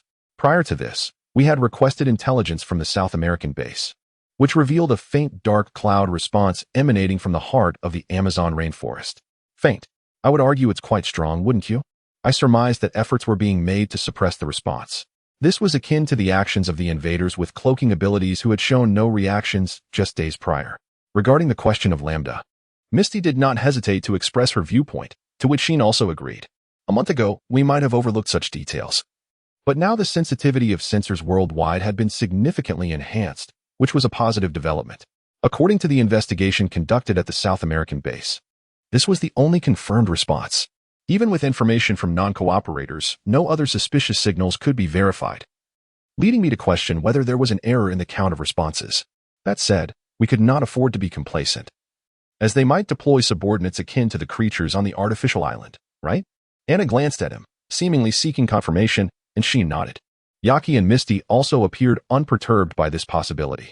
Ister, I would like to confirm whether this time's invaders might, like those on the artificial island, acquire some form of magical power. The large invaders we faced during the battle on the artificial island had generated endless minions by harnessing the magical energy from power-generating quartz. Yaki seemed particularly concerned about the potential complications this could pose. When it comes to possibilities, there indeed exists a significant likelihood. Specifically, I inquired. Nature, including trees, water, and fire, harbors magical energy. Thus we may draw magical power from the Amazon's natural surroundings. Particularly, according to prior intelligence, the target possesses a strong affinity for the elemental forces. It was said that drawing magical energy from the trees and earth within the jungle would be impossible. Moreover, the Amazon, teeming with spirits and fairies from around the world, is undoubtedly a land more saturated with magic than any forest we know. For them, the Amazon is home turf. While this abundance of magic could be beneficial to us, it held no relevance to the other members. The EC drive powered by energy quartz might yield a slight increase in output, yet this would remain within the margin of error. If the enemy could draw magical energy from their surroundings, predicting their numbers would be impossible. We might find ourselves confronting a considerable number of phantoms. Prepare yourselves mentally for that eventuality. In response to Akai's words, Lambda and Harmar, who were preparing for bombardment or direct combat, nodded earnestly. Next, regarding the primary target, an entity designated as Phantom. I would like Sheen Ister to provide an explanation about this Phantom. Is it my turn? Sheen exclaimed, taken aback by the sudden call, while Misty, who had been unwilling to rely on Sheen, appeared visibly perplexed. In truth, Misty had been somewhat dissatisfied upon seeing Sheen, which led me to surmise that this was not entirely intentional. Misty and I had presumed we had a general understanding through the documents from the witch's general store. Yet this was far beyond our common knowledge. I deemed it more reliable for you, who possess an understanding of concepts beyond mere human comprehension, to explain. Don't you think? Indeed, that might be for the best. The documents had originally been prepared by witches, and there was a risk of omitting information that humans would find utterly incomprehensible. It would be prudent for Sheen and Akai to align their understanding first. Do we have the documents? Ah, here they are. I accepted the stack of papers handed to me by Yaki and began to peruse them. This was my first thorough examination. Aside from the somewhat unique abilities described by Miranda, they appeared to be typical large invaders. The current Annie, a half-phantom type, had never been acknowledged by the miniskirt up to this point. What precisely is her luck? I wondered aloud, noting that as a half-phantom, her form was not fixed and could change freely. Ah, I happen to have an example right here. Thankfully, Sheen was accompanied by a half-phantom, demonstrating it was the most expedient method. Me. Immediately after being summoned, 3 shadows leaped from Sheen's own shadow, aligning themselves atop his head like totem poles. Incidentally, this scene brought a chuckle from Lambda. Now, one of the properties of a half-phantom is that their body is composed of magical energy, allowing them to alter their form with ease. The first shadow that landed on the ground inflated like a balloon. The second shadow morphed into the silhouette of a crow, while the last one replicated Sheen's image. At most, they merely changed the shape and size of their original black bodies. Half-phantoms can accomplish this with simplicity. Is it merely a matter of altering shape? This is where the half-phantom's capabilities cease. If illusions were to be added, the visuals could be made clearer. Sheen gestured towards the shadow, still mimicking him, and color appeared on the black silhouette, transforming it into an exact replica of Sheen's form mere seconds later. That being said, this ability would hold little utility in combat, hence it likely wouldn't prove particularly advantageous. The second property of half-phantoms is that, being made of magical energy, they can pass through matter at will. When Sheen extended his hand toward the shadow still mimicking him, his hand passed right through the half-phantom's form. Faced with such a startling sight, Yaki and the others began to stir, but Sheen calmly approached the shadow and walked through it entirely. Whether it be a person or an object, one could simply pass through as such. Will our attacks be effective? The physical armaments of the human military would not suffice. If Sheen were to respond immediately, the others would surely become restless. Given that they had been informed that weapons would not be effective, their reaction was entirely reasonable. Yet Sheen raised a hand to quell the commotion. Physical armaments would be ineffective, but optical weaponry would pose no issues. Moreover, if it were specially crafted bullets sent by the lady, even physical armaments could be effective. Since time immemorial, the existence of souls has feared bright light. Half-phantoms are no exception, and if it involves optical weaponry that concentrates light, the effects would be even more pronounced. Miranda had provided a substantial supply of effective bullets based on the enemy's characteristics. At the very least, we need not worry during this battle. This brings us to the third property of half-phantoms, possession of objects. As if performing a tap dance, a shadow lightly tapped its foot beside them. And with a slight delay, a deformed plush cat leaped out from the shadow. Following this, the crow silhouette lunged at the plushie, seamlessly merging into it. The plushie then stood on its own feet and elegantly turned to face them. Oh, isn't that adorable? Is this creature, resembling a black Bowsy, being controlled by the one we just saw? Indeed, one can freely maneuver the possessed object as if it were one's own body. Moreover, it is imperative that everyone recognizes this ability in the current operation. Preliminary investigations have revealed that the Grand Diver possesses the extraordinary capability to assimilate and manipulate the very earth itself, a skill that can be regarded as an advanced version of this possession ability. If one were merely a semi-ethereal entity, the capacity to manipulate substantial objects or elements such as earth and water, those that do not distinctly exist as singular entities, would be severely limited. This fortunate circumstance has attested to his ability to accomplish such feats. I have already conveyed some insights to the captains. To put it succinctly, we must perceive the Amazon rainforest as our adversary.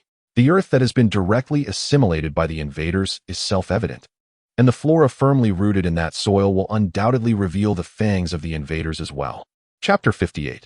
The secret story before the assault. While it cannot be said that the entirety of the Amazon is manipulated in such a manner, it can be assumed that a certain extent of it is indeed controlled. Your assertion strikes me as absurd. What kind of assaults can we expect? Will the ground rise ominously, or will the vegetation grow rapidly, reaching out like tentacles to ensnare us? It is foreseeable that this could trigger further ground fissures. However, our mechanized armor is capable of flight, thus we remain unperturbed. Should our combat capabilities lack the ability to ascend, we would be at the mercy of the enemy. As long as the mechanized armor maintains altitude, it will not fall prey to their attacks. Conversely, if we inadvertently descend to the ground, we would fall into the enemy's hands entirely. This must be avoided at all costs. I cautioned the 3 pilots, Haruma and the others, who nodded earnestly in response. Fog should ideally be kept at bay. Yes, that is my intention. If the battleship is not agile, it risks being overwhelmed. Taking the current invaders as an example. Once we penetrate their territory, we could be subjected to comprehensive assaults. The mechanized armor can withstand some degree of onslaught, but the battleship would be utterly defenseless against it. Without needing to elaborate, Kian comprehends this well. His rapid speech has proven to be immensely helpful. Having discussed for quite some time, 3 crucial points emerged. To be candid, those unfamiliar with magic and supernatural abilities may find much of this content perplexing. A half-hearted understanding could lead to misunderstandings. So I wish to clarify these 3 essential points first. Firstly, the invaders reside within the earth, manipulating the ground and flora to launch their attacks. The closer we are to the surface, the nearer we are to the enemy's line of fire. In blunt terms, approaching the ground is tantamount to courting death. Maintaining altitude is imperative, yet, should circumstances arise where flight is unattainable, it is wise to retreat from the front line at that juncture. Secondly, once the invaders assimilate with the earth, inflicting damage upon them becomes a formidable challenge. The initial phase of combat must focus on dislodging the invaders from the ground. While damaging the host may also harm Anzean and deplete its strength, delivering a decisive blow remains elusive. There exist exceptional spells and items capable of achieving this. But in this scenario, without Kian, no one else would employ such tricks. Although the invaders lack intelligence, they will instinctively choose conditions that favor their continued assimilation with the earth. Thus, it is crucial to utilize the strategies prepared by Miranda to forcibly extricate Anzean from the ground. Thirdly, conventional physical armaments prove ineffective against the dark clouds emerging from the earth. Optical weaponry or ammunition crafted by the witch's general store must be employed for assault. While any weapon can be utilized during the assimilation phase, the submerged invaders that have departed from the earth are semi-ethereal entities. Furthermore, in the absence of the safety provided by the ground, individuals may wish to attain a state capable of traversing matter to avoid attacks. Consequently, the potential efficacy of our assaults will be limited, necessitating caution. These are the points Kian ought to convey. Without delving into finer details, if we remain vigilant regarding these 3 aspects, we should not encounter significant difficulties during this battle. Istal, salvation has arrived. Now, I shall elucidate a more detailed combat plan. The sequence of operations for this mission is delicate. A single misstep could lead to irretrievable consequences. Please listen attentively. With a serious expression, Xiaojing sensed the tense atmosphere in the briefing room. Based on the strategies communicated by Miranda, a more precise operational plan was devised. Aikido frequently sought Kian's input, articulating the details in a clear and comprehensible manner. With less than 12 hours remaining until the designated commencement of hostilities, preparations for battle were proceeding in an orderly fashion. A night passed following the briefing, and soon it was 10 in the morning. Thus commenced the operation to vanquish the submerged invaders. Is the mechanized armor ready for deployment? Asano, all is well. This is the best condition we have achieved thus far. At present, Eret has been personally modified by Kian.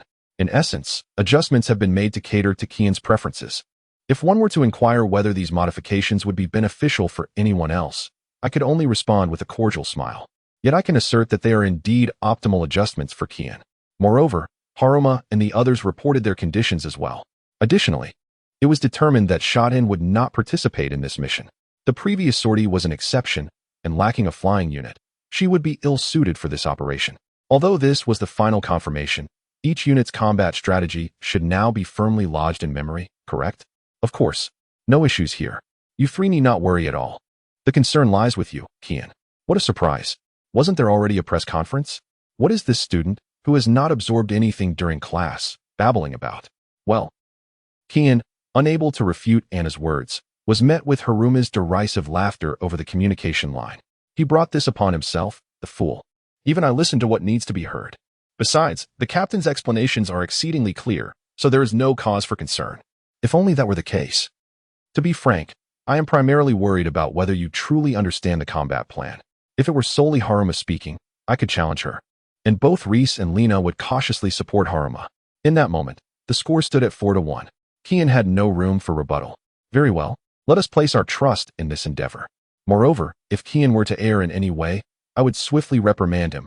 Haruma, you need not fret. In response to Anna's half-joking remark, Haruma and the others expressed their understanding, their emotions becoming complex as they prepared for the assault. By the way, Kian, do you truly not require the witch's general store's weaponry? Ah, that is of no concern. Originally, Asano lacked any equipment capable of utilizing physical ammunition. The Asahi News has not stockpiled various supplies obtained from the witch's general store. While it is true that there are no tangible weapons being utilized, the primary reason for this is the utter lack of necessity. The items provided by the witch's general store are primarily modern weaponry imbued with magic, tools that even those devoid of magical or supernatural abilities can wield. Thus, Kian, who can handle magic on his own, need not rely on those items as substitutes for his own strength. In this light, it would be most prudent to allocate various magical tools to individuals other than Kian. As long as you are all right, the time to deploy is nigh. I entrust everyone to you. Understood. Just as I presumed the communication would conclude, another line was quickly connected. Chief of Staff, what is the matter? It is nothing of great significance, merely a small issue. Though her face was unseen through the phone, her voice conveyed a sense of high spirits. You should reconcile with Haruma, first. Although the chairperson had mentioned this matter to me as well, I believe it differs somewhat from mere reconciliation. Is that so? From being categorized as a rogue to possibly being deemed a rogue, is that the case? I have heard that once designated as a rogue, one is swiftly executed. Oh, the situation has become rather intricate. However, is it not pleasant to tease each other as we used to? Indeed. It is delightful to experience that familiar tension upon meeting. Your ability to integrate so seamlessly into your surroundings brightens my mood as well. I shall manage it properly. Though there are some who can be a bit stern, like Mr. Glasses, and Mr. Glasses. Hey, while the bridge is on the line, could you refrain from that? You're killing me with laughter. The captain sent this message from a location where even the most disdainful of Kian's vice-captain was present. Although some may grumble, it seems that the matter regarding Anna has been effectively obscured. From her usual demeanor, it is evident that Anna possesses a far superior finesse in this regard compared to Misty. As for that child, judging by his family background, he's a quintessential military figure. By the way, did the captain and the instructor know each other previously? He was a junior by a year during our military academy days. Since then, I have often reminisced about Yaki. Rather than reminisce. Perhaps it is more accurate to say love? Did you notice that? How could you be so oblivious? Though I am not particularly sensitive to matters of an erotic nature, being startled to such an extent is rather unexpected. Chapter 59. The Battle of the Amazon. 1. Regardless of that person's affections, their parents were slain by others. Is there such a tale? No. None of that. Is it really that? Indeed it is. Compared to other soldiers, his hostility is remarkably intense, leading me to believe he must possess such a background, yet it seems not to be the case. What you just mentioned has piqued my interest. Could you perhaps forego your glasses, Vice Captain? There are indeed things in this world that are simply unattainable. Please strive within the realm of possibility. As I spoke, the time for combat commenced. It was about to begin. Let the whispers cease. Yes, however, having finally fostered a personal sentiment, allow me to express something first. To Anna, who had just delivered an opening remark, I tilted my head, awaiting her continuation. Shuren, be cautious on your journey. You must return. Such a statement seems excessively reckless when dispatching soldiers to battle. Yet, within this levity lies a warmth and familiarity. I believe Shuren would prefer these words to the stilted phrases typically uttered. I shall depart. I will return. Please prepare some snacks for my arrival, if you wish. Shuren spoke nonchalantly, taking a deep breath. Simultaneously, the command for the bridge to engage was issued. Asano, engage. With renewed vigor, moments later, Alut ascended from the mist. Emerging from the mist was the Asahi News. Beneath it, lush trees flourished, revealing a breathtaking expanse of jungle. In this modern era, which has persistently raised concerns regarding environmental issues since the old century, encountering such unblemished nature is indeed a rare experience. If only I could be moved by the sight before me while embracing a tourist spirit, alas, it is not to be. A heightened energy reaction in the heart of the Amazon rainforest. The range of this high-energy response is expanding. As the piercing alarm blared and the lights on the bridge flickered with warnings, Shuren turned his gaze to ascertain the source of the reaction, promptly furrowing his brow. This creature again, at least to the naked eye, the jungle remained unchanged. In truth, those deploying with the armored suits, like Haruma and the others on the bridge, were likely witnessing the same scene. Yet, within this seemingly innocuous jungle emanated a repugnant aura. The kind of aura that beings like Shuren and otherworldly entities could perceive, the so-called miasma. It was already discomforting in nature, but this latest wave of unease was unparalleled in its intensity. Shuren was certain that while there was undoubtedly a strong presence of dark energy, it was far from the only factor. It seems to have been rather spoiled.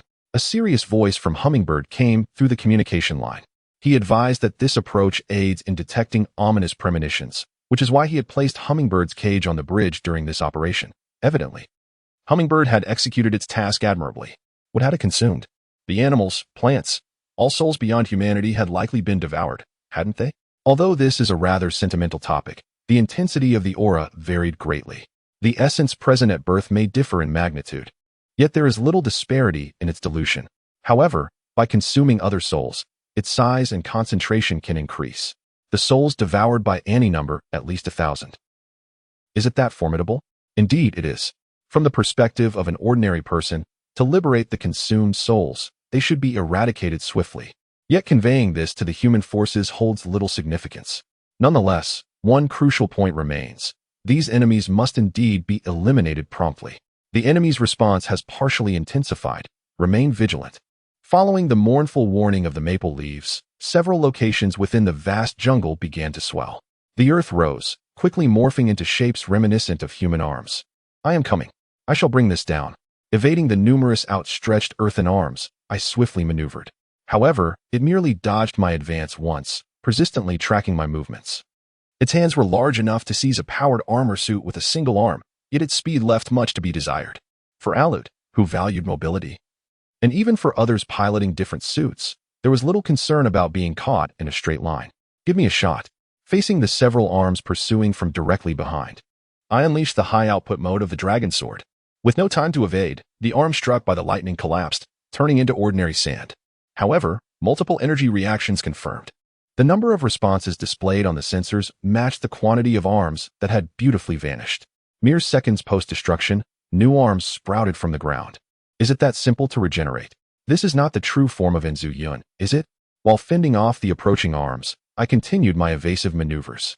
Ultimately, these appendages merely manipulated the earth to assume such forms. Since the soil is limitless, it is more accurate to say they are instantaneously recreated rather than regenerated.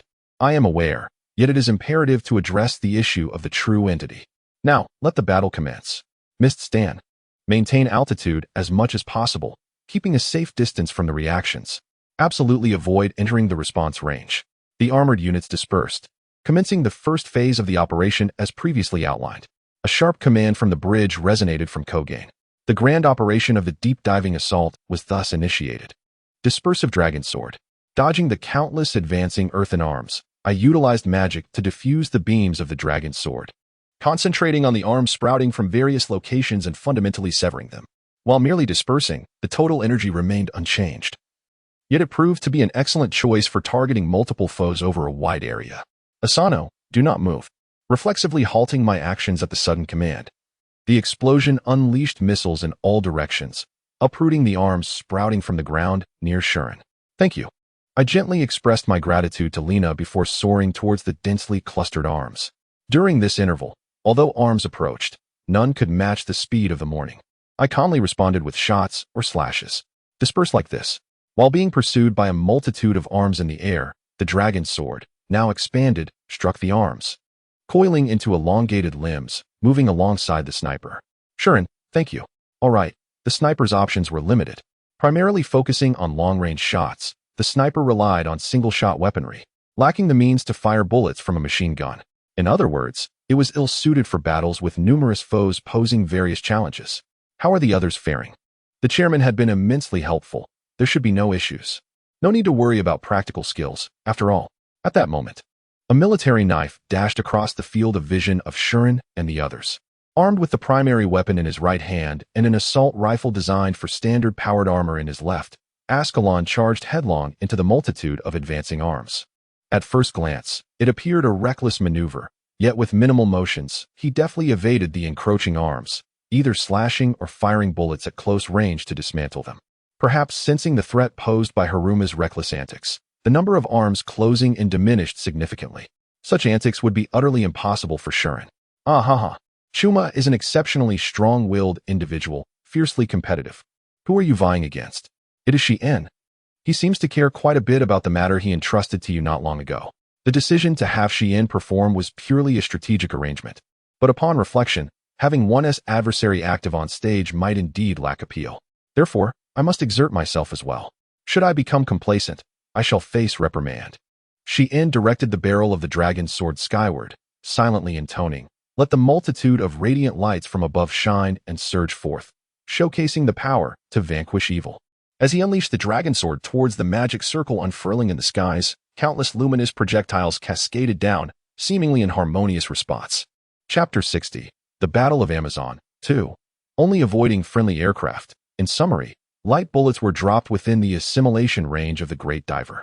Although the target was naive, the sheer volume ensured that, even without precise aiming, they would inevitably strike the earthbound limbs. Shuren, don't make a mess of things. It's fine. I can't hit you. That's not the issue. However, the effect seems quite promising. The arm, devastated by Shuren, attempted to regenerate from the ground. But its movements were sluggish compared to the onset. The exhaustion accrued from the ongoing battle was undoubtedly the primary cause. Yet the strategy employed by Shuren and his companions during the initial phase was crucial. It was imperative to drive the great diver out of its assimilation with the earth, as generally, large divers would not easily disengage from the ground due to the advantages it conferred. Even areas that had once halted the assimilation were now expanding, allowing for renewed assimilation. Thus, while Shuren and the others aimed to compel the great diver to flee from the earth, they also needed to ensure that once it escaped, it could not immediately reassimilate.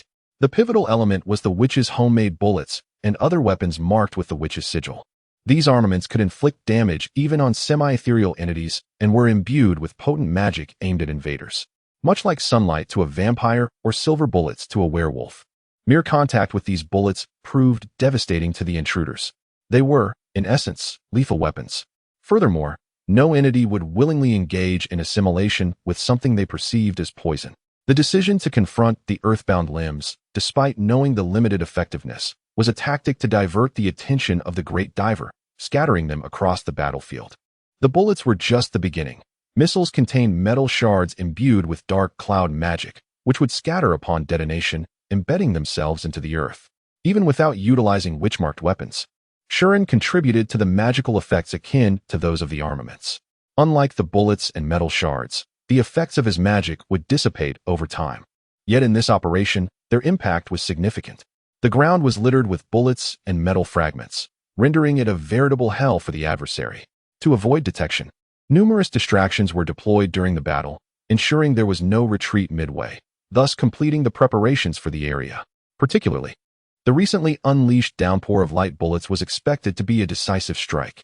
For Aniyun, the earth became exceedingly uncomfortable, sensing the tremors of the great diver. The response is diminishing. The reaction is beginning to shift. The sensor indicated a contracting response, moving directly towards the mist. Generally, it would be inadvisable for enemies to approach the mistolting where the captain and crew were stationed. However, Shuren and his allies remained unperturbed, as everything was proceeding according to plan. All physical armaments are ready to launch. The calm Akaide's voice echoed, preparing the ship's trajectory and all missile launchers. Due to the output issues with the EC drive, the main cannon of the mistolting could not yet be utilized. But the battleship's firepower remained unparalleled when compared to the mobile armors.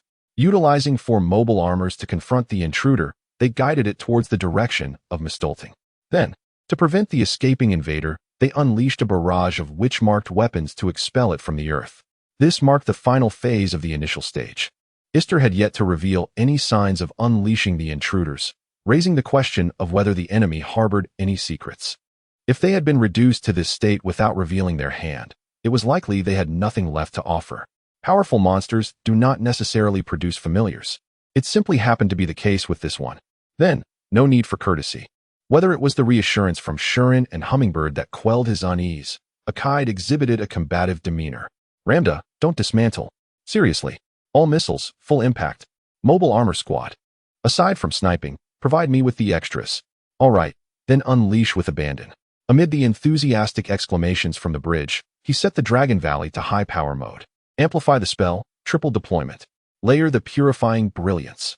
3 magical circles aligned before the cannon, overlapping with the exorcist spells tormenting Oniyun. Target. All physical armaments, fire at will. At Akaid's sharp command, bullets and missiles erupted from the Mistolting. Simultaneously, Shurin unleashed the dragon sword, continuously reinforced by magic. A multitude of attacks, including sabers and streams, homed in on the center of the reaction. Amidst the rapidly spreading flames of the explosion, unsettling sounds akin to wails pierced the air, utterly unrecognizable as originating from a living being. Then, from the inferno, a massive translucent shadow emerged, resembling both mud and cloud. It was a grotesque entity barely mimicking a human form. The lower half of its body was non-existent, while the upper half was grotesquely disproportionate, with some areas swollen and others unnaturally slender. This was the true form of the Great Diver. Thus, the first stage of driving the dark cloud from the earth was successfully concluded. The second stage had now commenced. Target confirmed. A voice familiar to Shurin, that of Reese, rang out. Yet, it was laced with an unimaginable coldness and sharpness. In the next instant, the head of the desperately fleeing Great Diver exploded forth. Following it, the left arm, then the right, each met a similar fate, culminating in a colossal gaping wound in its torso. The Great Diver likely had no comprehension of what had transpired. Even Shurin, aware of its true identity, could not react to its swift movements. Confirmed, all bullets have struck. Positioned slightly behind Shurin and the others, Reese readied his sniper rifle. This was not the beginning of the firing. Rather, everything had already concluded. Perhaps Reese is my greatest adversary. It was hard to imagine the usually composed Reese executing such precise sniping. Meanwhile, Shurin, who frequently established magical defensive barriers, felt uncertain if he could emerge unscathed in that sudden moment of relaxation, barely clinging to existence. The Great Diver had melted into the air from one end of its semi-ethereal form. In the case of semi-ethereal invaders, a damaged head might not constitute a fatal blow. However, with the head and both arms obliterated and a massive gash torn in its body, it became irrelevant. There were indeed signs of weakening. The sensors indicated a diminishing response. It's over, everyone thought. Shurin, who understood Oniyun's luck better than most, and Hummingbird, a favorite of the gods, shared the same conviction. Yet, in the next moment, an unprecedented chill washed over Shurin. Everyone, stay alert. It was not the recognition of the chill's true nature, but an instinctual warning emanating from his magical essence that urged vigilance. The sensors began to detect anomalies, and mechanical alarms sounded with a slight delay as Shurin's gaze shifted around him. The source of the chill was not the dying Great Diver. Its invaders emitted a rather unpleasant aura, though it had now weakened. Most importantly, what Shurin sensed now was not that semi-living essence. What is this? Terrifying. Upon hearing Hummingbird's mournful cry from the bridge, he mentally acknowledged the gravity of the situation. The aura Shurin felt now was anything but pleasant. It was an aura of malevolence that instilled a profound sense of danger, as if instinct were urging an immediate escape. Young Master Xian, this creature is truly perilous. It possesses a monstrous capability to annihilate the deities in our vicinity. Hearing Zhu Yu's rare and anxious words, Xian discerned that the source of the ominous presence was above. He lifted his gaze, following the trail of the malevolence, and beheld a distortion in space that culminated in a fissure. It has arrived. The crack widened, and the heavens split open. From that void descended a beam of black light, plummeting like a raindrop falling from a branch after a downpour, crashing onto the dying Great Dive and rebounding. In that fleeting moment, darkness unfurled like a conflagration, engulfing everything in its path. Chapter 61. The situation takes a dire turn in the face of an explosive darkness ahead. An unusual alarm echoed from the bridge. Retreat. Maintain distance from the encroaching shadows. Xiaojing was utterly bewildered by the unfolding events. Judging by their reactions, Ziwang and Hummingbird were equally perplexed. However, I was acutely aware of the sinister developments, and the darkness that spread before us was the source of our troubles. All armaments, stand by for immediate fire. Do not turn around. Activate the retro thrusters to retreat. If we aim to maximize our distance swiftly, the proper course of action would be to execute a 180-degree turn. Yet, instinct warned me that turning our backs to the darkness was perilous. And that intuition proved correct. A surge in energy readings was detected ahead. The earth below once again revealed the form of numerous earthen arms. Humans. An attack is imminent. Lambda. Engage. I issued commands to warn Hongha and Hummingbird. Lambda retaliated fiercely, using precise cannon fire and missiles to obliterate countless earthen appendages. This is not enough trouble. Although we barely withstood the first wave of assault, the ship's forces were predominantly concentrated on the upper hull, while the lower section was not entirely devoid of armaments. The numbers were insufficient to fend off the multitude of arms advancing from below. More attacks are on the way. The secondary cannons are out of the question, and the missiles cannot keep up. Prepare yourselves mentally for a few hits. No, it's all right. Amidst Lambda's roar, Halma's voice followed, and in an instant, the divine blade surged to the directly beneath Mistitan, severing the approaching earthen arms. Are you all right?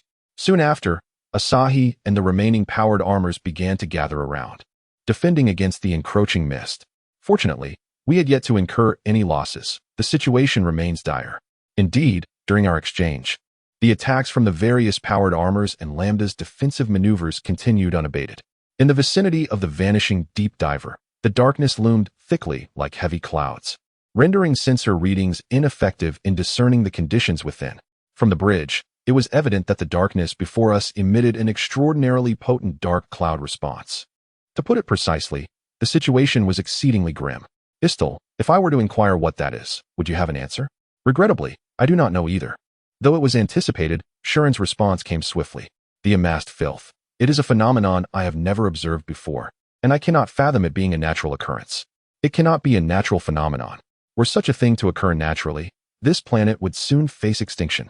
The timing is too opportune, akin to rescuing the gravely injured deep diver. Let us analyze later. What we must do now is address the situation and eliminate our target. The earthen arms advancing towards us indicate that the deep diver remains active. Though we have not detected a response, it is likely concealed within the looming darkness. Thus, Akira and the others should prioritize the annihilation of the target. That much is unchanged. No, do not proceed thus. The dissenting voice against Akide was Hummingbird. Akide, who had longed to resolve the South American crisis, was taken aback by the opposition. Why? Is it not dangerous to leave the deep diver unchecked? Of course, it is perilous. But this situation has surpassed what you can manage on your own. Just moments ago, Hummingbird had been vociferous, yet now appeared to regain composure. Until now, you humans have done enough, thanks to the Witch's Council. However, the circumstances have shifted. That darkness will transform him into a more formidable monstrosity. Are you suggesting that we cannot defeat it? Ah, indeed. In response to Mistidan's inquiry, Hummingbird replied assuredly. Without a doubt, I was convinced that this was indeed the case. This sentiment was profoundly reflected in Hummingbird's demeanor. Fortunately, the deep diver seemed unable to move. We should escape at once. Are you concerned for us? Protecting those who dwell in this world is our duty as the chosen of the divine. We cannot allow them to perish needlessly. Hummingbird resolutely responded to Anna's somewhat sarcastic remark. Upon reflection, although Hummingbird had adopted a condescending stance, he had never once shown any intention of harming Xiaojing and her companions. He judged that, rather than pursuing his own desires, the preservation of Akira and the others' lives should take precedence. However, I too cannot simply retreat. Why? If we turn a blind eye to this situation, it could harm innocent civilians. Miranda had also stated that if we allowed the deep diver to run rampant, civilians would be the most endangered. Moreover, the problematic deep diver not only survived due to this mysterious phenomenon, but had evolved into a more potent specter. If Mistlestan were to withdraw here, it would be hard to envision him contending with other human armies. Should such a formidable deep diver migrate from the Amazon to populated areas, I shudder to think of the potential casualties. Even a temporary retreat to adjust our stance could claim numerous lives. Are you suggesting that we place ourselves in peril for the defenseless populace? I believe that is the duty of a soldier. In response to Hummingbird's query, Akira replied with clarity. The two faced each other in a momentary silence. Regrettably, Captain does not yield. Shuren's astonished voice shattered the stillness, producing a faint noise. I too wish for your retreat, but regrettably, the authority lies with Captain Lightblade. As Shuren mentioned, The one with the authority here is Captain and Commander Akide. Neither Shuren, as an aide, nor Hummingbird, as a captive, possesses the right to oppose Akide's decision. Yet, hearing such words made it seem as though Akide were an unyielding tyrant, which was deeply unsettling. Disliking to travel in pairs. Shall we lift the magic of the birdcage? No need. I do not wish to live in indifference to death. Hummingbird sighed deeply, glaring at Xiaojing, and simply uttered, "Do as you wish." He seemed to have no intention of opposing the forthcoming battle. Henceforth, let me propose a combat strategy. As Shuren skillfully deflected the encroaching earthen arms, he spoke. Do you believe we have a chance? Perhaps. Pray, enlighten me. Hummingbird inquired. In this seemingly futile battle, if there were even a glimmer of hope, there was no reason to hesitate. Perhaps anticipating Akide's immediate response, Shuren continued fluidly. I am uncertain whether to consider it fortunate or otherwise, but the deep diver remains motionless. It is likely that the recent damage and the assimilation of darkness require time. Setting aside recovery from the damage, does it also take time to absorb the darkness? The problematic darkness, when observed through sensors, only reveals the presence of intruders. In simpler terms, the magical essence of the dark clouds, the vast aggregation of dark matter, would require an extensive duration to assimilate completely, which is quite concerning. It is a matter of specifications. It is excessively potent. Indeed, the magical power possessed by the darkness is overwhelming, rendering the semi-ethereal deep diver incapable of keeping pace. It is akin to attempting to fill a cup with an entire barrel of water.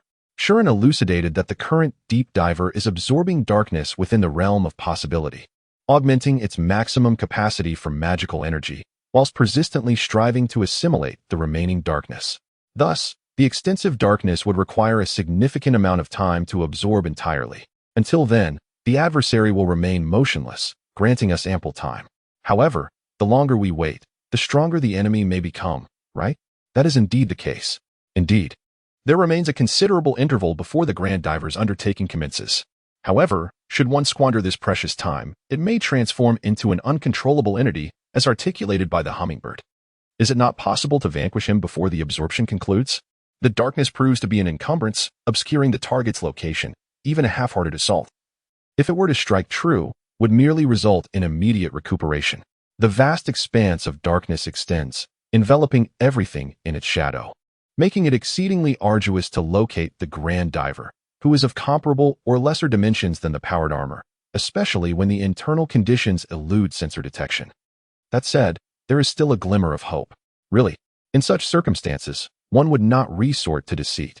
Sean's demeanor and his words, brimming with confidence, provided a modicum of solace, conveying that he is yet to succumb to despair or dread in the face of this predicament. Chapter 62. The Decision of Yaki. 1. What I wish to propose is a combat strategy related to this matter. Are you amenable? Time is of the essence, and we have no alternative. Please, enlighten me. Generally, I prefer to hear the details of a battle plan before forming a judgment. Yet this is not the moment to squander time on such matters. Reflecting on Shuren's actions thus far, it seems he poses no threat to Anna and the enigmatic Miztan where the 13 Technique Squad is situated. Even omitting the step of inquiring for specifics should be acceptable. Understood. Time is fleeting. May I issue a few direct commands? I comprehend. It is in your hands. Upon hearing a kid's words, Mist appeared somewhat anxious. Yet he feigned ignorance. Let us first reduce the Misty stand in the mobile armor's presence as much as possible. It seems turning our backs to the darkness is no longer an issue. Shamey, execute a 180-degree turn and maintain maximum speed to distance ourselves. Understood. Under Shamey's guidance, the direction of the mist shifted rapidly. The earthen arm continued to extend, yet the orientation away from the darkness remained unchanged. According to Shuren's predictions, there seemed to be no problems. Shuren, that earthen arm was peculiar from the outset, was it not? The great diver did not submerge into the earth, did he? Although he did not dive, he can manipulate the earth to some extent. However, compared to earlier, both the quantity and precision have diminished.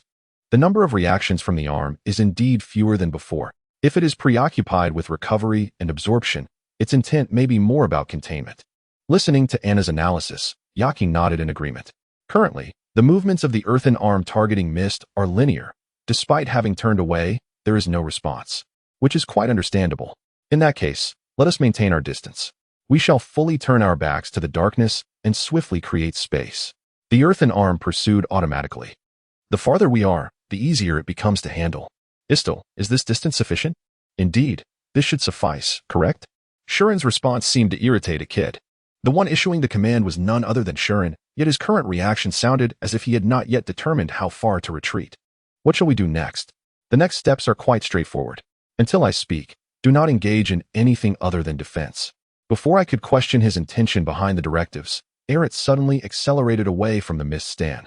Hey, Shuren, what are you intending to do? We will surely find a way to resolve that. Without hesitation, Shuren replied, as if it were unnecessary to inquire. The mist remains on standby within the safety perimeter. I shall eliminate him. It is a simple and secure combat plan, is it not? This cannot be classified as a battle plan. Anna's furious cries echoed menacingly towards the darkness. Did not the hummingbird say? It is no longer something humanity can contend with. Thus, it would be best for me, as a mage, to address this issue, correct? You have had this intention from the very beginning. While Shuren may not have said anything kind, the human army has sustained no harm, and everything has concluded. This is not bad news, is it? As he spoke these words with a smile, he surely appeared self-assured. Although a kid believed Shuren would not place the mist stand in jeopardy, he was being led astray by Shuren in an entirely different direction. Do not rush in. With just one final remark, Shuren severed the communication. Unlike before, the current situation allowed him to forcibly contact the other party, yet even so, such actions would likely be disregarded. Honestly, you are truly naive about people. Or rather, are you too naive about those aboard this ship?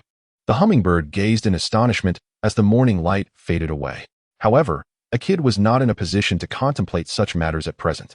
The unprecedentedly large response from the mysterious darkness, coupled with the intruder's escalating power challenging it single-handedly, could only be deemed reckless. The magnitude of the response observed from the darkness could rival the finest specimens among the large invaders previously acknowledged by the human army. Indeed, Shuren performed astonishing feats that left a kid and the others astounded. Yet even so, pursuing a being of such scale seemed excessively ambitious. Chief of Staff, let us retrieve Assault. No. If the mobile armor departs any further, the protection of the mist stand will falter. Anna promptly dismissed Haruma's suggestion. Mistle Stand had its own means to counter the Earthen Arm's assault, yet the situation remained unchanged regarding the insufficiency of personnel to address attacks from below. While maintaining a certain distance from the Great Diver was more manageable than before, should the mobile armor be drawn away further, the attacks could very well reach the Mist Legion. That fool cannot possibly have calculated this outcome. Anna openly expressed her anxiety, groaning in distress. If that is indeed the case, it would be terrifying, yet if it were Shuren, one could not dismiss the possibility. One thing is certain, there is no spare capacity to send the mobile armor to recover and follow Shuren. Yet the mist cannot be placed in the forefront. If pursuing Shuren is the only option, the risk is too great. As captain, a kid cannot expose over 100 subordinates to danger for Shuren's reckless decisions. While Anna held Shuren in high regard, she must prioritize the safety of Miztan. Even if all of this aligns with Shuren's intentions, there is no cause for distress. Facing the thoughts of how to pursue Shuren, a kid and Anna, the hummingbird calmly interjected. He had also mentioned that such a situation should be handled by non-human entities. Should he defeat that monster, the concerns about the deaths of the weak and harm to your human army would vanish, simply waiting. Everything will come to a harmonious conclusion, so why pursue him? Observing the hummingbird, who tilted his head while gazing at him, I was overcome with a near-violent emotion. Even during Easter, I did not believe such an entity could be dealt with. If so, what could you achieve by chasing after him? Trouble is but a boon. No, it would only be a hindrance. The hummingbird resolutely rejected a kid and missed counterarguments. Even if you were to chase him, it would be of no assistance. Rather, it would require more effort to protect you. Surely, you have contemplated this, have you not? A kid and Anna did not immediately retort. If they pursued Shuren here, what could they possibly achieve? Anna countered, asserting that a bit more trouble may be preferable. Yet neither a kid nor Anna were foolish enough not to grasp this point.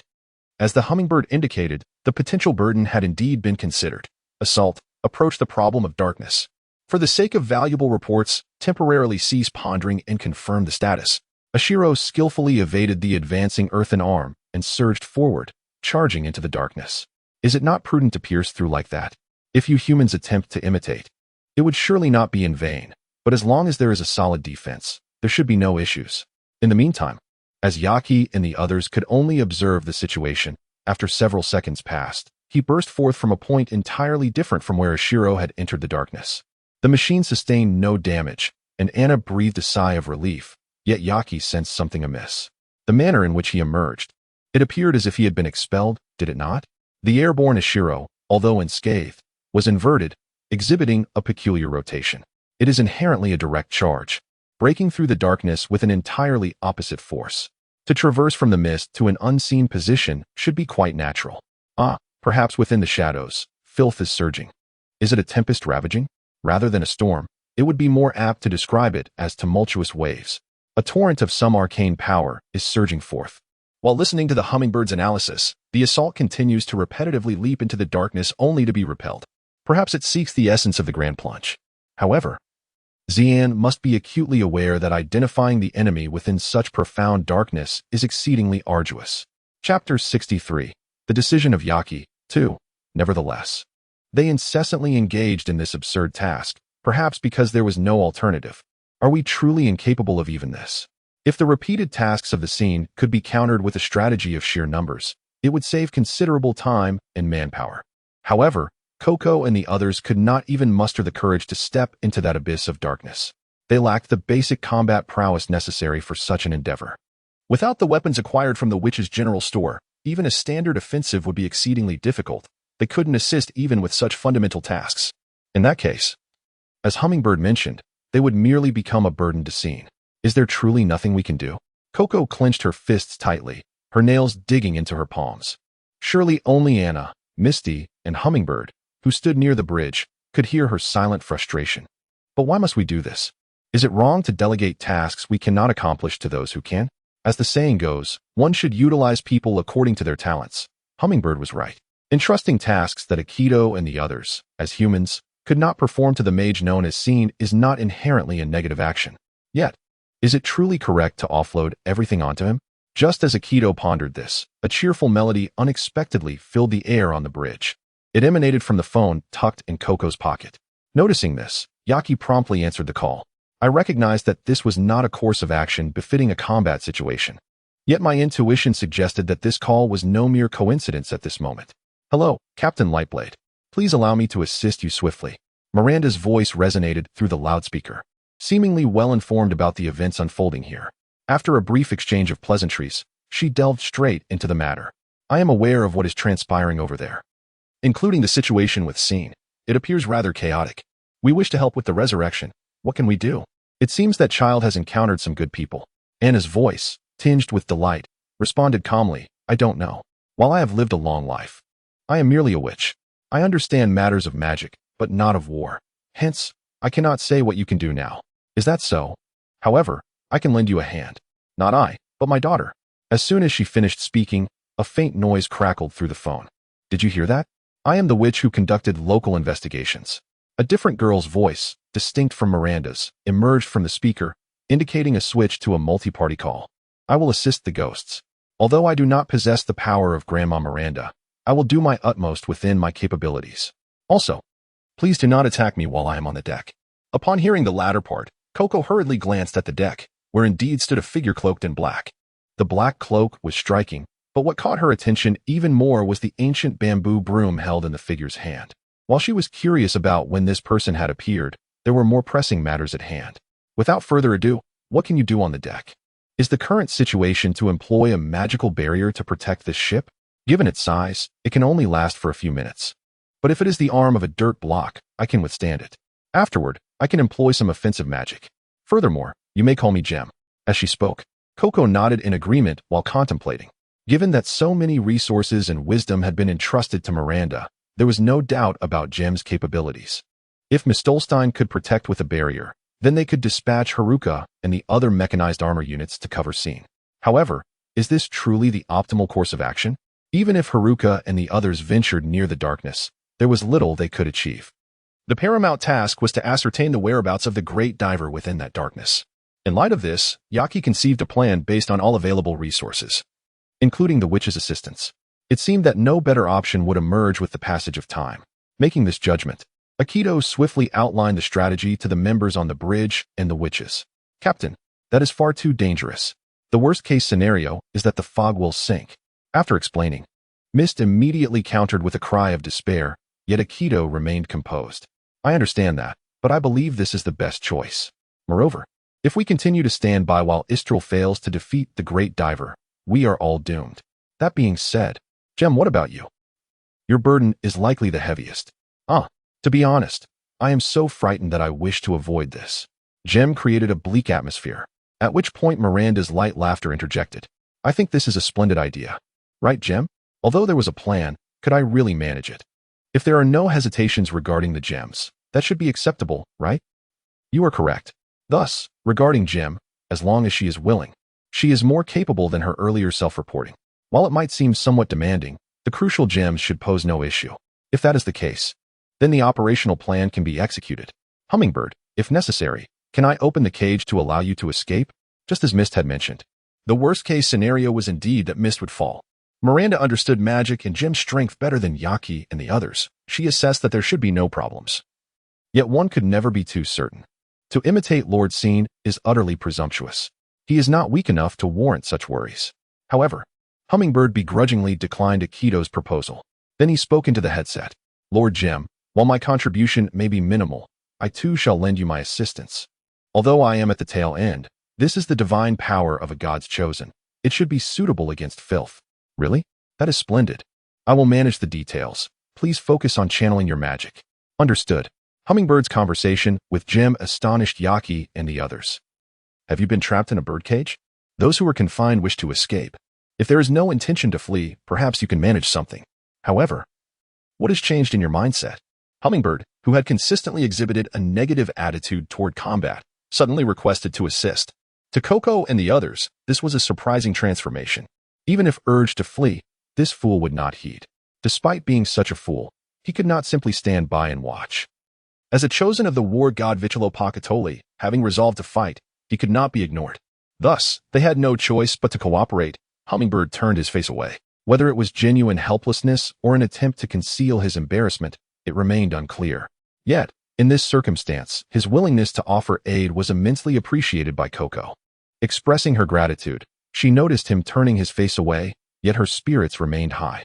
Mist, we shall proceed with the strategy. Do you have any objections? None. Are the other members on board? Although Mist was discontented, he nodded. The other bridge members responded affirmatively. In light of this, Coco had no reason to hesitate. They would launch an assault on the enigmatic darkness. Truly, I see nothing. Scene, expelled from the darkness, exclaimed fiercely. Since earlier, he had repeatedly leapt into the shadows in search of the great diver's location, but visibility within that darkness was even worse than from the outside. He could see nothing at all. The realm of censors is undoubtedly paramount, yet even Sir Sean is rendered incapable of adequate perception due to the overwhelming interference of filth. Sir Sean, even if one could fortify oneself with a defensive barrier, I do not find you commendable for repeatedly venturing into such contaminated environments. I am aware of this.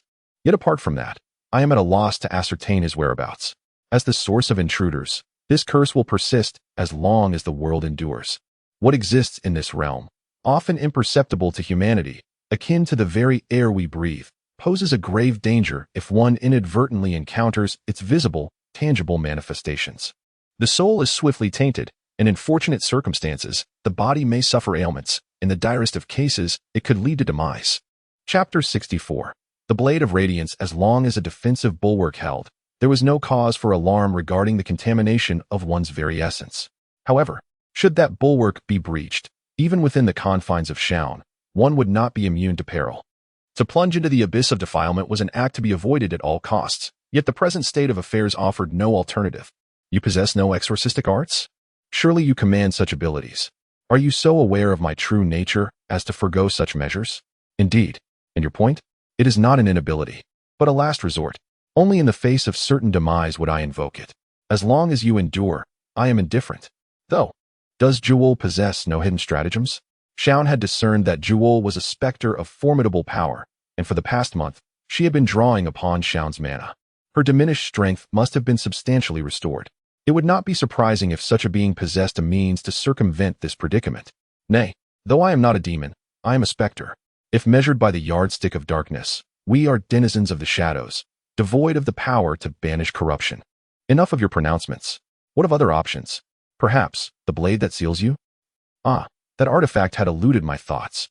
Jewel had mentioned that her soul was imprisoned within a certain blade. Prior to her confinement, Jewel wielded considerable might. If she were indeed sealed, it would necessitate a divine or spectral blade of commensurate caliber.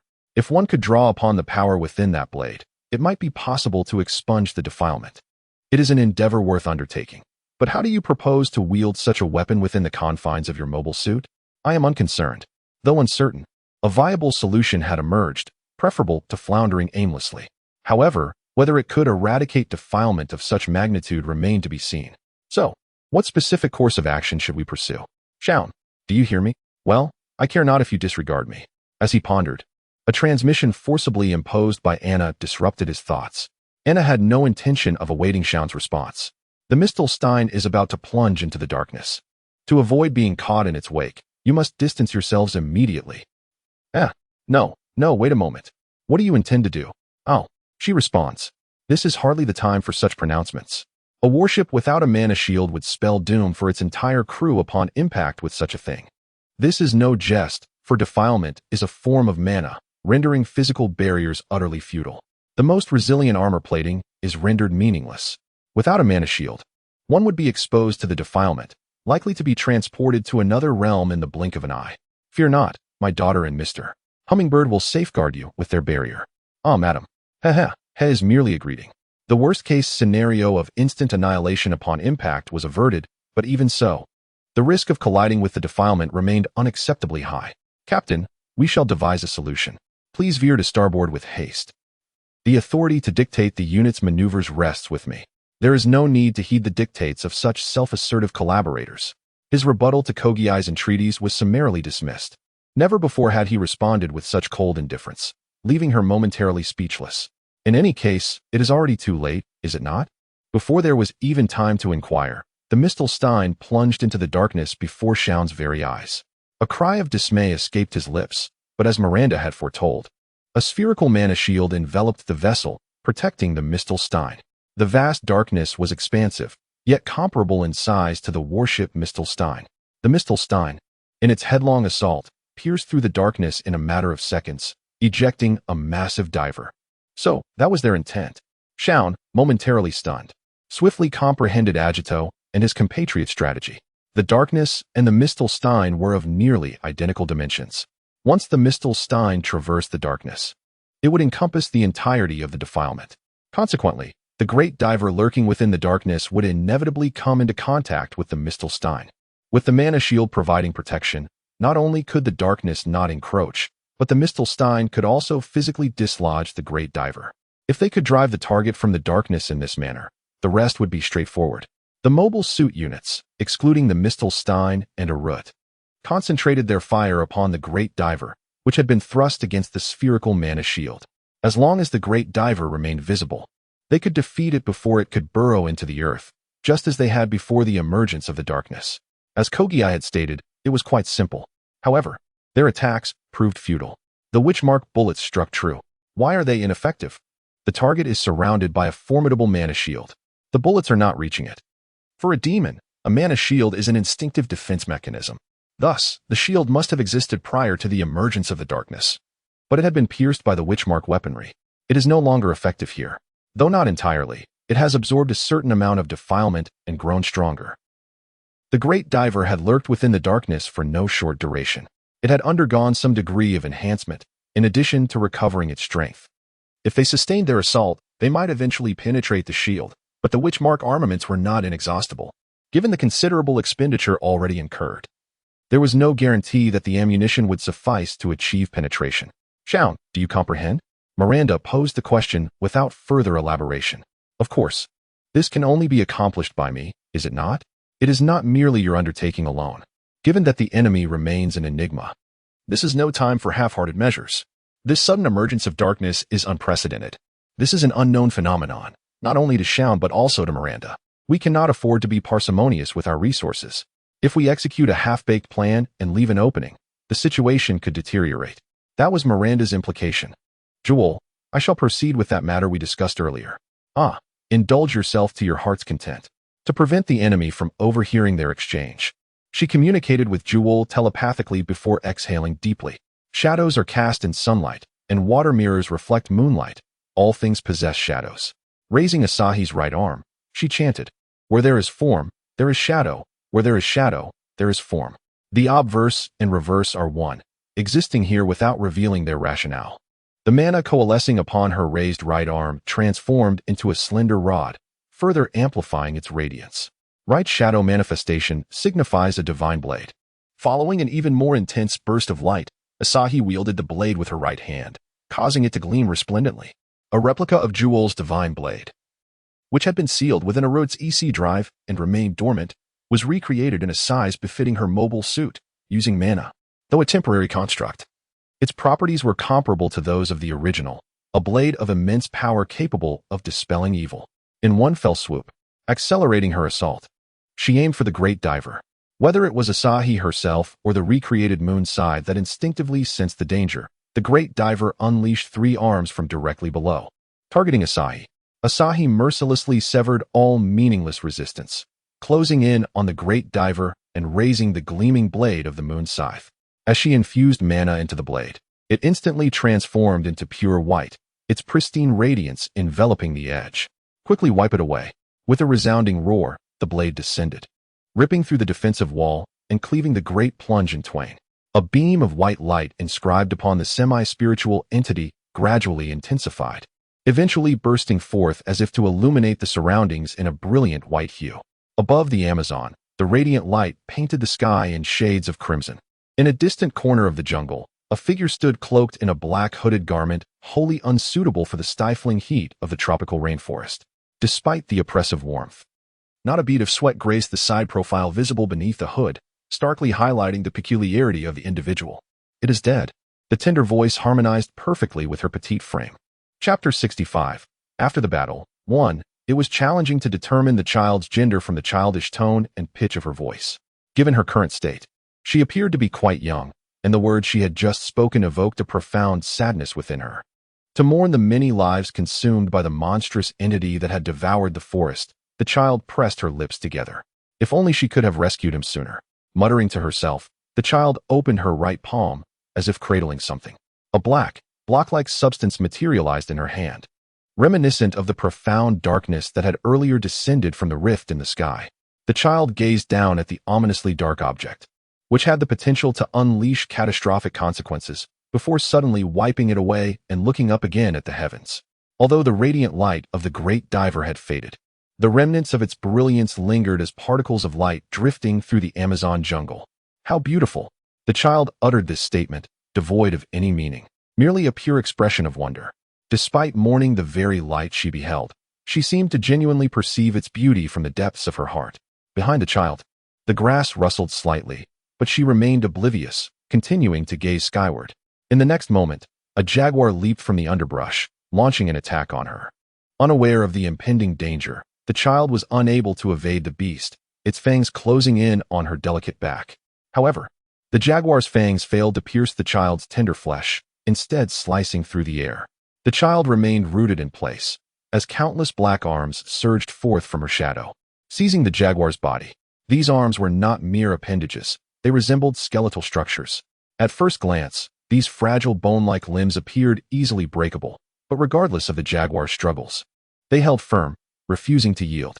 It seemed that the child only noticed the jaguar's presence through the movement of these skeletal arms, and she looked up in surprise at the jaguar suspended in midair.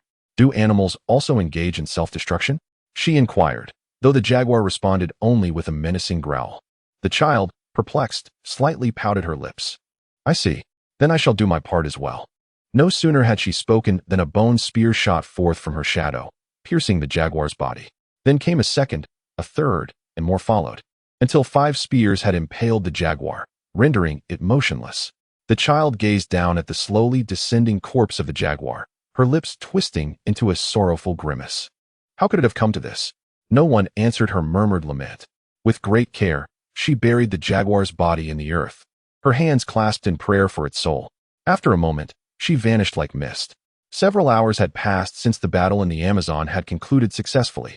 Out of an abundance of caution, we conducted an investigation in the vicinity, ultimately completing our post-operation assessment and concluding the mission safely. However, The atmosphere in the press room following the end of the operation was devoid of celebration. So, even Madame is unaware of the nature of this phenomenon? Indeed, it is unfortunate. The voice of Miranda, transmitted through the microphone, sounded stiff. I observed it through the crystal, having lived for over a millennium. Yet I had never witnessed such an occurrence. Of course, I do not mean to boast of my knowledge. I simply have never heard of it before. While I cannot ascertain the nature of your being, it is not unusual for someone to be unaware of such matters, is it? In response to Misty's pointed accusation, Scene silently shook his head. The lady is one of the most powerful beings beyond this world. If such a phenomenon were to occur here, it would be exceedingly strange for it not to reach her ears. I do not share that belief. Given the scale of the human military, it is impossible to monitor such a vast expanse of the earth. It is a task beyond human capability. Though Hummingbird's words were sharp, they rang true.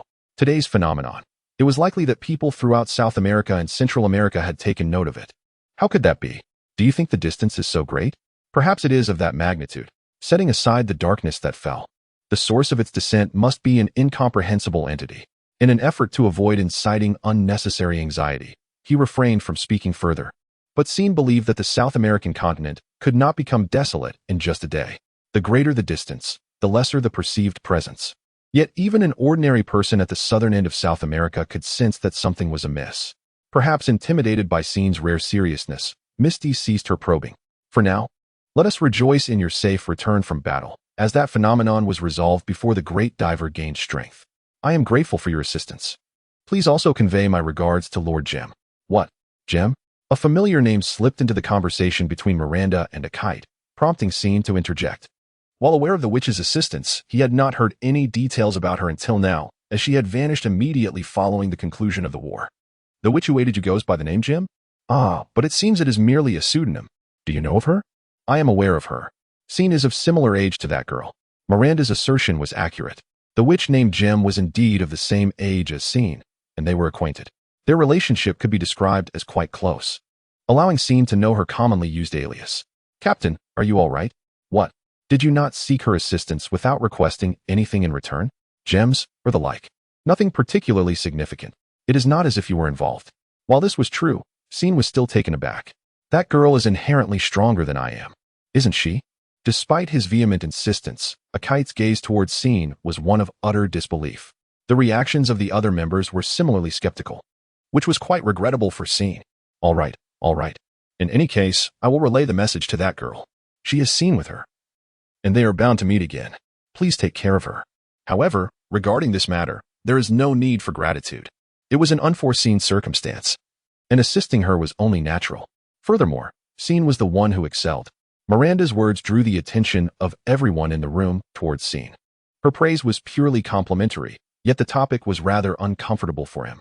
Indeed, it was quite active, erasing that darkness entirely.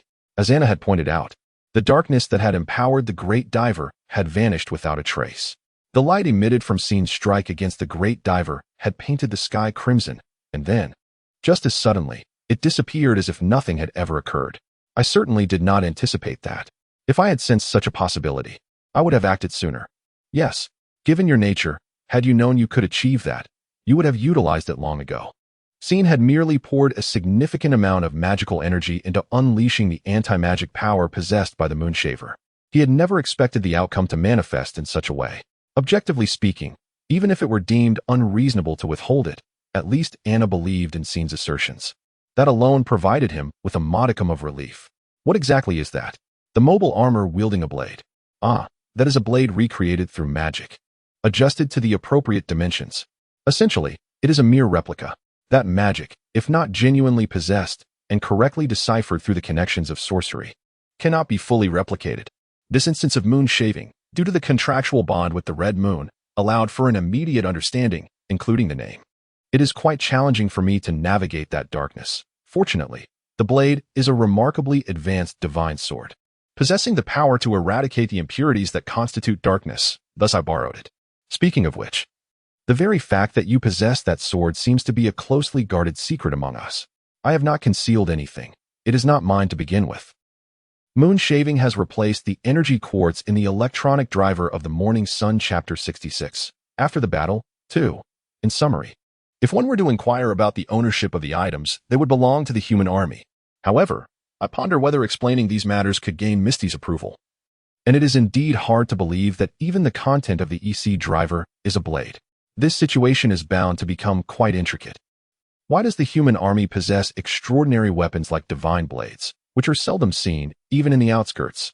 How did they ascertain that divine blades could serve as substitutes for energy quartz? There are numerous points to critique. Delving deeper into this would be overly complicated. Indeed, what resides within the EC driver is not Sean's possession. It is more accurately the property of the human army. Sean found himself at a loss for words. But Miranda's statement instantly alleviated his burdens.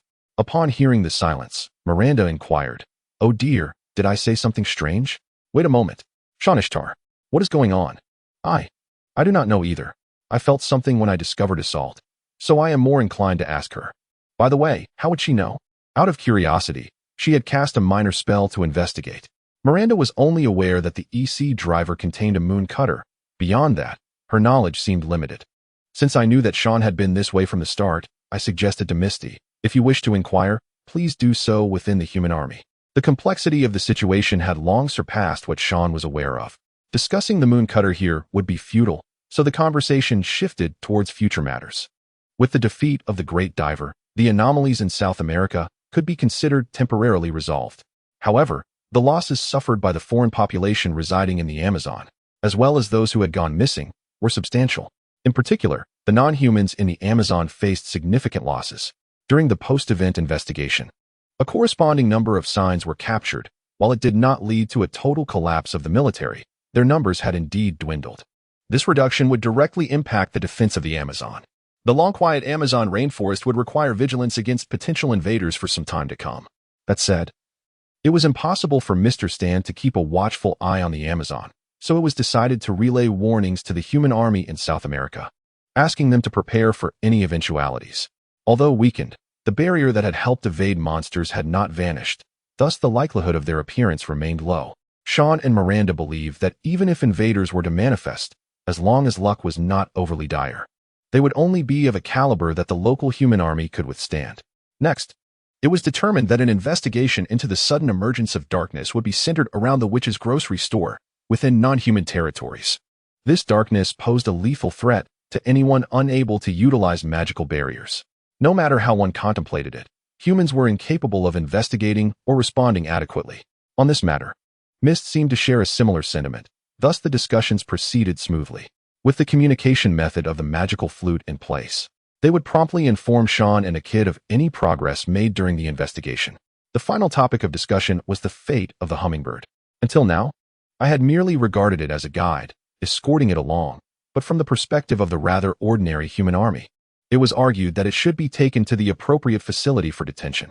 Leaving aside how the atmosphere of such facilities could hardly be termed humanitarian, the request was one that neither Sean nor the hummingbird could accept. However, as merely an assistant, Sean lacked the authority to contest this, and the hummingbird, akin to a prisoner, had no room for objection. A kid and Anna appeared to share Sean's sentiments, yet it was undeniably Misty's proposal that prevailed. The hummingbird was to be transported to the nearest base of the South American branch, and then transferred according to the appropriate procedures. There was no room for rebuttal on this matter, was there? Misty faced Sean with a confident expression, her demeanor taut and devoid of emotion, though she deliberately maintained eye contact with him, likely pleased with the success of her argument. However, Sean was not one to silently watch the hummingbird being taken away. It could be said that while accompanying it was acceptable, there was something he needed the hummingbird to do beforehand. I understood the human army's stance. Having made a decision, I had no right or intention to impede it. Your words carry profound implications. What do you mean? In any case, can you sign this document? With a snap of her fingers, a piece of paper flew out from the shadows, carried by the wind into Misty's hands. What is this? It's a contract.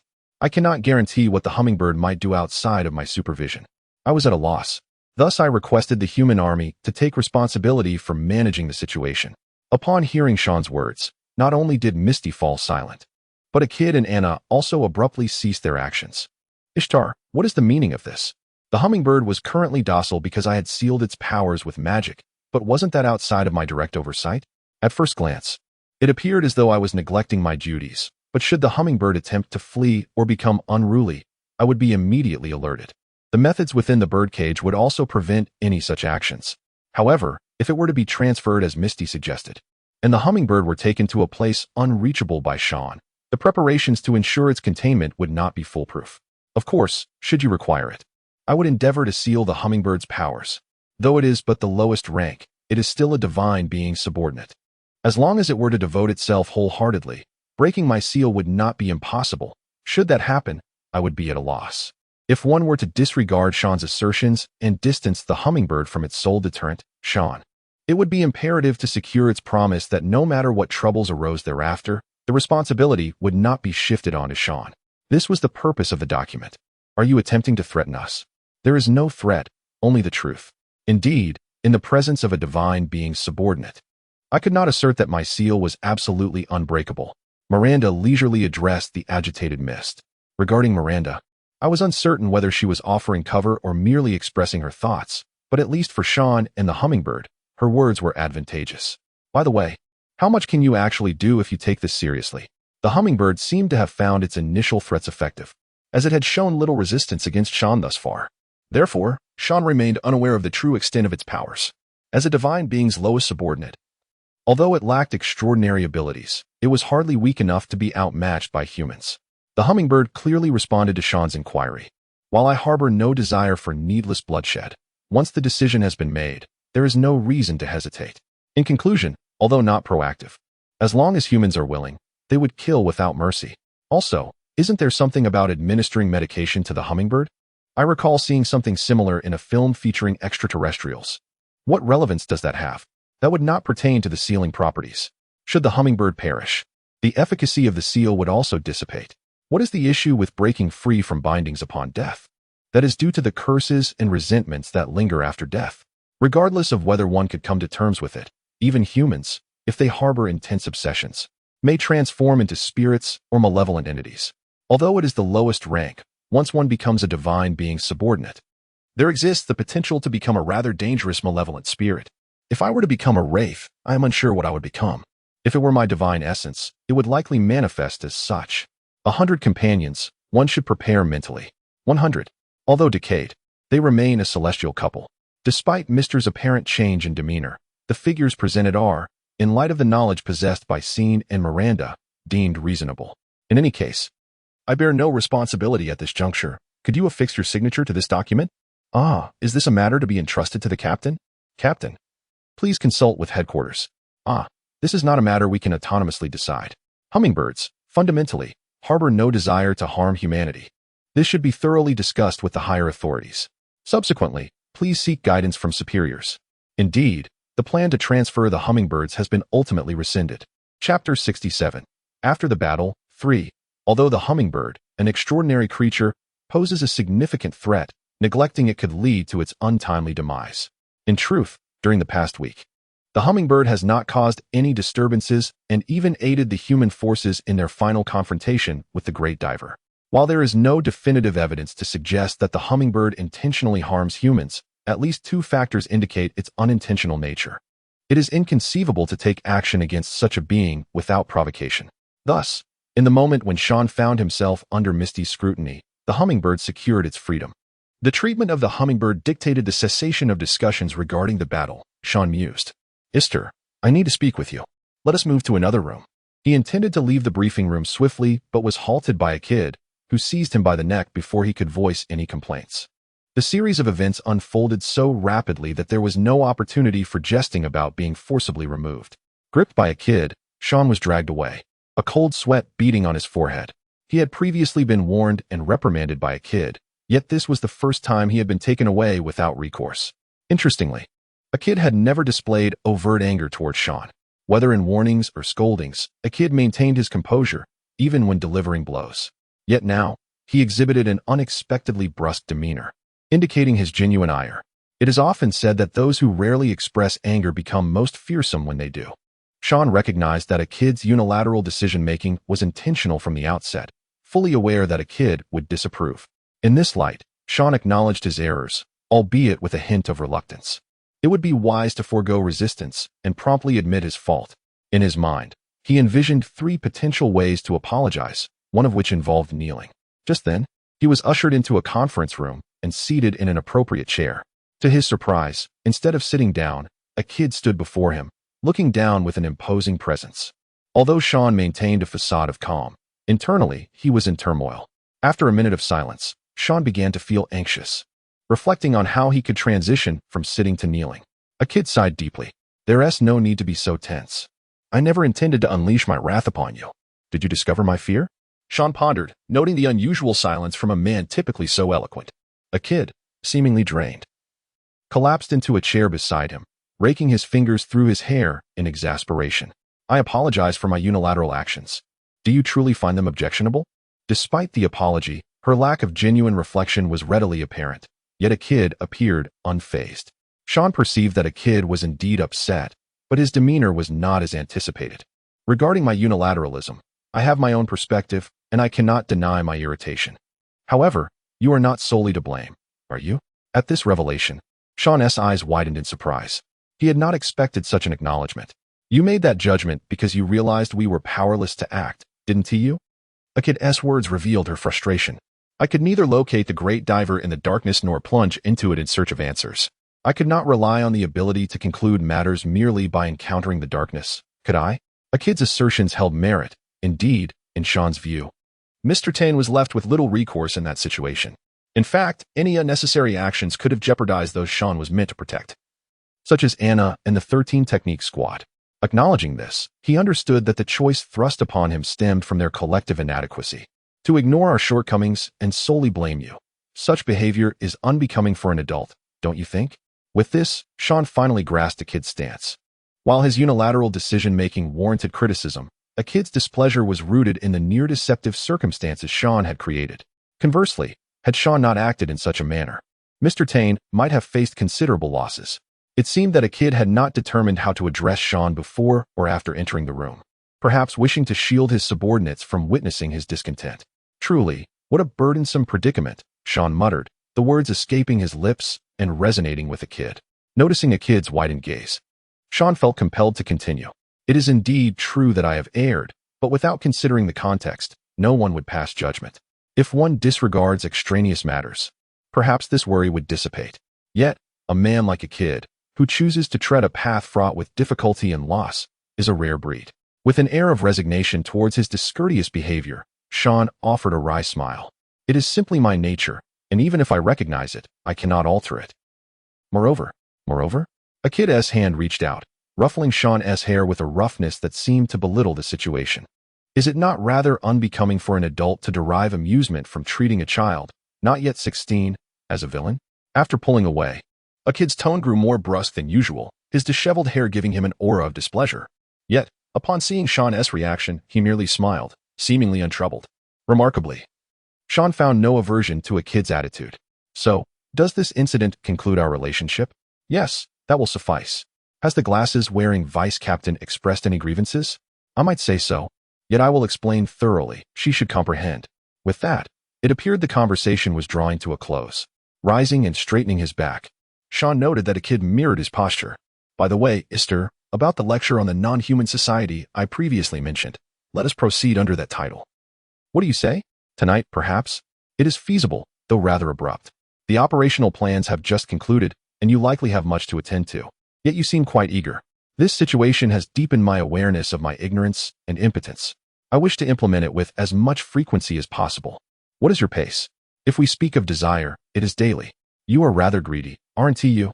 This was particularly harsh for Sean, who was accustomed to the demanding environment of the technical squad. Compared to his peers, who were involved in unrelated preparations, Sean had a degree of leeway. Yet he was still quite busy. Perhaps it was a kid, as the captain, who bore the greater burden. What was his plan? Is it not feasible? I can comprehend your slight desire to understand. This evening, let us discuss the frequency once more, as the two walked side by side out of the room. Even if not, Captain, are you also intrigued by the outside world? Indeed. For the sake of future battles, it is undoubtedly paramount. Yet beyond that, I harbor a genuine curiosity. Oh, would you like to remember a spell or two? That sounds splendid. Should we include those as well? Very well. Please prepare an ample supply of snacks. The two continued walking side by side, engaging in leisurely conversation. To characterize the position of Akito Mitsukin in relation to Shuren, he currently remains merely an ordinary superior. However, whenever a request is made of him, he endeavors to accommodate it.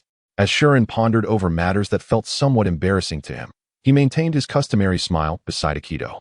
Chapter 68. Casual Conversations in the Captain's Quarters. Ultimately, magic is governed by imagination. Sean leisurely reclined on the plush sofa in the captain's quarters, attempting to elucidate the essence of magic to Akide, who sat opposite him on the same couch. The magical energy emanating from one's body seeks a purpose. If one cannot vividly conceive this purpose, no matter how potent the magic, it will remain dormant, resulting in either explosive failure or, in the worst-case scenario, a descent into madness, culminating in catastrophic consequences. With a clear vision of one's desired outcome, anything becomes achievable. When faced with Akide's inquiries, Sean hesitated briefly before shaking his head. Mere impressions are insufficient. The magical energy to actualize those visions is essential. However, one might argue that with immense magical power and a clear image, all things are indeed possible. In myth, gods wield remarkable powers, accomplishing feats that humans can only perceive as miraculous. Yet, even these deities are not omnipotent. Thus, can magic manifest all things? The theoretical answer is affirmative, yet it is accurate to state that no entity possesses such boundless magical prowess. To encapsulate, to wield magic, one requires the magical energy necessary for activation and a vivid concept of the phenomena invoked by magic. Mastering these principles suffices. Indeed, I comprehend all of this. Now, let us put it into practice. Upon hearing Sean's words, Akide promptly rose from the sofa and positioned himself in a vacant corner of the captain's quarters. Closing his eyes, he exhaled deeply. Moments later, a soft glow began to emanate from his form. Let me reiterate, the crux lies in imagination. More precisely, it is about one's ability to envision clearly. When utilizing magic, there is no definitive answer. While certain magical forms have been codified by the wisdom of predecessors, their performance can vary significantly based on the user. Conversely, as long as the desired effect is achieved, one is free to choose the shape, texture, and other attributes. Yet ambiguity is to be avoided. Should it be spherical or cubic? Should it be as hard as armor to deflect attacks, or as soft as a cushion to absorb them? At this moment, Akide sought to conjure a magical barrier, a protective force that could be wielded against intruders, akin to a shield for individuals. By concretely inquiring into its form, the image in Akide's mind solidified, leading to the formation of a delicate wall of light around him. In mere seconds, a spherical barrier of light enveloped Akide completely. Sean, taking a rubber ball from his possession, hurled it towards the barrier. The ball, propelled with force, rebounded off the luminous wall without causing any significant alteration. The magical barrier remained steadfast in its protection of Akide. Quite satisfactory. Although it was merely a rubber ball, it did not slip away and successfully served its purpose as a defensive wall. Achieving this level of proficiency on the first attempt is commendable. Upon hearing Sean's praise, Akide relaxed, acknowledging the wall's efficacy. Sean then lifted a cup from the table and savored a sip of sweet cocoa. No, the captain comprehends this well. It is quite effortless. It has been approximately 2 weeks since the incident in the Amazon. Akide expressed a desire to learn about interpersonal relationships and magic daily, and he was undoubtedly the most industrious among the crew. In reality, their sessions were quite rigorous, occurring every 2 to 3 days, typically scheduled for the evenings after work. Thus, this marked the 5th session of the interspecies social lecture.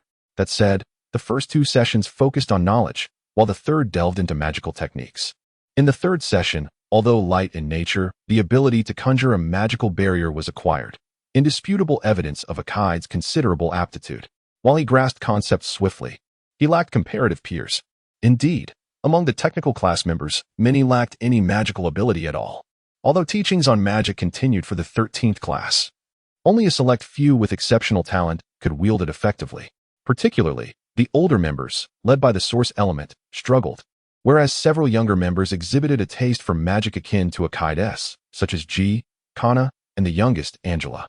As previously mentioned to Akide, the efficacy of magic heavily relies on one's imagination. Children, with their abundant creativity, often excel over older adults. By saying that, do you imply I possess a childlike quality? To draw an analogy, it is merely a tendency, regardless of maturity.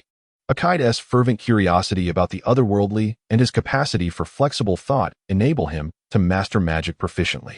For now, it was decided that today's lecture would conclude with the study of the magical barrier.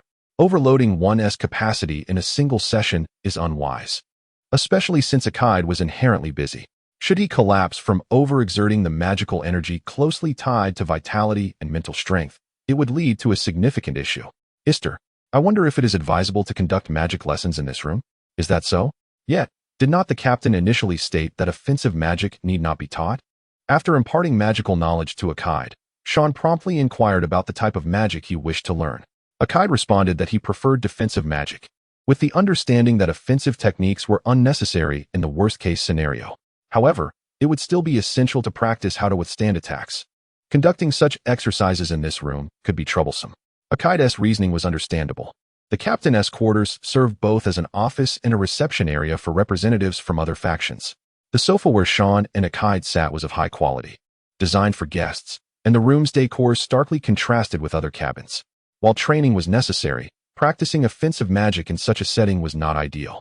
However, were there not more suitable rooms available? Initially, when discussing where to hold the lecture, Sean outlined two conditions. First, to avoid being seen by other crew members, and second, to remain close to Sean and Akide's quarters. These stipulations aimed to maintain discretion regarding their close relationship. The members of the bridge crew were well aware of the camaraderie between Sean and Akide through their casual interactions. Except for a few, they did not regard their bond with much seriousness. Nevertheless, the sight of Akide and Sean engaging in relaxed dialogue could raise eyebrows. Given that Anna and Sean shared a close relationship, many cast suspicious glances her way. Should Captain Akide receive similar scrutiny, it would pose a problem. Akide shared this sentiment. Directly witnessing the lecture was one matter. He preferred that others not see him in the act of conducting it. Regardless, whether as Maid Sean or Captain Akide, both figures stood out conspicuously aboard the ship. Even if their interactions remained unseen, rumors of their frequent presence in the same locations could arise, potentially leading to uncomfortable implications. Considering these factors, the captain's quarters emerged as the most suitable option. The security level of this room amidst the fog was notably high, as it was an area not accessible to ordinary crew members. Additionally, to deter any potential attacks from those who may harbor animosity towards Sean, his private quarters were located within the same vicinity as the captain's office. Moreover, Akide's private chamber is connected to the captain's quarters by a single door. The captain's room itself is accessible only to a select few, and entry without Shojing's permission is strictly prohibited. In other words, there is no room more perfect than this one. Since the intention is to employ offensive magic, perhaps a shooting training room would suffice. Due to the considerable distance and the open access to all, while it is simple to employ a banishing spell to deter anyone from entering, it is challenging to guarantee that no one would attempt to sneak in like Shojing or Natsumi. Furthermore, being seen during transit would render the effort futile. Thus, this room appears to be the most suitable. No, perhaps residing in my private chamber would suffice? With that thought, Yaki pointed toward a door within the captain's quarters. If this room meets the criteria, then my room, being connected to it, should be acceptable as well. Indeed, it would be so, should they be discovered. Rumors of the illustrious conversations that transpire each night between Shaun Istel and the captain in his private chamber might awkwardly circulate. Nevertheless, explaining this to Akide, who remained blissfully unaware, would surely create an uncomfortable atmosphere, prompting Shaun to remain silent and simply reply, "Indeed." Shaun's subtle demeanor left Akide somewhat incredulous, yet they resolved to conduct their lectures in Akide's private chamber from that moment forth. The thought of the bespectacled vice captain discovering this arrangement sent a wave of anxiety through Shaun's mind, but deeming it too trivial to ponder further, he chose to dismiss it entirely. Chapter 69. The Breath of the Lost Child. After the conclusion of the lecture on the extraterrestrial society of Akite, Scene reclined on his bed in his room. "So, is everything all right between you and your brother?" At first glance, Scene appeared to be merely lying there. Yet he was actually engaged in conversation with Natsumi through gentle reminders. Ultimately, their exchange concluded with casual remarks, and the topic shifted to Kogain. "Even if I inquire if you're all right," he mused, "I should have initially expressed my disbelief in you. But it seems my vigilance in this regard has significantly waned of late." Setting aside external rumors, the frequent summons to his room diminished any sense of crisis. Upon reflection, being alone with just the two of them in the captain's quarters, from which no one could swiftly arrive, did not bode well. Scene had the capability to whisk a kite away at his discretion. If he was not under scrutiny, wouldn't it be easier for him? Indeed, for Scene, a lack of vigilance was more convenient than being watched. However, this was not merely a matter of pros and cons. It stemmed from a genuine concern. Moreover, observing how you interacted with him during bridge games. One wouldn't sense any apprehension. While on duty, did you not remain vigilant around scene? No. Being cautious solely on duty is insufficient. Even if one is watchful during bridge, if personal time is riddled with vulnerabilities, it serves no purpose. What if Scene harbored ulterior motives during this private time? Here, Scene realized he had chosen the wrong confidant. This girl, Natsumi, possessed the weakest sense of caution among the trio of sword-wielding siblings. Even if he divulged this matter to her, she would not perceive it as problematic nor conjure any solutions. I loathe poor choices in confidence. Though she could not see his face or expressions due to their exchange of gentle reminders, he sensed Natsumi puffing up in indignation. Yet, he had no desire to placate her. I've often pondered why Scene would wish for you to be wary of him so urgently. Natsumi's abrupt inquiry caused Scene to tilt his head in confusion. Why are you not cautious? I've spent an hour asking you. How much do you truly know? Once again, the question arose. Why was a man, harboring considerable secrets, so nonchalant? If it were Scene, he would have confidence enough to maintain 24-hour surveillance, ever watchful. Indeed, initially, the human forces demanded constant monitoring. Had it been enforced, he would have vehemently opposed it and ensured Scene was released from the contract. Notably, his private quarters were naturally equipped with hidden cameras and listening devices. Consequently, sharp black images were captured before the surveillance cameras, while loud death metal blared beside the listening devices, ultimately rendering them inoperable. The human forces, who outwardly promised not to conduct surveillance, had no grounds for complaint. Regardless of the circumstances, I believe it's not ideal for you to lack caution around me. As I've previously mentioned, aside from myself, others may harbor more malevolent tendencies. Not only beings beyond humanity, but even humans can deceive and entrap one another. However, the level of danger varies in such instances. Even if one is deceived, it may only result in loss of life or assets. Yet, should one fall prey to another's deceit, entering into some form of contract or agreement could yield far graver consequences. Death may not even be permitted, relegating one to a perpetual state of servitude and use to another. Those connected to such individuals may encounter misfortune, their descendants forever cursed. These thoughts swirled through his mind. And naturally, there were more intricate scenarios to consider. Being deceived by another is precisely that. In any case, you're concerned for us, aren't you? Indeed. I would concur with that sentiment.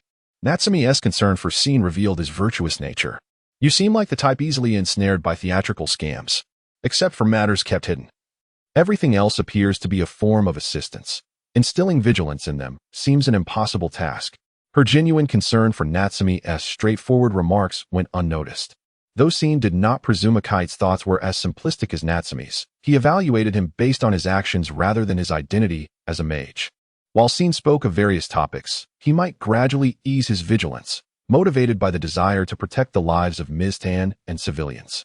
Moreover, he recognized the inevitability of such a situation, yet he would refrain from expressing this to the 13 technicians or any such commanders.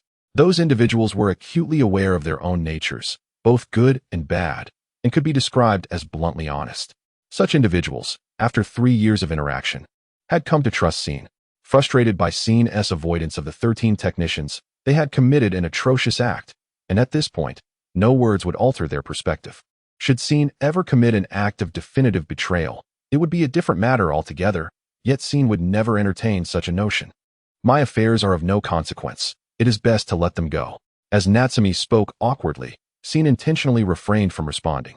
Truth be told, he had nearly given up on her, yet he felt that sharing his thoughts would only bind her further. I am not an ally of humanity. Scene does not oppose humanity, for there exists no reason to do so. To protect humanity from calamity, dying before them would prove unbearable. Do not forget this. With that, he bid Natsumi good night, ceasing his gentle reminders. Captain, you haven't forgotten, have you? He prayed silently that he would not forget as he drifted into slumber. How many times had he found solace beneath the moonlit society, under the full moon's glow? This place, though cloaked in night, remained perpetually bright. As he pondered these thoughts, he was suddenly startled by the sound of a child calling for their mother, accompanied by the patter of footsteps on the cobblestone path. Mommy! In a response to the joyful voice, contrary to Scene's intentions, the kneeling figure enveloped the child in a gentle embrace. Though unable to move, the sensation was firm, with the warmth and softness of the child clearly conveyed to Scene. Look, I have something for Mommy to see, the child exclaimed, rummaging through the sleeve of a black kimono before producing an object and presenting it. He offered a transparent sphere, the size of a baseball, within which fluttered a tiny butterfly.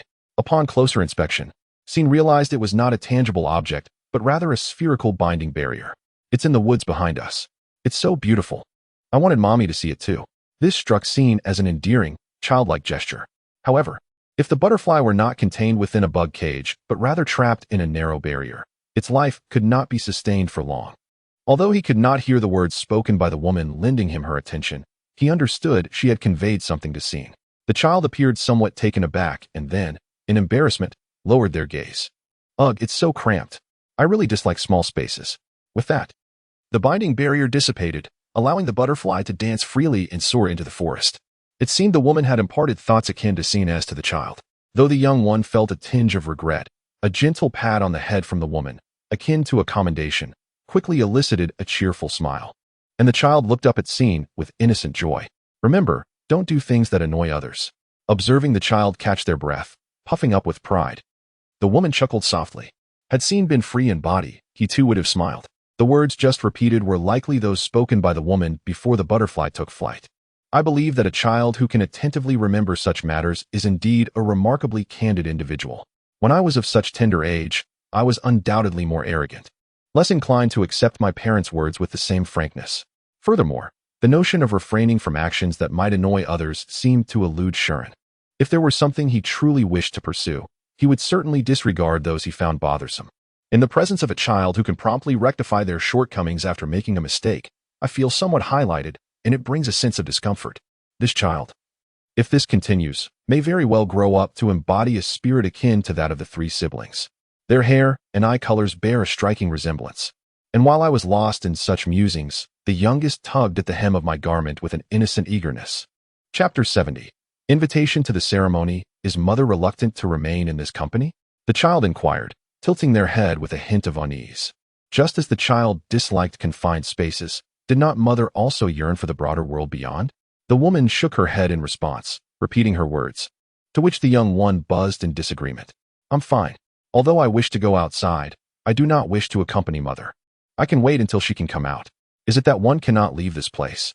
Though entirely unaware of the nature of this company, it was the first time hearing of such conditional entry and exit. However, having grasped this notion, some truths began to dawn. It seemed she had yet to escape the shrine under the moonlight, struggling not only physically, but also mentally. If she wished to convey something to Scene, it might be simpler to enter his dreams, akin to how Xiu had done. Yet, he refrained from directly intervening in Scene's dreams, instead allowing Scene to access his memories, likely out of necessity. But, is it not the child who needs help and not oneself? She spoke not of her own inability to leave the company, but rather of saving that child. It appeared the child had not abandoned her to leave the company, though there was a possibility he had been thrust into the world where Scene and the others resided through some unfortunate incident. Was not her desire to assist such a child? While this could be surmised, evidence remained elusive. As the surroundings gradually faded into whiteness, Scene pondered if he must hasten to find him. Uncertain of the child's current age, it was evident that a child endowed with magical powers, thrust into an unfamiliar world, would face considerable hardship. Driven by an urgent need to locate him, Scene's vision became enveloped in white. The mist was now situated over the North American continent.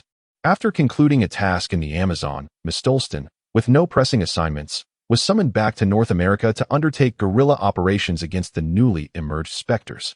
Participate in a ceremony? Suddenly called forth by Mistolston, Scene tilted his head as he heard the future plans from Akide. Anticipating Scene's reaction, Akide signaled, prompting Mist to begin explaining with a tablet in hand. 2 weeks hence, a grand opening ceremony will be held for a newly constructed large building in the Yadong region, and we invite the captain and yourself to attend. While it was understandable that the captain, an esteemed sword master from a prestigious family in the Ball Kingdom, was invited, what reason could there be for a war orphan like him, surrounded by various dubious figures, to receive an invitation? Although the rationale behind the request was not divulged, it was likely intended for a demonstration. Within the human military, intelligence regarding Scene was being shared. They had previously agreed that there would be no need for interference. Otherwise, it would become troublesome. Yet, concerning the outside world, or rather society, while not entirely devoid of disclosure, detailed information had yet to be released. Scene had perused news articles in electronic newspapers, but it seemed the most circulated information was merely about the human military employing assistants to handle supernatural forces. The intelligence held by various governments was on par with that of the human military, yet the general populace had only a vague awareness of Scene's existence. Such information would be disseminated to the public during the upcoming ceremony, thereby raising awareness. At least, that was how Aki and the others perceived this discussion. Why go through all this trouble? Couldn't a press conference suffice? If the target was indeed the general populace. The selection of a ceremonial venue likely considered high-ranking officials from various nations. Regardless of the explanation, presenting tangible evidence is the swiftest method. It was impossible to showcase everything directly, yet it was still feasible to allow government officials from various countries a glimpse of the evidence. I understand. By the way, is there no right to veto? Well, it appears Commander Gold will also be attending the ceremony. Even if they're ISNT, the Supreme Commander will personally introduce me, correct? That must be his intention. ISNT that an individual one cannot defy. Consequently, Scene found himself compelled to attend the ceremony without protest. Although treated like an object, he found it quite displeasing. However, if it was a grand opening ceremony, surely there would be sumptuous meals. If he could enjoy himself, it wouldn't be entirely negative. Therefore, our ship will proceed to the Yadong region next, and all crew members are to be informed. After receiving Scene's consent, Akide promptly instructed the female soldier in charge of communications. This information would likely be conveyed to the lower-ranking soldiers via onboard announcements. Nonetheless, was it truly wise to construct such an imposing building in Yadong? That area was undeniably perilous, was it not? A decade ago, nations united to combat a common threat, leading to the establishment of the human military and the cessation of prolonged warfare among humankind. While this was the conventional narrative, conflicts among humans had not entirely vanished from this world. From a national perspective, peace had indeed been forged and war relinquished. However, not all individuals within these nations adhered to this choice, particularly in countries that had experienced civil wars during the old era. Small-scale skirmishes between terrorist factions and the stationed human military continued. As a prime example of such a dangerous area, Yadong was the first to come to mind as Scene's destination. With the Supreme Commander attending the ceremony, the human military must have participated in its construction, correct? Indeed, there are reports that the human military contributed technology regarding the defense systems and other aspects. From the terrorist viewpoint, would this not be rather uninteresting? While it seemed terrorists possessed their own ideologies, they fundamentally harbored dissatisfaction with the current world.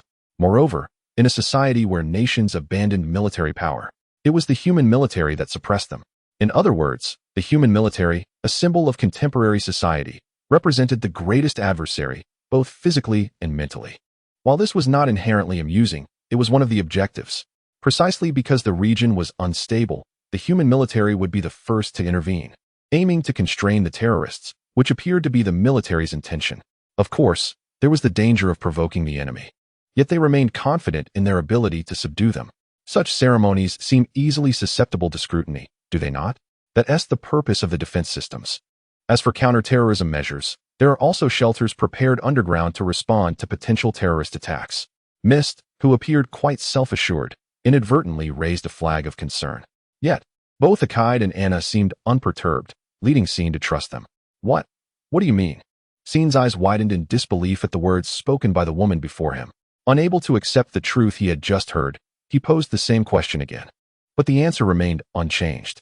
With one hand covering his face, Scene sighed heavily, gazing upward. What is happening? Is there no God in this world? Enough of this noise. Let us move forward. Scene sighed, only to be abruptly struck on the back of his head by Haruma. Isn't that painful? It hurts. He is holding me from behind, so hurry up. Though he uttered these words, as Scene expressed his discontent, Haruma feigned a long sigh. The donuts in the cafeteria are out of stock. There is no need to exaggerate. Indeed, Scene's predicament stemmed from the unavailability of donuts in the ship's cafeteria. The mist-laden cafeteria offers an array of dishes that bear no resemblance to those served on a warship. While the selection of desserts may be limited, they nonetheless bring joy to Xian each day. Xian firmly believes that the absence of such pleasures could lead to dire consequences. However, the look in Halma's eyes as she regards Xian is one of utter bewilderment, as if she were gazing upon a fool. By the way, wasn't the supply replenished just a few days ago? Is it already gone? Auntie, the seasoned female soldier standing at the cafeteria counter, for reasons unknown, has returned to the scene from her duties at the Officer Academy's mess hall having been assigned to the enigmatic Ministry of Supplies, commonly referred to as the cafeteria auntie, age 45. Having known Xian since their student days, she smiles awkwardly as she engages with him casually. Indeed, the supply was replenished just a few days ago. Could it be the work of rats? If so, I shall set fire to the rodents. Calm down, you fool. Chapter 71. Greetings in the cafeteria from across the counter. Sean suddenly leaned forward, only to be caught by the nape of his neck by Haruma. This scene resembled a noisy cat being seized by its owner, oblivious to the commotion it caused. Not a mouse, is it? Sean, has the cafeteria been busy lately? As she mentioned, prior to our conversation at the Miami base, we were not officially partners, and to avoid stirring up the crew, we generally refrained from visiting the cafeteria or areas with large gatherings. However, with the recent establishment of our partnership and the various matters concerning the 13th technical class, Sean has enjoyed greater freedom aboard the ship than before. Consequently, his visits to the cafeteria have increased, totaling at least 4 times daily, including breakfast, lunch, and afternoon snacks. Since I've been here, so often Sean always indulges in donuts, and thus they quickly vanish. After a brief pause regarding the donut shortage, it became evident that the culprit was none other than that foolish Si-Huan. While the female soldiers also have their share of treats, none consumed them as voraciously as Sean. He probably devoured most of them, right? Sean chuckled as Haruma firmly grasped his head. Auntie, I'd like 2 portions of today's lunch. Sean's lunch was determined by Haruma, who then led him away by the head. Why is it that merely wearing a hat during the day leads to such predicaments? After obtaining the designated lunch while searching for a seat, Haruma sighed in frustration. Although I could have responded, the source of her grievance being Sean made it likely to provoke his ire, so I chose to remain silent. Under usual circumstances, if Reyes and Lena were present, they would likely have joined us, but it seemed they were no longer acting together today. It's worth mentioning that Sean frequently came to the cafeteria with Jill and other members of the 13th technical class, yet today, due to work commitments, he was alone. Although Haruma appeared weary, she seemed disinclined to part ways with Sean for lunch. I surveyed the cafeteria in search of a table suitable for 2. The first thing Sean noticed were the 2 donuts on the plate. While I acknowledge my gluttony, it's not unusual to be drawn to something one wishes to eat, even if it becomes unattainable. Haruma, noticing Sean's fixation, wore an anxious expression, and at that moment, she locked eyes with a woman who was about to eat a donut. With her short, dark hair, the woman's expression was inscrutable, giving her a decidedly cool demeanor that captured Sean's attention. She seemed somewhat familiar, Sean whispered, prompting a surprised reaction from Haruma. Before she could inquire about his expression, she was deftly pulled away by a petite girl carrying a tray laden with snacks. Haruma? You must remember that person is the head of communications and control on the bridge. Upon hearing Haruma's words, Sean finally comprehended the predicament he was in. When he regained his composure, he found himself standing before the woman in question, Serena Marks, the head of communications and control. Serena introduced herself to Sean, who had spent nearly a month aboard the same ship without even knowing her name, and she seemed indifferent to the fact that Sean was a magician. Her demeanor remained utterly aloof. Only now did he notice the individual seated with Serena, whose appearance contrasted sharply with hers. I'm Koi Inakawa, responsible for search and analysis, Sean stated timidly, feeling slightly apologetic. To be honest, I had little recollection of Serena, but I recalled issuing a warning through communications. I'm Sean Ister. Although I am a magician, I do not consume food, so please remain calm. As Sean directed his attention at him, the man visibly trembled, as if faced with a wild animal. However, Sean had no intention of being rude, and it was clear that Koi was older than him, so there was no need for honorifics. Why, Sean seems to be in a predicament. I know. Could it be that he suffers from psychological trauma due to exclusion? Although I had experienced hostility and fear after revealing my identity, the degree of Koi's trepidation seemed excessive. There must be sufficient reasons for his behavior. It's nothing particularly special, even though there was nothing significant to note. He felt compelled to provide an explanation. Perhaps it was merely true that Koi was a coward. By the way, have you been staring at this direction? Serena inquired fearlessly, her calm demeanor contrasting sharply with Koi's anxiety. While she had not expressed the same timidity as Haruma, she appeared entirely unguarded. The disparity in their attitudes was striking. It's nothing serious, yes. This fool was merely gazing at the donuts. Please do not mind him. Although Sean attempted to obfuscate the matter, Haruma interjected. I did indeed notice the donuts. To say I was fixated on them would be more accurate. Uttering this to such a cold woman would only perplex her. Is that so? Then I shall offer you one. Is that permissible? Faced with this unexpected proposal, Sean was rendered speechless. Even the previously composed Serena was taken aback, her eyes widening in surprise. It's perfectly fine. It's nice to indulge in something sweet occasionally, especially if someone desires it so fervently, right? In stark contrast to her exterior, Serena's expression softened slightly as she regarded Sean. Miss Serena, is it acceptable? There's no need to be so lenient with this fool. It's quite all right, you've been working diligently on the front lines. Observing Haruma's excessive remarks, Serena shook her head. Though you may not intend to, this ghost crew member has undoubtedly been safeguarded by you on several occasions. A single donut is hardly a significant gesture. Sean gratefully accepted the donut she offered. Before Haruma could voice her thoughts, he hastily devoured it and turned to face Serena once more. It seems rather ordinary. Do you not fear me? The truth remained unclear. Perhaps it was the uncertainty that rendered it somewhat frightening, however. It was undeniable that he had been protected several times, and from the bridge. She did not seem like a bad person at all. She judged him based on her own observations, unaffected by the impressions or opinions of others, arriving at her current conclusions. Upon reflection, this might be the first time I had formed such a judgment about someone entirely unrelated to Sean. Though it may be premature to draw conclusions now, it is only fitting that Sean reciprocates goodwill towards those who extend it. The matter of safeguarding you, as you have perceived, was merely incidental, so there is no need for thanks henceforth. May I offer you a donut? I smiled at her, and while Serena appeared slightly surprised, she nodded in agreement. Should you have any requests, please feel free to voice them. Treasures, exquisite garments, or romantic items such as glass slippers can all be arranged. Though I am not a princess, I understand. I shall contemplate it. Even non-material requests are acceptable. Perhaps to trouble someone, or to curse an individual you dislike. Do not propose such dangerous suggestions. Haruma interjected, her fist landing on Sean's head. Chapter 72. Journey across the Atlantic. 1. Miss Dolting has been navigating the vast expanse of the Atlantic for several hours now. While the members of the 13th technical team in the hangar have been tirelessly engaged in their tasks day after day, the emergence of intruders has no relation to either land or sea. Furthermore, regarding the ominous clouds that may appear over the ocean, they are largely disregarded unless they approach the shore. There is even a possibility of encountering specters of greater magnitude than those on land, thus elevating the alert level beyond the usual. A kid has issued orders to monitor the condition of the machines, ensuring readiness for immediate deployment.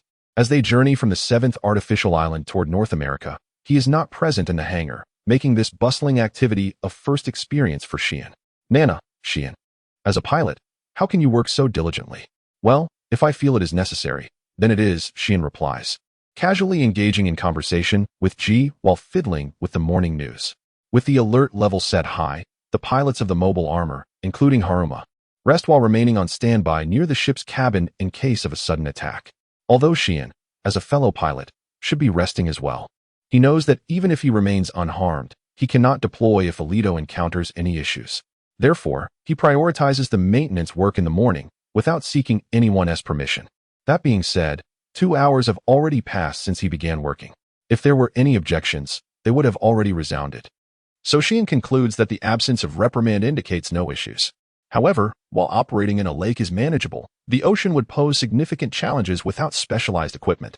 In shallow waters, tactical live-fire exercises can be conducted, but in the vast ocean, dedicated armaments are essential.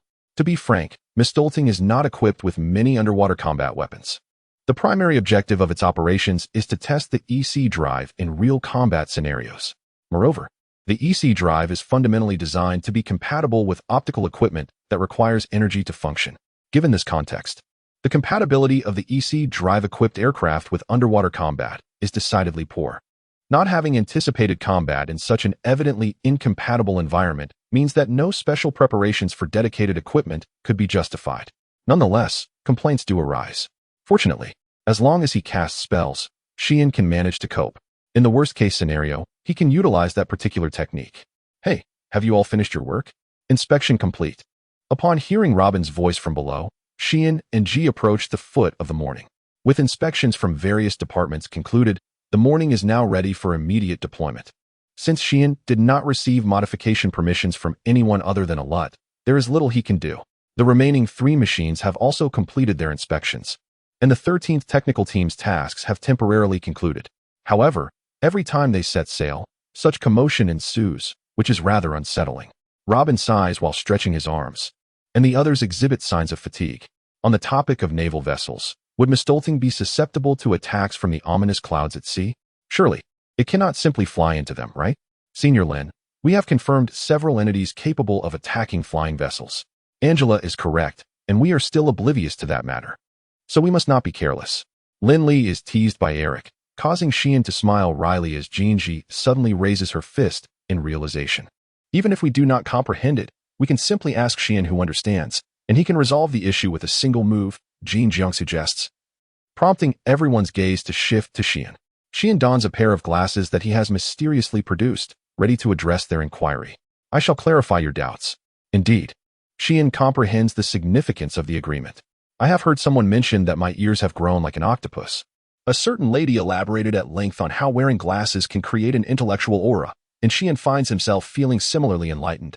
He listens intently, perhaps out of a desire to avoid trouble. In conclusion, negligence is perilous. It is not uncommon for magical attacks to be launched from the sea against us, and it cannot be said that there are absolutely no entities capable of leaping to the altitude of naval vessels, akin to dolphins. As Angela pointed out, such instances have been confirmed. Although numerous patterns of attack have yet to emerge, one cannot predict when they might become commonplace. Is there anything that can be done to evade such misfortunes? Is that not why the Amazon was protected? The tropical rainforest of the Amazon is safeguarded by a barrier created by the inhabitants of that land to fend off invaders. Though the recent incident was breached, generally speaking, fortune should allow for a straightforward resolution. Robin inquires, is it not possible to use these tools to prevent misfortunes from approaching Mistolting? It is not impossible. Do you not want to? However, to be candid, I find it somewhat troubling as well. Utilizing Xian's magical prowess could form a barrier encompassing Mistolting. With that, if it were a medium-sized anno, it should be able to repel it.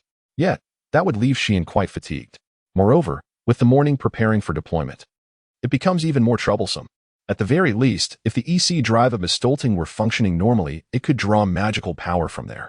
By the way, has the output that should have been achievable not been reached at all?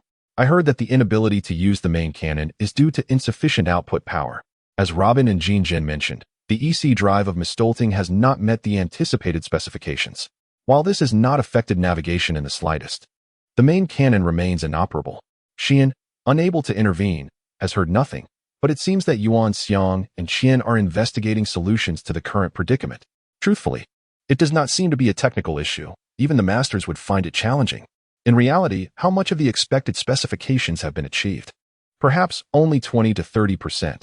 To Xian's nonchalant response, not only Ji but everyone else gasps in astonishment. Will it even reach 30%? What remarkable energy quartz does this vessel possess? Truly, where did they find such high-quality energy quartz?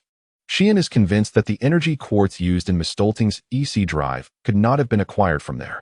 It is difficult to fathom discovering anything in nature capable of propelling a warship with less than 30% power. Furthermore, Xian is aware of the example of the moon shaver piled up in the morning. Thus, it stands to reason that the core of Mistolting is likely an artifact or treasure created by someone other than individuals like Moonshaver. Consequently, the mystery of how human armies obtained such a rare item becomes a significant enigma. Yet, it is of no concern to me. To claim that it does not matter would be a lie, but pursuing such matters offers no advantage to Xian. If this leads to a rift with the human army, it would pose a dilemma, so he chooses to disregard it. Amidst their incessant chatter, a sharp clap suddenly draws everyone's attention to its source.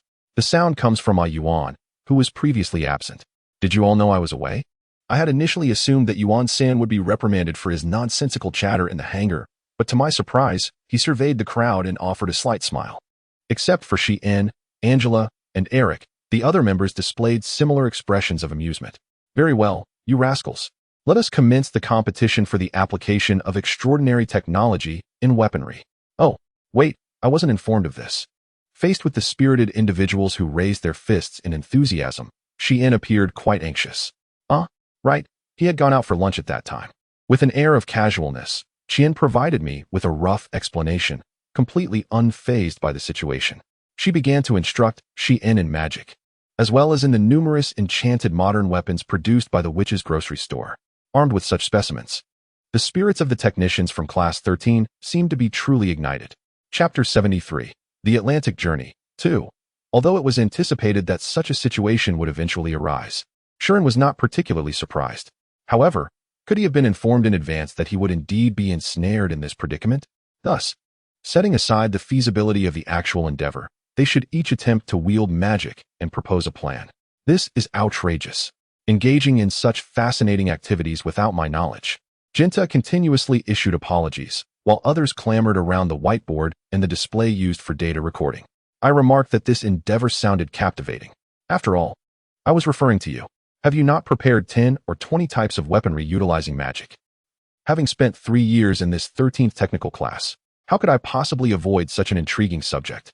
The 13th technical class is renowned for possessing the most advanced skills within the human military's technical divisions, simultaneously earning the moniker of the foremost troublesome group, a label that undoubtedly carries its justifications. The technical teams of the human military are primarily divided into 2 sectors: the development department for new weaponry and the maintenance department for various machinery utilized in combat. Within this framework, the 13th technical class is categorized as the latter, though it is, in truth, more renowned for its developmental prowess. The human military conducts several competitions each year for the development of new products within its technical divisions. Participation is open to any member of the human military's technical teams or personnel. Successful innovations not only yield monetary rewards, but also enhance the status of the developers and augment the annual budget of their teams, thus attracting numerous participants each time. The 13th technical class has established a reputation as a regular contender in these competitions, recognized for its high technical capabilities. Conversely, due to the regular publication of various extraordinary innovations, it has also garnered the reputation of being the troublesome child. After the bidding concluded last year for the new explosive developed under Leanley's leadership, he remarked, "We acknowledge your exceptional technical abilities, but do not exploit loopholes in the legal framework to create illicit weaponry." He certainly did not intend to produce such dangerous items. By doing so, one could potentially create explosives with triple the previous potency, a product of Leanley's sudden inspiration and curiosity, regardless of its merits or flaws. The 13th technical class is populated with individuals possessing a strong sense of inquiry and curiosity, with even those initially lacking such traits influenced to adopt them. The conclusion is that endowing the members of the 13th technical class with magic, such an unknown yet captivating element, was bound to lead to this outcome. So, from whom shall we commence?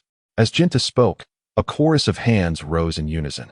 In such circumstances, most would remain hesitant to raise their hands. Yet in this 13th technical class, no such reluctance was evident. Incidentally, Angela, who typically refrains from voicing her opinions, also joined the fray. Well then, you may proceed. Haha, I propose the concept of thought-controlled drones, commonly found in science fiction. The previously lethargic demeanor now transformed into an unexpected fervor. In stark contrast to the earlier clamor, everyone listened intently as Kinju spoke. That's all. I would like to hear your thoughts, impressions, and any additional matters. First, Shuren, is this magic? Indeed, he promptly responded, demonstrating a fist-clenching gesture. While the members of the 13th technical class had acquired a foundational understanding of magic from Shuren, their grasp of its intricacies remained insufficient. Although they seemed to have predicted potential success to some degree when making proposals, certainty could only be asserted once Shuren indicated the possibility of success. Incidentally, the proposal was entirely feasible. By employing intellect to manipulate inorganic materials remotely and endowing them with a semblance of intelligence to operate autonomously through magic, primarily utilized by lazily inclined witches to ease household chores, it should prove applicable. Subsequently, the conversation heated up as they discussed the utilization of new aerial units leveraging Shuren's frequently employed flight magic, alongside small, high-powered optical weaponry and a magical energy barrier generator accessible to all. Time slipped away amidst this fervor. What do you think? What's wrong? I asked whether you could accomplish this. During a private seminar with Aikido, Shuren broached the subject of the mech hanger competition. Various proposals emerged, ranging from those that could be realized promptly to others questioning the feasibility of certain ideas, yet to actualize any of them, guidance from Aikido was imperative. Previously, the 13th technical class operated under the command of the human military's technical department, allowing for a degree of freedom in research and development as long as they did not impede assigned duties. However, the current circumstances were different. Being part of the Mist Brigade necessitated obtaining approval from their commanding officer, Aikido. You should be aware that the Mist Brigade is an active operational unit. The maintenance of the mechanized armor must be perpetually flawless. Additionally, The upkeep of the Mist Brigade itself will also require attention. Can you manage these responsibilities? I will certainly fulfill my assigned duties diligently, and development can only proceed when time permits. Could we not allocate funding for this development? The funds would need to be sourced by the 13th technical class. The Master has stated that he does not intend to utilize the brigade's budget. As Little Crystal enumerated the negative factors one after another, Shuren quickly responded, smiling and tilting her head slightly. Are there any other concerns? Shuren's silent inquiry seemed to resonate well with Aikido, who ultimately exhaled a long sigh in exasperation. Regardless of what I say, you do not intend to relent, do you? Huh. Do you understand? I have heard numerous rumors regarding the 13th technical class. While it remained unclear what specific rumors Aikido had been exposed to, one thing was certain, they were far from flattering. It was likely that these rumors were based on varying degrees of truth. There are several conditions. What are they? Should any tangible developments be decided upon, you must provide me with detailed explanations. If any changes arise during the development process, even minor ones, they must be reported. Regular updates on progress are required. Lastly, if I deem it unfeasible, whether before or during the development, you must cease all activities without hesitation. Quite strict. There are certain things for which I will also grant permission. Proceed, but absolutely no covert developments. Was the final remark a jest?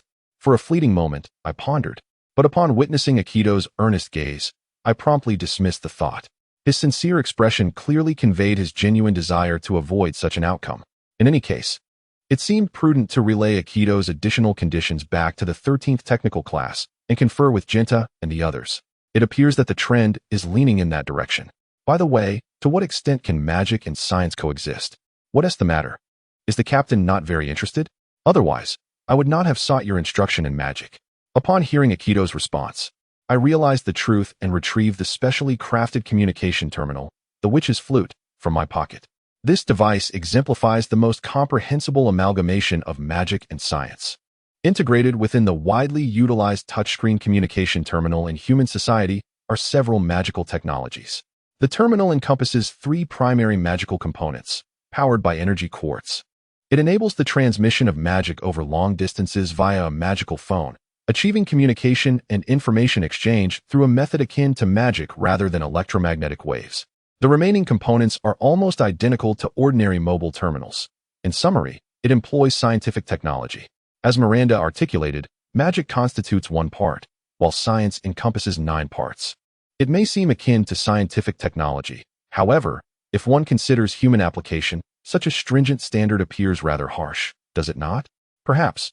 In truth, the weaponry subsequently delivered consists of a staggering 99% of merely conventional items, does it not? Whether bullets or missiles, they are merely ordinary objects that have undergone slight modifications, imbued with magic. To the uninitiated, these appear as commonplace armaments, adorned with peculiar symbols and patterns. For someone like myself, it is feasible to enhance the magical component further. However, in the absence of such capabilities, my assessment is that magic constitutes 20%, while science accounts for 80%. This is the limit. Is the creation developed by the 13 Techniques class based on this premise? If it serves only my purposes, it would bear little significance. Thus, I presume this will be the intended trajectory. Should one inadvertently produce something exclusively usable by Kian, it would likely attract the attention of beings akin to Mr. and the human military. Kian's objective is to create items beneficial to the human military, accessible to anyone. By initially appeasing the human forces and subsequently crafting more advanced creations, the endeavor should prove relatively straightforward, I venture to suggest. Chapter 74. Journey Across the Atlantic. 3. At least Shuren intended to conclude this topic, yet Akide appeared troubled and remained silent. Shuren tilted his head in thought, pondering whether there was anything in their previous conversation that could have rendered the atmosphere so heavy. But Akide seemed oblivious to Shuren's demeanor.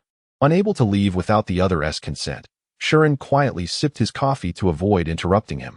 After a few minutes, Akide finally spoke up. Ister, what is your perspective on the teaching of magic? What?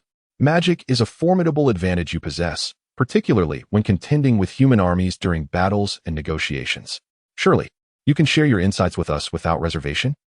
It seems rather late to pose such a question.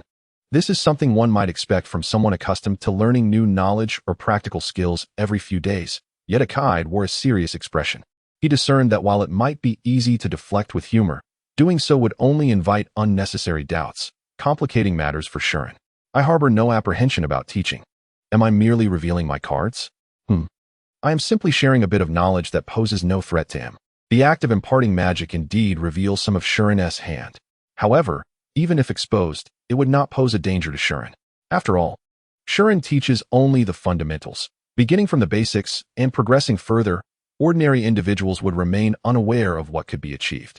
Even if the captain were to acquire knowledge equivalent to mine, the inherent output would differ vastly. Should Akaid wish to leverage the knowledge Shuren provides to eliminate him, he could easily counteract it. Teaching magic to Shuren is akin to a common professional athlete conducting a children's class. In truth, there exists a significant and unbridgeable chasm between the magical capacities of Shuren and Akaid, akin to that between an adult and a child. No matter how much he may teach, Akaid would never become an adversary. Hence, I feel no unease regarding the act of teaching. This is my response. You are remarkably confident. It is not confidence, it is the truth. It is not arrogance, but rather a statement of fact, devoid of any implications of superiority or inferiority. From Shuren's nonchalant demeanor, this sentiment seemed to resonate with Akaid. Given your stance, I assume the young lady shares a similar outlook. The same applies to the Witch's Emporium. Miranda and her kin not only provide a plethora of magically imbued weapons, but also encourage their unrestricted use. They believe that even disclosing knowledge of magic to human armies, who may hold equal or even greater importance than Shuren, poses no issue whatsoever. Shuren had no objections to Akaid's assessment. Without receiving a response from Shuren, Akaid grew increasingly convinced of his own thoughts. He then lowered his gaze and pondered deeply for a few moments before redirecting his focus to Shuren. The impression we receive from the Witch's Emporium is that they are even more willing to assist us than you are. Rather than merely responding to inquiries like yours, they seem to actively propose solutions. I too have sensed something similar. Regarding the incident in the Amazon, Miranda gave me the impression that instead of dispassionately providing ordered goods, she actively promoted information and resources from her end. This notion perplexed Shuren as well. It seemed peculiar to assign combat responsibilities to human armies. Beyond the wandering Swording Gladiators banquet, she must be acquainted with many who specialize in combat. Relying on these unfamiliar friends should be simpler than depending on those human armies, who are both lacking in knowledge and harboring hostility. Why should we procure free supplies from human armies? The rationale presented by Shuren, who aids the human armies, is evidently weak. Surely, there must be some underlying reason in her mind. Yet even having interacted somewhat with Miranda, Shuren remains oblivious to her intentions. Should one assume there is some secret at play? There must be something. However, it may not be of significant consequence. For one who has lived over 1,000 years, possessing formidable magical prowess and extensive knowledge, many matters may seem trivial regardless of how they unfold. Thus, it is plausible that her motives are rooted in mere whimsy or curiosity. In addition to humans, it is conceivable that other beings might become customers of the Witch's Emporium, thereby expanding the market. While Shuren cannot predict all outcomes, one fact remains clear. At the very least, you have no intention of harming the human armies, correct? Based on what? If that were the case, it would have been executed long ago. Had Miranda truly wished to inflict harm upon the human armies, the task would have been straightforward. With countless witches at her disposal, she could easily employ curses to decimate large numbers of humans or use magic to manipulate them from within. There would be no need for cooperation or to provide resources to lull them into complacency. Thus, it can be inferred that Miranda harbors no intention of combating the human armies. If Miranda so desired, she could effortlessly obliterate the human armies. I initially presumed Akaid would contest this assertion, yet he refrained from doing so. I recognize that my assertions are audacious, yet you offer no rebuttal? Indeed, if this were some time ago, I would have found it hard to believe, but now I have witnessed many events firsthand. Is that so? For instance, just days ago, a significant quantity of supplies was instantly transported to the hangar. If such methods were employed to deliver explosives into the core, it would inflict considerable damage. Once the scenarios Akaid imagines unfold, the human armies would find themselves at a loss. It is precisely this understanding that compels Akaid to candidly accept Shuren's assertions. The unstable topic persisted, and he noted the time displayed on the electronic clock was quite late. It was not the opportune moment to broach other subjects. Both the atmosphere and the hour were ill-suited. Xiao Jing shared the same sentiment, deciding that today's discourse would come to a close. Ister, may I pose a question to you? Just as Shuren was about to exit the room, he heard someone speak. Turning around, he saw Xiao Jing seated. gazing in his direction. If you are sincere, could you capture the fog even without the sunrise news? This abrupt inquiry took Shuren by surprise, eliciting a faint smile. How vexing. I would never do such a thing. Shuren responded with a cheerful laugh, wished Akaid good night, and departed the room. You wouldn't say? I cannot. Just before the door closed automatically, Shuren heard Akaid's mutterings, yet he remained silent. The fog traversed the Atlantic and safely arrived in Yadong via the Mediterranean. At the very least, they encountered no misfortune at sea, enjoying a peaceful journey. However, a sharp alarm suddenly reverberated through the ship.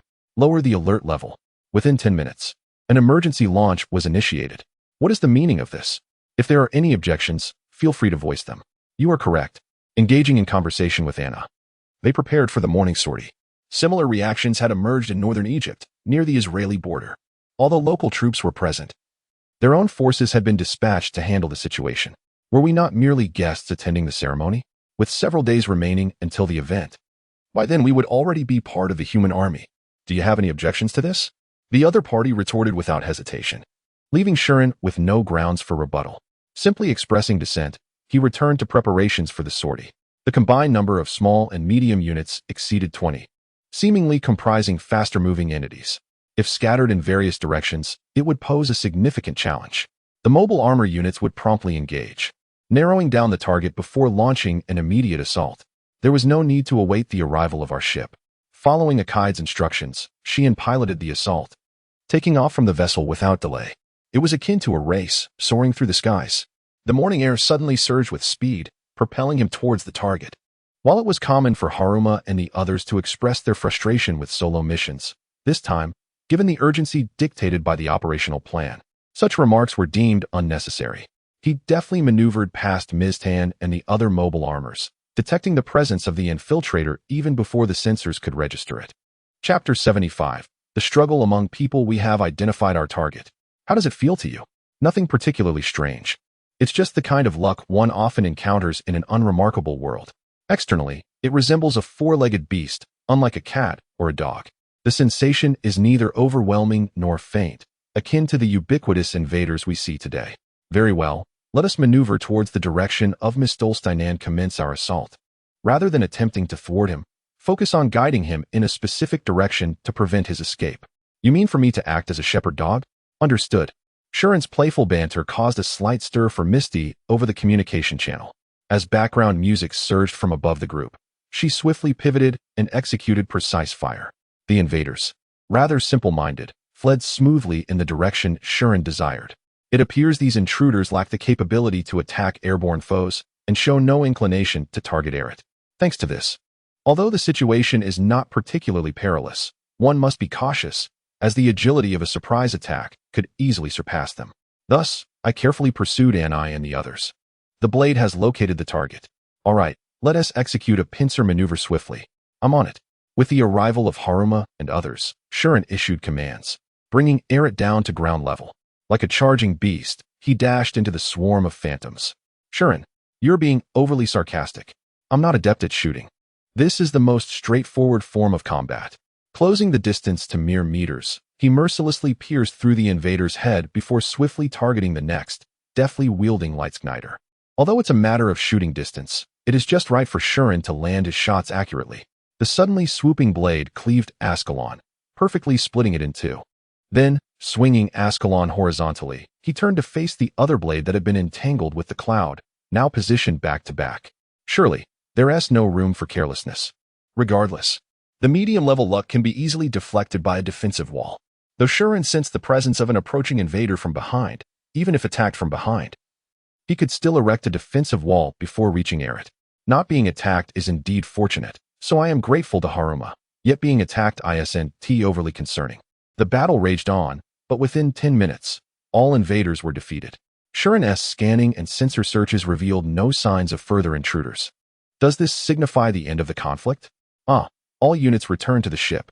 Upon hearing Akaid's instruction, he sighed softly and rotated his shoulders within the cockpit. With the alert level lowered, he intended to enjoy a meal in the mess hall when a sudden reminder struck.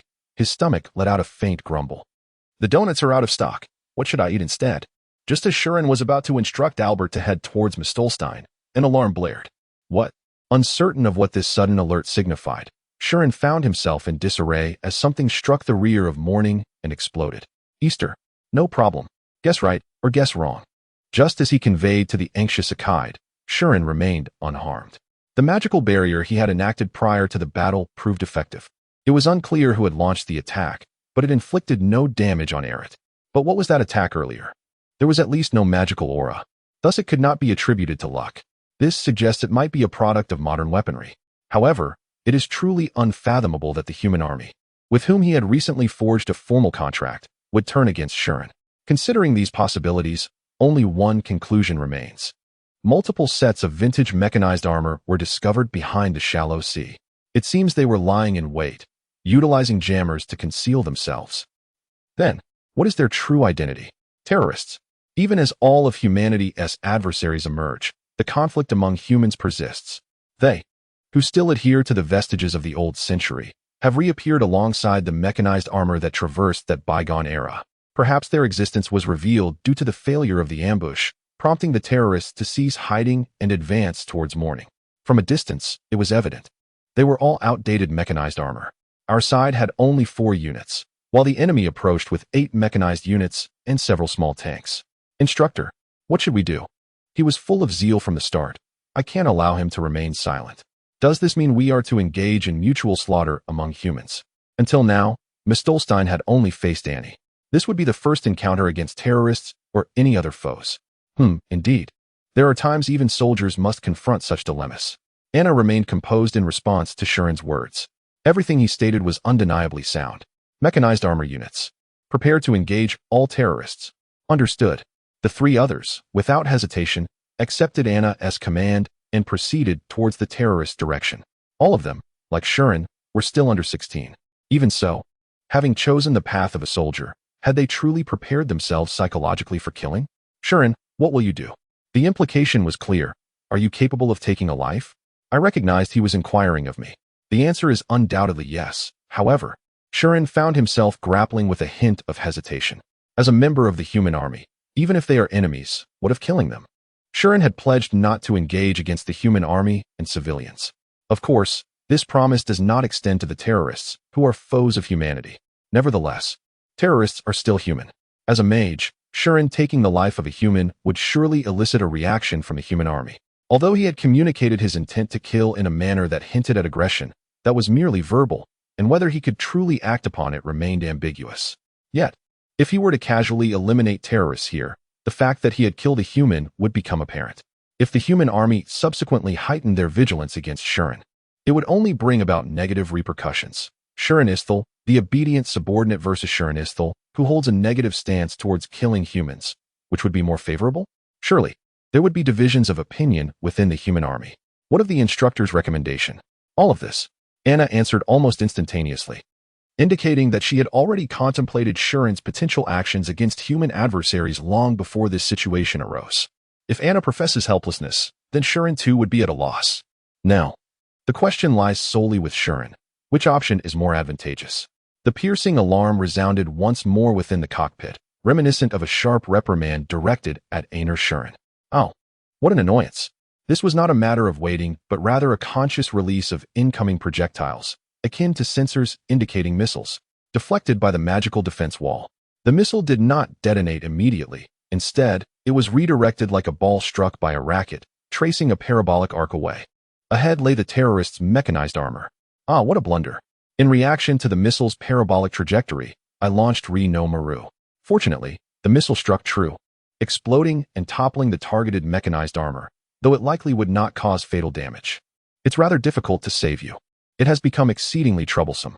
The act of killing lacks satisfaction, and engaging in combat is equally unfulfilling. Consequently, the only course of action left for Xi'an is to propel Alet forward at an accelerated speed, charging directly towards the battlefield where the terrorists and the spring horses are clashing. Lightschneider and Dragonclaw are not wielded in hand. Instead, they have erected a magical defensive barrier around Albert. In essence, it is a matter of using one's own body. The act of killing and fighting is far too cumbersome. By forcefully colliding with the enemy's mechs and sending them flying, he continues to propel other mechs away. Although there are neither slashing nor shooting actions to inflict fatal damage upon the machines, The sheer impact of being violently thrust away is sufficient to incapacitate the enemy pilots. Chapter 76. The source of malice. Even in circumstances such as these, it suffices to eliminate the enemy while they remain unsuspecting. To be candid, this was merely a desperate tactic conceived in the heat of the moment. Yet, considering Shuren's predicament, it was indeed the most fitting strategy. The terrorists might have feared a Sart soaring across the battlefield like a colossal projectile, initiating a concentrated assault, but it proved futile against the magical barrier. By focusing solely on Shuren, the terrorists either fell prey to Haruma and others' attacks or were sent flying by Alet's calculated maneuvers, one by one losing their strength. Thus, the terrorists faced a dismal defeat, employing tactics that bordered on pathetic. Approximately an hour after Shuren and his companions vanquished the terrorists, Miztan visited a nearby human military base. Originally, he had no intention of stopping by this base. But Aikido surmised that the best course of action was to swiftly hand over the captured terrorists to a military installation while their combat power was diminished. Although detention was stringent, they did not wish for the terrorists to board unnecessary warships. Furthermore, the original destination of Mistalden's mission was a bustling city in the Adong region, rendering it inappropriate to transport such dangerous individuals there. Given these considerations, Aikido's judgment was undoubtedly the most prudent. Though this visit was motivated by those reasons, it had little relevance to Shuren personally. Ultimately, the matter at hand was the extradition of the bound terrorists, which would only take a few hours at most. Aside from Aikido and a few others who were tasked with the extradition and paying respects to the base's commander, the remainder did not leave Miztan. Naturally, Shuren, not being among those few, simply attended to the morning's duties with diligence. "You brute, how could you be so rough?" Upon arriving at the base and settling slightly, the thunderous reprimand and fist of Jinzan descended upon Shuren. Struck by a beautifully executed blow, Shuren crouched down, letting out a mere groan, while Jinzan loomed over him, arms crossed and breathing heavily. Mobile armor does not engage with bodily collisions. You, despite being a novice, must be aware of the technician's protocols, correct? I understand. Then why would you engage in such reckless behavior? In the face of Jinzan's piercing gaze, Shuren silently raised his hand. Observing his demeanor akin to a student in class, Jinzan momentarily ceased his tirade. "First, allow me to present my perspective." "Go on." "Due to the robust defense provided by the magical barrier, I took utmost care to avoid damaging the machine. Hence I assert that I did not engage in any misconduct akin to a thunderous assault. An inquiry would reveal that Shuren had not sustained any injuries from collisions or evasions. Compared to before the engagement, he had returned in nearly pristine condition. Had the machine suffered damage from impact, then thunderous reprimands would indeed be warranted, yet there seemed to be no justification for chastisement this time." Upon confirming Shuren's claims about the morning's condition, Jinzan let out a grunt and relaxed his arms. The crossed arms were his usual posture while lecturing. Resolving this issue validated Shuren's assertions. "You've been so reckless, yet not a single mark on you. My barrier's defensive capabilities far surpass those of any armor. As long as you keep your chest out, you shall not be struck, yet your ears still bear the brunt." Despite his rough demeanor, it was clear Jinzan held no real reason for admonishment, yet he remained unsettled. "However, I trust you do not intend to conduct yourself this way in dealings with others, do you? Is that something I need to contemplate?" Shuren did not desire to adopt such a combative approach simply for the sake of it. Yet, the morality of taking human lives remained an unanswered quandary. Regardless of whether he chose to kill or not, risk was inherent for Shuren. To be frank, aside from being dispatched to hunt down Annie, he had not contemplated other matters, thus lacking a strategy for the current situation. It seemed prudent to take this opportunity to reflect carefully. What a hassle. Truly a hassle. In response to his genuine impatience, Shuren could only manage a wry smile. "At any rate, you ought to think of alternative methods promptly." With just that remark, Jinzan departed, leaving Shuren to commence his examination of the Morning Sun news. "Humans are truly troublesome," Juyue remarked, though her tone betrayed a hint of annoyance despite the words. Although she had appeared unexpectedly, she resembled the very heartbeat of the morning, possessing a clearer understanding of the situation than anyone else. Moreover, given her nature as a ghost, it was hardly surprising if she found the circumstances even more vexing than Shuren did. Even if they are terrorists, since they are enemies, why not eliminate them? You are aware that killing brings about complications, are you not? Fear of being feared is precisely why I do not dare to act as a ghost. Juyue, with her agile mind, was certainly capable of grasping the issues that killing would pose for Shuren. This current predicament was likely her simple dissatisfaction with the disparity between her ghostly existence and the necessary actions she must undertake. In other words, since it was merely venting, Shuren chose to dismiss it and continue with his examination. 2. How can we kill? After a moment of grumbling, Jiyue suddenly arrived at a thought and posed this question. How so? Oh dear, the bespectacled girl is indifferent to her own life being targeted, is she not? If I were in your position to set an example, I would have long since eliminated both the girl and the mastermind behind the assassination spree. Ah. If it were you, you surely would. Young Master Shuren is not one to take the long route, is he? If someone were to threaten you, would you not kill them? Initially, Shuren believed this to be a half-joking comment, yet it now seemed a sincere inquiry.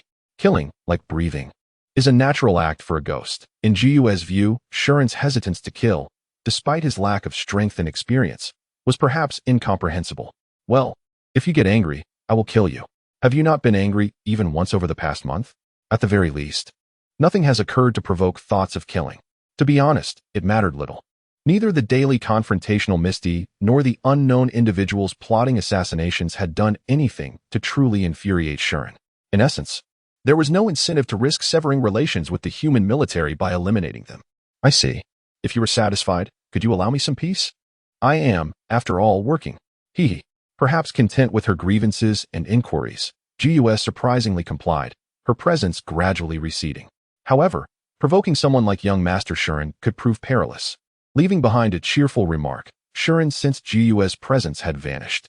Shurenistal, we have arrived. He greeted casually as he stepped into the conference room. Inside, it appeared only Aikido and Anna were present, with no one commenting on Shuren's playful entrance. Is there something on your mind, or should I not even ask? Indeed, you ought to know, it concerns the forthcoming engagements against humanity. Aikido had just concluded the extradition of the terrorists when he was summoned. Given the timing, it was evident to all why he had been called. So, what do the captain and instructor expect of me? Shuren promptly took a seat in the conference room, eager to delve straight into the matter at hand. Since the topic has become quite clear, it would be best to conclude swiftly. However, in light of his impatient demeanor, Xiao Jing let out a resigned sigh. Do you not wish to engage in a brief discussion before arriving at a decision? Discussion is indeed permissible, yet it may ultimately lead to the conclusion that everyone is merely serving their own interests. The obedient Shaunisther and the apathetic killer Shaunisther, which stance is superior, remains an unanswered question. Consequently, regardless of the chosen side, the discontented faction within the human army, particularly those harboring deep-seated animosity towards Shaun, will undoubtedly voice their grievances. It merely boils down to which of the two phrases, to kill or to disobey orders, is more significant. Chapter 77. Indecisive options regardless of the tone.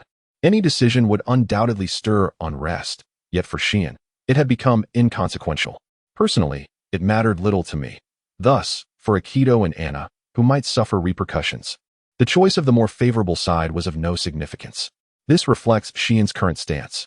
I trust that your decisions will yield better results than I could ever envision. Can you discern the thought of simply discarding it all, as it seems too troublesome to contemplate? Perhaps you are unsure of what I mean? Despite Aikido's sharp rebuke, Xian maintained a radiant smile. Though he was accurately critiqued, even if the two of them discovered his intentions, Xian's choices would remain unchanged.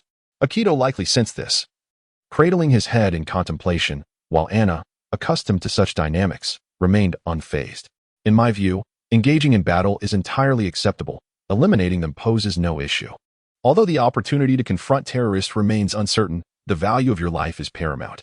Anna remarked that rather than showing mercy to preserve Xian's life, it would be wiser to fight decisively. However, upon hearing this, Aikido's expression turned grave. I understand your reasoning, but it would be prudent to refrain from actions that may exacerbate the Easter crisis. I have already threatened the upper echelons, so it is best not to provoke them further. Anna and Aikido's opinions were utterly opposed. I had never witnessed such a conflict between the two. I was simply taken aback. Oh, is there a divergence in opinions?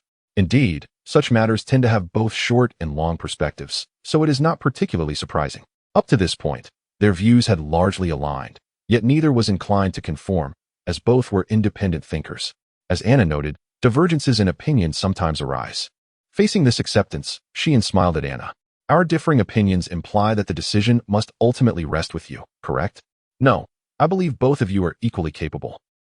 However, if their opinions are inconsistent, what is the suitable course of action? By the time Xian realized the situation had shifted against him, even Aikido, who seemed to sense this, acquiesced to Anna's words. Consequently, Xian's plans could not proceed as intended. Let us hold off. Both smiled as they earnestly awaited a response. And Xian exclaimed, almost as if in retreat, to reserve means you. I had completely relied on you, so I never considered this possibility. You truly have taken a leap of faith. The astonished expressions of the two were heart-wrenching, but matters unconsidered cannot be helped. It is not imperative to reach a decision immediately, so postponing is acceptable. We are not a specialized unit for combating terrorists, and we are unlikely to encounter numerous terrorists. Essentially, Stolstein is primarily a unit for gathering combat data, and considering its effective capabilities against Xian, it is better suited to handle the invaders. Visiting Adong was merely for attending the ceremony. Participation in anti-terror operations was not feasible. However, regarding Xian's comments, Akito and Anna displayed subtle expressions. I did not intend to utter anything peculiar, yet from their reactions, it appeared Xian was under a misapprehension. Surely, it cannot be that after arriving in Adong, he is being asked to assist in exterminating terrorists. No, such a perilous task is not at hand. What then accounts for that subtle reaction? Well, I heard something peculiar from personnel at the base. Although she mentioned it, her articulation seemed unclear. With behavior uncharacteristic of a woman, she must have said something noteworthy. It appears that recently, when engaging in action, they frequently face sudden terrorist assaults. Just as we are experiencing now? Indeed, the personnel at the base confirmed they felt the same. The tale recounted by Qian was straightforward. When human forces engaged the phantoms appearing in the Adong region, they would often be ambushed by terrorists after the operation's conclusion. Such surprise attacks occur when they are fatigued from battling invaders. While this operational strategy is quite astute, it poses risks of misfortune for oneself. If terrorists wish to target human forces, the likelihood of such risks is minimal. The disparity in combat capabilities between human forces and terrorists is significant. A direct confrontation would likely lead to defeat. Hence, they knowingly selected such a perilous strategy. Given this context, could it be that we must also confront terrorists in Adong? There exists that possibility. While the origin of the terrorists remains uncertain, the probability of their launching an attack is substantial. Although we have yet to suffer considerable losses, the human military in this vicinity appears to have heightened vigilance. Consequently, it may be prudent to arrive at a conclusion sooner rather than later. In light of the unexpected operations, Xian sighed in dissatisfaction. Though there had been unforeseen detours, Miss Stolstein successfully reached the city where the ceremony would be held. With less than a week remaining until the actual event, I would have relished the opportunity to leisurely explore Adong's largest city while waiting, but reality proved otherwise. The Adong region, while not as severe as North America, still harbored numerous terrorist threats. It seems we cannot afford to leave our combat capabilities idle in such a region. Miss Stolstein is tasked with confronting this unfortunate fate. To be frank, upon hearing this statement, I felt an ominous premonition. On the evening of the third day since the commencement of such days, the Xian ship, having concluded its fifth sortie, banged its table forcefully in the dining hall. How is it that terrorists have attacked us 5 times, without fail? Encountering the fortuitous coincidence of running into Shamey, who was having an early dinner, I was met with an expression of unarticulated emotions in response to Xian's grievances. Dealing with people is quite troublesome, indeed. Why does inconvenience seem to overlap so frequently? Ultimately, it was Xian's indecision regarding humanity's course of action, yet I did not demand such a straightforward argument. Currently, just as in the beginning, the magical barrier is fully operational, engaging in physical confrontation. At this juncture, I feel this tactic could continue to be employed, yet it remains a binary approach. The term binary suggests that either side could falter, fostering widespread unease. The thought of opposing both those aggrieved by killing and those displeased by sparing lives as adversaries is untenable. Which direction should we proceed? Xian rested his head on the table, murmuring, suddenly noticing Shamey's expression across from him. What are you laughing at? Shamey looked at me with a smile. Her surprise evident as she realized her own expression had been inadvertently joyful. Could it be that she delights in witnessing my turmoil? No, that is not the case at all. Shamey hastily denied it while searching for words, perhaps still grappling with her own thoughts. From her reaction, I discern no malice. Well, it is evident that this is not of that nature. Natsumi and Mikan are likely the most benevolent among the Mikan siblings. Should I harbor greater suspicion and skepticism? Such an unwaveringly kind-hearted individual could not have conceived the thoughts Xian described from the outset. Unbeknownst to her, the anxious Summer believed she had aroused suspicion in Xian. Just as Xian contemplated intervening, Summer finally spoke. A sense of relief, perhaps even joy, washed over me. for I understood that Xian did not take the act of killing lightly. Perhaps having meticulously prepared her words, she appeared significantly calmer. Curiously, one might ponder whether soldiers are granted forgiveness for inflicting harm. Their actions, often justified in the name of maintaining public order and societal stability, come with numerous rationalizations. Yet, as soldiers, they may direct their weapons at others based on orders or split-second judgments, a practice frequently legitimized. The implications of eliminating terrorists aside, as an ally of humanity's military forces, Xian would not face reproach for the act of slaying terrorists itself. Chapter 78, Midnight Confabulation 1. Were it any other time, I would surely proclaim that troubles are too bothersome and make a swift decision. However, your earnest concern for me this time brings me great comfort. Of course, I am aware that you are weighing the pros and cons. Natsum smiled wryly, yet her delight was evident. So, is taking a life not a grievous act? A person possesses but one life. The power of humanity speaks for itself. Even those endowed with extraordinary abilities cannot restore a life once lost. Shuren believes that the act of taking a life, regardless of the rationale behind it, is inherently malevolent. At the very least, I do not possess a penchant for engaging in wrongdoing without cause. If one holds personal reasons, one may indeed commit wrongful acts. Nevertheless, I maintain that perceiving such actions as wrong is undoubtedly virtuous.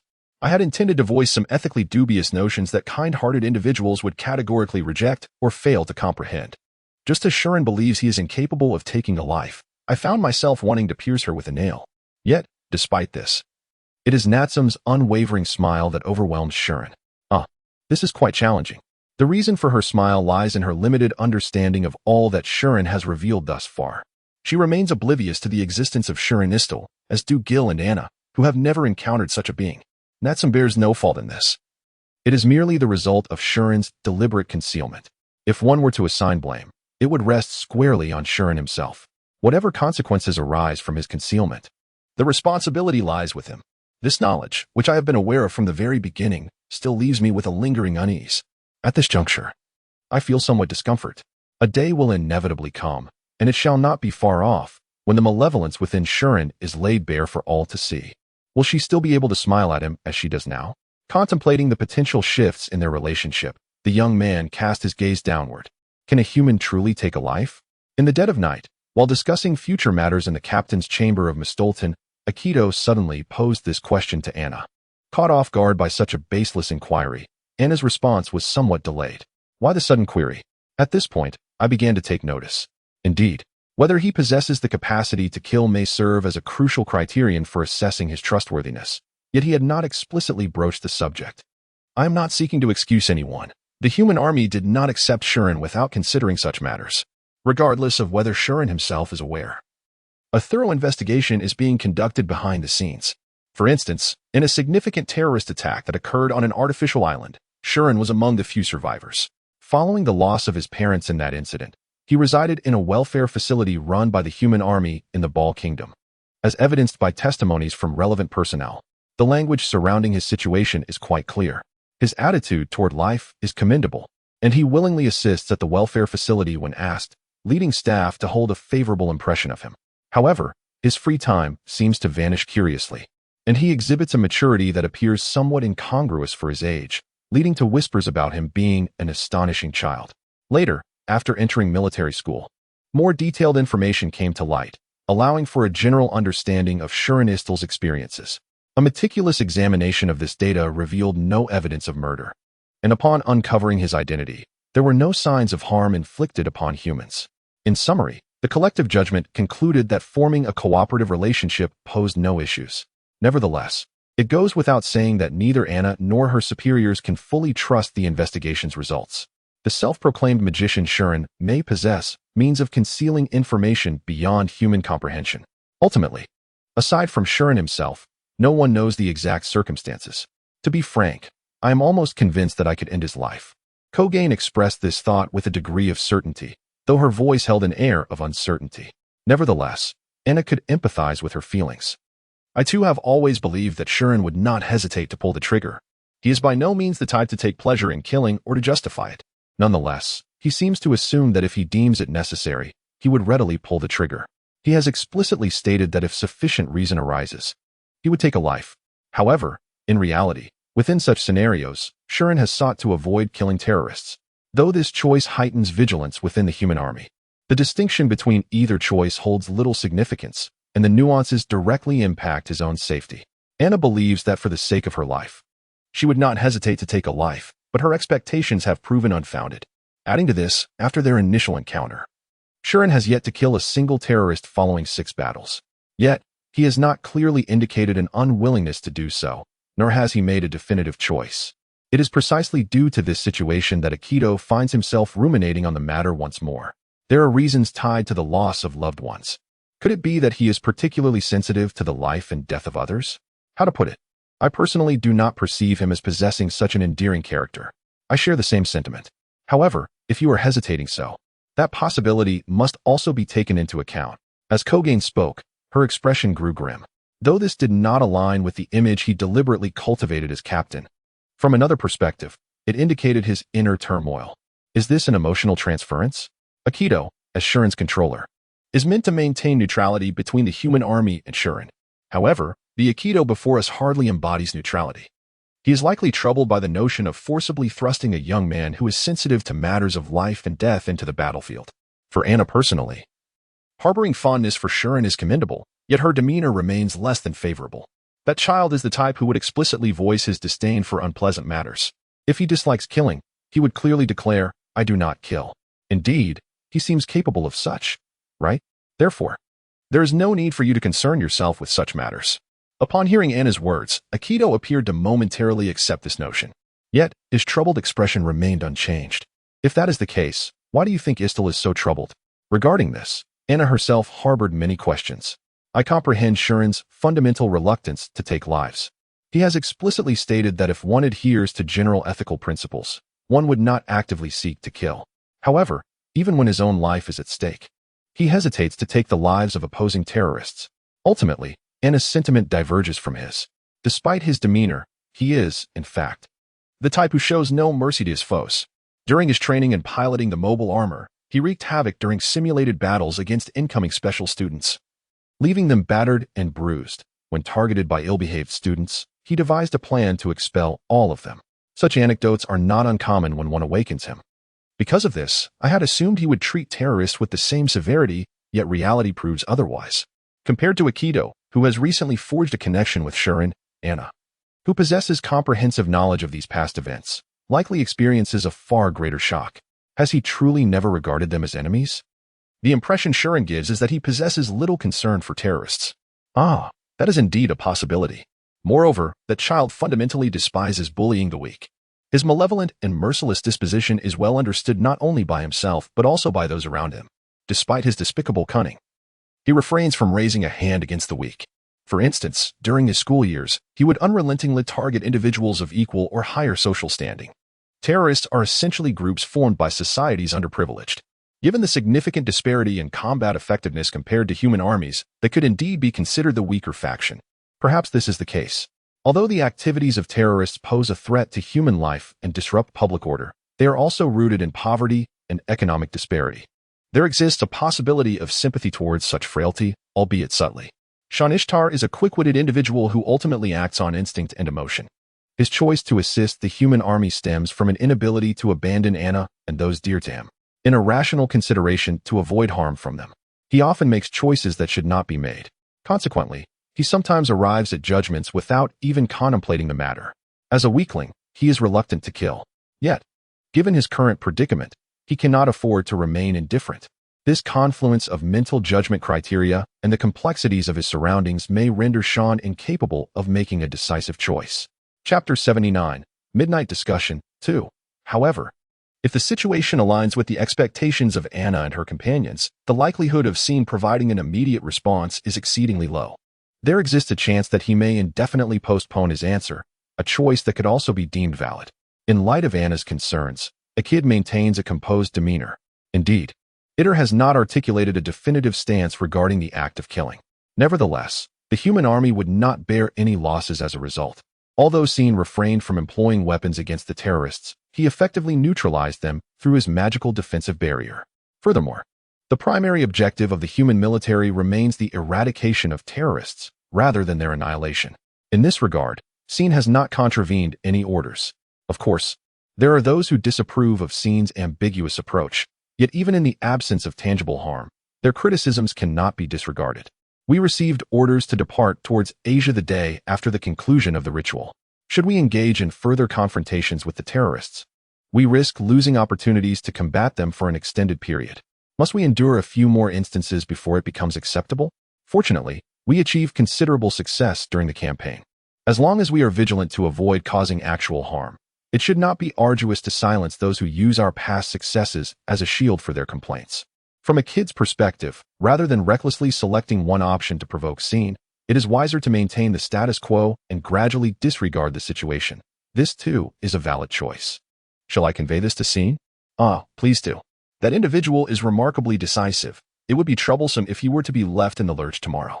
It seems there is indeed something unsettling. For the time being, matters related to Scene have been calmly resolved, yet there remains the pressing issue of departure. Although the date has changed, there is no way to delay further. Recently, there have been numerous incidents of this nature, have there not? Indeed. We have confirmed with the local forces, who also sense the anomaly. There have been 5 occurrences in the past 3 days, all occurring in the vicinity of the fog-enshrouded metropolis. While the Yadong region is also known for frequent incursions, the concentration of incidents in specific areas creates a notable impression. If Anna and her companions, merely passing through, have sensed this, it may be an overreaction. However, the local forces, stationed here for years, also perceive the abnormality, which should not be taken lightly. Speaking of which, the frequency of occurrences in this area contradicts what Scene previously stated. He mentioned that remnants of ancient defenses, established by beings other than humans, linger in sites associated with religion and ancient civilizations, thus preventing intruders from approaching. Yet, the Yadong region, rich in religious significance, continues to have a significant number of adherents, preserving many sacred sites and relics. According to Scene's assertions, the presence of invaders should be exceedingly rare. However, the actual frequency of incidents ranks second only to North America. This contradiction weighs heavily on Anna's mind. If Aki were here, he would likely have noticed the inconsistency as well. Despite this, the small crystal before her gazed back in astonishment. Did you not notice? Oh no, I apologize. That's not it. Displaying a subtle reaction, a kid requested a moment and proceeded to his room adjacent to the captain's quarters, quickly returning with a neatly folded piece of paper. In truth, I have previously heard about this from Mr.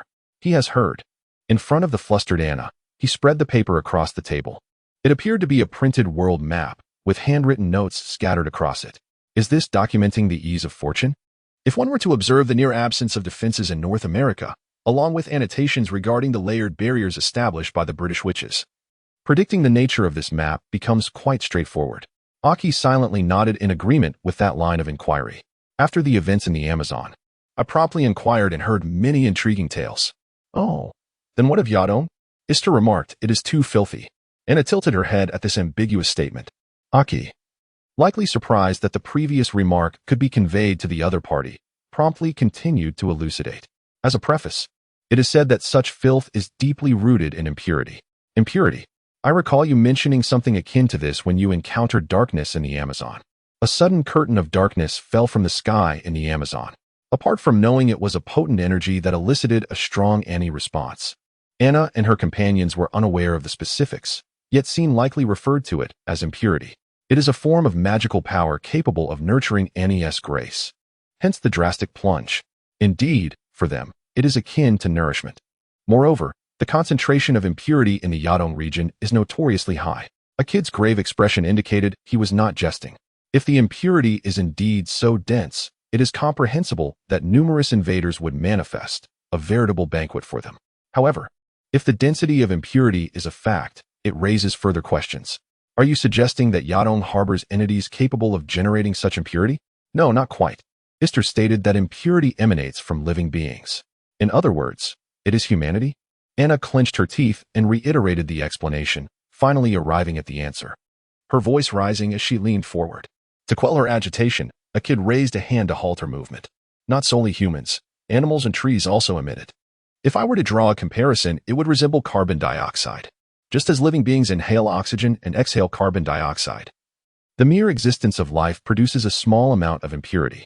This is inherently in minuscule quantities and does not interfere with Annie's fortune. However, Ister has mentioned that should negative emotions intensify, this limitation no longer applies. Negative emotions: anger, sorrow, loathing, despair. An endless list. And the more potent these feelings, the greater the impurity produced. Furthermore, the Yadong region has long been a prolific source of impurity. Is it due to war? This locale has witnessed numerous conflicts throughout the Old Calendar era. By the time of the solar calendar, wars between nations had subsided. Yet those harboring past grievances have become terrorists, perpetuating strife among humanity to this day. The wrath and hatred directed at foes, the sorrow and despair from losing loved ones, continue to manifest unabated. Because the wars and civil strife remain unresolved, impurity has proliferated, drawing forth ghosts ensnared by this filth.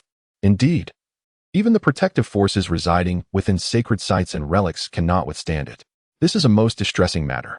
The very sacred lands and relics, cherished and revered by people, have been stripped of their grace due to humanity's folly. Upon learning this truth, Anna felt a pang in her chest. If this is the case, could the increasing activity of terrorists be the reason for the rising frequency of occurrences?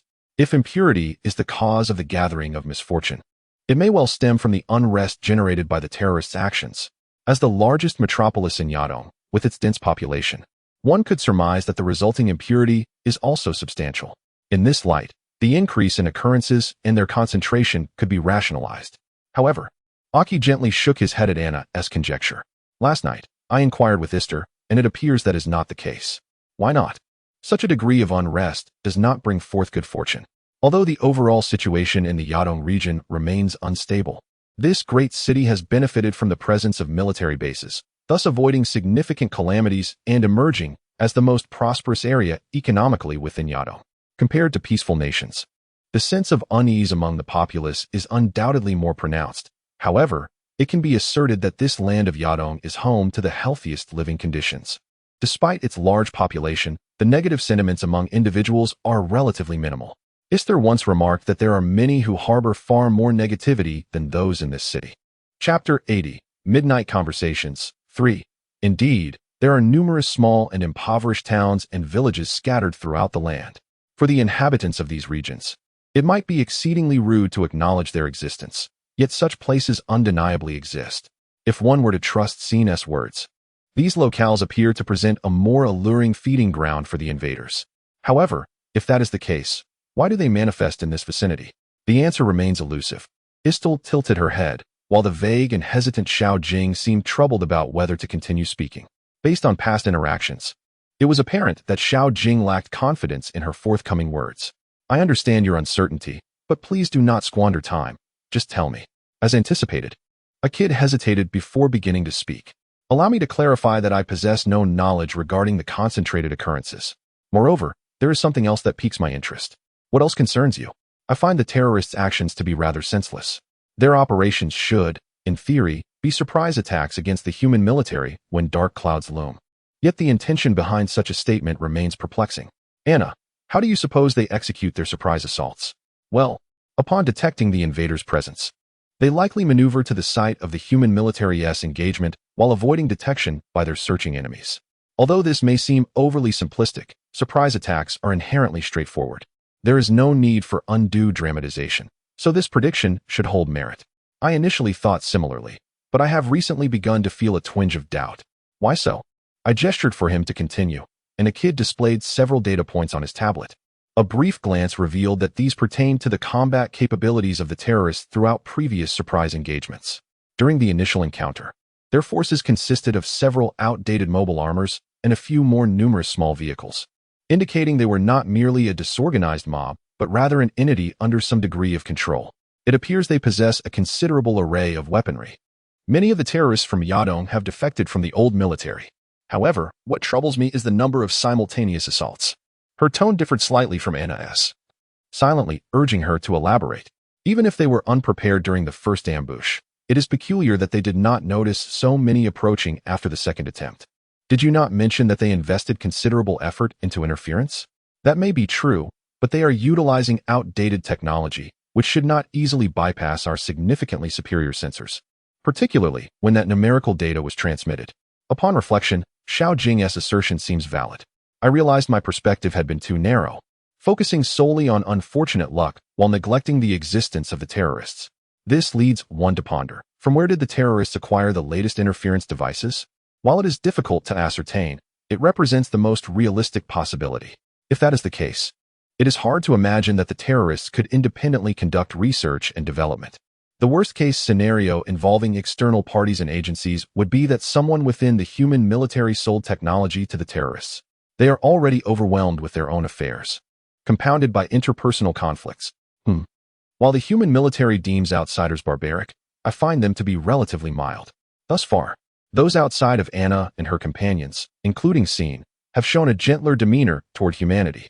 The witches have provided wisdom and resources. Even the hummingbirds, who have consistently maintained a hardline stance, have shown no intention of attacking humanity, even offering assistance during battles. Not everyone behaves in such a manner. Nonetheless, in comparison to humanity, which is riddled with internal strife amongst their own kind, these beings exhibit a more peaceful disposition. Anna could only nod in agreement with Yaki's sentiments. Although the atmosphere became considerably quiet, all necessary discussions had been addressed. Xiao Jing, if possible, would you care for a drink? That was rather abrupt. What harm could there be in an occasional indulgence? I shan't say more. You have not had a proper rest since your return from the 7th artificial island, correct? Is it Ramda? You may imagine what you will. Ultimately, Akid nodded in acknowledgement of Anna's suggestion, likely sensing her concern for his lack of rest. Akid Mikan is not one to disregard the kindness of a long-standing friend. Since they could not drink in the captain's quarters, the two ventured to Akid's private room nearby. Anna, as if she had been waiting for this moment, retrieved several small bottles of liquor from her handbag, which she had brought from the very start. Akid gazed at her with a look of ineffable expression, yet she nonchalantly arranged the bottles on the table, preparing glasses as well. Having resigned himself to Anna's unwavering demeanor, Yaki quickly set out some snacks on the table, and the two began their modest drinking soiree. To his surprise, the room was tidier than he anticipated. He had expected a more chaotic scene. Although Yaki appeared composed, he surprisingly exhibited a certain laziness. This tendency was particularly evident in his private life. Since their student days, my own room had often been a disarray, while this private chamber appeared meticulously organized. Could it be that you entertained guests? Anna half-joked, though it was merely playful banter. Due to his favorable appearance and impressive capabilities, Akid was quite popular among women, yet he himself remained oblivious to such matters. It was inconceivable for him to host someone every night.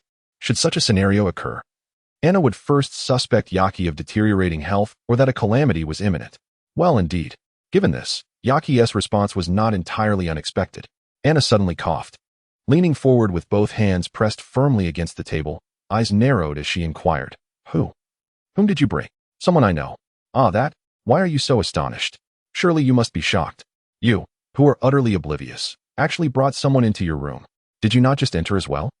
Perhaps influenced by Anna, Akid's tone began to mirror that of their student days, yet this was no longer a significant concern. What mattered most was who had been brought in. Furthermore, it seems you have misunderstood. I did not bring a woman in here. The room should not be tidied by someone like Ramda, right? Surely not by a boy. Not. Istal.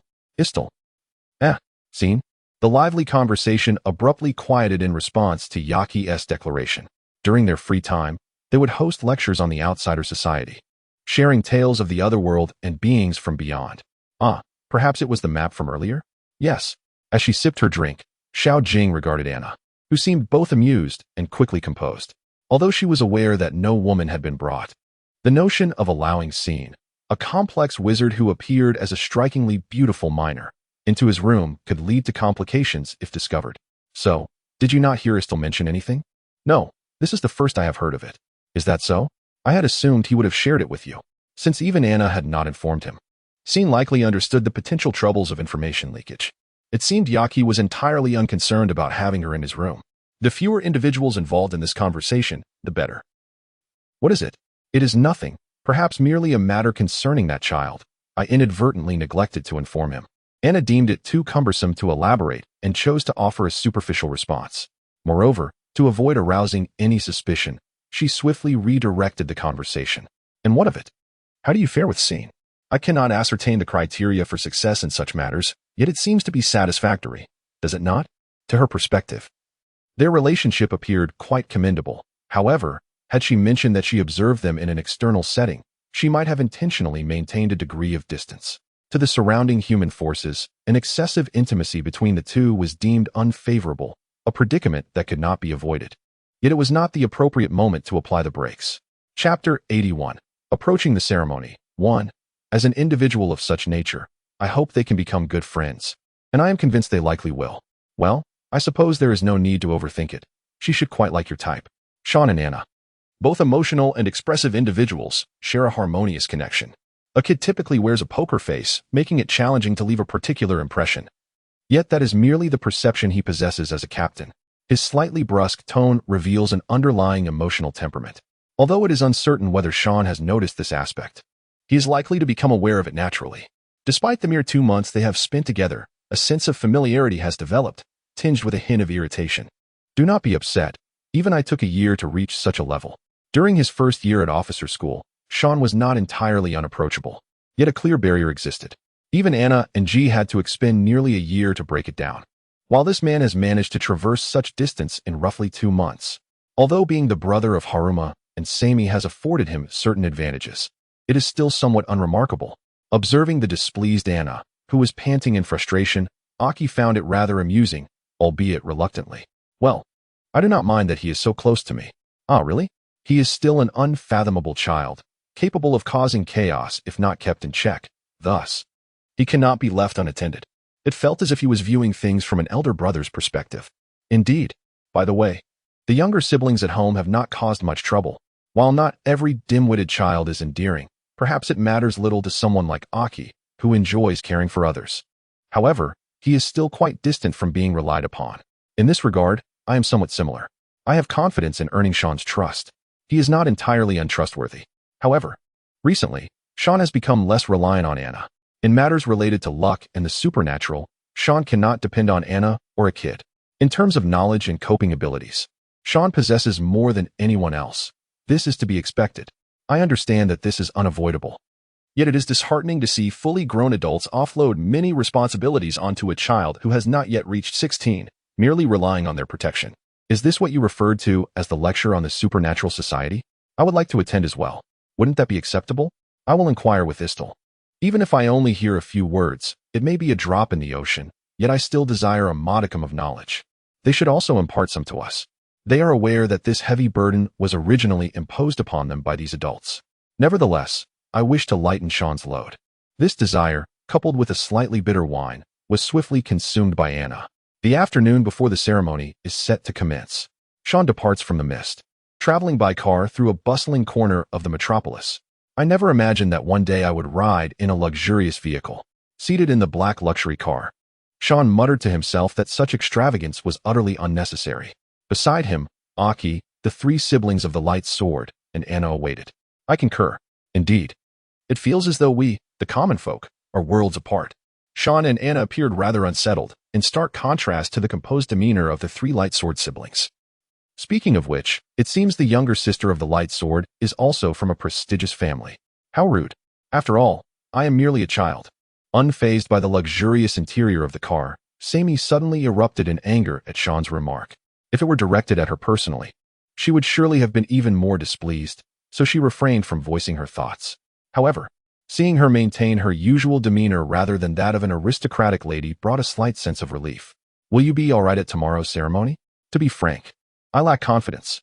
That doesn't sound like something to say with your chest puffed out. Faced with Sean's immediate response, Halma furrowed her brow, wishing to loudly express that this was merely an unavoidable circumstance, not even a typical household. But even an orphan like Sean remarked that this behavior was characteristic of high society, which is rather troubling. If Sean were part of a special course, at the very least, there would be etiquette training. Oh, there is such a class in the special course? Since they are students destined for high-ranking positions in the military, they must learn the most fundamental manners. In that case, it seems that instructor is not problematic? Anna smiled and lifted her head, deeply impacting Sean. In other words, he is the only one unaccustomed to such ceremonial occasions. Setting aside the 3 siblings of the light sword, who thought they were companions, Anna now felt a sense of betrayal. I might end up floating in the venue before being introduced. All right, do not overthink it. Simply standing quietly should suffice. Is that so? Well, if I remain silent, there should be no issue. With a respectable appearance and properly attired, one would exude the aura of a refined gentleman, provided one does not speak. If you keep silent, you will be called upon repeatedly. Is that a form of retribution? Regarding this matter, Sammy discreetly averted her gaze. From his reaction, it seemed there was no intention of revenge, merely a continuous request for silence. This left me feeling somewhat hurt. In any case, to avoid drawing attention to myself at the venue, I must ensure my suit is well put together. The luxury car appeared to halt in front of a building as Anna finished speaking. The sign of the shop before us bore the name of a renowned brand known only to those categorized as low income, regardless of what they concealed. Sean and the others were there to prepare formal attire for tomorrow's ceremony. Such expensive clothing makes me uncomfortable just wearing it. Just be good when you're in this. After spending over 10 minutes in the store, with the assistance of professional staff and the familiar presence of Sammy and others, Sean donned his suit, complete with polished shoes, presenting himself as a picture of party attire. Initially, upon hearing about the ceremony, Sean had thought his military uniform would suffice, only to discover that a separate formal outfit was required that very morning. Naturally, Sean possessed none of these garments. This seemed to be anticipated by Anna, which is why they had ventured into a high-end brand store. Following a thorough inspection, Sean's outfit was deemed satisfactory, and the remaining four began selecting their attire for the event. Sean, Anna, and the three siblings of Light Sword were to attend the ceremony. A kid was originally slated to join, but, in simple terms, the other three were there to watch over Sean. Although they were formal collaborators, Sean's position was fraught with complex challenges. Given that such a person was brought into a gathering of prominent figures from various nations, it was necessary to outwardly demonstrate that he was adequately prepared. Therefore, Anna was most capable of holding the reins with Sean, while Halma and Sammy, familiar with the setting, were selected to accompany him. As for the Light Sword siblings, they seemingly already possessed formal attire, albeit slightly outdated, which provided an opportunity to acquire something new. The Light Sword family is indeed quite wealthy. Suddenly, what happened? In the upscale store, feeling somewhat out of place while leaning against a corner wall, Anna, who was among the first to complete her selection and fitting, approached me. This gown is a bit old-fashioned for this price. I wish to replace it with a new one.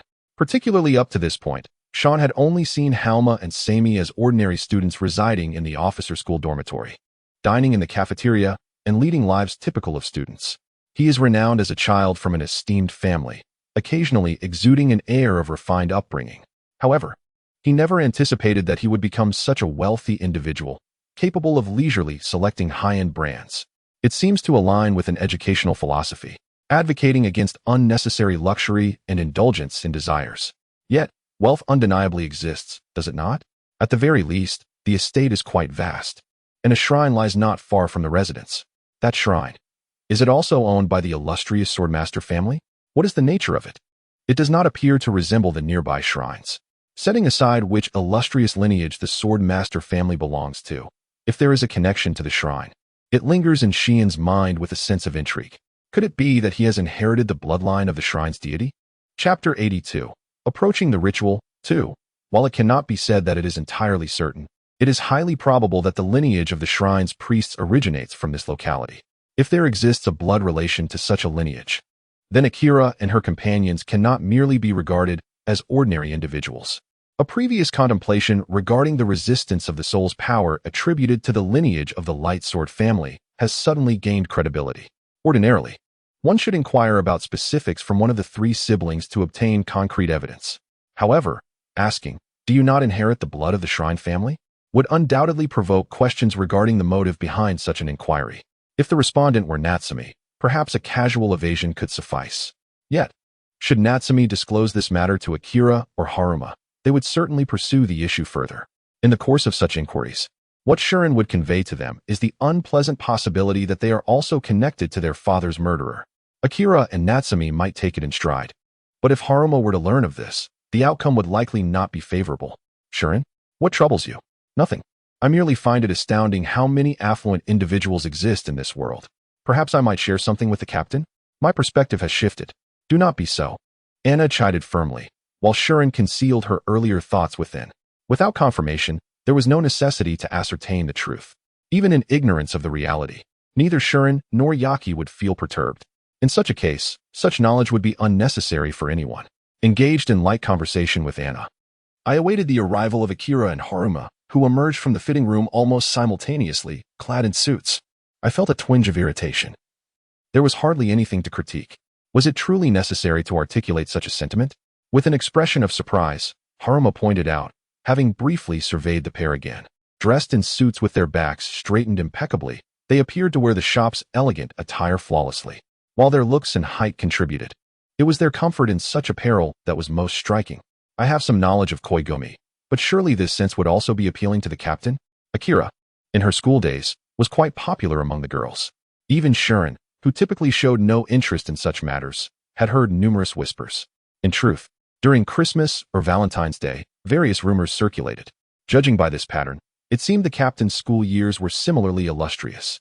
Very popular, just like Haruma. Indeed. Oh, that matter. The conversation veered towards Aikido, who seemed unusually flustered, though this was merely to avoid his younger brother inquiring about his school days. Shirin felt a mischievous urge rise within her. By the way, does the captain have a romantic partner? How abrupt. With good looks, a respectable lineage, and excellent prospects, it would be no surprise to find him a topic of conversation among the female students of the 13 Techniques class. Are you joining in the discussion? Wherever there are sweet tidbits, I am present. Even if I blend in, it would not appear malicious. This was the result of Shirin's complete lack of intent to be perceived as a romantic interest by the women. Honestly, what is going on? Wait. Do not delve into my brother's romantic tales in front of him. No. Please do not involve Chief Rastel in this. As Shirin expressed her displeasure at Haruma's interruption, the sound of the curtain track sliding caught her attention. Seems there is much excitement. Natsumi approached, her demeanor somewhat flustered. Accompanied by the click of her high heels, the hem of her deep blue gown swayed gently. Standing before Shirin and the others with a pace distinct from her usual, she appeared inexplicably nervous. So, how do I look? At this sudden inquiry, Shirin found herself tilting her head in confusion, only to be met with a sharp smack to the back of her head. Ow! Why the suddenness, instructor? In such a scenario, I regret your misfortune. Before she could finish, someone grasped her shoulder, and Anna lowered her voice. Did a girl ask you for your thoughts on her attire? You know what to say, right? I see. Upon hearing Anna's words, Shirin finally grasped her intent. However, understanding this did not guarantee that she could deliver a clever remark. Turning back to Natsumi, Shirin appraised her dress, a simple yet tasteful blue gown complemented by matching high heels. Her hair, typically styled high, cascaded down freely, swaying with the slightest movement. What is this? Observing Natsumi before her, Shirin sensed something amiss, though she could not quite articulate what it was. Under Anna's scrutinizing gaze, Shirin had little time to consider other matters. You appear quite mature. Though it is a bit surprising, it suits you beautifully. The words escaped my lips before I could reflect, and I found them uncontroversial. This statement held no falsehood, and indeed, she was well suited to it. However, from a third-party perspective, it might have seemed lacking in enthusiasm. At the very least, it was not hurtful, yet it would not elicit joy either. In truth, Natsumi's response was a somewhat awkward smile, difficult to describe. Upon noticing this, Anna's fingers pinched Shirin's left cheek. That hurt. You truly are this way. Usually so articulate. Can you not utter something clever? Upon closer inspection, it was evident that not just Anna, but Akira and Haruma were equally astonished. Haruma remained silent, yet regarding Aikido, Shirin had an inkling. However, with her cheeks still stinging, she could hardly focus on that. After a prolonged 10 seconds, her left cheek was finally liberated. It feels odd to say this in front of Natsumi, but can you not utter a single endearing word? Calling the instructor cute. This is a girl who easily attracts attention, and here we are. Rubbing her cheek, Shirin was perplexed, while the other three regarded her with questioning expressions. Shirin, you now. What? I meant to say, you and your sister are inherently charming. Changing attire does not alter that. A moment of silence ensued. Akira and Haruma covered their foreheads. Anna clutched her head, and Natsumi's face flushed crimson. Too difficult to comprehend. With a voice unbefitting a boutique, Anna's hand struck Shirin atop the head.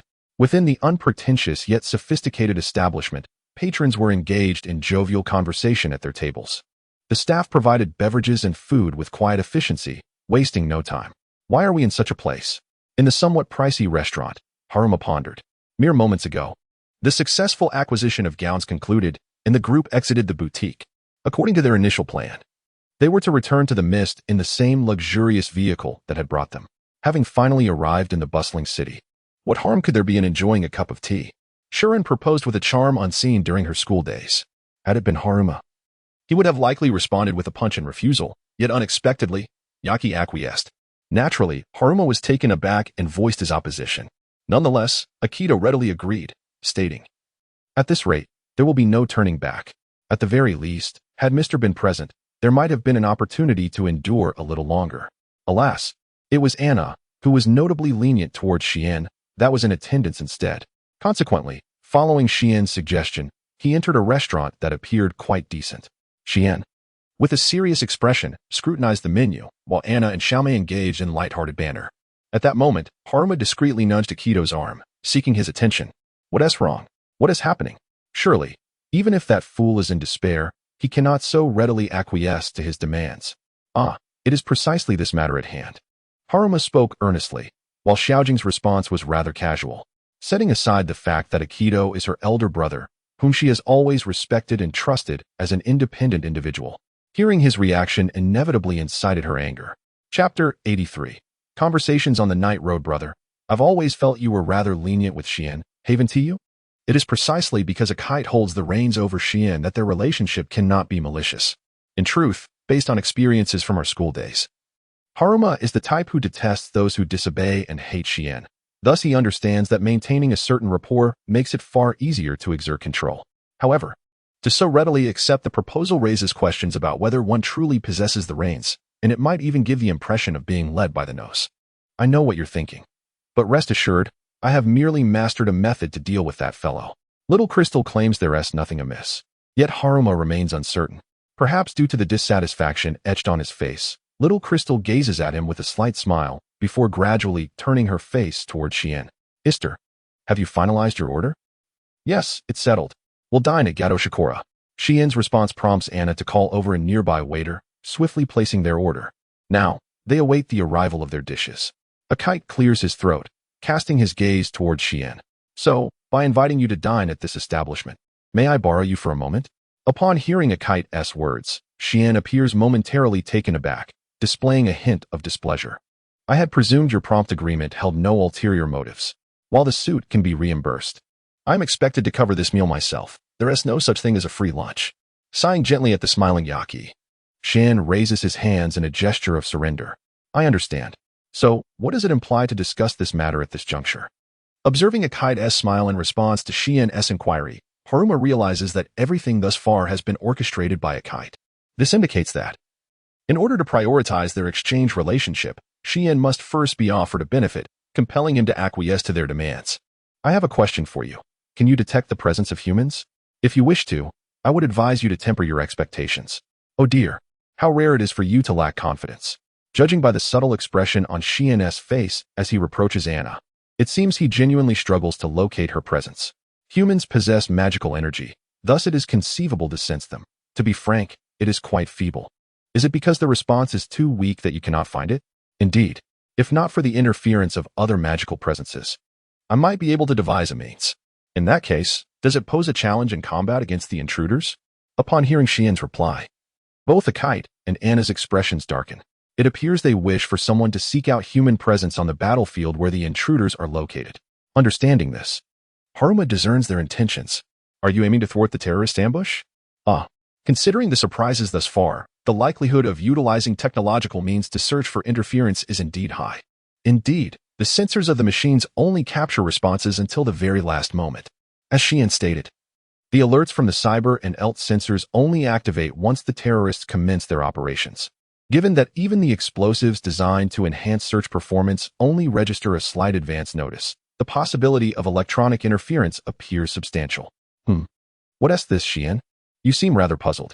No, if it concerns electronic interference, then Elder Eric and Elder Kita should have noticed. After mentioning the names of experts in sensor technology and electronics from the 13th skill class, Xian tilts his head. It is indeed reasonable to conclude that their expertise should not overlook anything. Yet, they are not infallible. It is not to say they would never miss something. There are certainly advanced interference technologies capable of eluding the eyes of even the two of them. However, do the terrorists possess such advanced technology? Summer's inquiry distorts Akite's expression slightly. He glances at Haruma and Summer, contemplates for a moment, and speaks. Regarding this, I suspect a third party may be supplying the terrorists with technology. A third party. Either another terrorist organization with sufficient funds to develop technology in the shadows, or a rogue element embedded within the human military. It must be one of these. Upon hearing Xian's words, a kite nods gravely. The human military has been established for less than a decade. Given the lingering resentments from the old wars, this time frame is far too brief. Haruma and Summer find themselves at a loss for words in response to Little Crystal. While the other world poses a threat to humanity, internal conflicts among humans persist. Whether it be the terrorists or those potentially lurking within the human military, Halma struggles to comprehend. You've strayed from the topic. If there arises another opportunity to venture to Adong in search of the intruders, I shall remain vigilant regarding human movements. That said, the prospect of having another opportunity to strike in Adong remains somewhat ambiguous. If an opportunity does present itself, it will be of no concern. If not, I shall find another occasion to utilize the funds I've borrowed from you. How astute of you. The two engage in light-hearted banter, the atmosphere easing slightly, and soon their dishes arrive. Yet, as though the previous conversation had never transpired, Little Crystal and the others converse and dine merrily, while Haruma's inner gloom persists. Upon finishing their meal and stepping outside, they find the sun has already dipped considerably in the west. In less than an hour, it will set, and night will fall. A kite suggests that since the suits and dresses they purchased earlier have been entrusted to express delivery, they have no baggage and are thus unencumbered. Since they are headed back anyway, they might as well take a leisurely stroll while observing the surroundings, and the group nods in agreement. As they walk, the surroundings indeed grow dimmer, yet the throngs of people show no signs of diminishing. The vibrancy remains. Haruma and the others progress slowly through such a lively city. What a peaceful scene. A sarcasm? Undoubtedly, the sight before them is one of tranquility. However, in the Adong region, terrorists may still be plotting something sinister at this very moment. This serene facade stands a high chance of being shattered by some of their nefarious activities. Such a reality is not lost on Xian, who faces the terrorists directly. Xian appears startled by Halma's words, then waves dismissively. No, I believed it to be peace, but in truth, there is no profound significance. I recognize that behind this peace lurks many unsettling individuals poised to strike. In light of this, what is there left to discuss regarding peace? In the next moment, innocent civilians could very well find themselves threatened by violence. Can such a state truly be termed peace? At the very least, Haruma does not think so. Nonetheless, as long as there are those who can smile here, it cannot be a bad thing. Surely it is better than having everyone wear a frown, is it not? Haruma understands what he wishes to convey, yet she perceives it as mere evasion of reality. Observing the grave expression on Haruma's face, Summer's demeanor darkens. How did it come to this? Summer's voice lacks its usual brightness, soft yet unmistakably reaching Haruma's ears. Is it not enough to abstain from fighting, to refrain from harming one another?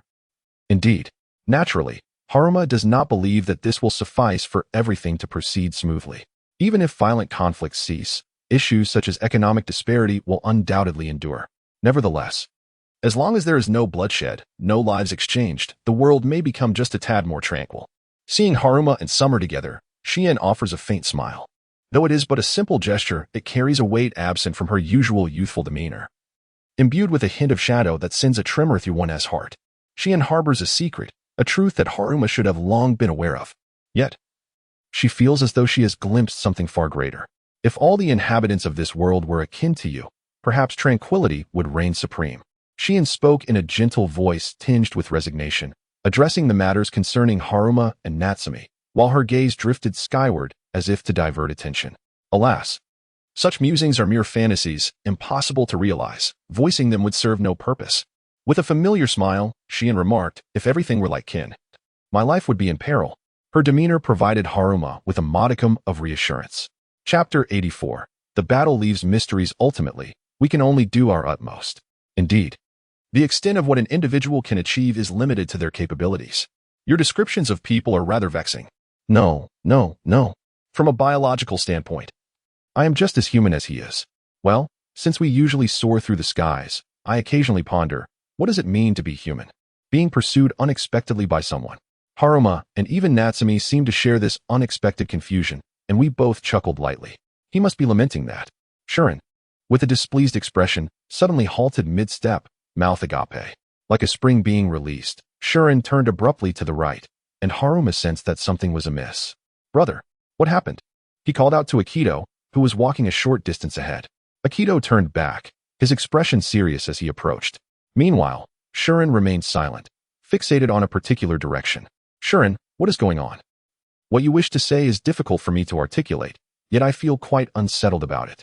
Shuren, with an ambiguous demeanor, seemed genuinely unaware of the true nature of that feeling. It was indeed a palpable sense of aversion, his expression and gaze stern. Is it something filthy? However, nothing of that sort has transpired thus far.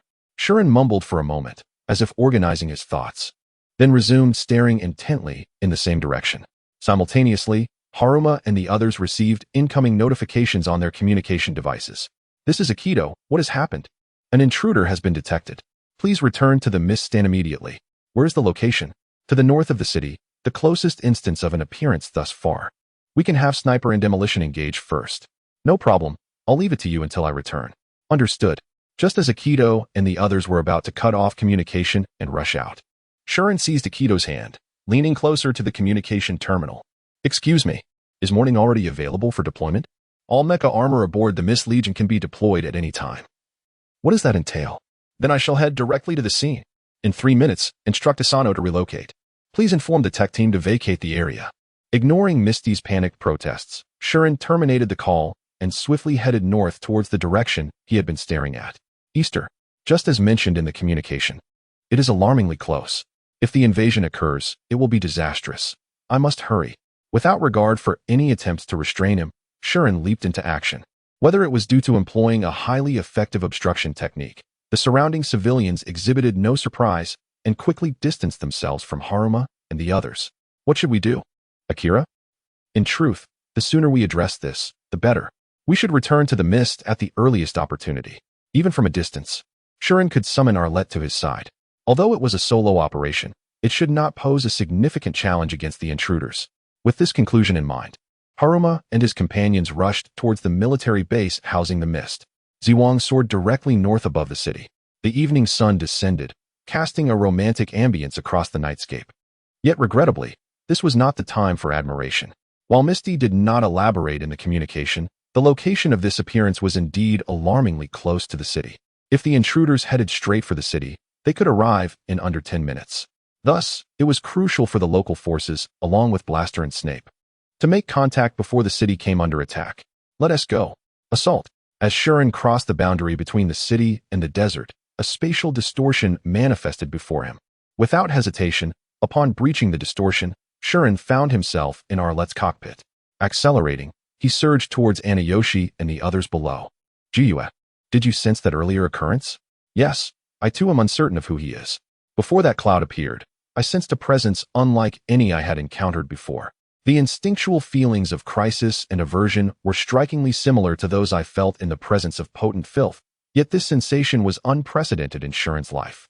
If even Jiyue, who has lived longer than Shuren, is unaware of his true identity, it may signify a novel phenomenon emerging in this world. Could it be related to that incident in the Amazon? Who knows? Pondering it may be futile. The emergence of powerful darkness in the Amazon and the aura of mystery surrounding this event share the commonality of being associated with filth. Conversely, that may be the only link. Currently, there is insufficient information to ascertain any connection between the two. As Jiyue suggested, overthinking may not yield any benefit. Expelling thoughts related to the strange aura from his mind, Shuren focused on the task at hand. By the way, Jiyue, are you adept at detecting human auras? Huh. Are you referring to what the eldest son of the light sword mentioned? As a demon, you ought to possess a keener sense than I. Various interpretations of demons exist, yet they are often depicted as malevolent entities that attack and consume humans. If that is the case, it stands to reason that he should possess a method for detecting humans to some extent. What do you think? Regardless, I would eliminate him upon sight, so honestly. It would not be a significant endeavor to track him down. Never mind. After all, you will have some downtime during my battle, right? To pass the time, could you perhaps investigate the human aura? I humbly request your assistance. Truth be told, I have rarely relied on the power of demons. And as you are consuming my magical energy for free, I do not see any issue with you aiding me in this matter. Though Jiyue's face remained unseen, she was likely smiling slyly, responding lightly, while Jiyue expressed her discontent with a sigh. After a few moments of hesitation, Jiyue ultimately agreed to assist, apologizing in the process. Meanwhile, the assault team reached the vicinity of the phantoms. Below, a dozen medium-sized invaders loomed in sight. This is Miss Stan. The rear troops will arrive in 5 minutes. Until then, assault. Please hold the intruders at bay. Hee. Please inform him that if it takes too long, I will handle everything myself. Responding to Misty's disgruntled orders in a jesting tone, Shuren plunged into the heart of the swarm. With the dragon sword in his left arm and the Leech Schneider in his right, he leaped around, swiftly dispatching the intruders. At this rate, the engagement might conclude before reinforcements arrived. Ah, young Master Shuren, could you come here for a moment? What is it all of a sudden? Jiwa hesitated unusually as she asked, her thoughts seemingly tilted. By the way, didn't I ask you to search for human auras? Well, I was just about to inquire. Have you found them? Already? What? For a brief moment, Shuren failed to grasp the meaning behind Jiwa's words, involuntarily uttering a response that lacked any urgency. So, there are already terrorists? Where? From your perspective, there are several individuals on both the left and right. The rising sand obscures their shadows. As long as he is aware of the general location, Xian is capable of detecting it. Indeed, as Zhuyu mentioned, he can perceive the magical aura of several individuals. They could possibly be civilians, yet they show no signs of fleeing and remain there, which is quite peculiar. Therefore, Xian surveyed the nearby invaders from his vantage point, attempting to direct his focus towards the sand mound on the left. Anane, who was neither slain nor penetrated, of course, did not perish. Consequently, the terrorists were driven out from the sand mound by the still-living medium-sized invader. Is it truly happening? Is it not so? When did it commence? I found it as soon as I began to search. Wasn't it already in existence when you commenced the battle?